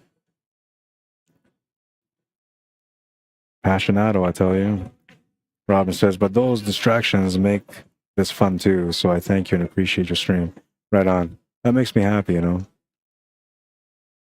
I want to welcome all you guys into the journey along with me. Every time I go live, just understand that it's part of my real journey. I didn't choose to do this because other people were doing it. I choose to do this because I wanted to be able to create something special for pool.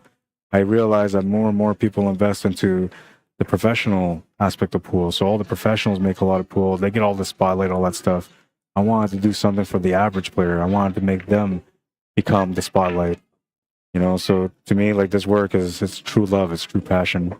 And a lot of the people that are out there, they're either streaming for fame, streaming for money, or streaming because they want to compete against somebody because they feel they can do a better job. I don't pay attention to any of that stuff.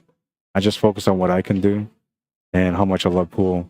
And then the passion just pours out. Some people see it, some people don't. But most people see it. Most people understand that I have a real passion for the game.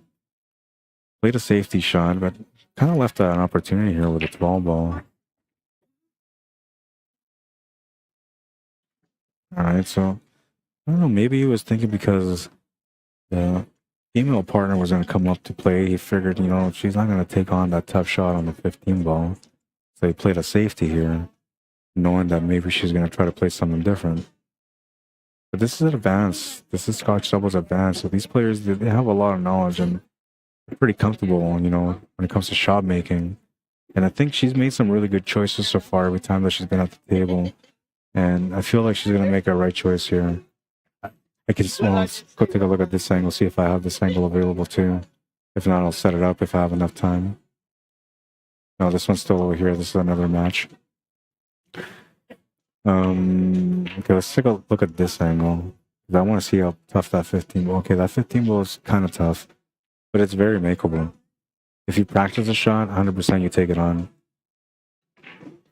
I gotta go over here, switch up this other one because I might have enough time. She's gotta analyze this table and figure out what she's gonna do.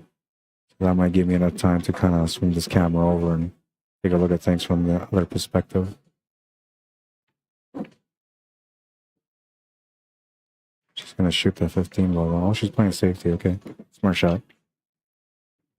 And it's too late. So I set up that camera from the other angle, but too late. So I'll just adjust here in case we need it again.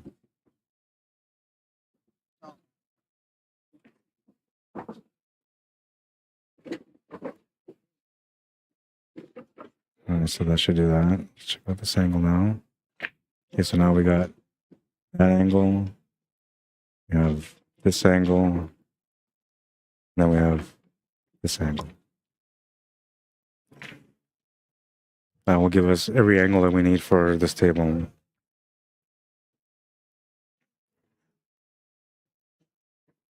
Christina Cañetes, welcome to the stream. Kino Williams, how you doing? David Mays, welcome to the stream.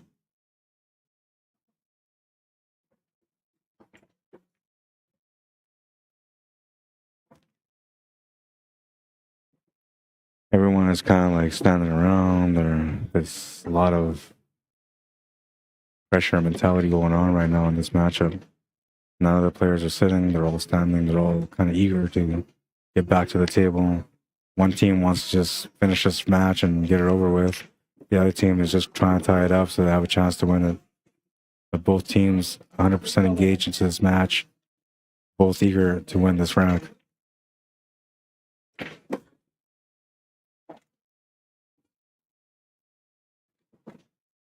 And I have to draw this cue ball into that 15 ball. Or sorry, is that the 12? That might be the 12. It's not, or it's 11. Sorry, now I see the color. I thought he would have just maybe played that into that 11 ball because that might have given him the shot on the 6 ball. It's not like his partner doesn't have a shot. She's got a shot on the 1 ball. But there won't be a lot of opportunity for that 6 ball.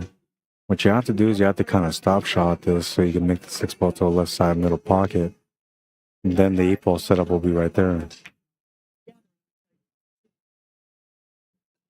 The other option would be maybe to like play the punch draw off the bottom rail. Try to get to the left side of the 6 to make it in the same pocket as the 1.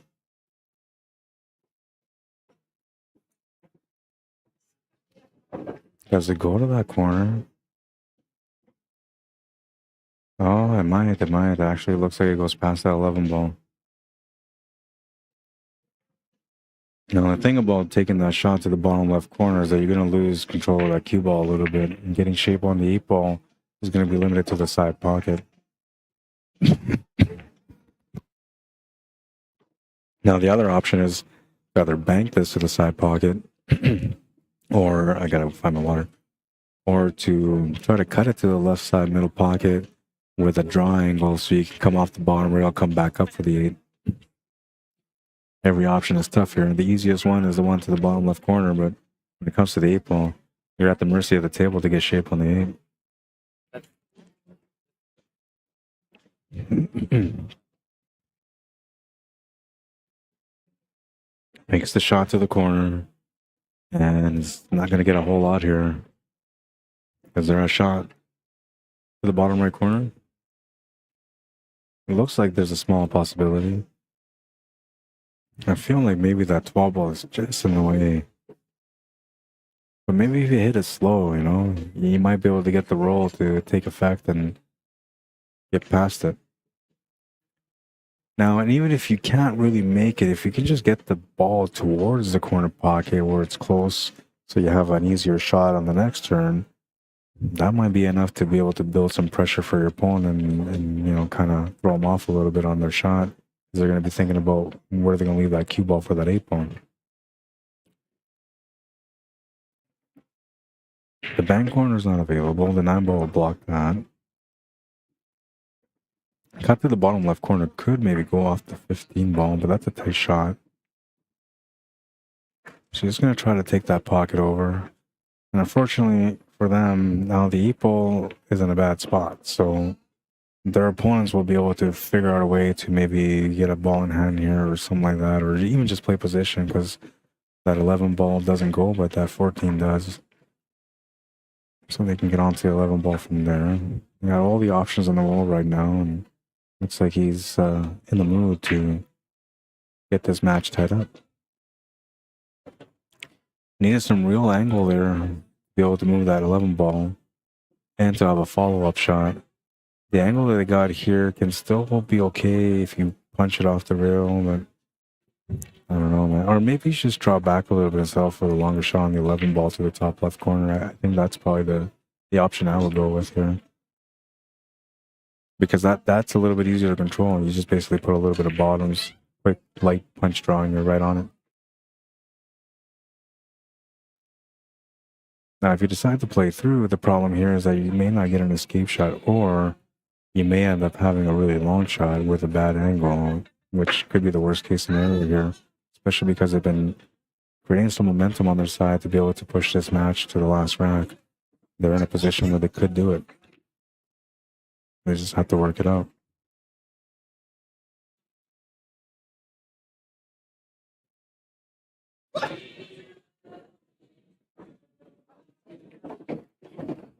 And looks like that's what she was thinking, but she didn't do too much of a draw shot. So now the other thing they can do is, like, they don't have to make a shot here. They can just play a safety, right, and take away the opportunity for the 8-ball. Shooting a little bit too quick, though. I think I will walk around the table. Yeah, there you go. Walk around the table. Try to find a spot where you think it will be best for the cue ball to be, and then shoot it there. They don't walk around, though. It almost looked like he was going to.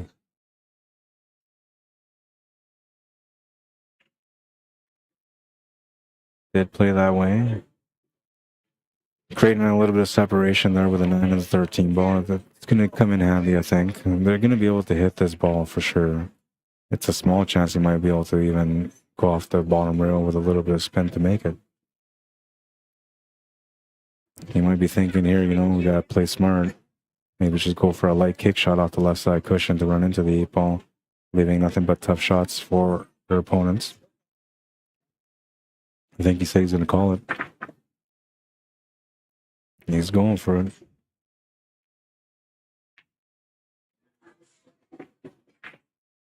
Steven Roberts just says clean all the other balls up first. Well, see, and that's it. Okay, so it depends on the level of player and how they think, right? So for me, like, I would have just poke drawn back for the 11 ball, not care about where the 8-ball was after that, because on that 11 ball, if I got the straight shot that I would more than likely be able to play position for, I would have been able to just follow the cue ball up. Then I would have had the 15 ball and then take the 12 or the 10 ball and then work my way back down. Once I get to the table and I have a chance to finish, usually I'm going to try to finish, right? And so I feel like there was an opportunity there that just came up short. They did the right call, though. They just played a safety, and that's going to give them another chance. But unfortunately here, like, now you have to come up with a good shot, because if you don't and you miss, this match is over. Pressure's on for Sterling and Wilson. 15 ball seems like the natural shot to take on, but it's a lot of distance, like I said. No real shape after that either. Other option would be to maybe play a safety, but if you play a safety and you end up leaving a bank side option and they're taking it to make it, you're going to feel bad about the fact that you played that safety that way. Now, is there any other ball up there that can create a better safety? I don't think so. I feel like you're in an all-in situation, and that's the way she's looking at it too. The only bad thing about taking this 15 ball is that the 10 ball is going to be tough to get to. It's a little bump for some luck. And almost got it. Not quite. So now he could maybe try to play a safety here too, or go for an aggressive shot with the bank. If you go with aggressive shot on the bank and you don't make it, you're going to regret it. Taking the 13 ball will be a better option, but it's a little bit tougher to make. And cue ball control is going to be hard for the 10 ball, but he could maybe get back for that 9 ball. Playing off 2 rails side to side. He's going to try to spin his way in over for the 10 ball, and he's going to get a pretty good shot at it. That's a nice little setup. And now, so this is good, because there's, you know, a couple of scenarios here. You can make the shot, get the cue ball to fall all the way down for the 11 ball. Now, if you end up making it, you're out. If you don't end up making it, you leave nothing but a bank, putting more pressure on your opponents, especially because, you know, you're going to be almost done there. And yeah, I think the angle that she's got here actually complements the shape to go down table. Now, if you were to put a touch of right hand spin, so I'm going to show you here with the cue ball. Gotta find my cue ball. All right, so if you were to play this with, say you put that much spin, that would bring you in a straight line over to the 9 ball, which give you the easier finish.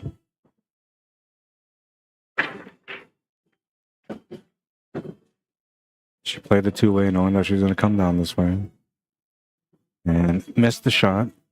A little bit more pace would have been perfect, but she's left a 50-50 shot here where you can maybe bank it to the bottom right corner or bank it to the side. I think 90% of the players will take the bank to the bottom right corner. And I think that most people that see this shot kind of see it naturally. So, you know, I'm going to say there's like like a 75 to 80% chance that they're going to make this bank here and close out the match. All depends on the mentality and the pressure that Ritzy is playing or feeling right now. We'll come up short a little bit too thick on that one. Pretty good shot though. Covered the pocket. No shot on the 9. Left shot on the 11 ball. And the 10 ball doesn't really have any kind of destination right now. However, I don't know. Maybe. Oh, I don't know. This is tough too. You can't just bank this and then play safe because Ollie will bank again. I think you have to go for it. Yeah, you have to go for it. You have no choice. And this is a nice setup here because he's left the back cut on this 10 ball with a draw angle to be able to get down table for that 9 ball. If she can play the shot with the perfect pace and the right amount of spin, she should be able to come below that 9 ball to make it in the top right corner. Now, the only danger here is that you're flirting with a side pocket, right? But you should be all right. So first of all, to show you the spin that will be required here for this shot. Oops.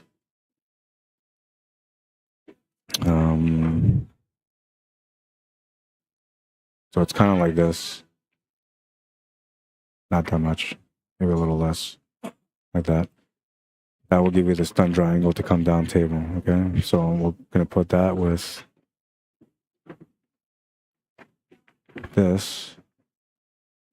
So now what we're looking at is to make this ball hit here. That's going to make this ball go to this corner. Sorry for the crooked lines, but I'm limited. And then the white ball should come down this way, just missing that side pocket. And then from there, come below this way to set up the shot to the corner. Now you could try to, and I apologize for the crooked lines, but it's all I got to work with. And it's just another tool to help you understand what the possibilities are.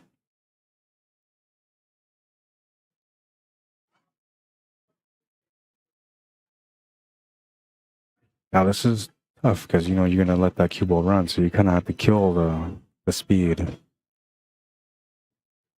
She had the right idea, but not enough draw on it. And that's going to leave an all-in moment here. Bank for the win. Or bank for the loss, depending if he makes it or not. He's going to call it. Almost at the 2-hour mark now. Just a minute and 9 seconds away.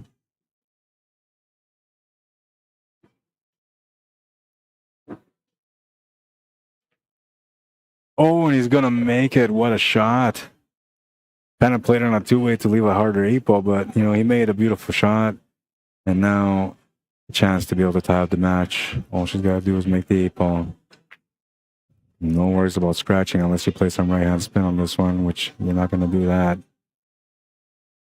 You do tend to think that right spin would kind of help you here, but you can play this with left and you can play it with tops. Both of them will work for you to save you from the scratch and also to make the shot. I like her level of concentration when it comes to the difficult shots. And she always makes the right decision, makes another good decision there. Makes the 8 ball, and we're tied at 4. This one is going to the last rack. Just heard them make a comment that whatever happens, happens. And that's the way you should be thinking, right? Like, you got yourself to that dance, man. You got to the last rack, right? And now, however you perform in that rack, whatever happens, happens, right? So if you win it, awesome. You pushed it. You deserved it. If you lose it, it's still okay. You pushed it. You deserved it. You didn't get it, but you fought with all your heart. You never gave up. You were in that battle. Great feeling. Into the 2-hour mark now, and we're going into the last rack.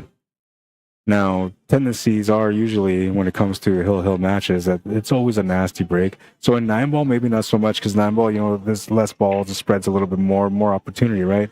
But in 8 ball, like, it's a cluster game. And the break itself, if you don't have a strong break, it's almost 100% clusters all the time. So they're in a spot here where, you know, they're going to be maybe grinding out for a win, both teams. And it's either that or it's going to be maybe like a massive wide open table, and now they're going to have a chance to be able to run out. But we don't know. Well, we won't know until this rack gets going. That's about to get going right now. Rack number 9, the final rack in the Scotch doubles advance A-side first round matchup. Makes a couple of balls off the break. 8 balls lucked up to the 13 ball, so we're going to have a little bit of work for sure. And as I said earlier, you know, usually these kind of racks, they're kind of funny that way. And right now, you can see, like, made a couple balls, not a whole lot of options, kind of tied up in different ways, and got to work it out. Let's take a look at both angles here. Let's start off with this one, because this one will kind of tell us the story. So you can see, like, there's a shot on that ball to maybe go to the side. That's about the only opening shot. Then well, that's about it. Yeah, that's really about it. All right, so let's go to this one here. This one doesn't tell us a whole lot, except for that the 13 and the 8 are kind of wired to the pocket, so that's not really a problem.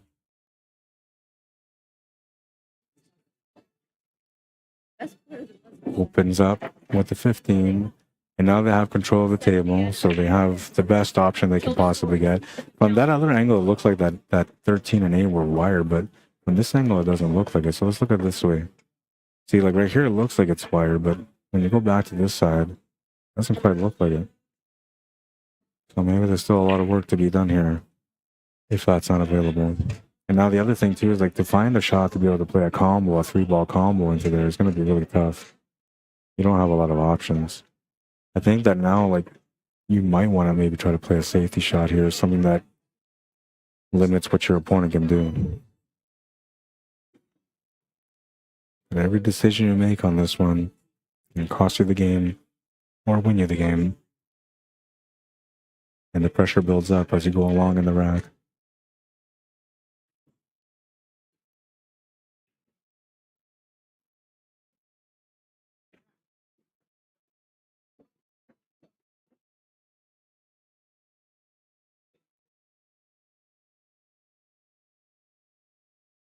Lost the cue ball. Open opportunity here for Sterling and Wilson.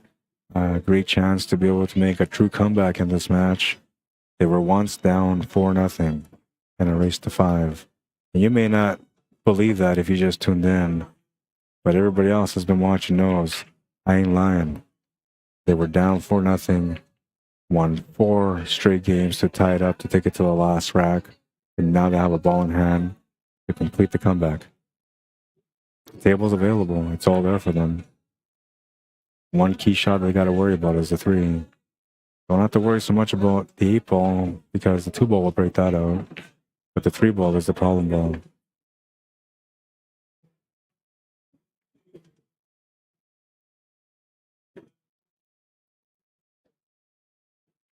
Not many comments here on YouTube. It looks like everybody feels a little neglected.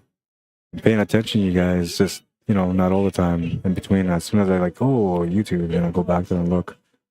But I am doing my best to not ignore you guys. I'm not trying to ignore you guys, just so you know.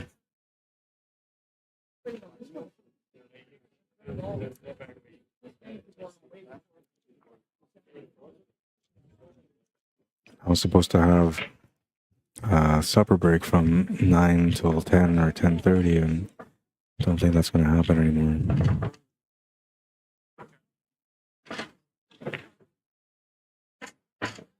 Maybe after this match is done and I do the last one, I might just go for a little walk, see if I can buy a bag of chips or something like that to get me balanced. Otherwise, I'm going to pass out on you guys, man. I burnt up all the energy already.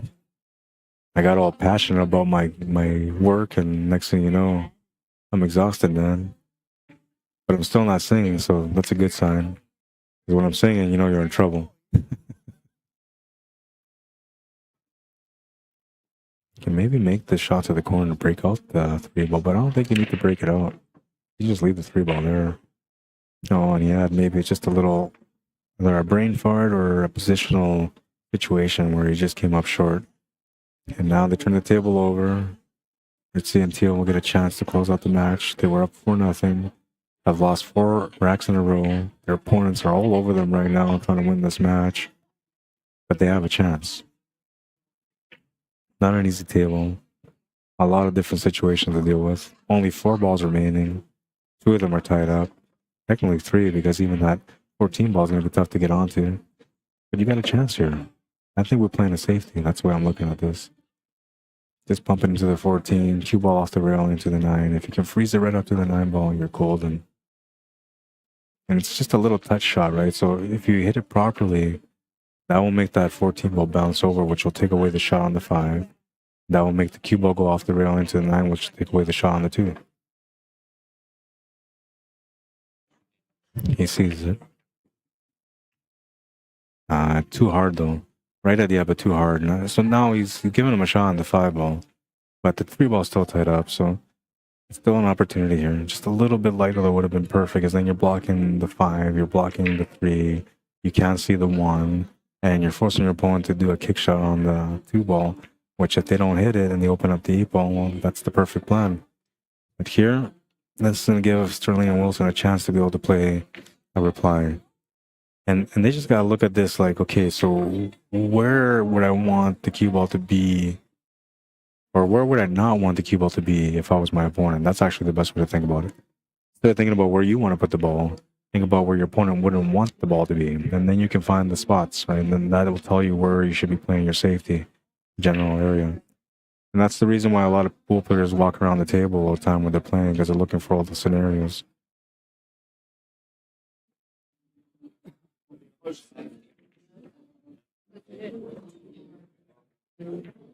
Signal is dropping on me. It's picking back up, so that's good.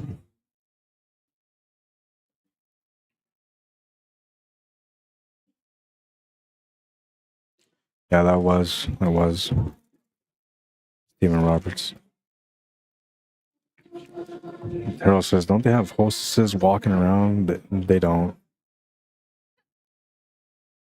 Me and food when I'm streaming has always been an issue, and it's like sometimes it's because it's so busy I just don't have a chance, and sometimes it's just because I'm so passionate that like it's almost like self-sacrifice, which is kind of stupid, right? But let's say, for example, I'll give you a good example here. So let's say that, you know, I'm about to go take my lunch break, and then somebody says, hey, we're on the TV table. I'm like, oh man, I'm gonna go on my lunch break, and then like, oh man, we had people that wanted to watch us, or oh, we were hoping to get on your stream.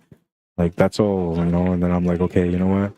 I'll just stream you guys, and I'll figure out my food after. And then usually it just gets nutty busy for like hours after that, and I just don't end up eating. That happened out in Victoria actually, and Keith Yowzer from Victoria actually brought me some food one of the days because he's like, hey man, you know, I want you to eat.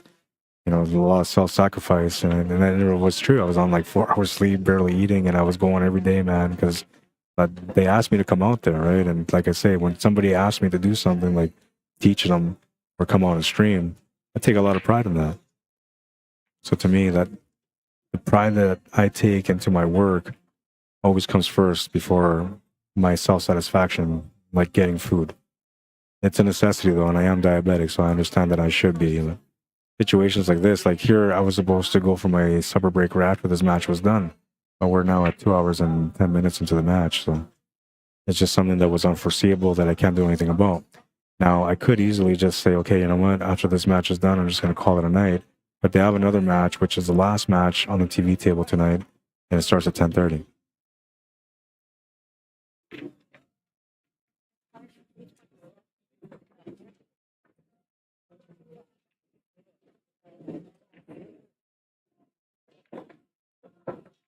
Oh, and bumped it out, but I don't know if he gave her a shot. Might not have given her a shot. Let's take a look here. Oh, maybe. I can't quite tell. It looks like that 9 ball's tucked into that cue ball. But from this angle, it almost looks like she might be able to clip this ball to make it to the side pocket. Now, if she can clip this ball to make it to the side pocket, and it goes in, they will have a setup for the finish. But if she can't clip this ball to the side pocket, or she can't see the 3 ball at all, they're in some real trouble right now.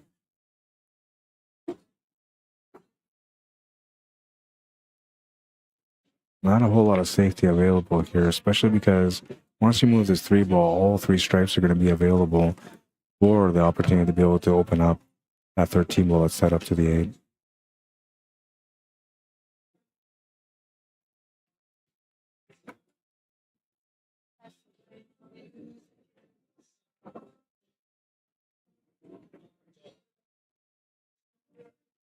She'll get a good hit, but I believe it was a foul. Opponent asks, is it a foul? She says, yes, it was. And now this table is set up for them. Oh, man, I guess that combo doesn't go because he's playing a safety here. Freeze hook to the 8. Now you got to make sure you bump this 13 below where you can still make it. Smart shot. Not personally, I thought that combo went. And I mean, just based on the camera angles, right? So if it did go, like I might have just played a 3-ball combo there, or even like a billiard shot, cue ball off 13 or off the 13, off one of the 2 stripes, the 9 or the 14, and then just play the billiard shot into the 8, 13. But this is a good choice. There's not a lot of room for safety here either for Sterling and Wilson. Can they see this 2-ball at all? No. They can kick it off the top rail, and that's about it. He's looking at this 1-ball. So we're going to look at it too. Oh, nothing there for the 1-ball either.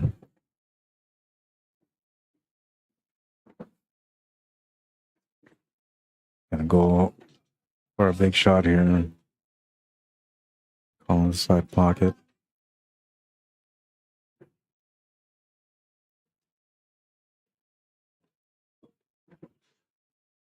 Oh man, such a good try. Such a good try. Really good effort. I mean, honestly, they were stuck in a position where they didn't have anything. He almost made something out of it. Almost. Great effort, man. I mean, he just barely missed it. Boom, hits the horn. Just barely missed it.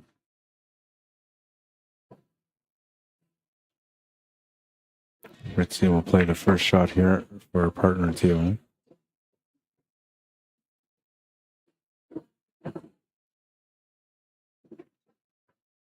In a weird situation here too, because like he's got a shot on the 13 ball, but I believe the angle is off. Let's take a look here.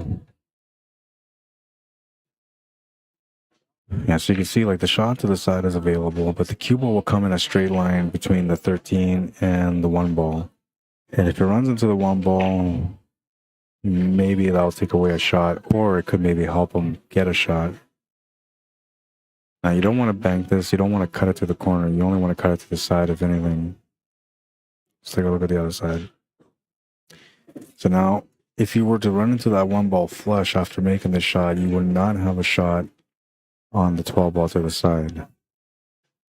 You might only have a shot at a bank side on the 9-ball. I think he's just called just a shot.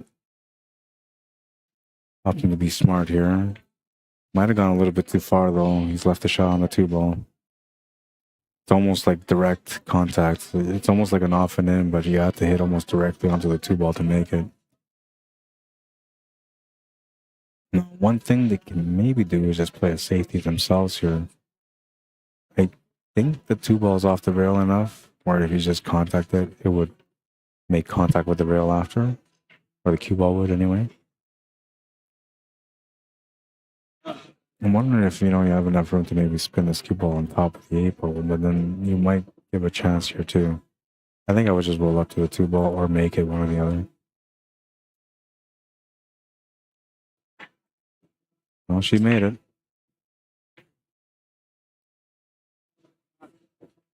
Almost a straight line on the 1-ball. A little bit of an angle, like really small angle available. I think if you try to 4-stroke it to get over to the left side and make it on the bottom left corner, you're probably gonna come up short on this 1-ball.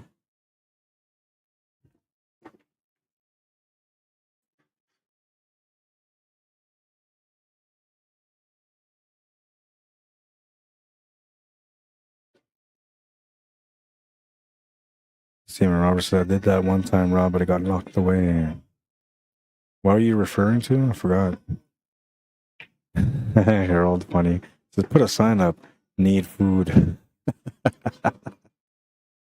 Well, I'm going to get a shirt that's like that. So my shirt's going to say in the back, If you see me here for longer than 3 hours, please bring me food. That way I don't have to ask. Or we'll work for food. Oh wait, people already do that. Oh, looks like that 3-ball might go to the side pocket. Might be a tight squeeze. We'll take a look from the side angle. Can't quite tell, but it looks like, maybe a possibility. Now, one thing you gotta understand about a valley table is that the corner pockets are usually wider. The side pockets are always a little bit tighter. So when you're looking at this shot, like it's actually like playing a tight shot on a diamond or a predator table. And you can't do much for shape here. You just gotta focus on making the shot only. Oh, she's gonna miss it. Did she miss it on the pro side?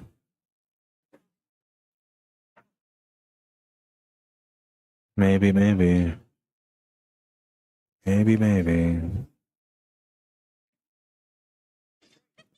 Looks like that 12-ball might go to the left side middle pocket. But if it does, it's such a tight shot.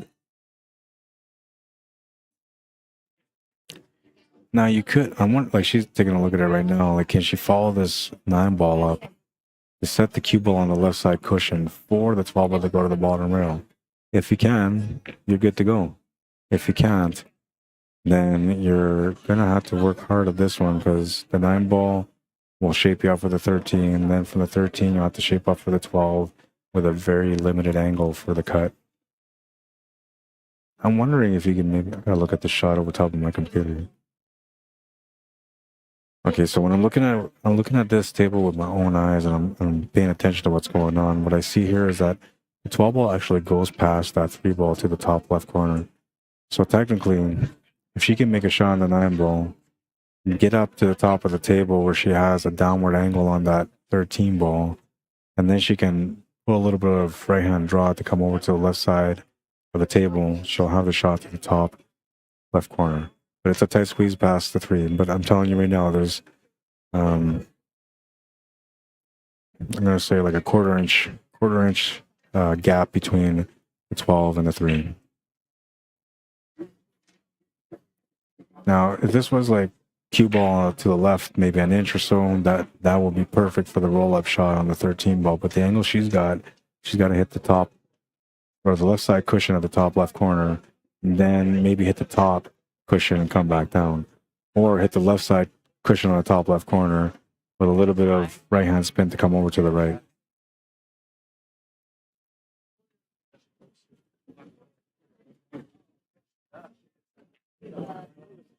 Oh, and a good shot there. Great decision, man. There was just enough room for that ball to get by. He's looking at it right now. Pretty sure that he can make the shot. Now, if by any chance he ends up going for the 13-ball, they're in trouble. He needs to make the shot. Now, the problem about making the shot is that the angle isn't the greatest.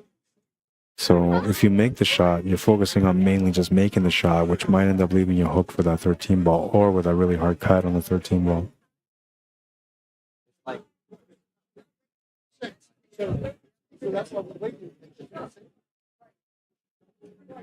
You can see from this angle that the 13-ball does go. Now, the problem is if you make that shot and you don't get the finish, you're selling out the table.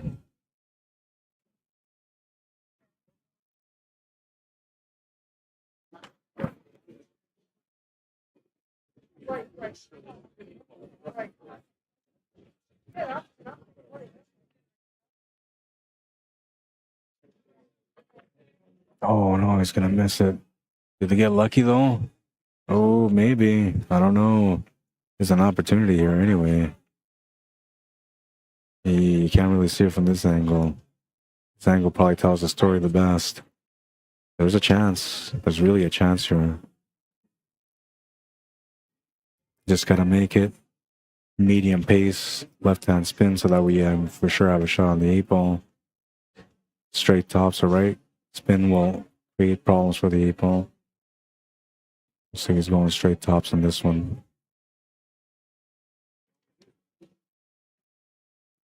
Bill Rook, how you doing?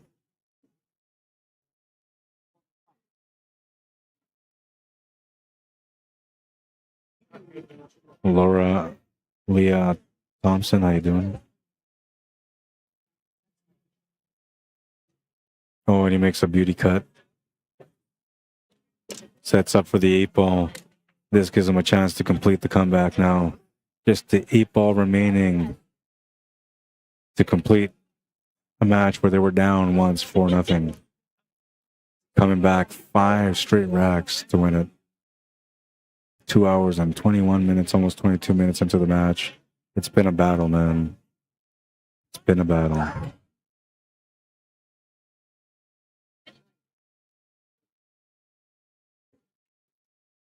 She's gonna make the shot.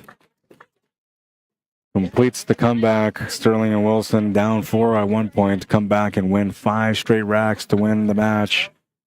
Oh, what an exciting... And that's an A-side first round matchup, guys. Wow, what a match. What a match. Let's stop the time. All right, let's stop the time. We'll say 2:21 in a bit. That's what it was. Great matchup. Which table is that? Okay, I gotta go this way.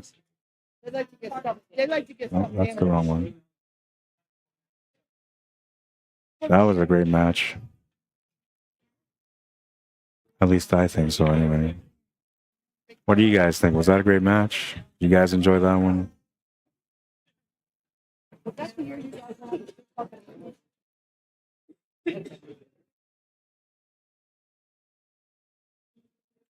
there?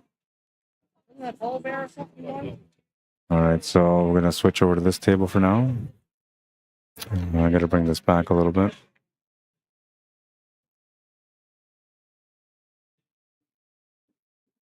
The table is off angle because they moved my camera around, and I can't adjust it without going up there to adjust it. So this is the best I can do for this one. And we're gonna leave it here for a second. We're gonna clear out the scoreboard right now, or the timer, I mean. Find out who these players are, and I believe I have an advanced matchup coming up right now at 10:30, 15 minutes from now. Okay, let me just find out who these people are. That's the first thing I'll do, and then I'll set up the scoreboard and go for a little walk to see if I can find some chips. And I'm not supposed to eat chips because I'm diabetic, man, but I've learned a long time ago that you just eat what you can eat, man. You know, survival comes first. Deal with the pains after. All right, let me see if I can find this matchup so we can figure out who is who and what's what.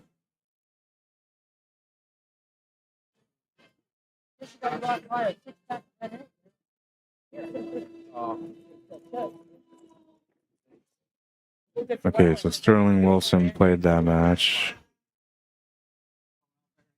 This match was set up for 10:16, so they're supposed to be playing their match right now.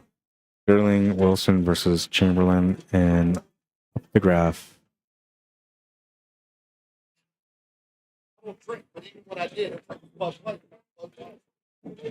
Yeah, the match started at 9:14.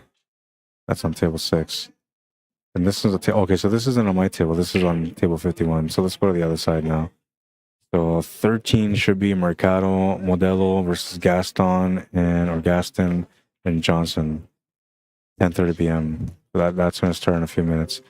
Now table 12 is what we got to find.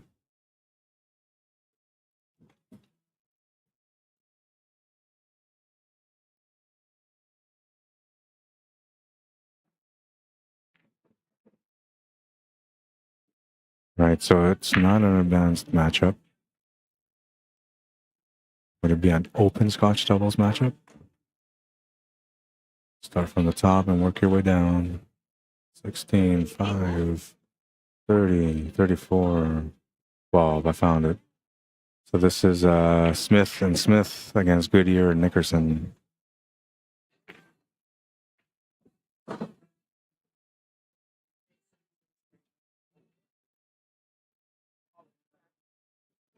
Score is 1-1 and a race to 4 on this one. And so this should give me a little bit of time to kind of get some food, man. All right, so good year.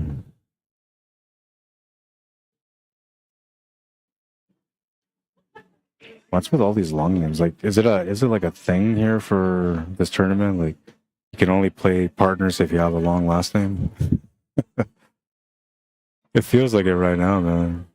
This is a race to 4, so we'll fix that right now because it says race to 5, even though I haven't updated for you guys yet. And it's Smith. Yeah, why can't every team just be Smith, man? You know, take it easy, guy. Take it easy. All right, now I gotta fix the scoreboard because, well, it doesn't look right.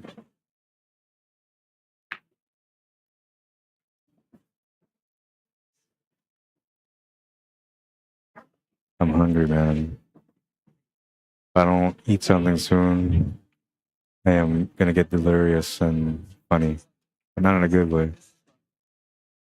All right, so I'll move this over here just a little bit so we can make it look more presentable. A couple of things I gotta upgrade on my work. Scoreboard is one of them. Not the scoreboard itself, like the graphics, but the utility of using a scoreboard. All right, I'm gonna go and find something to bust a munch on. I'm not sure who's who, but I'll find out when I come back. And give me a couple of minutes. Hopefully I'll find something right away. Thank you for liking and sharing the stream, by the way, if you guys did. The stream will cut off at 8 hours on YouTube. And so we're at almost 7 hours right now. There's a good chance that it's going to get cut off on YouTube. Or not on YouTube, on Facebook. So if it does cut off on Facebook, and those of you that are watching that want to continue watching these matchups, all you have to do is go to my YouTube channel. And if you don't know where my YouTube channel is, you can look it up under Arriagada /CSLMANITOBA. And don't forget to subscribe and support if you end up deciding to go onto my channel. Leave it on there for a second so you guys can see the name properly. And we'll shut it down now. When I come back from trying to find something to eat, which will hopefully only be a couple of minutes, I will also include the link for you guys on the Facebook stream in the comments so that way you can quickly access the channel. If you want to find the YouTube channel, it's also included in a link on the post on the Facebook page on the stream. If you go through all the writing, you know, after you get past the race and the match, what the match is, who's playing who, and what the race is, right below it'll say YouTube live stream can be found at, and there's a link below that. Just follow that link; it'll take you straight to my channel. And I'm telling you right now, like if you enjoy the commentary and you want to be able to watch action nonstop, even when it cuts off on Facebook, you're gonna want to subscribe to the channel because then it'll be easier for you just to switch over, right? Instead of having to search me. I'll be right back though, because I'm starving, man. I'm starting to like chew on my hand. I'm not. I'll be right back.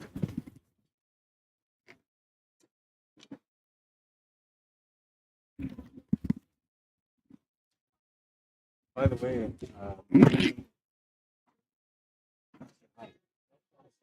I wanted to sit on guys. I know because I want to full knowledge. I went to the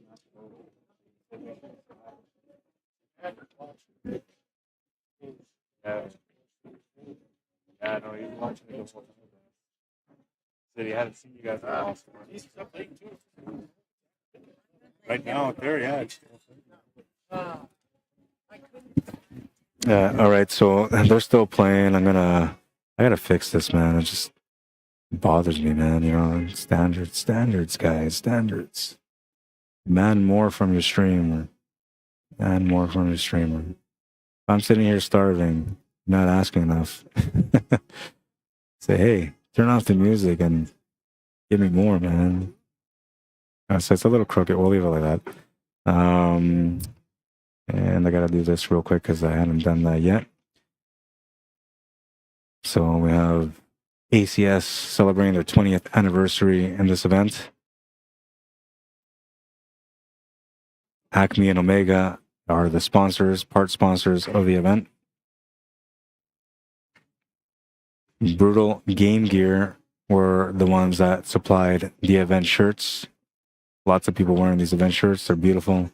I'm hoping that I can get one for myself. And that's it for now. Okay, so I'm gonna go get some grub. Oh, I can't do it because these guys are playing.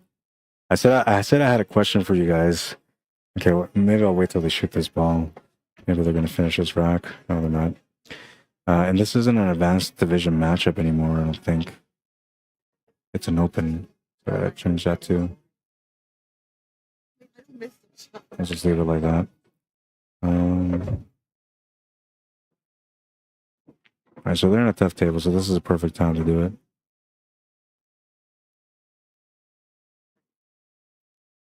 Pool knowledge. The first straight pool world record was set by Willie Mosconi on March 19th, 1954. His record stood for 65 years until Jason Shaw and John Schmidt broke the record. That's not included in there, but I'm just mentioning it because I know. How many balls did he make in total when he set the record? Was it A, 1,056 balls, B, 456 balls, C, 526 balls, or D, 562 balls? Give me your answer. A, B, C, or D. The first straight pool world record was set by Willie Mosconi on March 19th, 1954. His record stood for 65 years. How many balls did he make in total when he set the record? I'll be back. A, B, C, or D. A is 1,056, B is 456, C is 526, and D is 562. Now, you should know this. You should know this answer if you're a pool passionado like me and been following the history of pool. You should totally know this without even having to look it up. But if you feel like you need to cheat and look up the answer, that's on you, man. I ain't going to report you. I'll be back. Oh, and I got to find out who was who. So somebody just won this match here. Somebody just won this match here, or this rack. All right, so Goodyear and Nickerson just won that match. Or not the match, but the rack. And we have our other matchup coming up to the table right now. I think they're just warming up, so I'm going to go get some grub. Or not really grub, some chips. I'll be back.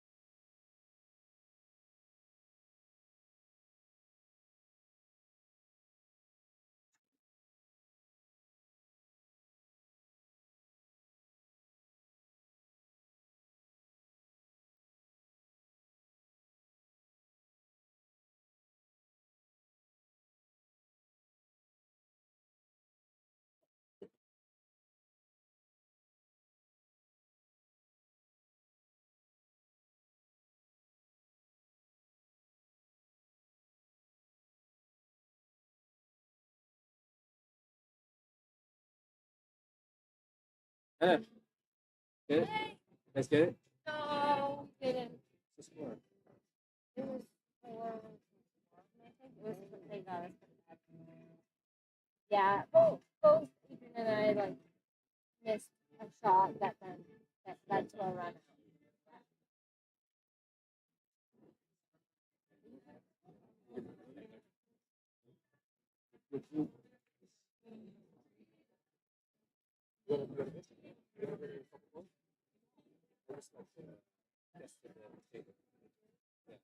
You can still hit balls. We're ready. But you can still hit a few balls. We're going to flip now.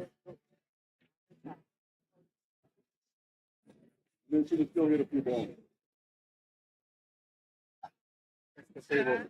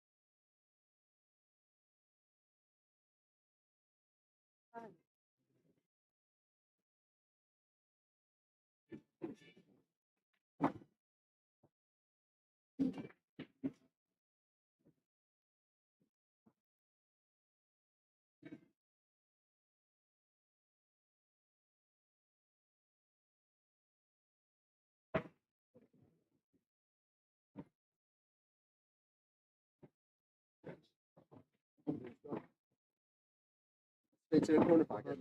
Sure. 18.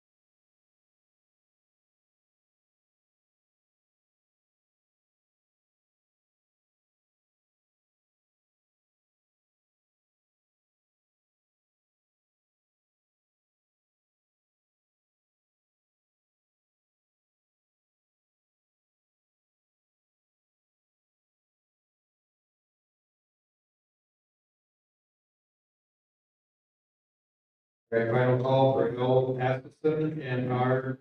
Paulino, table 7. 5 minutes. Atkinson and Paulino, table 7. 5 minutes before break.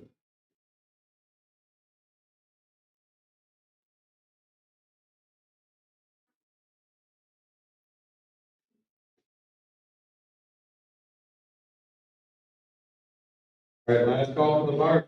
The bar inside the, time to get it. Last call for the bar. Bar will be closing soon.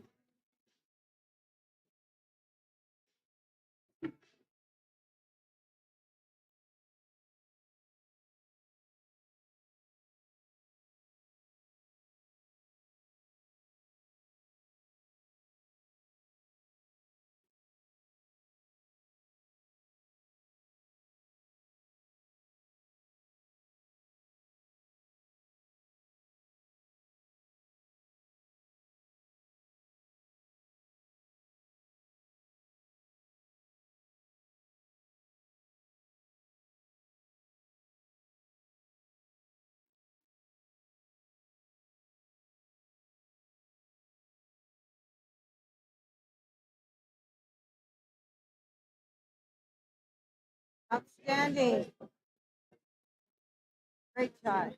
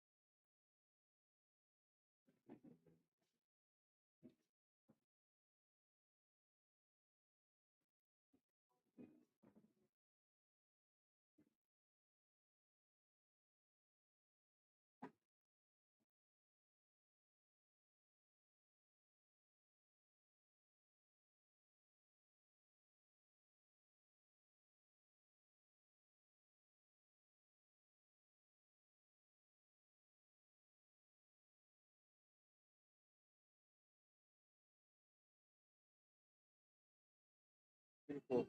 Beautiful.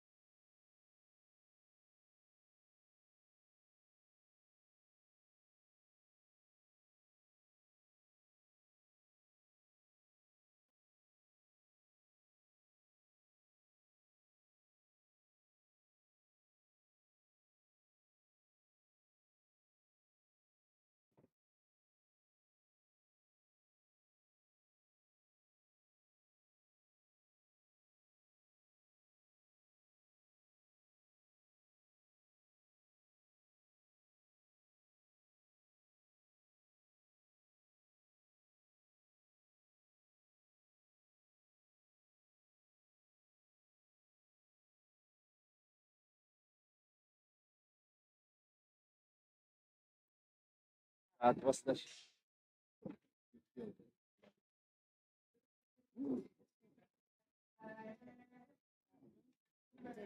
Maybe.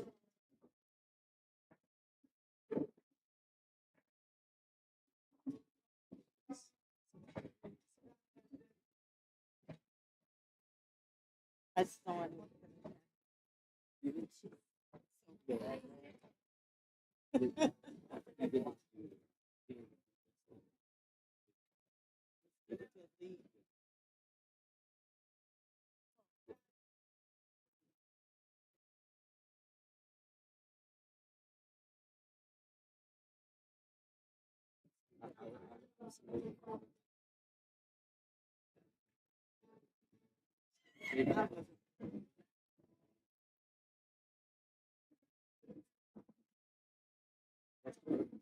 No, I have to. Oh, yeah. Yes, I do.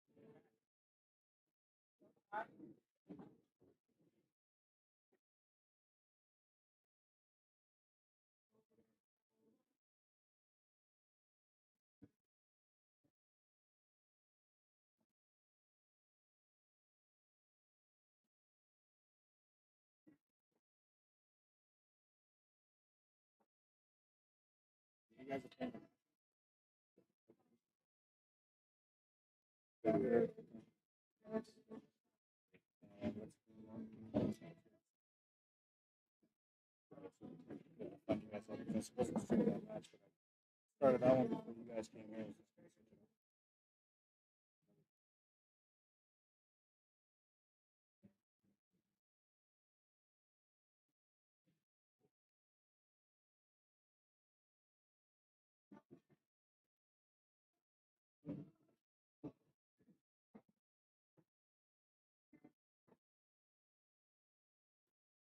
I'll look it up here on my computer. Thank you. What was the last name again? Modelo. Okay, gotcha. All right, so I'm back. I tried to find food. I couldn't find food, man. I gotta go back here. So that match there just finished, and that team won. So we're gonna go back to this other table. I know I was like, "What happened to Rod, man?" Or maybe I don't know. I haven't even checked my comments or anything. I was trying to find food. It just didn't work out. All right, so this match here is a fresh one, I believe. I'll find out what the score is between them. This is the last match that I'm streaming tonight. The only reason I went to go look for food is because I felt like there was no way I was going to be able to be out of here until at least 12, 12:30, which was going to make it extremely hard to find food. But it's already hard to find food. I have somebody from Clutch Shot Billiards that's going to bring me something to eat here. So I got a little lucky there that way. Let me find the bracket. This is an advanced matchup.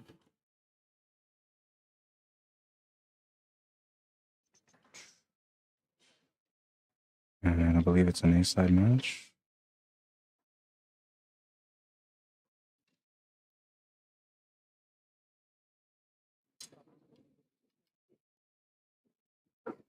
That's not that one. Okay, I found it. We'll update the scoreboard with the names. We'll also update the score, which right now Mercado and Modelo are up 1-0 in a race to 4. Well, it should be a race to 5. Yeah, so it's a race to 5. It's marked as a race to 4, but it should be a race to 5.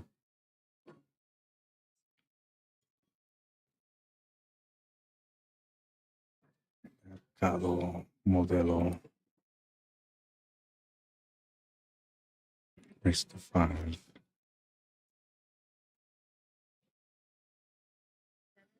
Race to 5. And this one is Gaston and Johnson.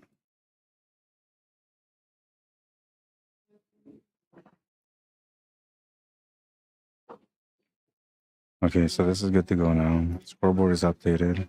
The names are accurate. The score is accurate.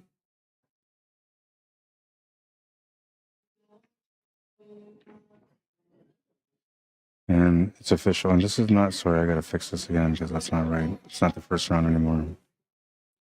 Where are we here on this one? It's like the B side.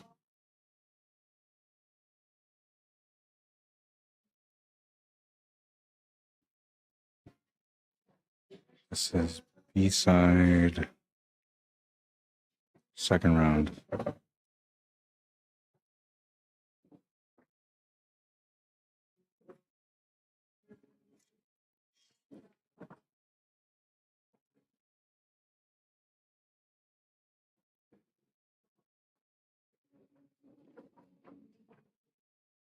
All right, there we go. So that's set up officially now, and I'll start the clock too because I just came to start this matchup.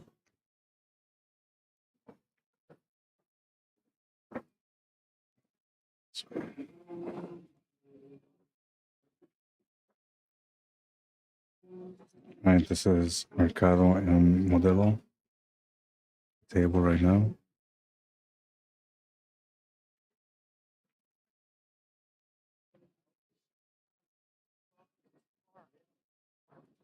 We're coming to the end of the stream on Facebook as well. For those of you that are watching still on Facebook, oh, that's my Wi-Fi. I'm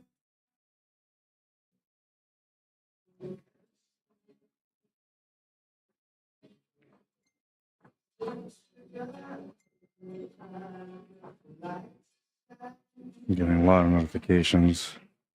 I'm gonna check my messages right away too. But first thing is first, I'm gonna get in here and check up with you guys. Yeah, so I lost a lot of the viewers because I was away, so I apologize for that, guys. I went for a little hunt for food and I couldn't find any, so sorry about that.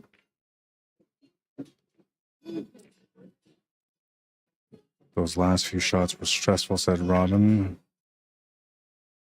Have a good night, Rod, says Stephen Roberts. You as well, man.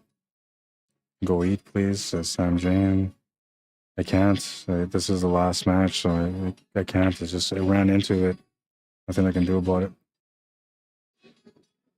3-1 for Goodyear team. Thank you, Harold. Man, Goodyear 1-4-1. Thank you, Harold. Appreciate it, man. Spammer. Come on, man. Time clock. Oh, yeah, I got that going now. We're good to go. We're good to go. And I'm going to go check the message, but like it says six messages are probably all from my wife telling me to eat.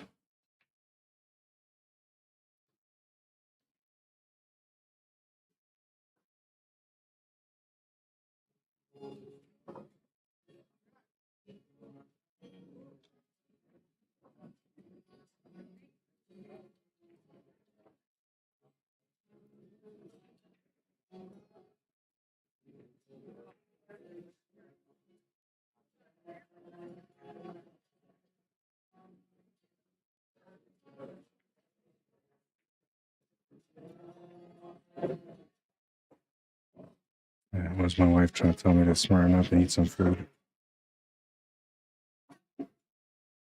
It is what it is, though.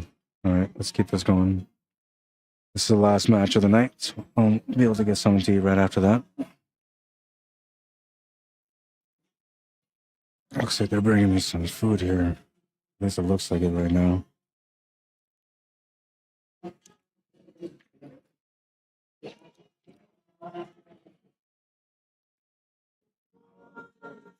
Oh, I don't drink that. No puedo tomar eso porque soy diabético. It's Coke Zero. Oh, is it? Oh, Yeah, okay. cero azúcar. Gracias, Yeah, gracias. es que tomo yo también soy diabético. Oh, yeah. Yeah, Yo casi nunca tomo eso, siempre tomo agua. Me gustaba tomar esto, pero me tomaba como 2 litros cada día. No, yo tomo un poquito, pero pues ese es cero azúcar. Muchas gracias. Mañana como quiera platicamos. Ya, por seguro. Okay, gracias. All right, so somebody brought me a sandwich. All right, and I got to figure out what's going on here. So the score is 1-0. This is Mercado and Modelo at the table right now. Was that an advanced matchup? Maybe it is an advanced matchup. for a kick shot to the side pocket past the 8-ball.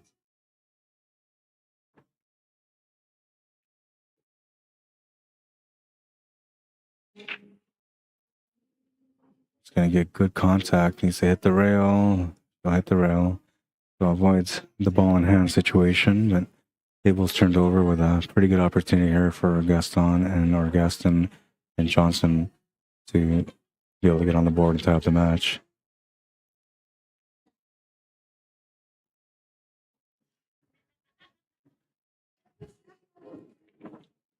Probably lost a lot of people on YouTube also.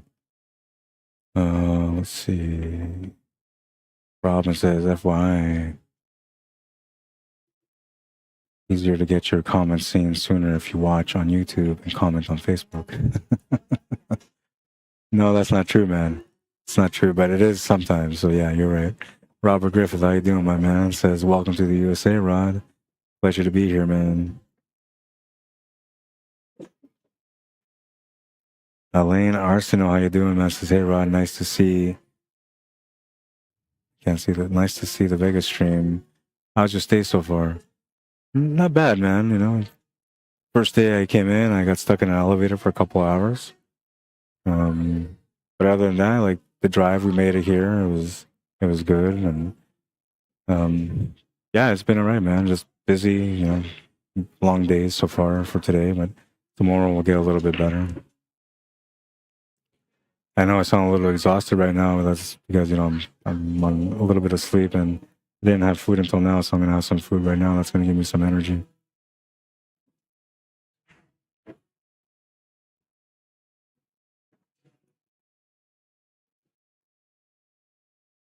All right, so let's take a look at this. It looks like he's gonna have to set up for the 7 blocks. I don't think the 5 will go past, but I don't know, maybe I can check from this other angle. Set up my camera from that angle.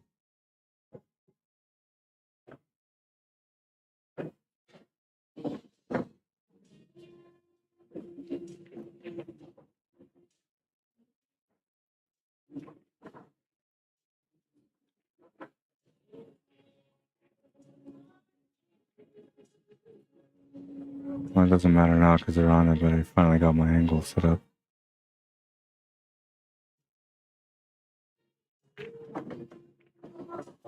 Good shot, nice positional play here for the 5. Good angle too to get up for the 8-ball. This should make the finishing process pretty straightforward. Just follow up the cue ball off the 5 and you'll have the 8-ball.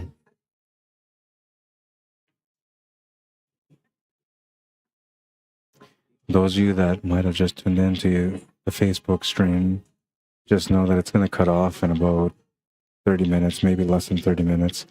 When it does cut off on Facebook, you can find the stream on YouTube because YouTube allows you to go a little bit longer with the stream. What I'm going to do right now is I'm going to find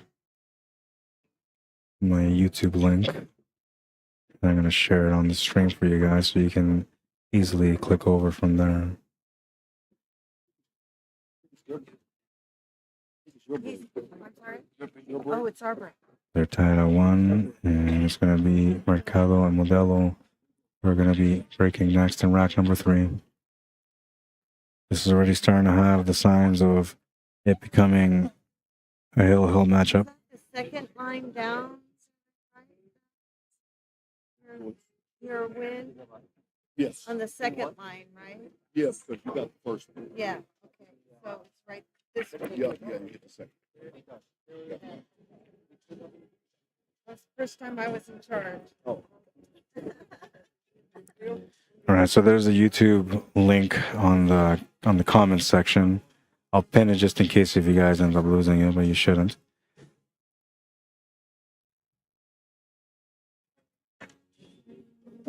All right, so while they're racking, I'm going to try to eat some of the sandwich real quick.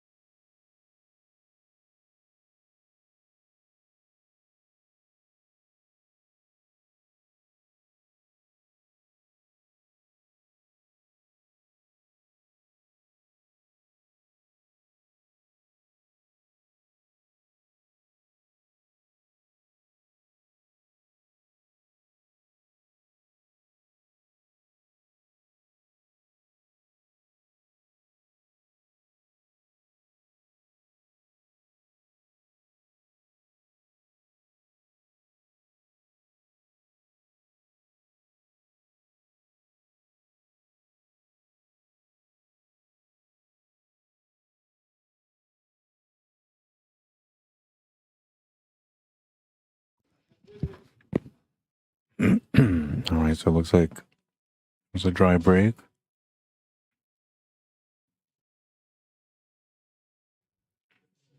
Gaston and Johnson working the table out right now. Yeah, I'm curious where these guys are from. Both teams.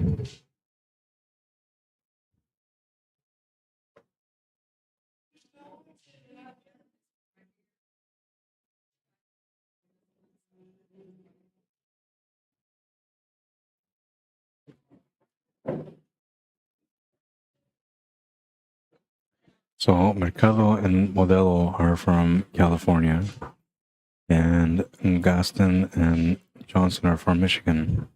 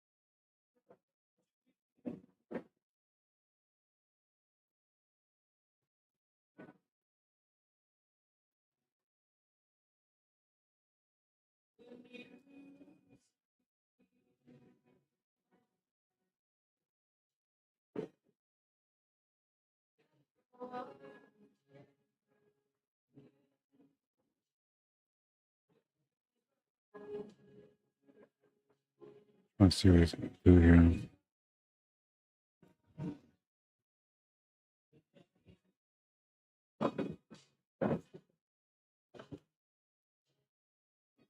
Not quite enough to be able to make that 6 to the side. I believe the shot to the corner is available though. Maybe not. Tough situation to be in here on this table.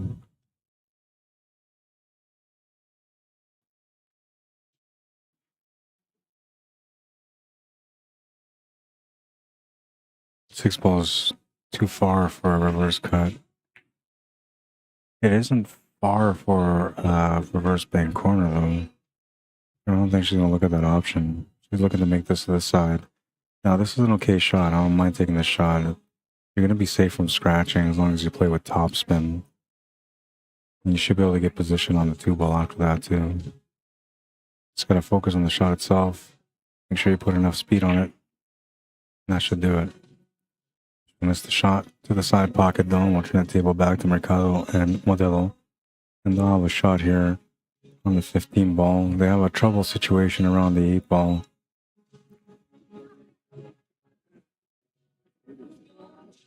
The 11 and the 13 are both tied up to the 8. Almost, I think you're actually pretty good here. You can do the draw shot off this 15 ball to run into that 11, which should open up the 13 ball. Hopefully it'll split apart from the 11 or from the 8 ball also. And it's also going to give you it's also going to give you a shot on the 9 ball from there.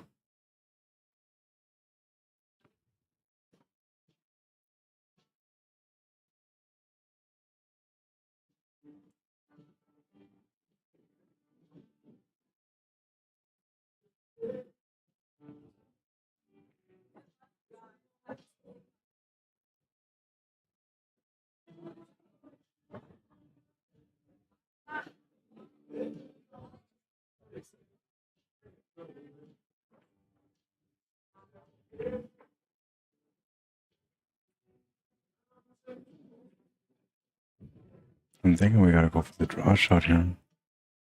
If he plays this through, like all that's gonna happen here is the 9 ball's gonna get bumped over to the left side cushion. And then you're not gonna really have a lot of opportunities after that. Harden Dennington, welcome to the stream. Brian Kerwin, how you doing? Welcome to the stream. Robert Lyles, is that what I said? Ronnie Richard, Stephen Graff, Nicole Stockland, welcome to the stream, guys. Hope everybody's having a great night this Saturday night. The temperature here in Vegas was 82 all day, now down to 70.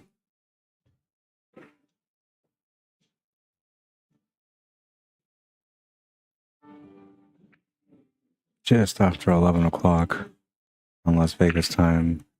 Actually 11:11 right now, which is the time when most people make a wish. I don't know if they always come true or not, but I know a lot of people that do make the wish on 11:11.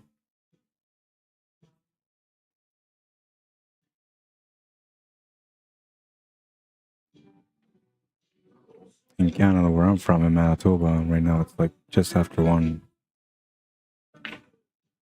Oh, just missed the shot. Kind of popped up on the shot a little bit, which is why he missed it. Didn't really sell out too much here, though. Just giving that shot on the 9 and shot on the 14 ball.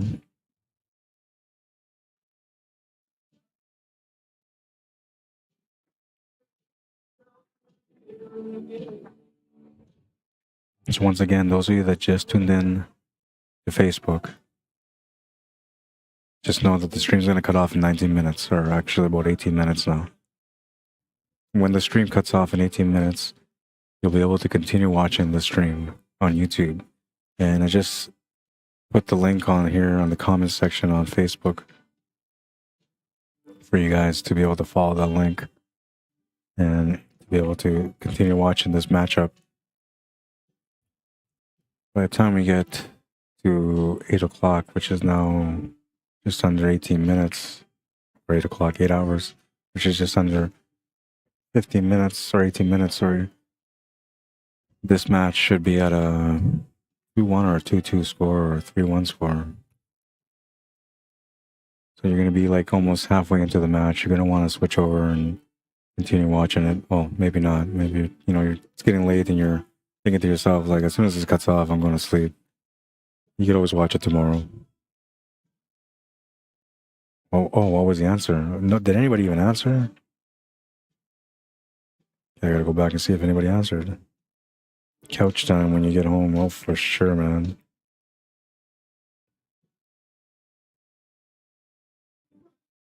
I'm guessing C.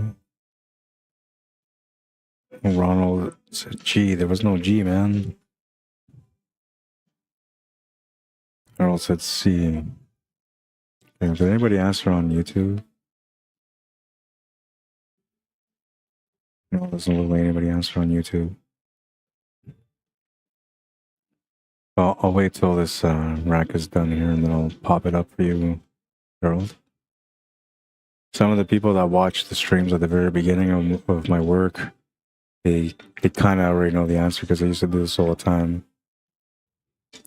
Missed Sean an opportunity, so we'll turn this on right now so you guys know what he's talking about. It's CSL Cuesports Live Billiards Trivia. The first straight pool record was set by Willie Mosconi on March 19th, 1954. His record stood for 65 years.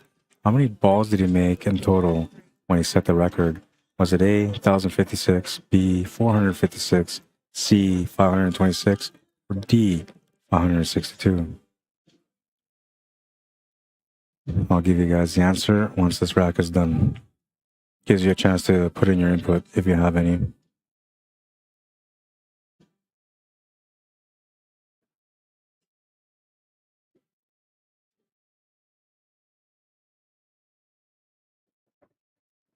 Good shot. Nice little setup here. Kind of on the wrong angle on it though, but should still be okay. I think you can maybe force the cue ball around off the side cushion and bottom cushion to get set up for that 2 ball in the side pocket. 2 ball actually goes past the 6 ball to the top left corner too. Now instinctively, I think most people would try to draw off this shot, but I think you should be following through because then you're not really gonna. Oh, maybe the draw is better because then you may not double tap.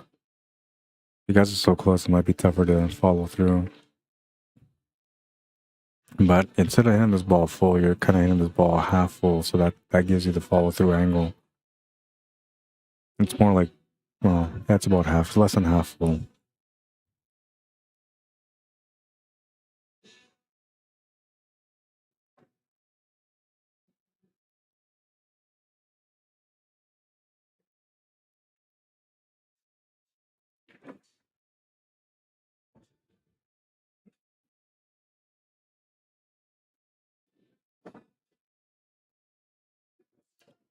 He might be thinking that this 5-ball's gonna give him another turn at the table, but reality is it's gonna be tough to get position on that 5-ball, and it's gonna be tough to get a breakout on it. By going for this kick shot, to me, doesn't make sense because then now, like, if you don't hit it, you're gonna give a ball in hand to your opponent. He's gonna hit it though, and he's gonna make it. What a shot! What a shot! Take a look at it again. You gotta follow your instincts when you're at the table. He's gonna follow his and make a beautiful shot out of it. Still a tough lay on this table though, and the 5-ball's tough to get to as well.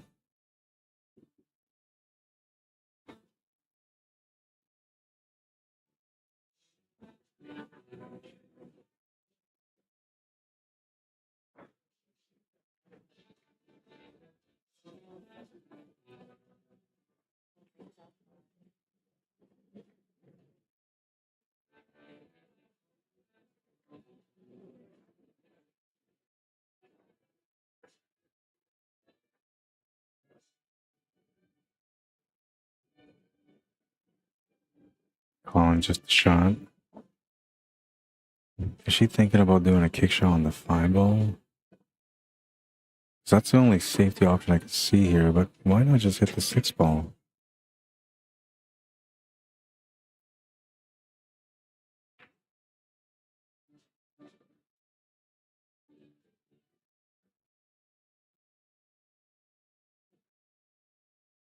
Oh, nice little hit. Very, very nice hit. Had to hit it so perfectly and ever so lightly to be able to get the result that she got. Beautiful result. There is an opportunity to make this 12-ball to the top right corner, and you can, if you're an aggressive cutter or good at cutting, you can maybe try to cut it to the side pocket, which on a diamond table would definitely go in, but on a valley table may not. Now, the thing about taking the 12-ball and making it is that you can open up the table on the 5-ball. You don't really want to do that. She's going to call just a shot.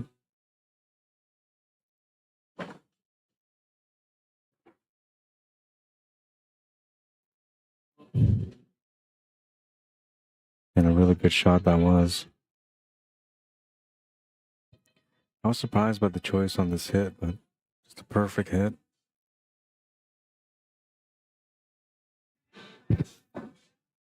Both players on Gaston and Johnson showing that they like to follow their instincts.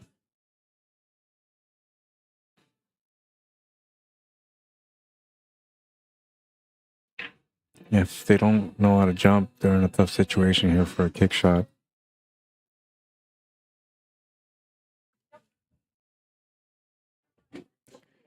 Now there is a way out.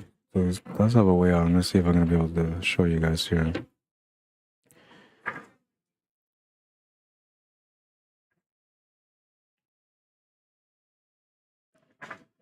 So basically, like, he has to like hit here, make the ball come down here, and then get the angle right there to go here. Oops. I had to hit the computer there for that to happen. But that's the way you would have to do it. And you can draw it backwards too. So if you look realistically, lines of the cue ball and the 5. So this is the lines between the cue ball and the 5 as far as parallel lines go. And for you to be able to make this connect, you actually have to find a line from here to here, which is what he has to do. I know there's a lot of lines, but it's all in trying to find a way to educate you guys on how players should be looking at the table.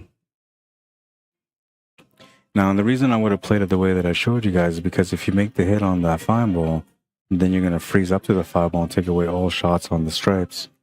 The way he tried to hit it, had he hit that 5-ball, he was going to open up that table a little bit.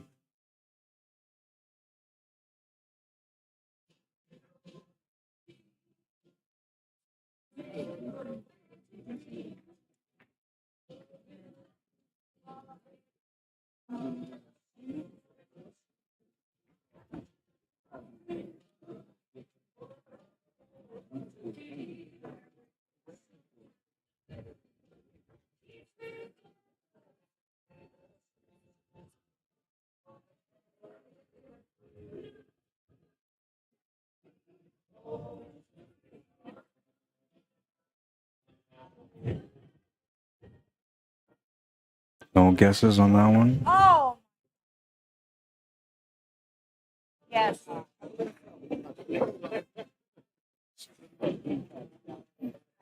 I didn't see what happened. What happened?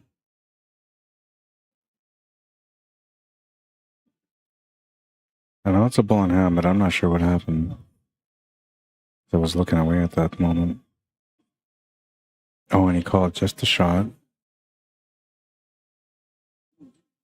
Oh, man. I can't believe that happened. I just seen it. So, okay, so let that be a lesson learned, not just for the player at the table, but for everybody else that likes to do that. If you have a ball in hand, do not use your stick to settle the ball. Always use your hand. If it's a small adjustment, you know, half inch to an inch, you can maybe use your cue to be able to do that. But the problem with, you know, using your cue ball or the stick to set up the cue ball is that things like what just happened there could happen to you. And he was so close. Like the reason why he ended up scratching that ball in the side pocket is because he was trying to avoid hitting that 6 ball, which would have been a foul. So for him trying to avoid to hit that 6 ball, he ended up scratching the ball instead. Turns the table over.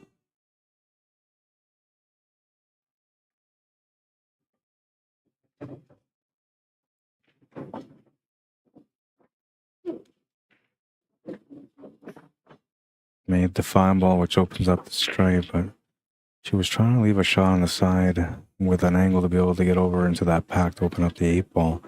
And instead she's left a hard situation for her partner because it's going to be tough for him to make this 6 ball to the side in the first place. And he's going to need a little bit of luck to get onto the 8 ball. However, the 8 ball does go to the bottom left corner, so if he can just get the cue ball on top of it, that would work. And there's room for that to happen here if he makes the shot. He's not going to make it, though. Table's turned over to Mercado and Modelo.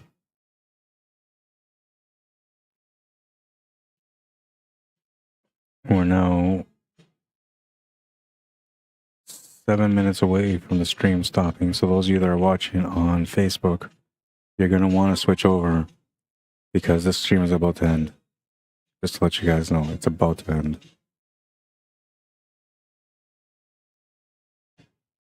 A great opportunity was trying to shape up for the 9 ball to the side pocket, and she'll get that lineup. There's also an option to be able to make the 12 ball. And I think the 9 ball is where they're kind of focused. And really, like, you can just kind of stop shot here on the 9 ball. You'll have the 12 ball to the side. Then from there, you can take the 11 ball and then come down for, I believe it's the 14 ball or the 10 ball that's sitting on the bottom left corner. That will get you the straight shot on the 8 ball after that. Now, if you take the 12 ball by any chance first here, you're going to have to work backwards. You're going to have to take the 12 and then try to set up for either the 9 or the 11, and then eventually come down for that last stripe on the side or in the bottom left corner. I would have gone with the 9 ball. I'm going to go the opposite way, the way that I don't think would have been the right way to go, but you never know. I mean, there's still lots of opportunity to finish here no matter what. It's more or less preference, right? And I was looking at that shot like he was going to play it down and up, but he just played it with short speed and kept control of it. Looking all right here. Can still have that finish. All they got to do is just make this ball and then the 9 ball, and you're out. Too much pace. I think she was thinking about maybe getting on the right side and came up short. I don't think she was trying to hit that light to set up for the corner. Still not a bad situation to be in, though. I mean, if you really want to, you can back cut this 9 to the top left corner, come off the 2 cushions and back over to the left side. Or you can just take this, I can't tell if it's the 14 or the 10, but one of the 2 on the bottom left there. And then just draw with some bottom rights to come over to the right side near that side pocket. That will give you the shot on the 9. The only thing is that if you don't get a good angle on that 9 ball, it's going to be tough for you to get onto that 8 ball.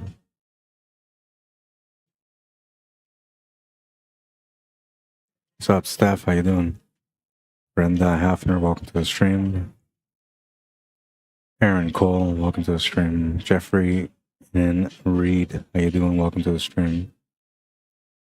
Looks like he's not putting too much bottoms here. He's just trying to come off with some right hand spin. That should make him come across to the right side cushion. He's taking a look to see if he ended up leaving the shot. I think I have this second camera set up properly. The third camera set up properly. Nope. I'll set that up right now. Looks like somebody must have hit my tripod there.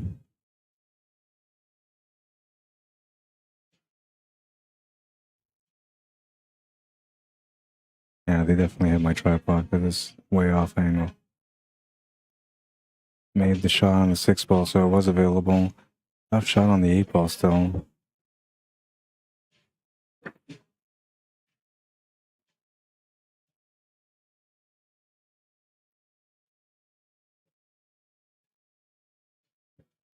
Stream's about to cut off now, guys, in about 3.5 minutes. Just letting you know, for those of you that just tuned in into Facebook, so if you scroll up or if you go on the post, you can find the YouTube link, and then you can continue watching on YouTube. And it doesn't make sense for me to stop the stream and start the stream again when this match is only going to be one match, and it's already kind of into it already.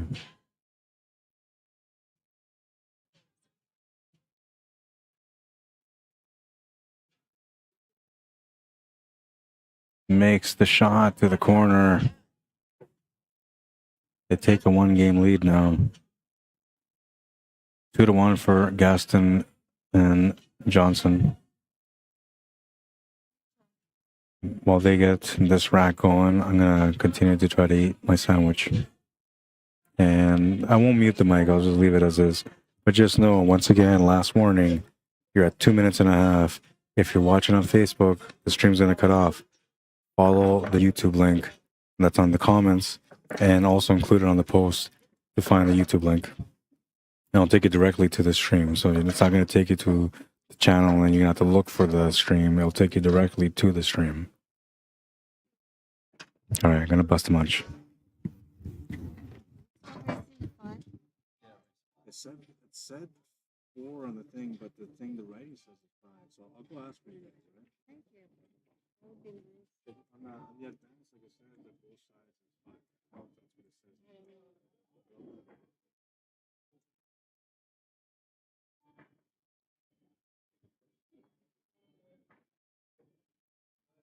I was thinking you'd get fancy and cut that ball into the corner and come around and put me like this.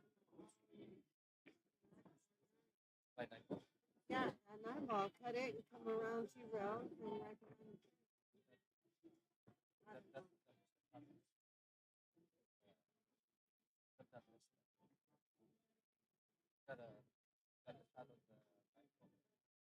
like I don't remember.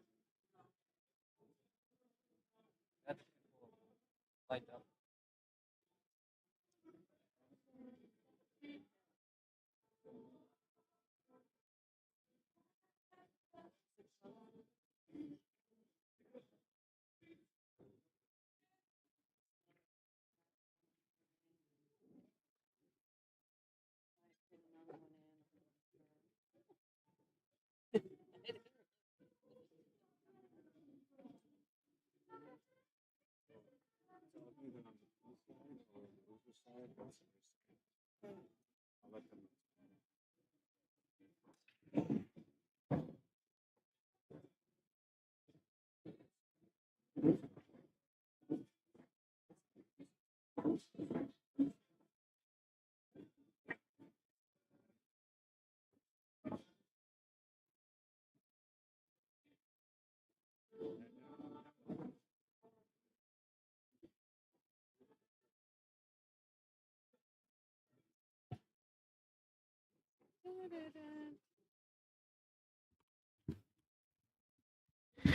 All right, so this is the B-side match, and what's going to happen here is it's going to be a race to 4, not a race to 5. So that kind of changes everything on this matchup a little bit, because right now one team's up 2-0 or 2-1, and on a race to 4, technically they can get on the hill right now. They're at the table shooting. Okay, stream's going to cut off right away.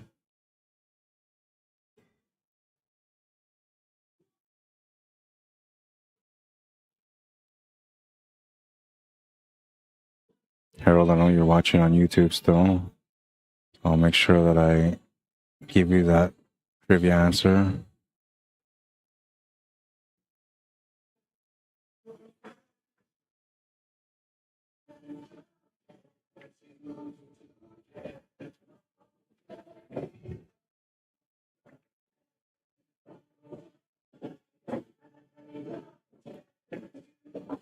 Hi, Linda. Linda says, just a guess, D.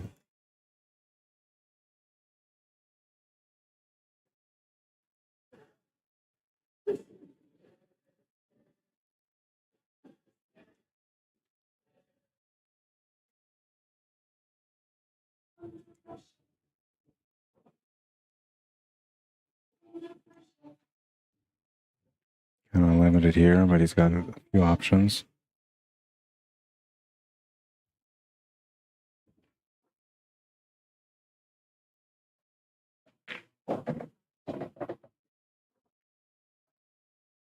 So give her the shot on the 5 ball now. Also on the 6 ball.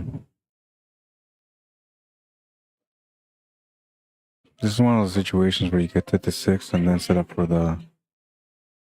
Uh-oh. Did I lose the stream?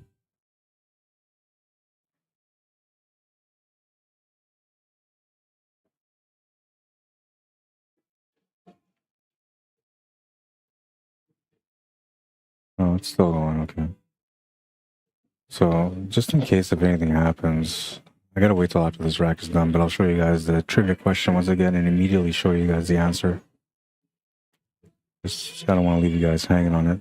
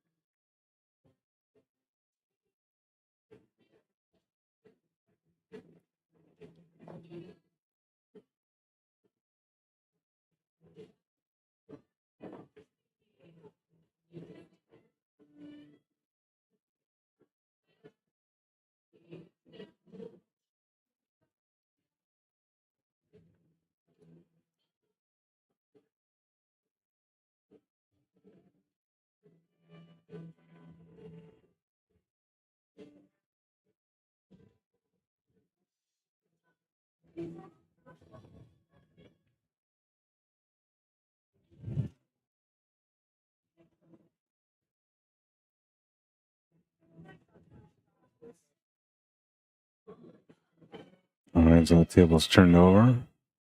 Ricardo and Modelo will get a chance to get going.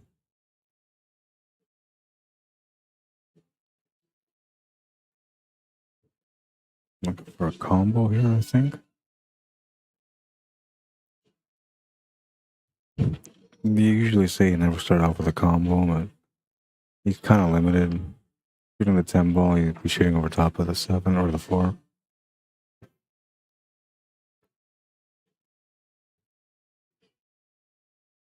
Oops, not into the other stream here by accident.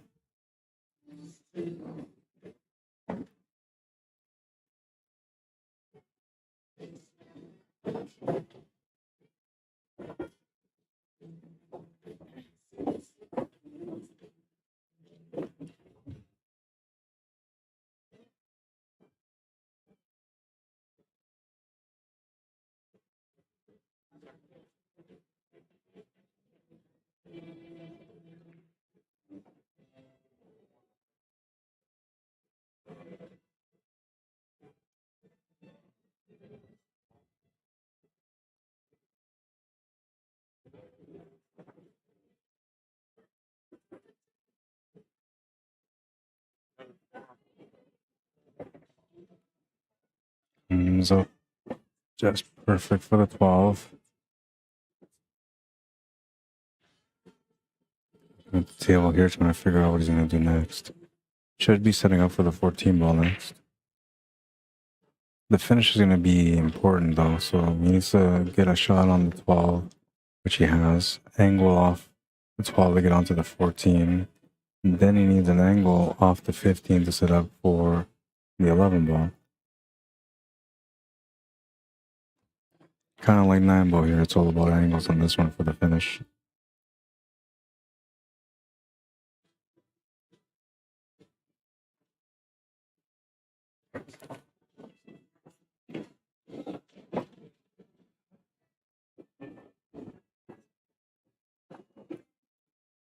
Commenting over here now. Thank you, Robin. I want to say thank you for keeping the stream going continuous. You're welcome. That is because of you why I just decided to do it, because normally I would have stopped in between and came back, but I knew that you wanted to keep watching, so I did my best.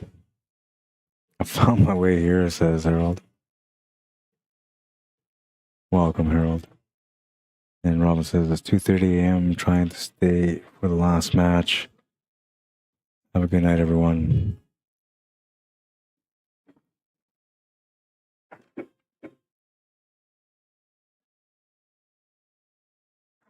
Things get a little bit serious here now because they realize that it went from a race to 5 to a race to 4, so makes the match a little bit closer and tighter.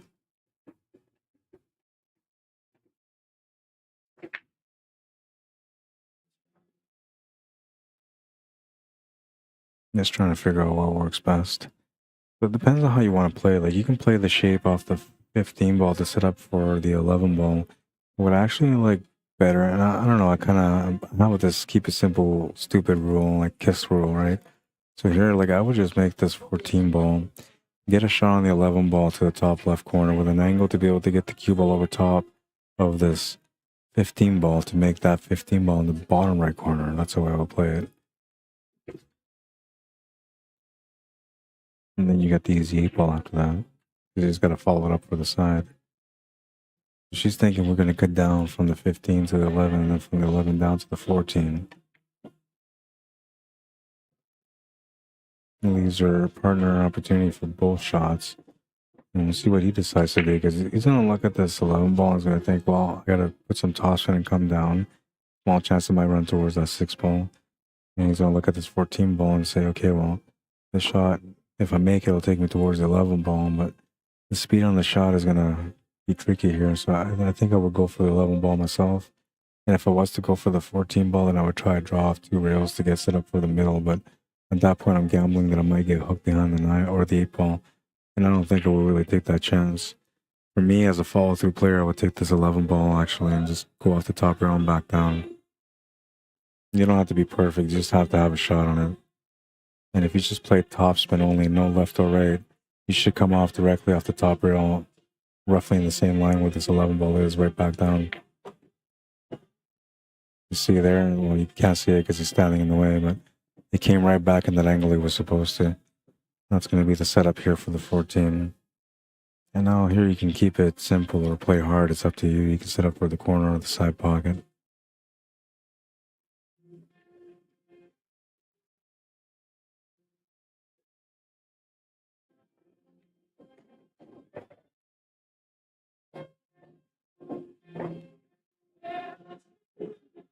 So that was the gamble, because the way she was looking at it is like, okay, well, if I just roll it up this way, we got a shot to the side. But the way she should have looked at it is play some left-hand topspin to get over to the right side of the table to have the shot to the top left corner. That was a way to play the shot there. And yes, it was a longer shot on the 8 ball and maybe slightly harder if you set up for the side pocket. But when it comes to the plus and the minus, you're on the plus side if you went forward. You're now on the negative side here. No real cut to the side pocket, no cut to the top right corner, no cross bank. The best thing you can maybe do is try to bank it to the top left corner where he's standing right now. And even then, it's not going to be easy, but you should be able to make it. The only thing you're going to have to watch out for is the crossover when the cue ball comes back to the top of the table off the cross bank. We'll see what he decides to do, though.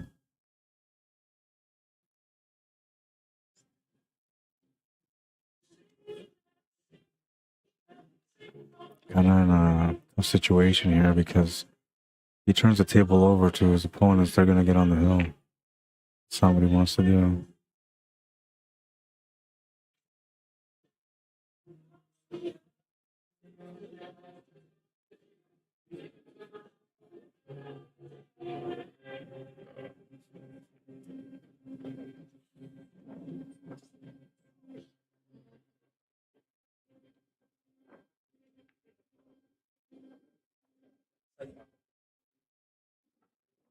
He's going to try side pocket. He's looking at a reverse bank on the tough angle.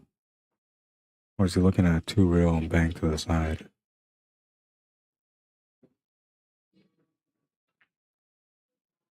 Looks like he's aiming for the 2 bank to the side pocket. That's not gonna work. And he's gonna turn the table over with an opportunity to make the 4-ball. But he's in tight, or she's in tight on the 4-ball right now. And they got a little bit of control here with the 8-ball being where it is. So, you know, there's also a chance that you can just play a safety here. Go off the 6-ball with the cue ball and put the cue ball somewhere in the top left corner. That should take away the shot on the 8-ball.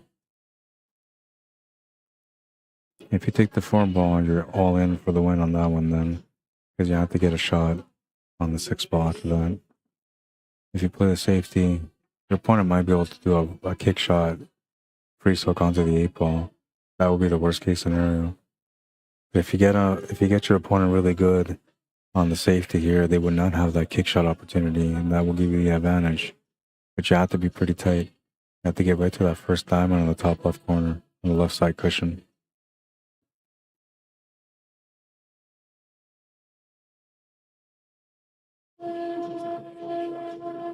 There's room for cross bank, says Harold.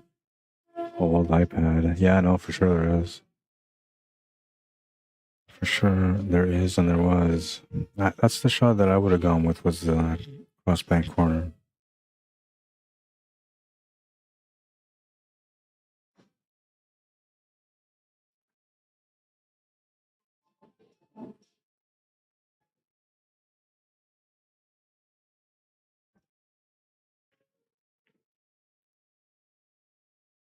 Yeah, that's the shot right there. But you need to go up more because you want to take away the kick shot on the 8-ball. Now, the one plus is that that 6-ball is sitting in a decent area. So even if they do a free hook on the 8-ball, they should still have a chance to be able to at least see the 6-ball. But it would have been a lot better if you just took away the kick shot option. And she's gonna call the kick shot to the top left corner. So I'm thinking that maybe she's got room to be able to make it.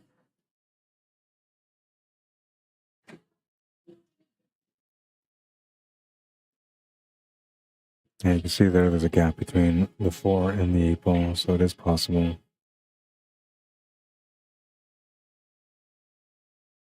We'll hit the ball, the 8-ball will hit the rail just barely. And now, well, Gaston and Johnson have perhaps a bit of an opportunity here in front of them because now you can rely on a safety because that 8-ball doesn't really have a pocket without a kick shot. You can try to set up here for a foul and then get a ball in hand to be able to close out on this rack, but you have to find the spot. You want to make sure you take away direct contact from that 8-ball to force your opponent to go off the right side cushion or the left side cushion for the kick shot.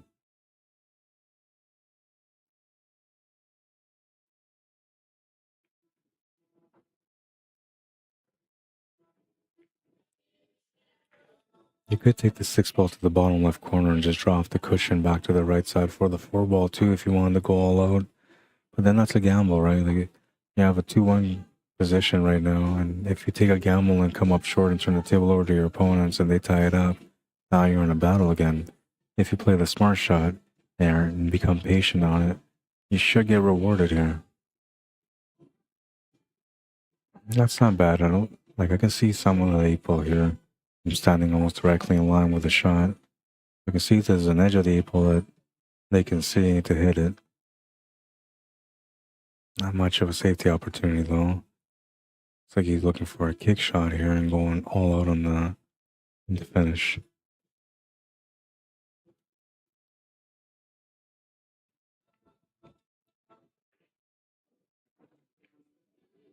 For him to be able to make this kick shot, he almost has to hit where the horn of the pocket is, or maybe just above it.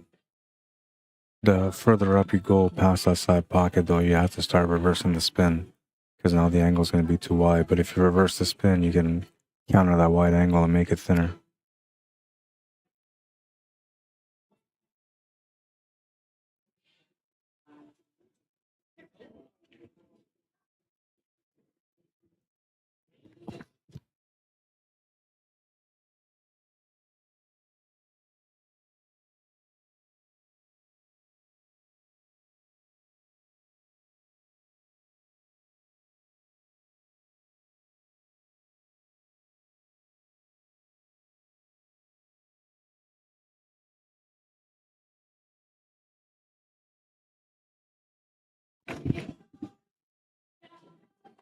Almost made the 8-ball. Blocked the pocket too.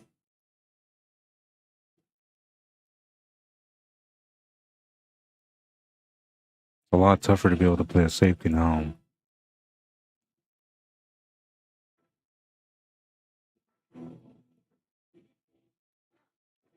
It's like putting your opponent on a checkmate.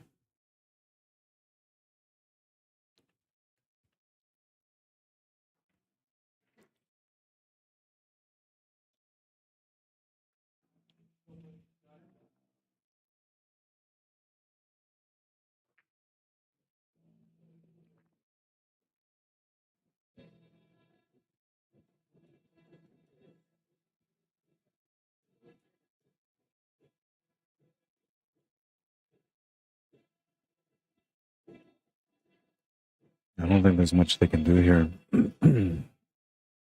You're in a situation where you almost have to go for something, but you don't really have anything.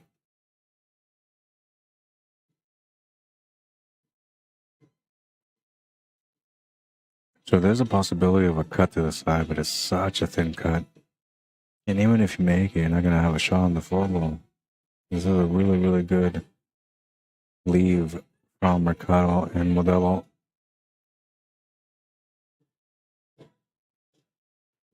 They were in a situation where they were going to have a tough time to win. They turned that around to a situation where now they have the higher percentage chance to be able to win. One thing that's on the plus side, though, if you take that shot to 6-ball, I'll show you guys here with the cue ball.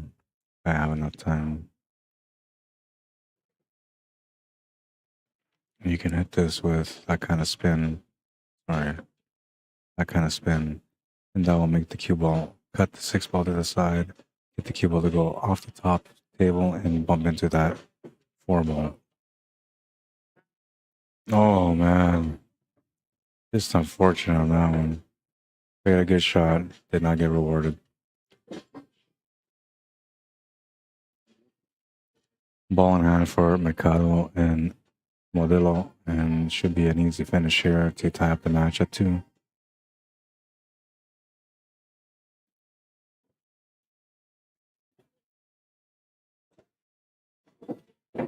Well, it's a race to 2 now, and it's also the most important rack because whoever wins this one will be the first team to get on the hill, leaving all the pressure on the other team. 2-2, and they're going to get to the table and break. I got to get some water, so I'll be right back.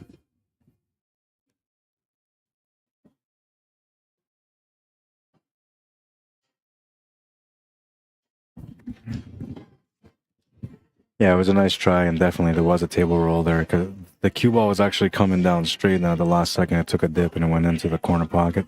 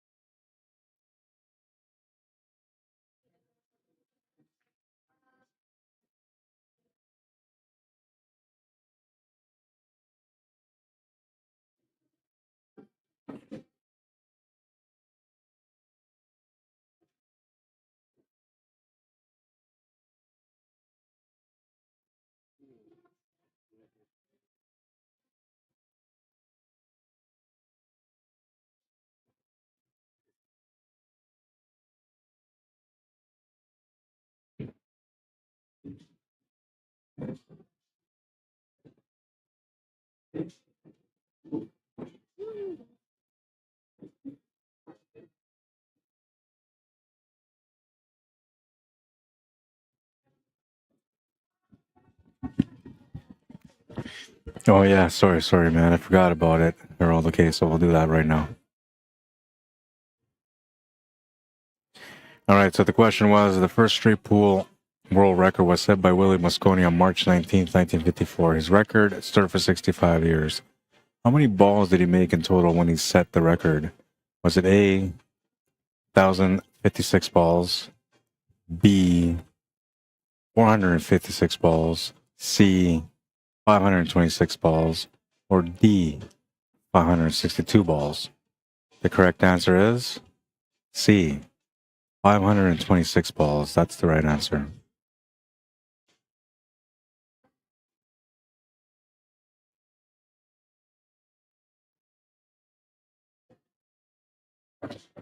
There you go, Harold. I almost didn't keep my word, but you reminded me and I did. Was it C? Wait a minute, what was your first answer? You said, didn't you say something different? I gotta go back and look now. I can't even find it because it was on Facebook.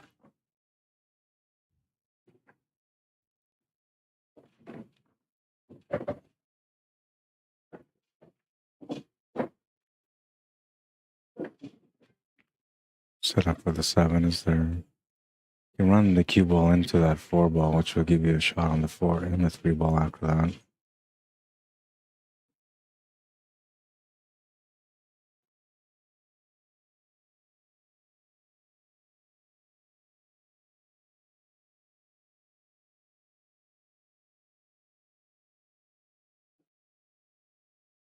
Just gonna try the whole shape of the 4 ball instead. That will also work.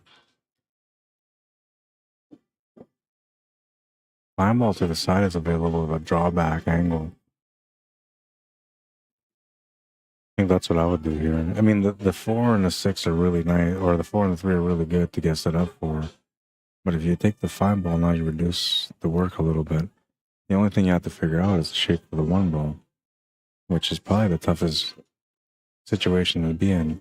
Now, another way I look at this maybe is make the 4 ball, get the cue ball off the top rail, and back cut that 3 ball, get the cue ball to come off the rail and either below the 1 or kick into the 1, and then you would add the 5 ball to the top left corner as an escape shot.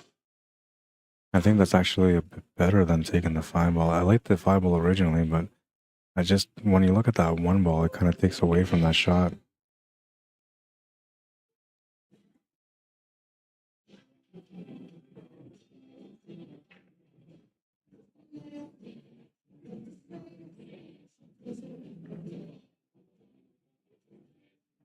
Now, if he's got an angle to get down for the 1 ball, oh yeah, that works. Well, a little bit further would have been best.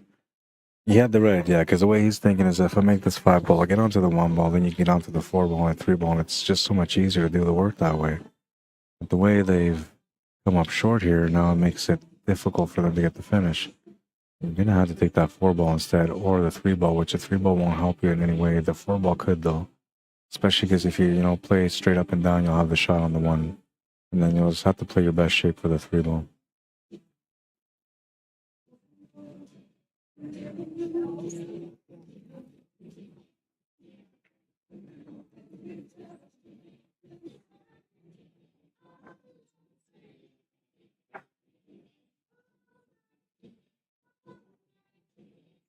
Did I win free lessons? No. But maybe, man. I'll consider you. I'll consider you, Harold. I can change your game, man.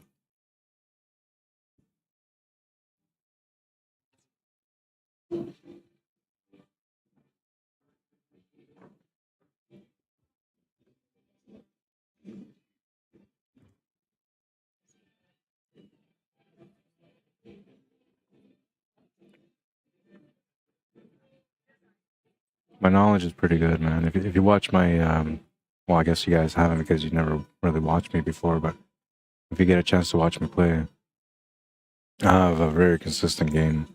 Keyboard control is solid, and my pattern play is really good too. I used to be a lot better when I was training all the time. For a guy that doesn't really train, I still see the table right, and I still make the shots the right way.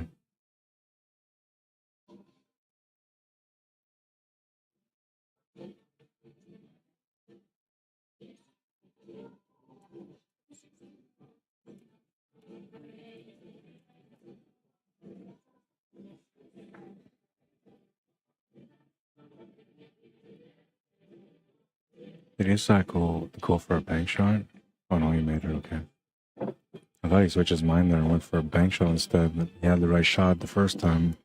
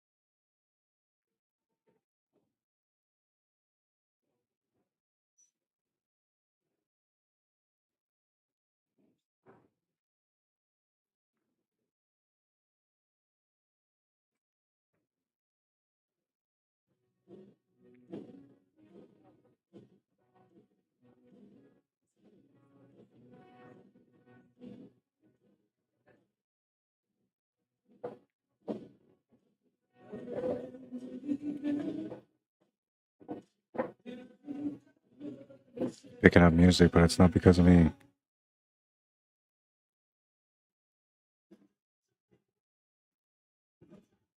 You need to go forward there to leave the shot for the 13 ball. I don't know if the shot's available, but we'll take a look to see if it is. Combination is about the only option there.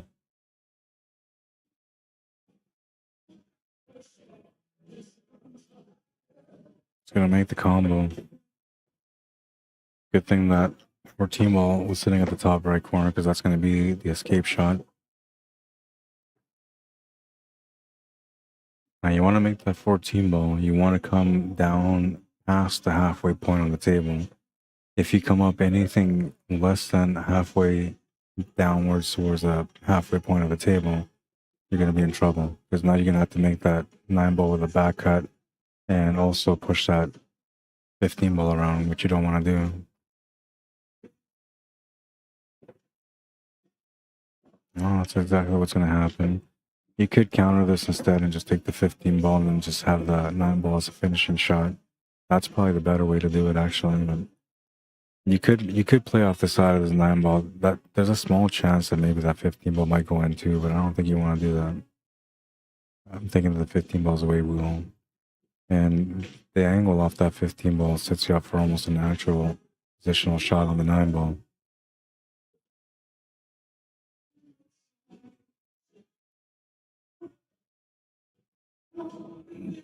That was the right idea. It just came up short.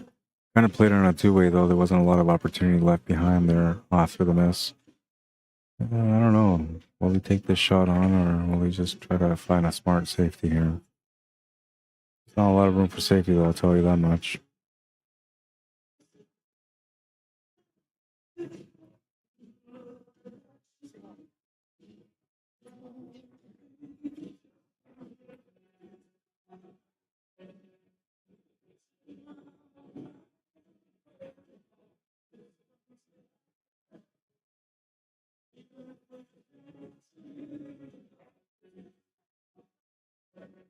Lots of decisions to look at. Like what I was thinking originally when I first seen the setup here, I was thinking maybe you could just kick that 3 ball to the left side and then have the white ball come off the 3 ball to freeze up against the 1. That would probably be the best option, but so hard to accomplish that because you have to hit a rail after you make the contact with the 3. The other option I thought about was maybe just grazing or going off the 1 ball just slightly, like just a hair of a touch, and then have the cue ball come off the rail and then back into the 3, which would help block the shots on the stripes with the 1 ball. And then the third option was maybe just trying to cut this 4 ball with some bottom rights, but you just don't have the angle to get over for that 1 and 3. So I think this is probably the shot that I wouldn't take, but if you're playing a safety, I guess it would be all right. That is what he's doing. There's no back cut here on the 9 ball, and the only thing that's left is a combination, which is not going to be easy to make. The only problem for them, though, is that even if they get the table back, they still don't really have an opportunity because that 1 and 3 don't go anywhere, and the 4 ball's in a tough spot.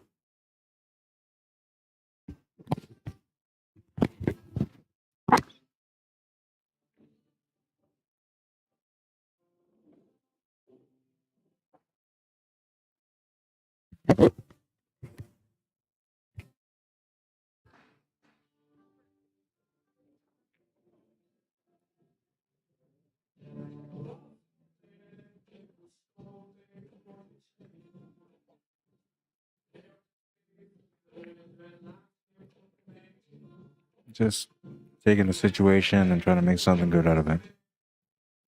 I don't think she's happy with the lead, but actually I think it's pretty good.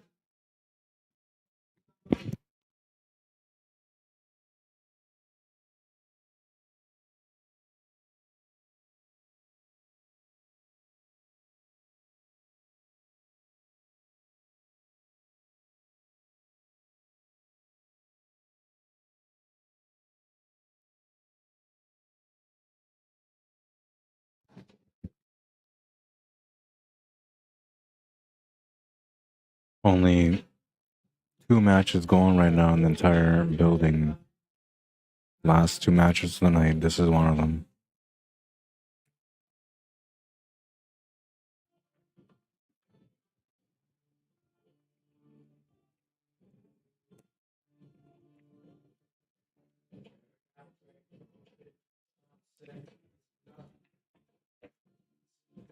The bank is going to come up short.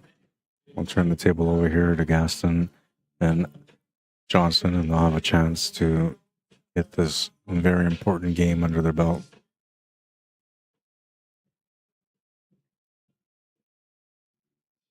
Can't get all crazy here and trying to play perfect. He's going to make the shot to the corner, get the cue ball to come off the bottom rail, back to the right and above the 9 ball to make the 9 ball in the same pocket.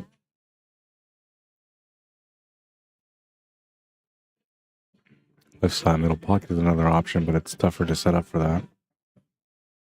He made the right choice. Good shot.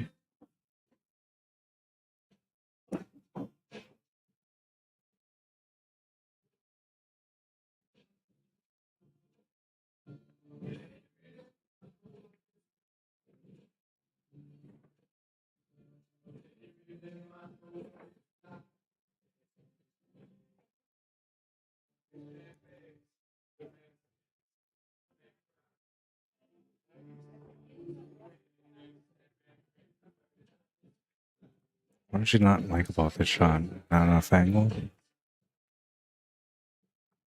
She's got lots of angles. Maybe she's thinking about drawing this instead of playing through with some right hand spin.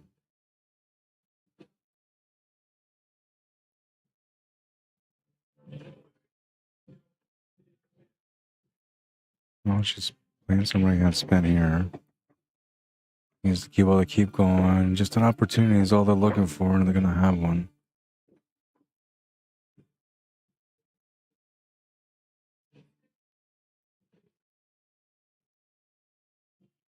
They still have control of the table because the 3 and the 1 don't really have any kind of opportunity around them.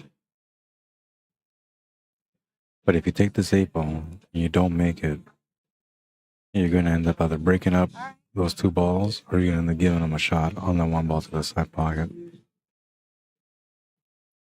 thought about it long and hard, and he's thinking, we're just going to go for it.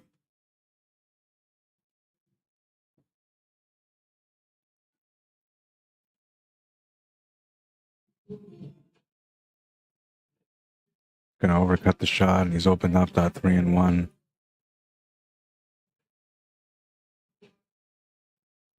I think a part of him kind of acknowledged the fact that he was going to go that way. And then instead of focusing more on the shot, he was more or less in his mind programmed to go that way and break it out. And he came up short because of it.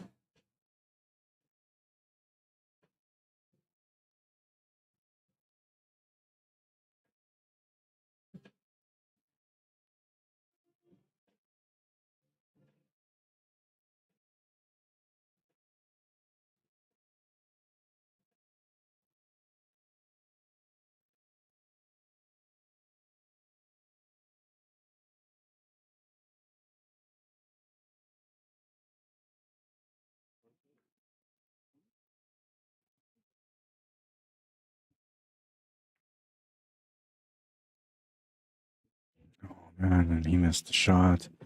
2-way though, he's left nothing on the 8 ball.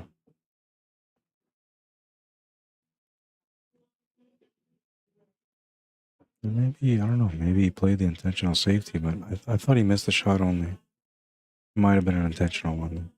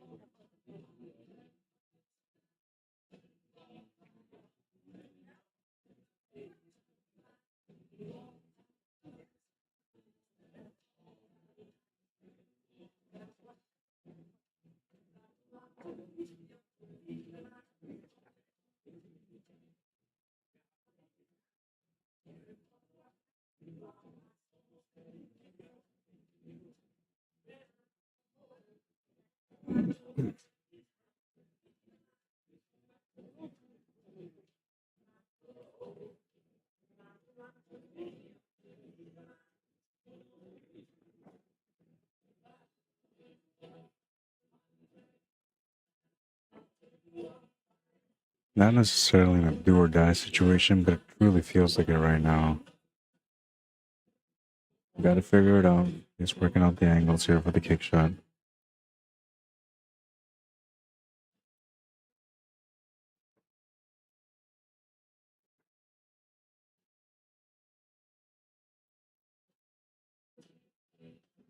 Just over an hour into this matchup since I came in to record their matchup here. When I came in, I believe there were one game in already. I can't remember, but I think there were one game in already.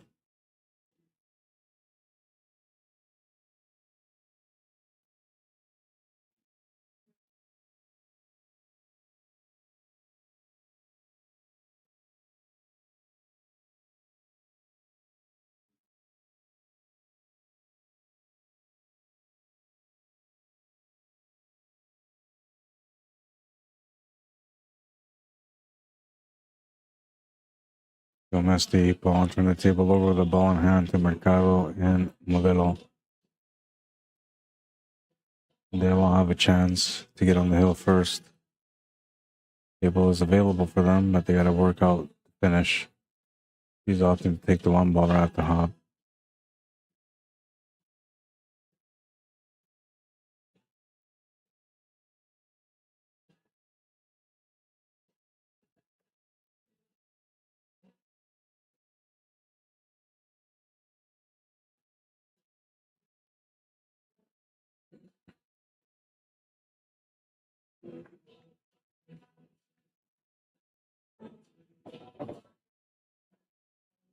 Looks like the setup is there now.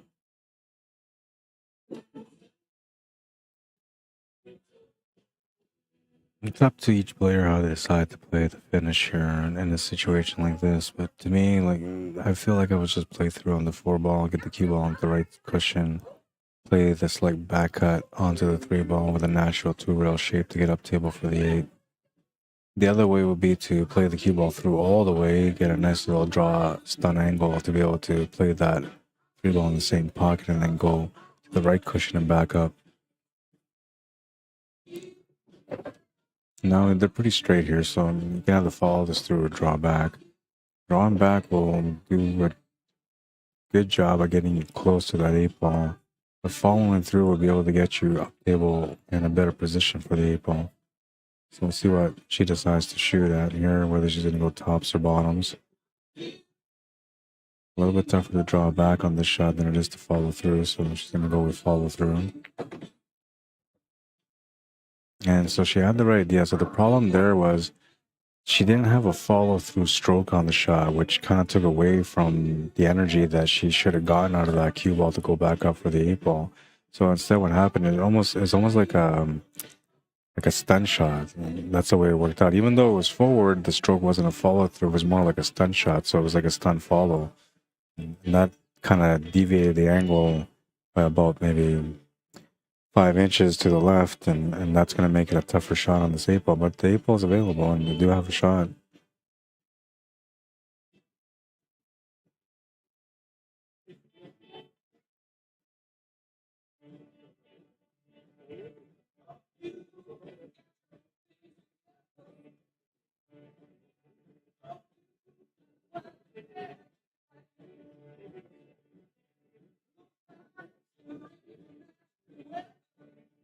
He's going to make the shot. Yeah. They're on the hill. After that straight ball. His partner says thank you for making that shot. And she was worried that maybe she had left him a bad positional shot. Gaston and Johnson with their backs against the wall now. They're going to be breaking here in rack number 6. They need to win it just to force it to the last rack.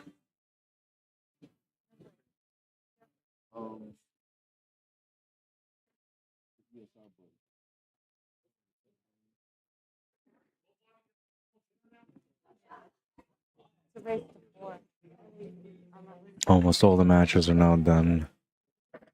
There was 2 matches going. That other one is done now. And this thing turned on. Those in the garbage after.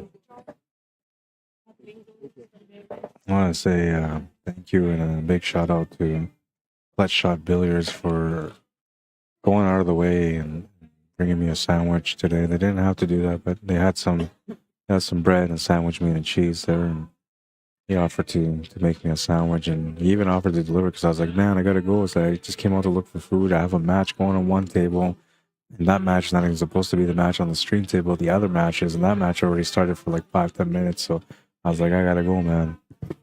And then I came over here to sit down, and then like not too long after, they both come up here and they bring me a sandwich and a drink. The real heroes tonight is them, at least in my life anyway. Check out Clutch Shot Billiards if you get a chance. I don't know if he's got a website. He gave me his card, so I'll take a look to see if he's got a website.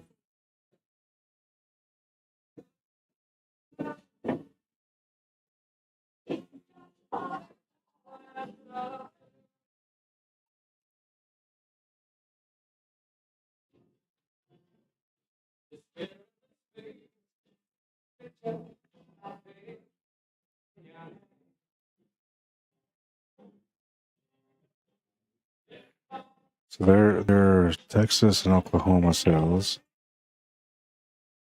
It says here Carlos at cbprimeusa.com.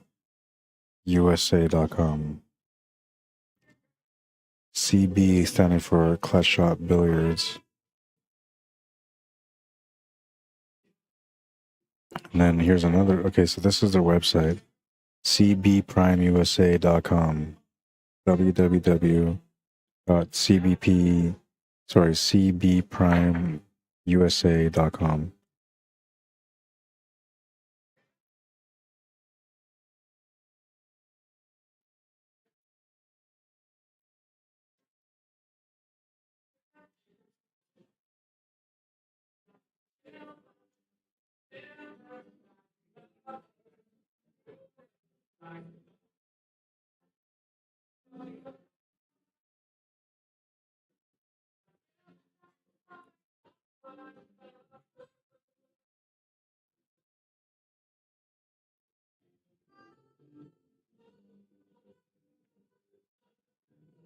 And I just missed the shot to the side pocket.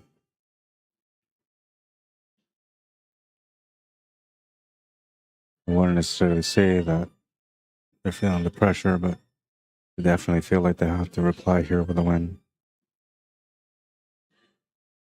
I love this guy's business card, man. It's nice and firm. Thick card. Laminated. Looks really sharp.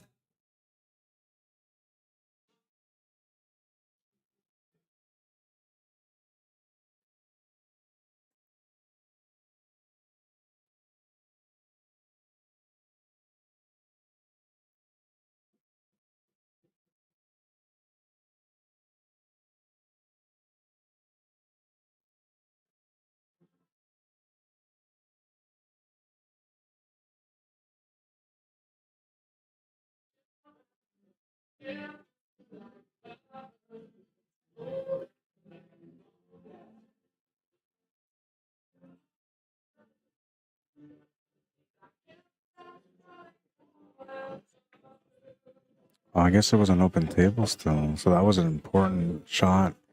And because they missed it, now Ricardo and Modelo have the option to take the strikes, which they just did, and they're gonna have a chance to close out the match now. Only trouble ball they have is that 15 ball, but the shot on the side pocket of the 11 should open that up. Needs to follow through with a little bit of power though, because you need to find a follow-up shot. It came up tight on top of the 15 ball, but there is an option to be able to make it. Finding a shot after that though is going to be a challenge.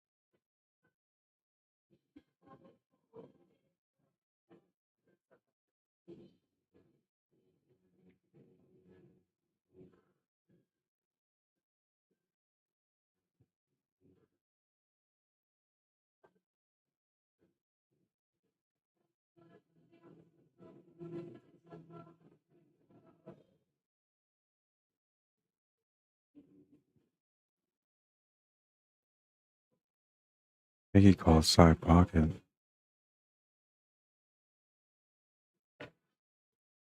A little bit too heavy on the shot, too much pace.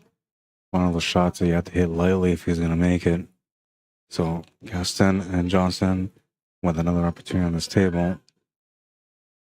Chance to be able to tie up the match and take it to the last rack. A little bit of work on the table though.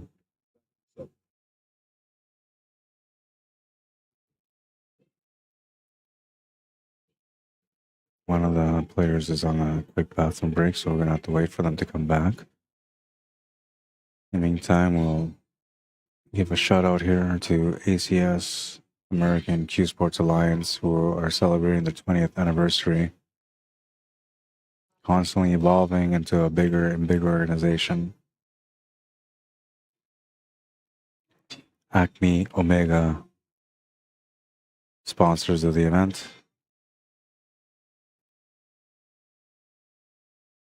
Brutal Game Gear made the shirts for the event. Beautiful shirts too. If you want to check them out, they're here in the building. As soon as you walk in through the doors into the convention area, it's on the right side, you'll find them.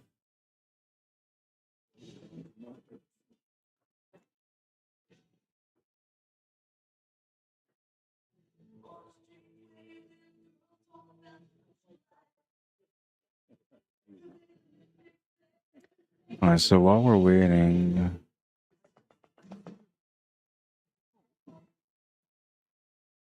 where is it?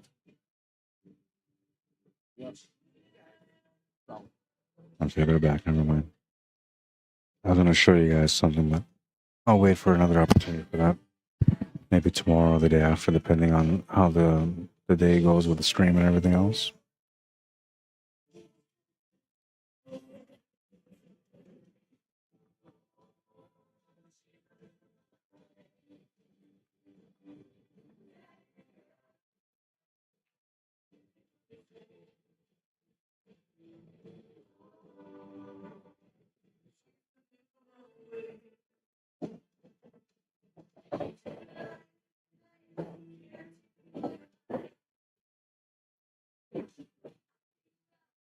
Looks like they might have the 7 ball here. So their biggest problem is that 7. The 4 ball really isn't a problem, and the 2 ball is another problem because I believe the 2 ball is frozen to the 8 ball in a way where it won't go into any pocket.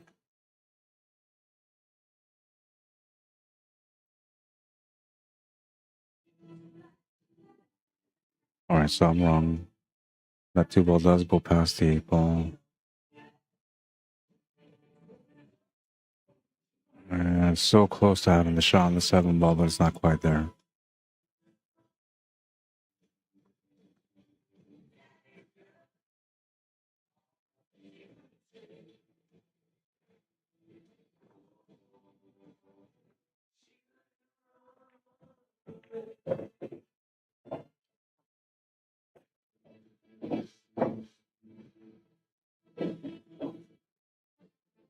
Not too happy with the position here, but it's actually pretty good, man. You have the shot on the 4, the breakout on the 7. If you play this with just topspin, you won't be able to play with just top. Yeah, if you play with just topspin, you're going to split that 7 and that 15 ball, which is not going to work to your advantage. You almost have to hit this with extra power just to make sure that everything spreads out pretty good. And you got to watch out that you don't make the 8 ball. She made a good shot. 7 balls available. 2 balls not in a good spot anymore. And I'm not sure if he's got the 3 ball, but it looks like if anything, he can only maybe hit the side of the 3 ball.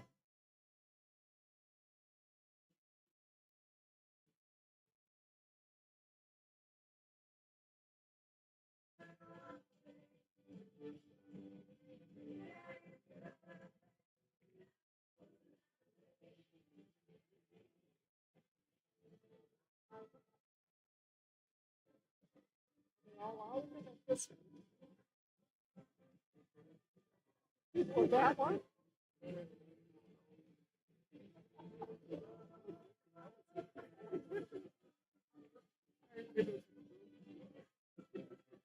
I'm up short on the shot. There really wasn't a whole lot you can do there as far as following up with shape. All you really do is just make the shot.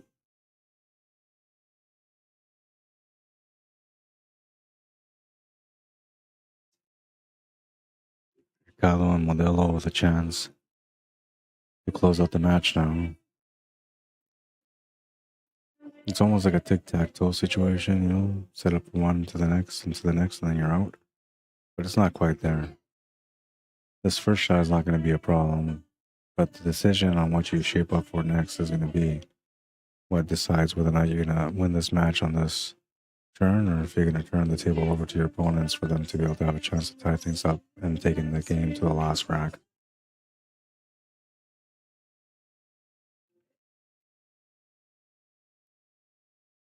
I'm thinking about just making the shot, making the tumble on the top. Sorry, the tumble on the bottom right corner.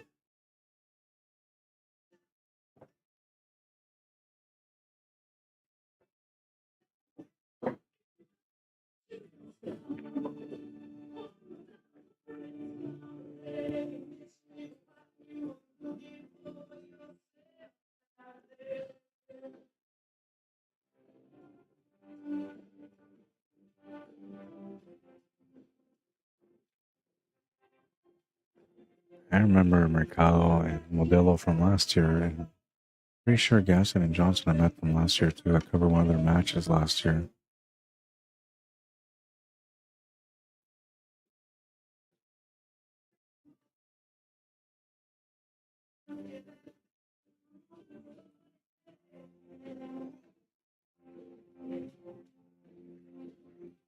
A few comments on here. Kick shot safety says 0, not a whole lot of rake users. Yeah, I know most of them aren't using it. The bridge or the rake is not very good. It's very flimsy, weak material. It doesn't really give you a lot of confidence. So I think that's why a lot of the people are not using them. Carol says 2:15, almost bedtime. I'll watch till the end though. 15 off the off rail, off 7.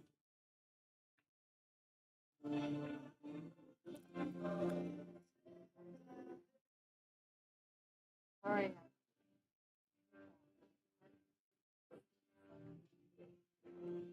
Pretty good safety. There's not really anything to shoot at. Maybe see just the edge of that 3 ball.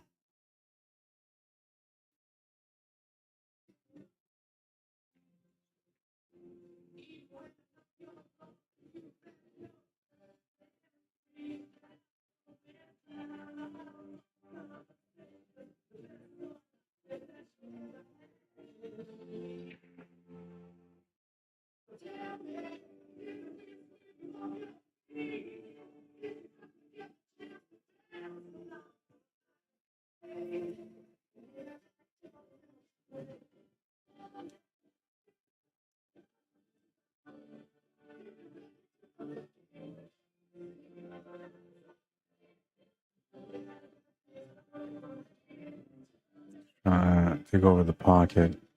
It's gonna get maybe a good lead. I'm not sure how much you can see of this 9 ball.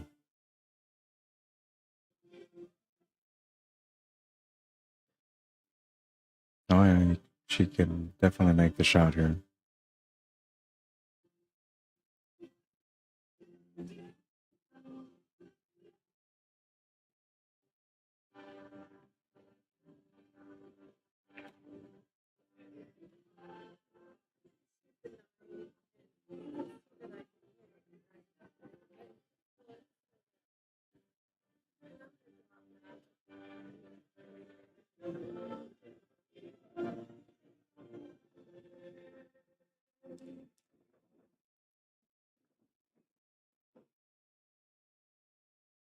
They're gonna call a ref just to watch the shot, just in case.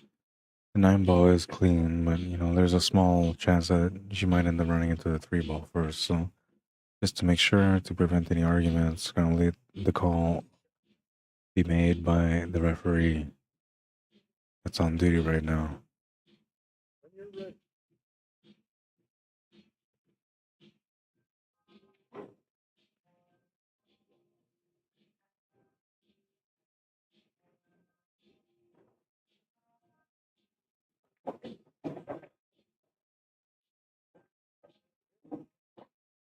Ref said it was a good hit.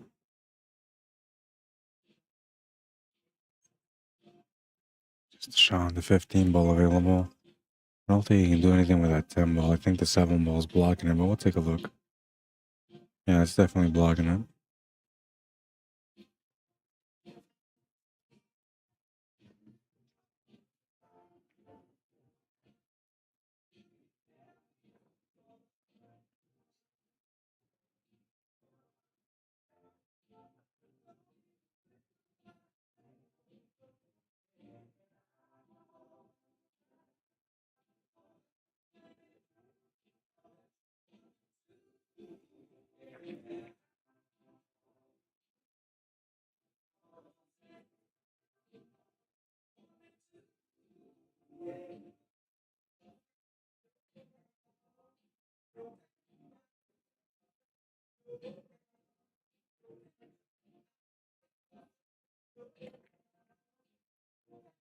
I missed the shot to the corner.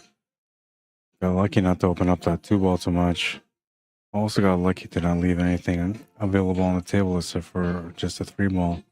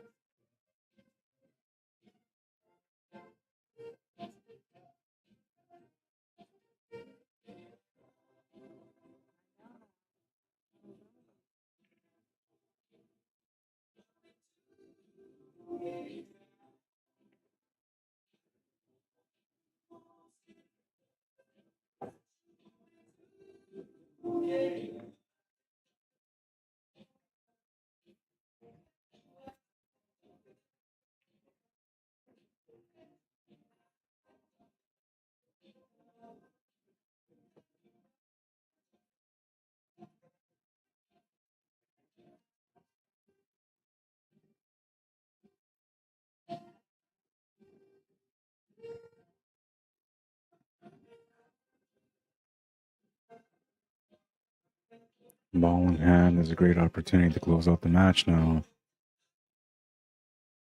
Table is there. I mean, make the 10 ball and you set up for the 12. The 15 goes to the side. The 8 ball goes to the corner. It's all about just having the perfect lineup here.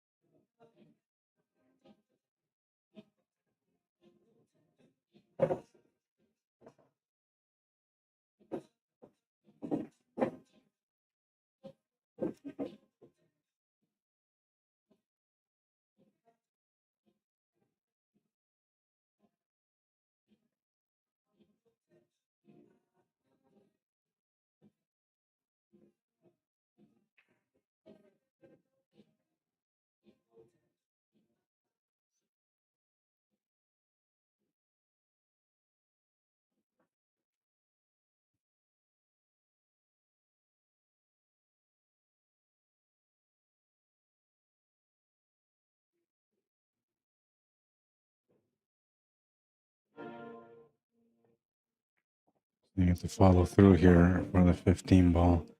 Perfect setup. Make the 15. All they gotta do is just do a stop shot here, and the 8 ball will be available to the corner for the win.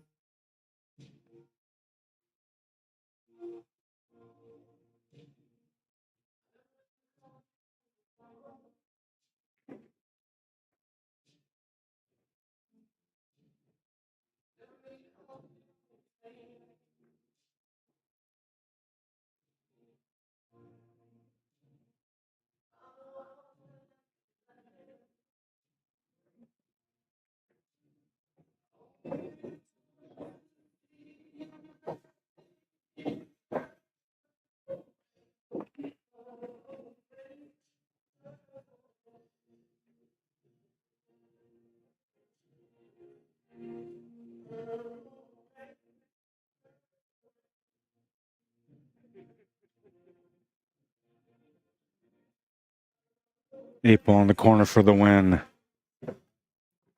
4-2 for Modelo and Mercado against Gaston and Johnson. It's a nice little matchup. We'll stop the clock right now. Hour and a half into that one. Almost an hour and 40 minutes. It was a nice little matchup though. And well, we're going to make this one a quick one because I got to get going. Got to be back in the morning to do more work. And I'm already exhausted, man. All right, so once again, well, first we'll bring this down. And second, we'll reset the clock.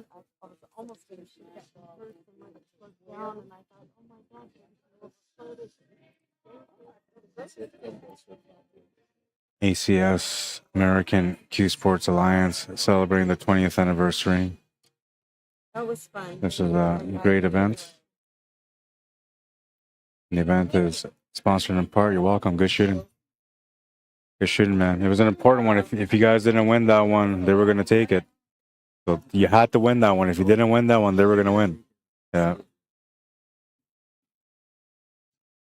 All right, so Acme is a sponsor of the event. I was saying that. And Brutal Game Gear, they provide the shirts for the event.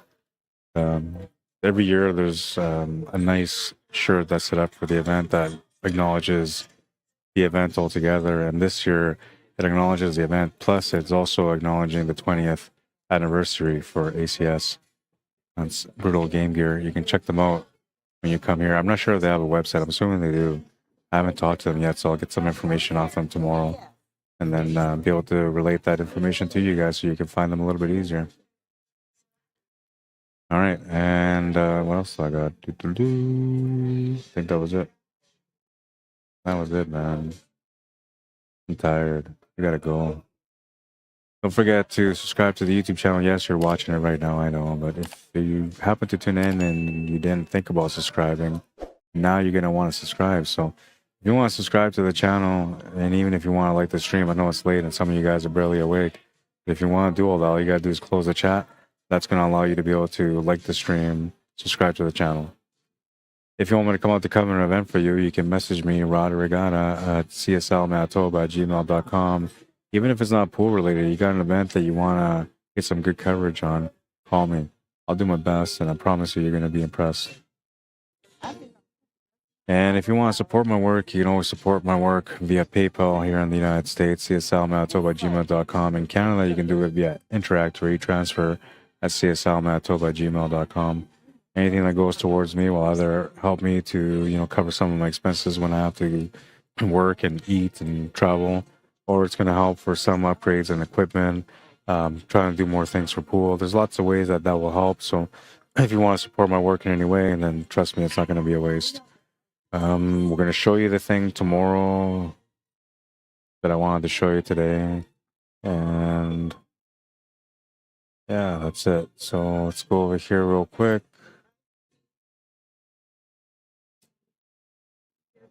Here's some of the Jam Up apparel gear. If you guys are looking to get some Jam Up apparel gear, you can message me, Rod Arriagada, at rod@jamupapparel.com. Let me know if you got any questions about any products, or if you want to order something. If you want to order something for an event, you're looking for something with a logo put on it, whatever it is you're looking for, message me, rod@jamupapparel.com, and I'll help you get what you're looking for yourself, for your team, for your organization, for your event, whatever it is you're looking for. All right, and that's going to end things. So let's go to the last highlight, whatever the last highlight was. It was the kick safe with the perfect touch. They were on a roll, man. It looked like it was going to be all them. But Modelo and Mercado are going to come through and win the match. The pool wisdom, the more you sweat in practice, the less you bleed in battle. You got to get out there and work hard. I promise you, the more effort you put in on the table, the more dedication you put into your craft, into your knowledge, the better you're going to get, the easier the game's going to get, the more you're going to win, and the more you're going to want to practice to become that champion within all the time. And I'm telling you, man, put the efforts, you will get rewarded. That's a promise.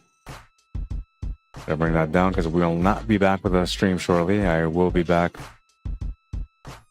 tomorrow in the morning. Action is supposed to start at 9 o'clock, and if I do have a match right away, then I'll run right from 9. If not, then the next set of matches are at 10:30.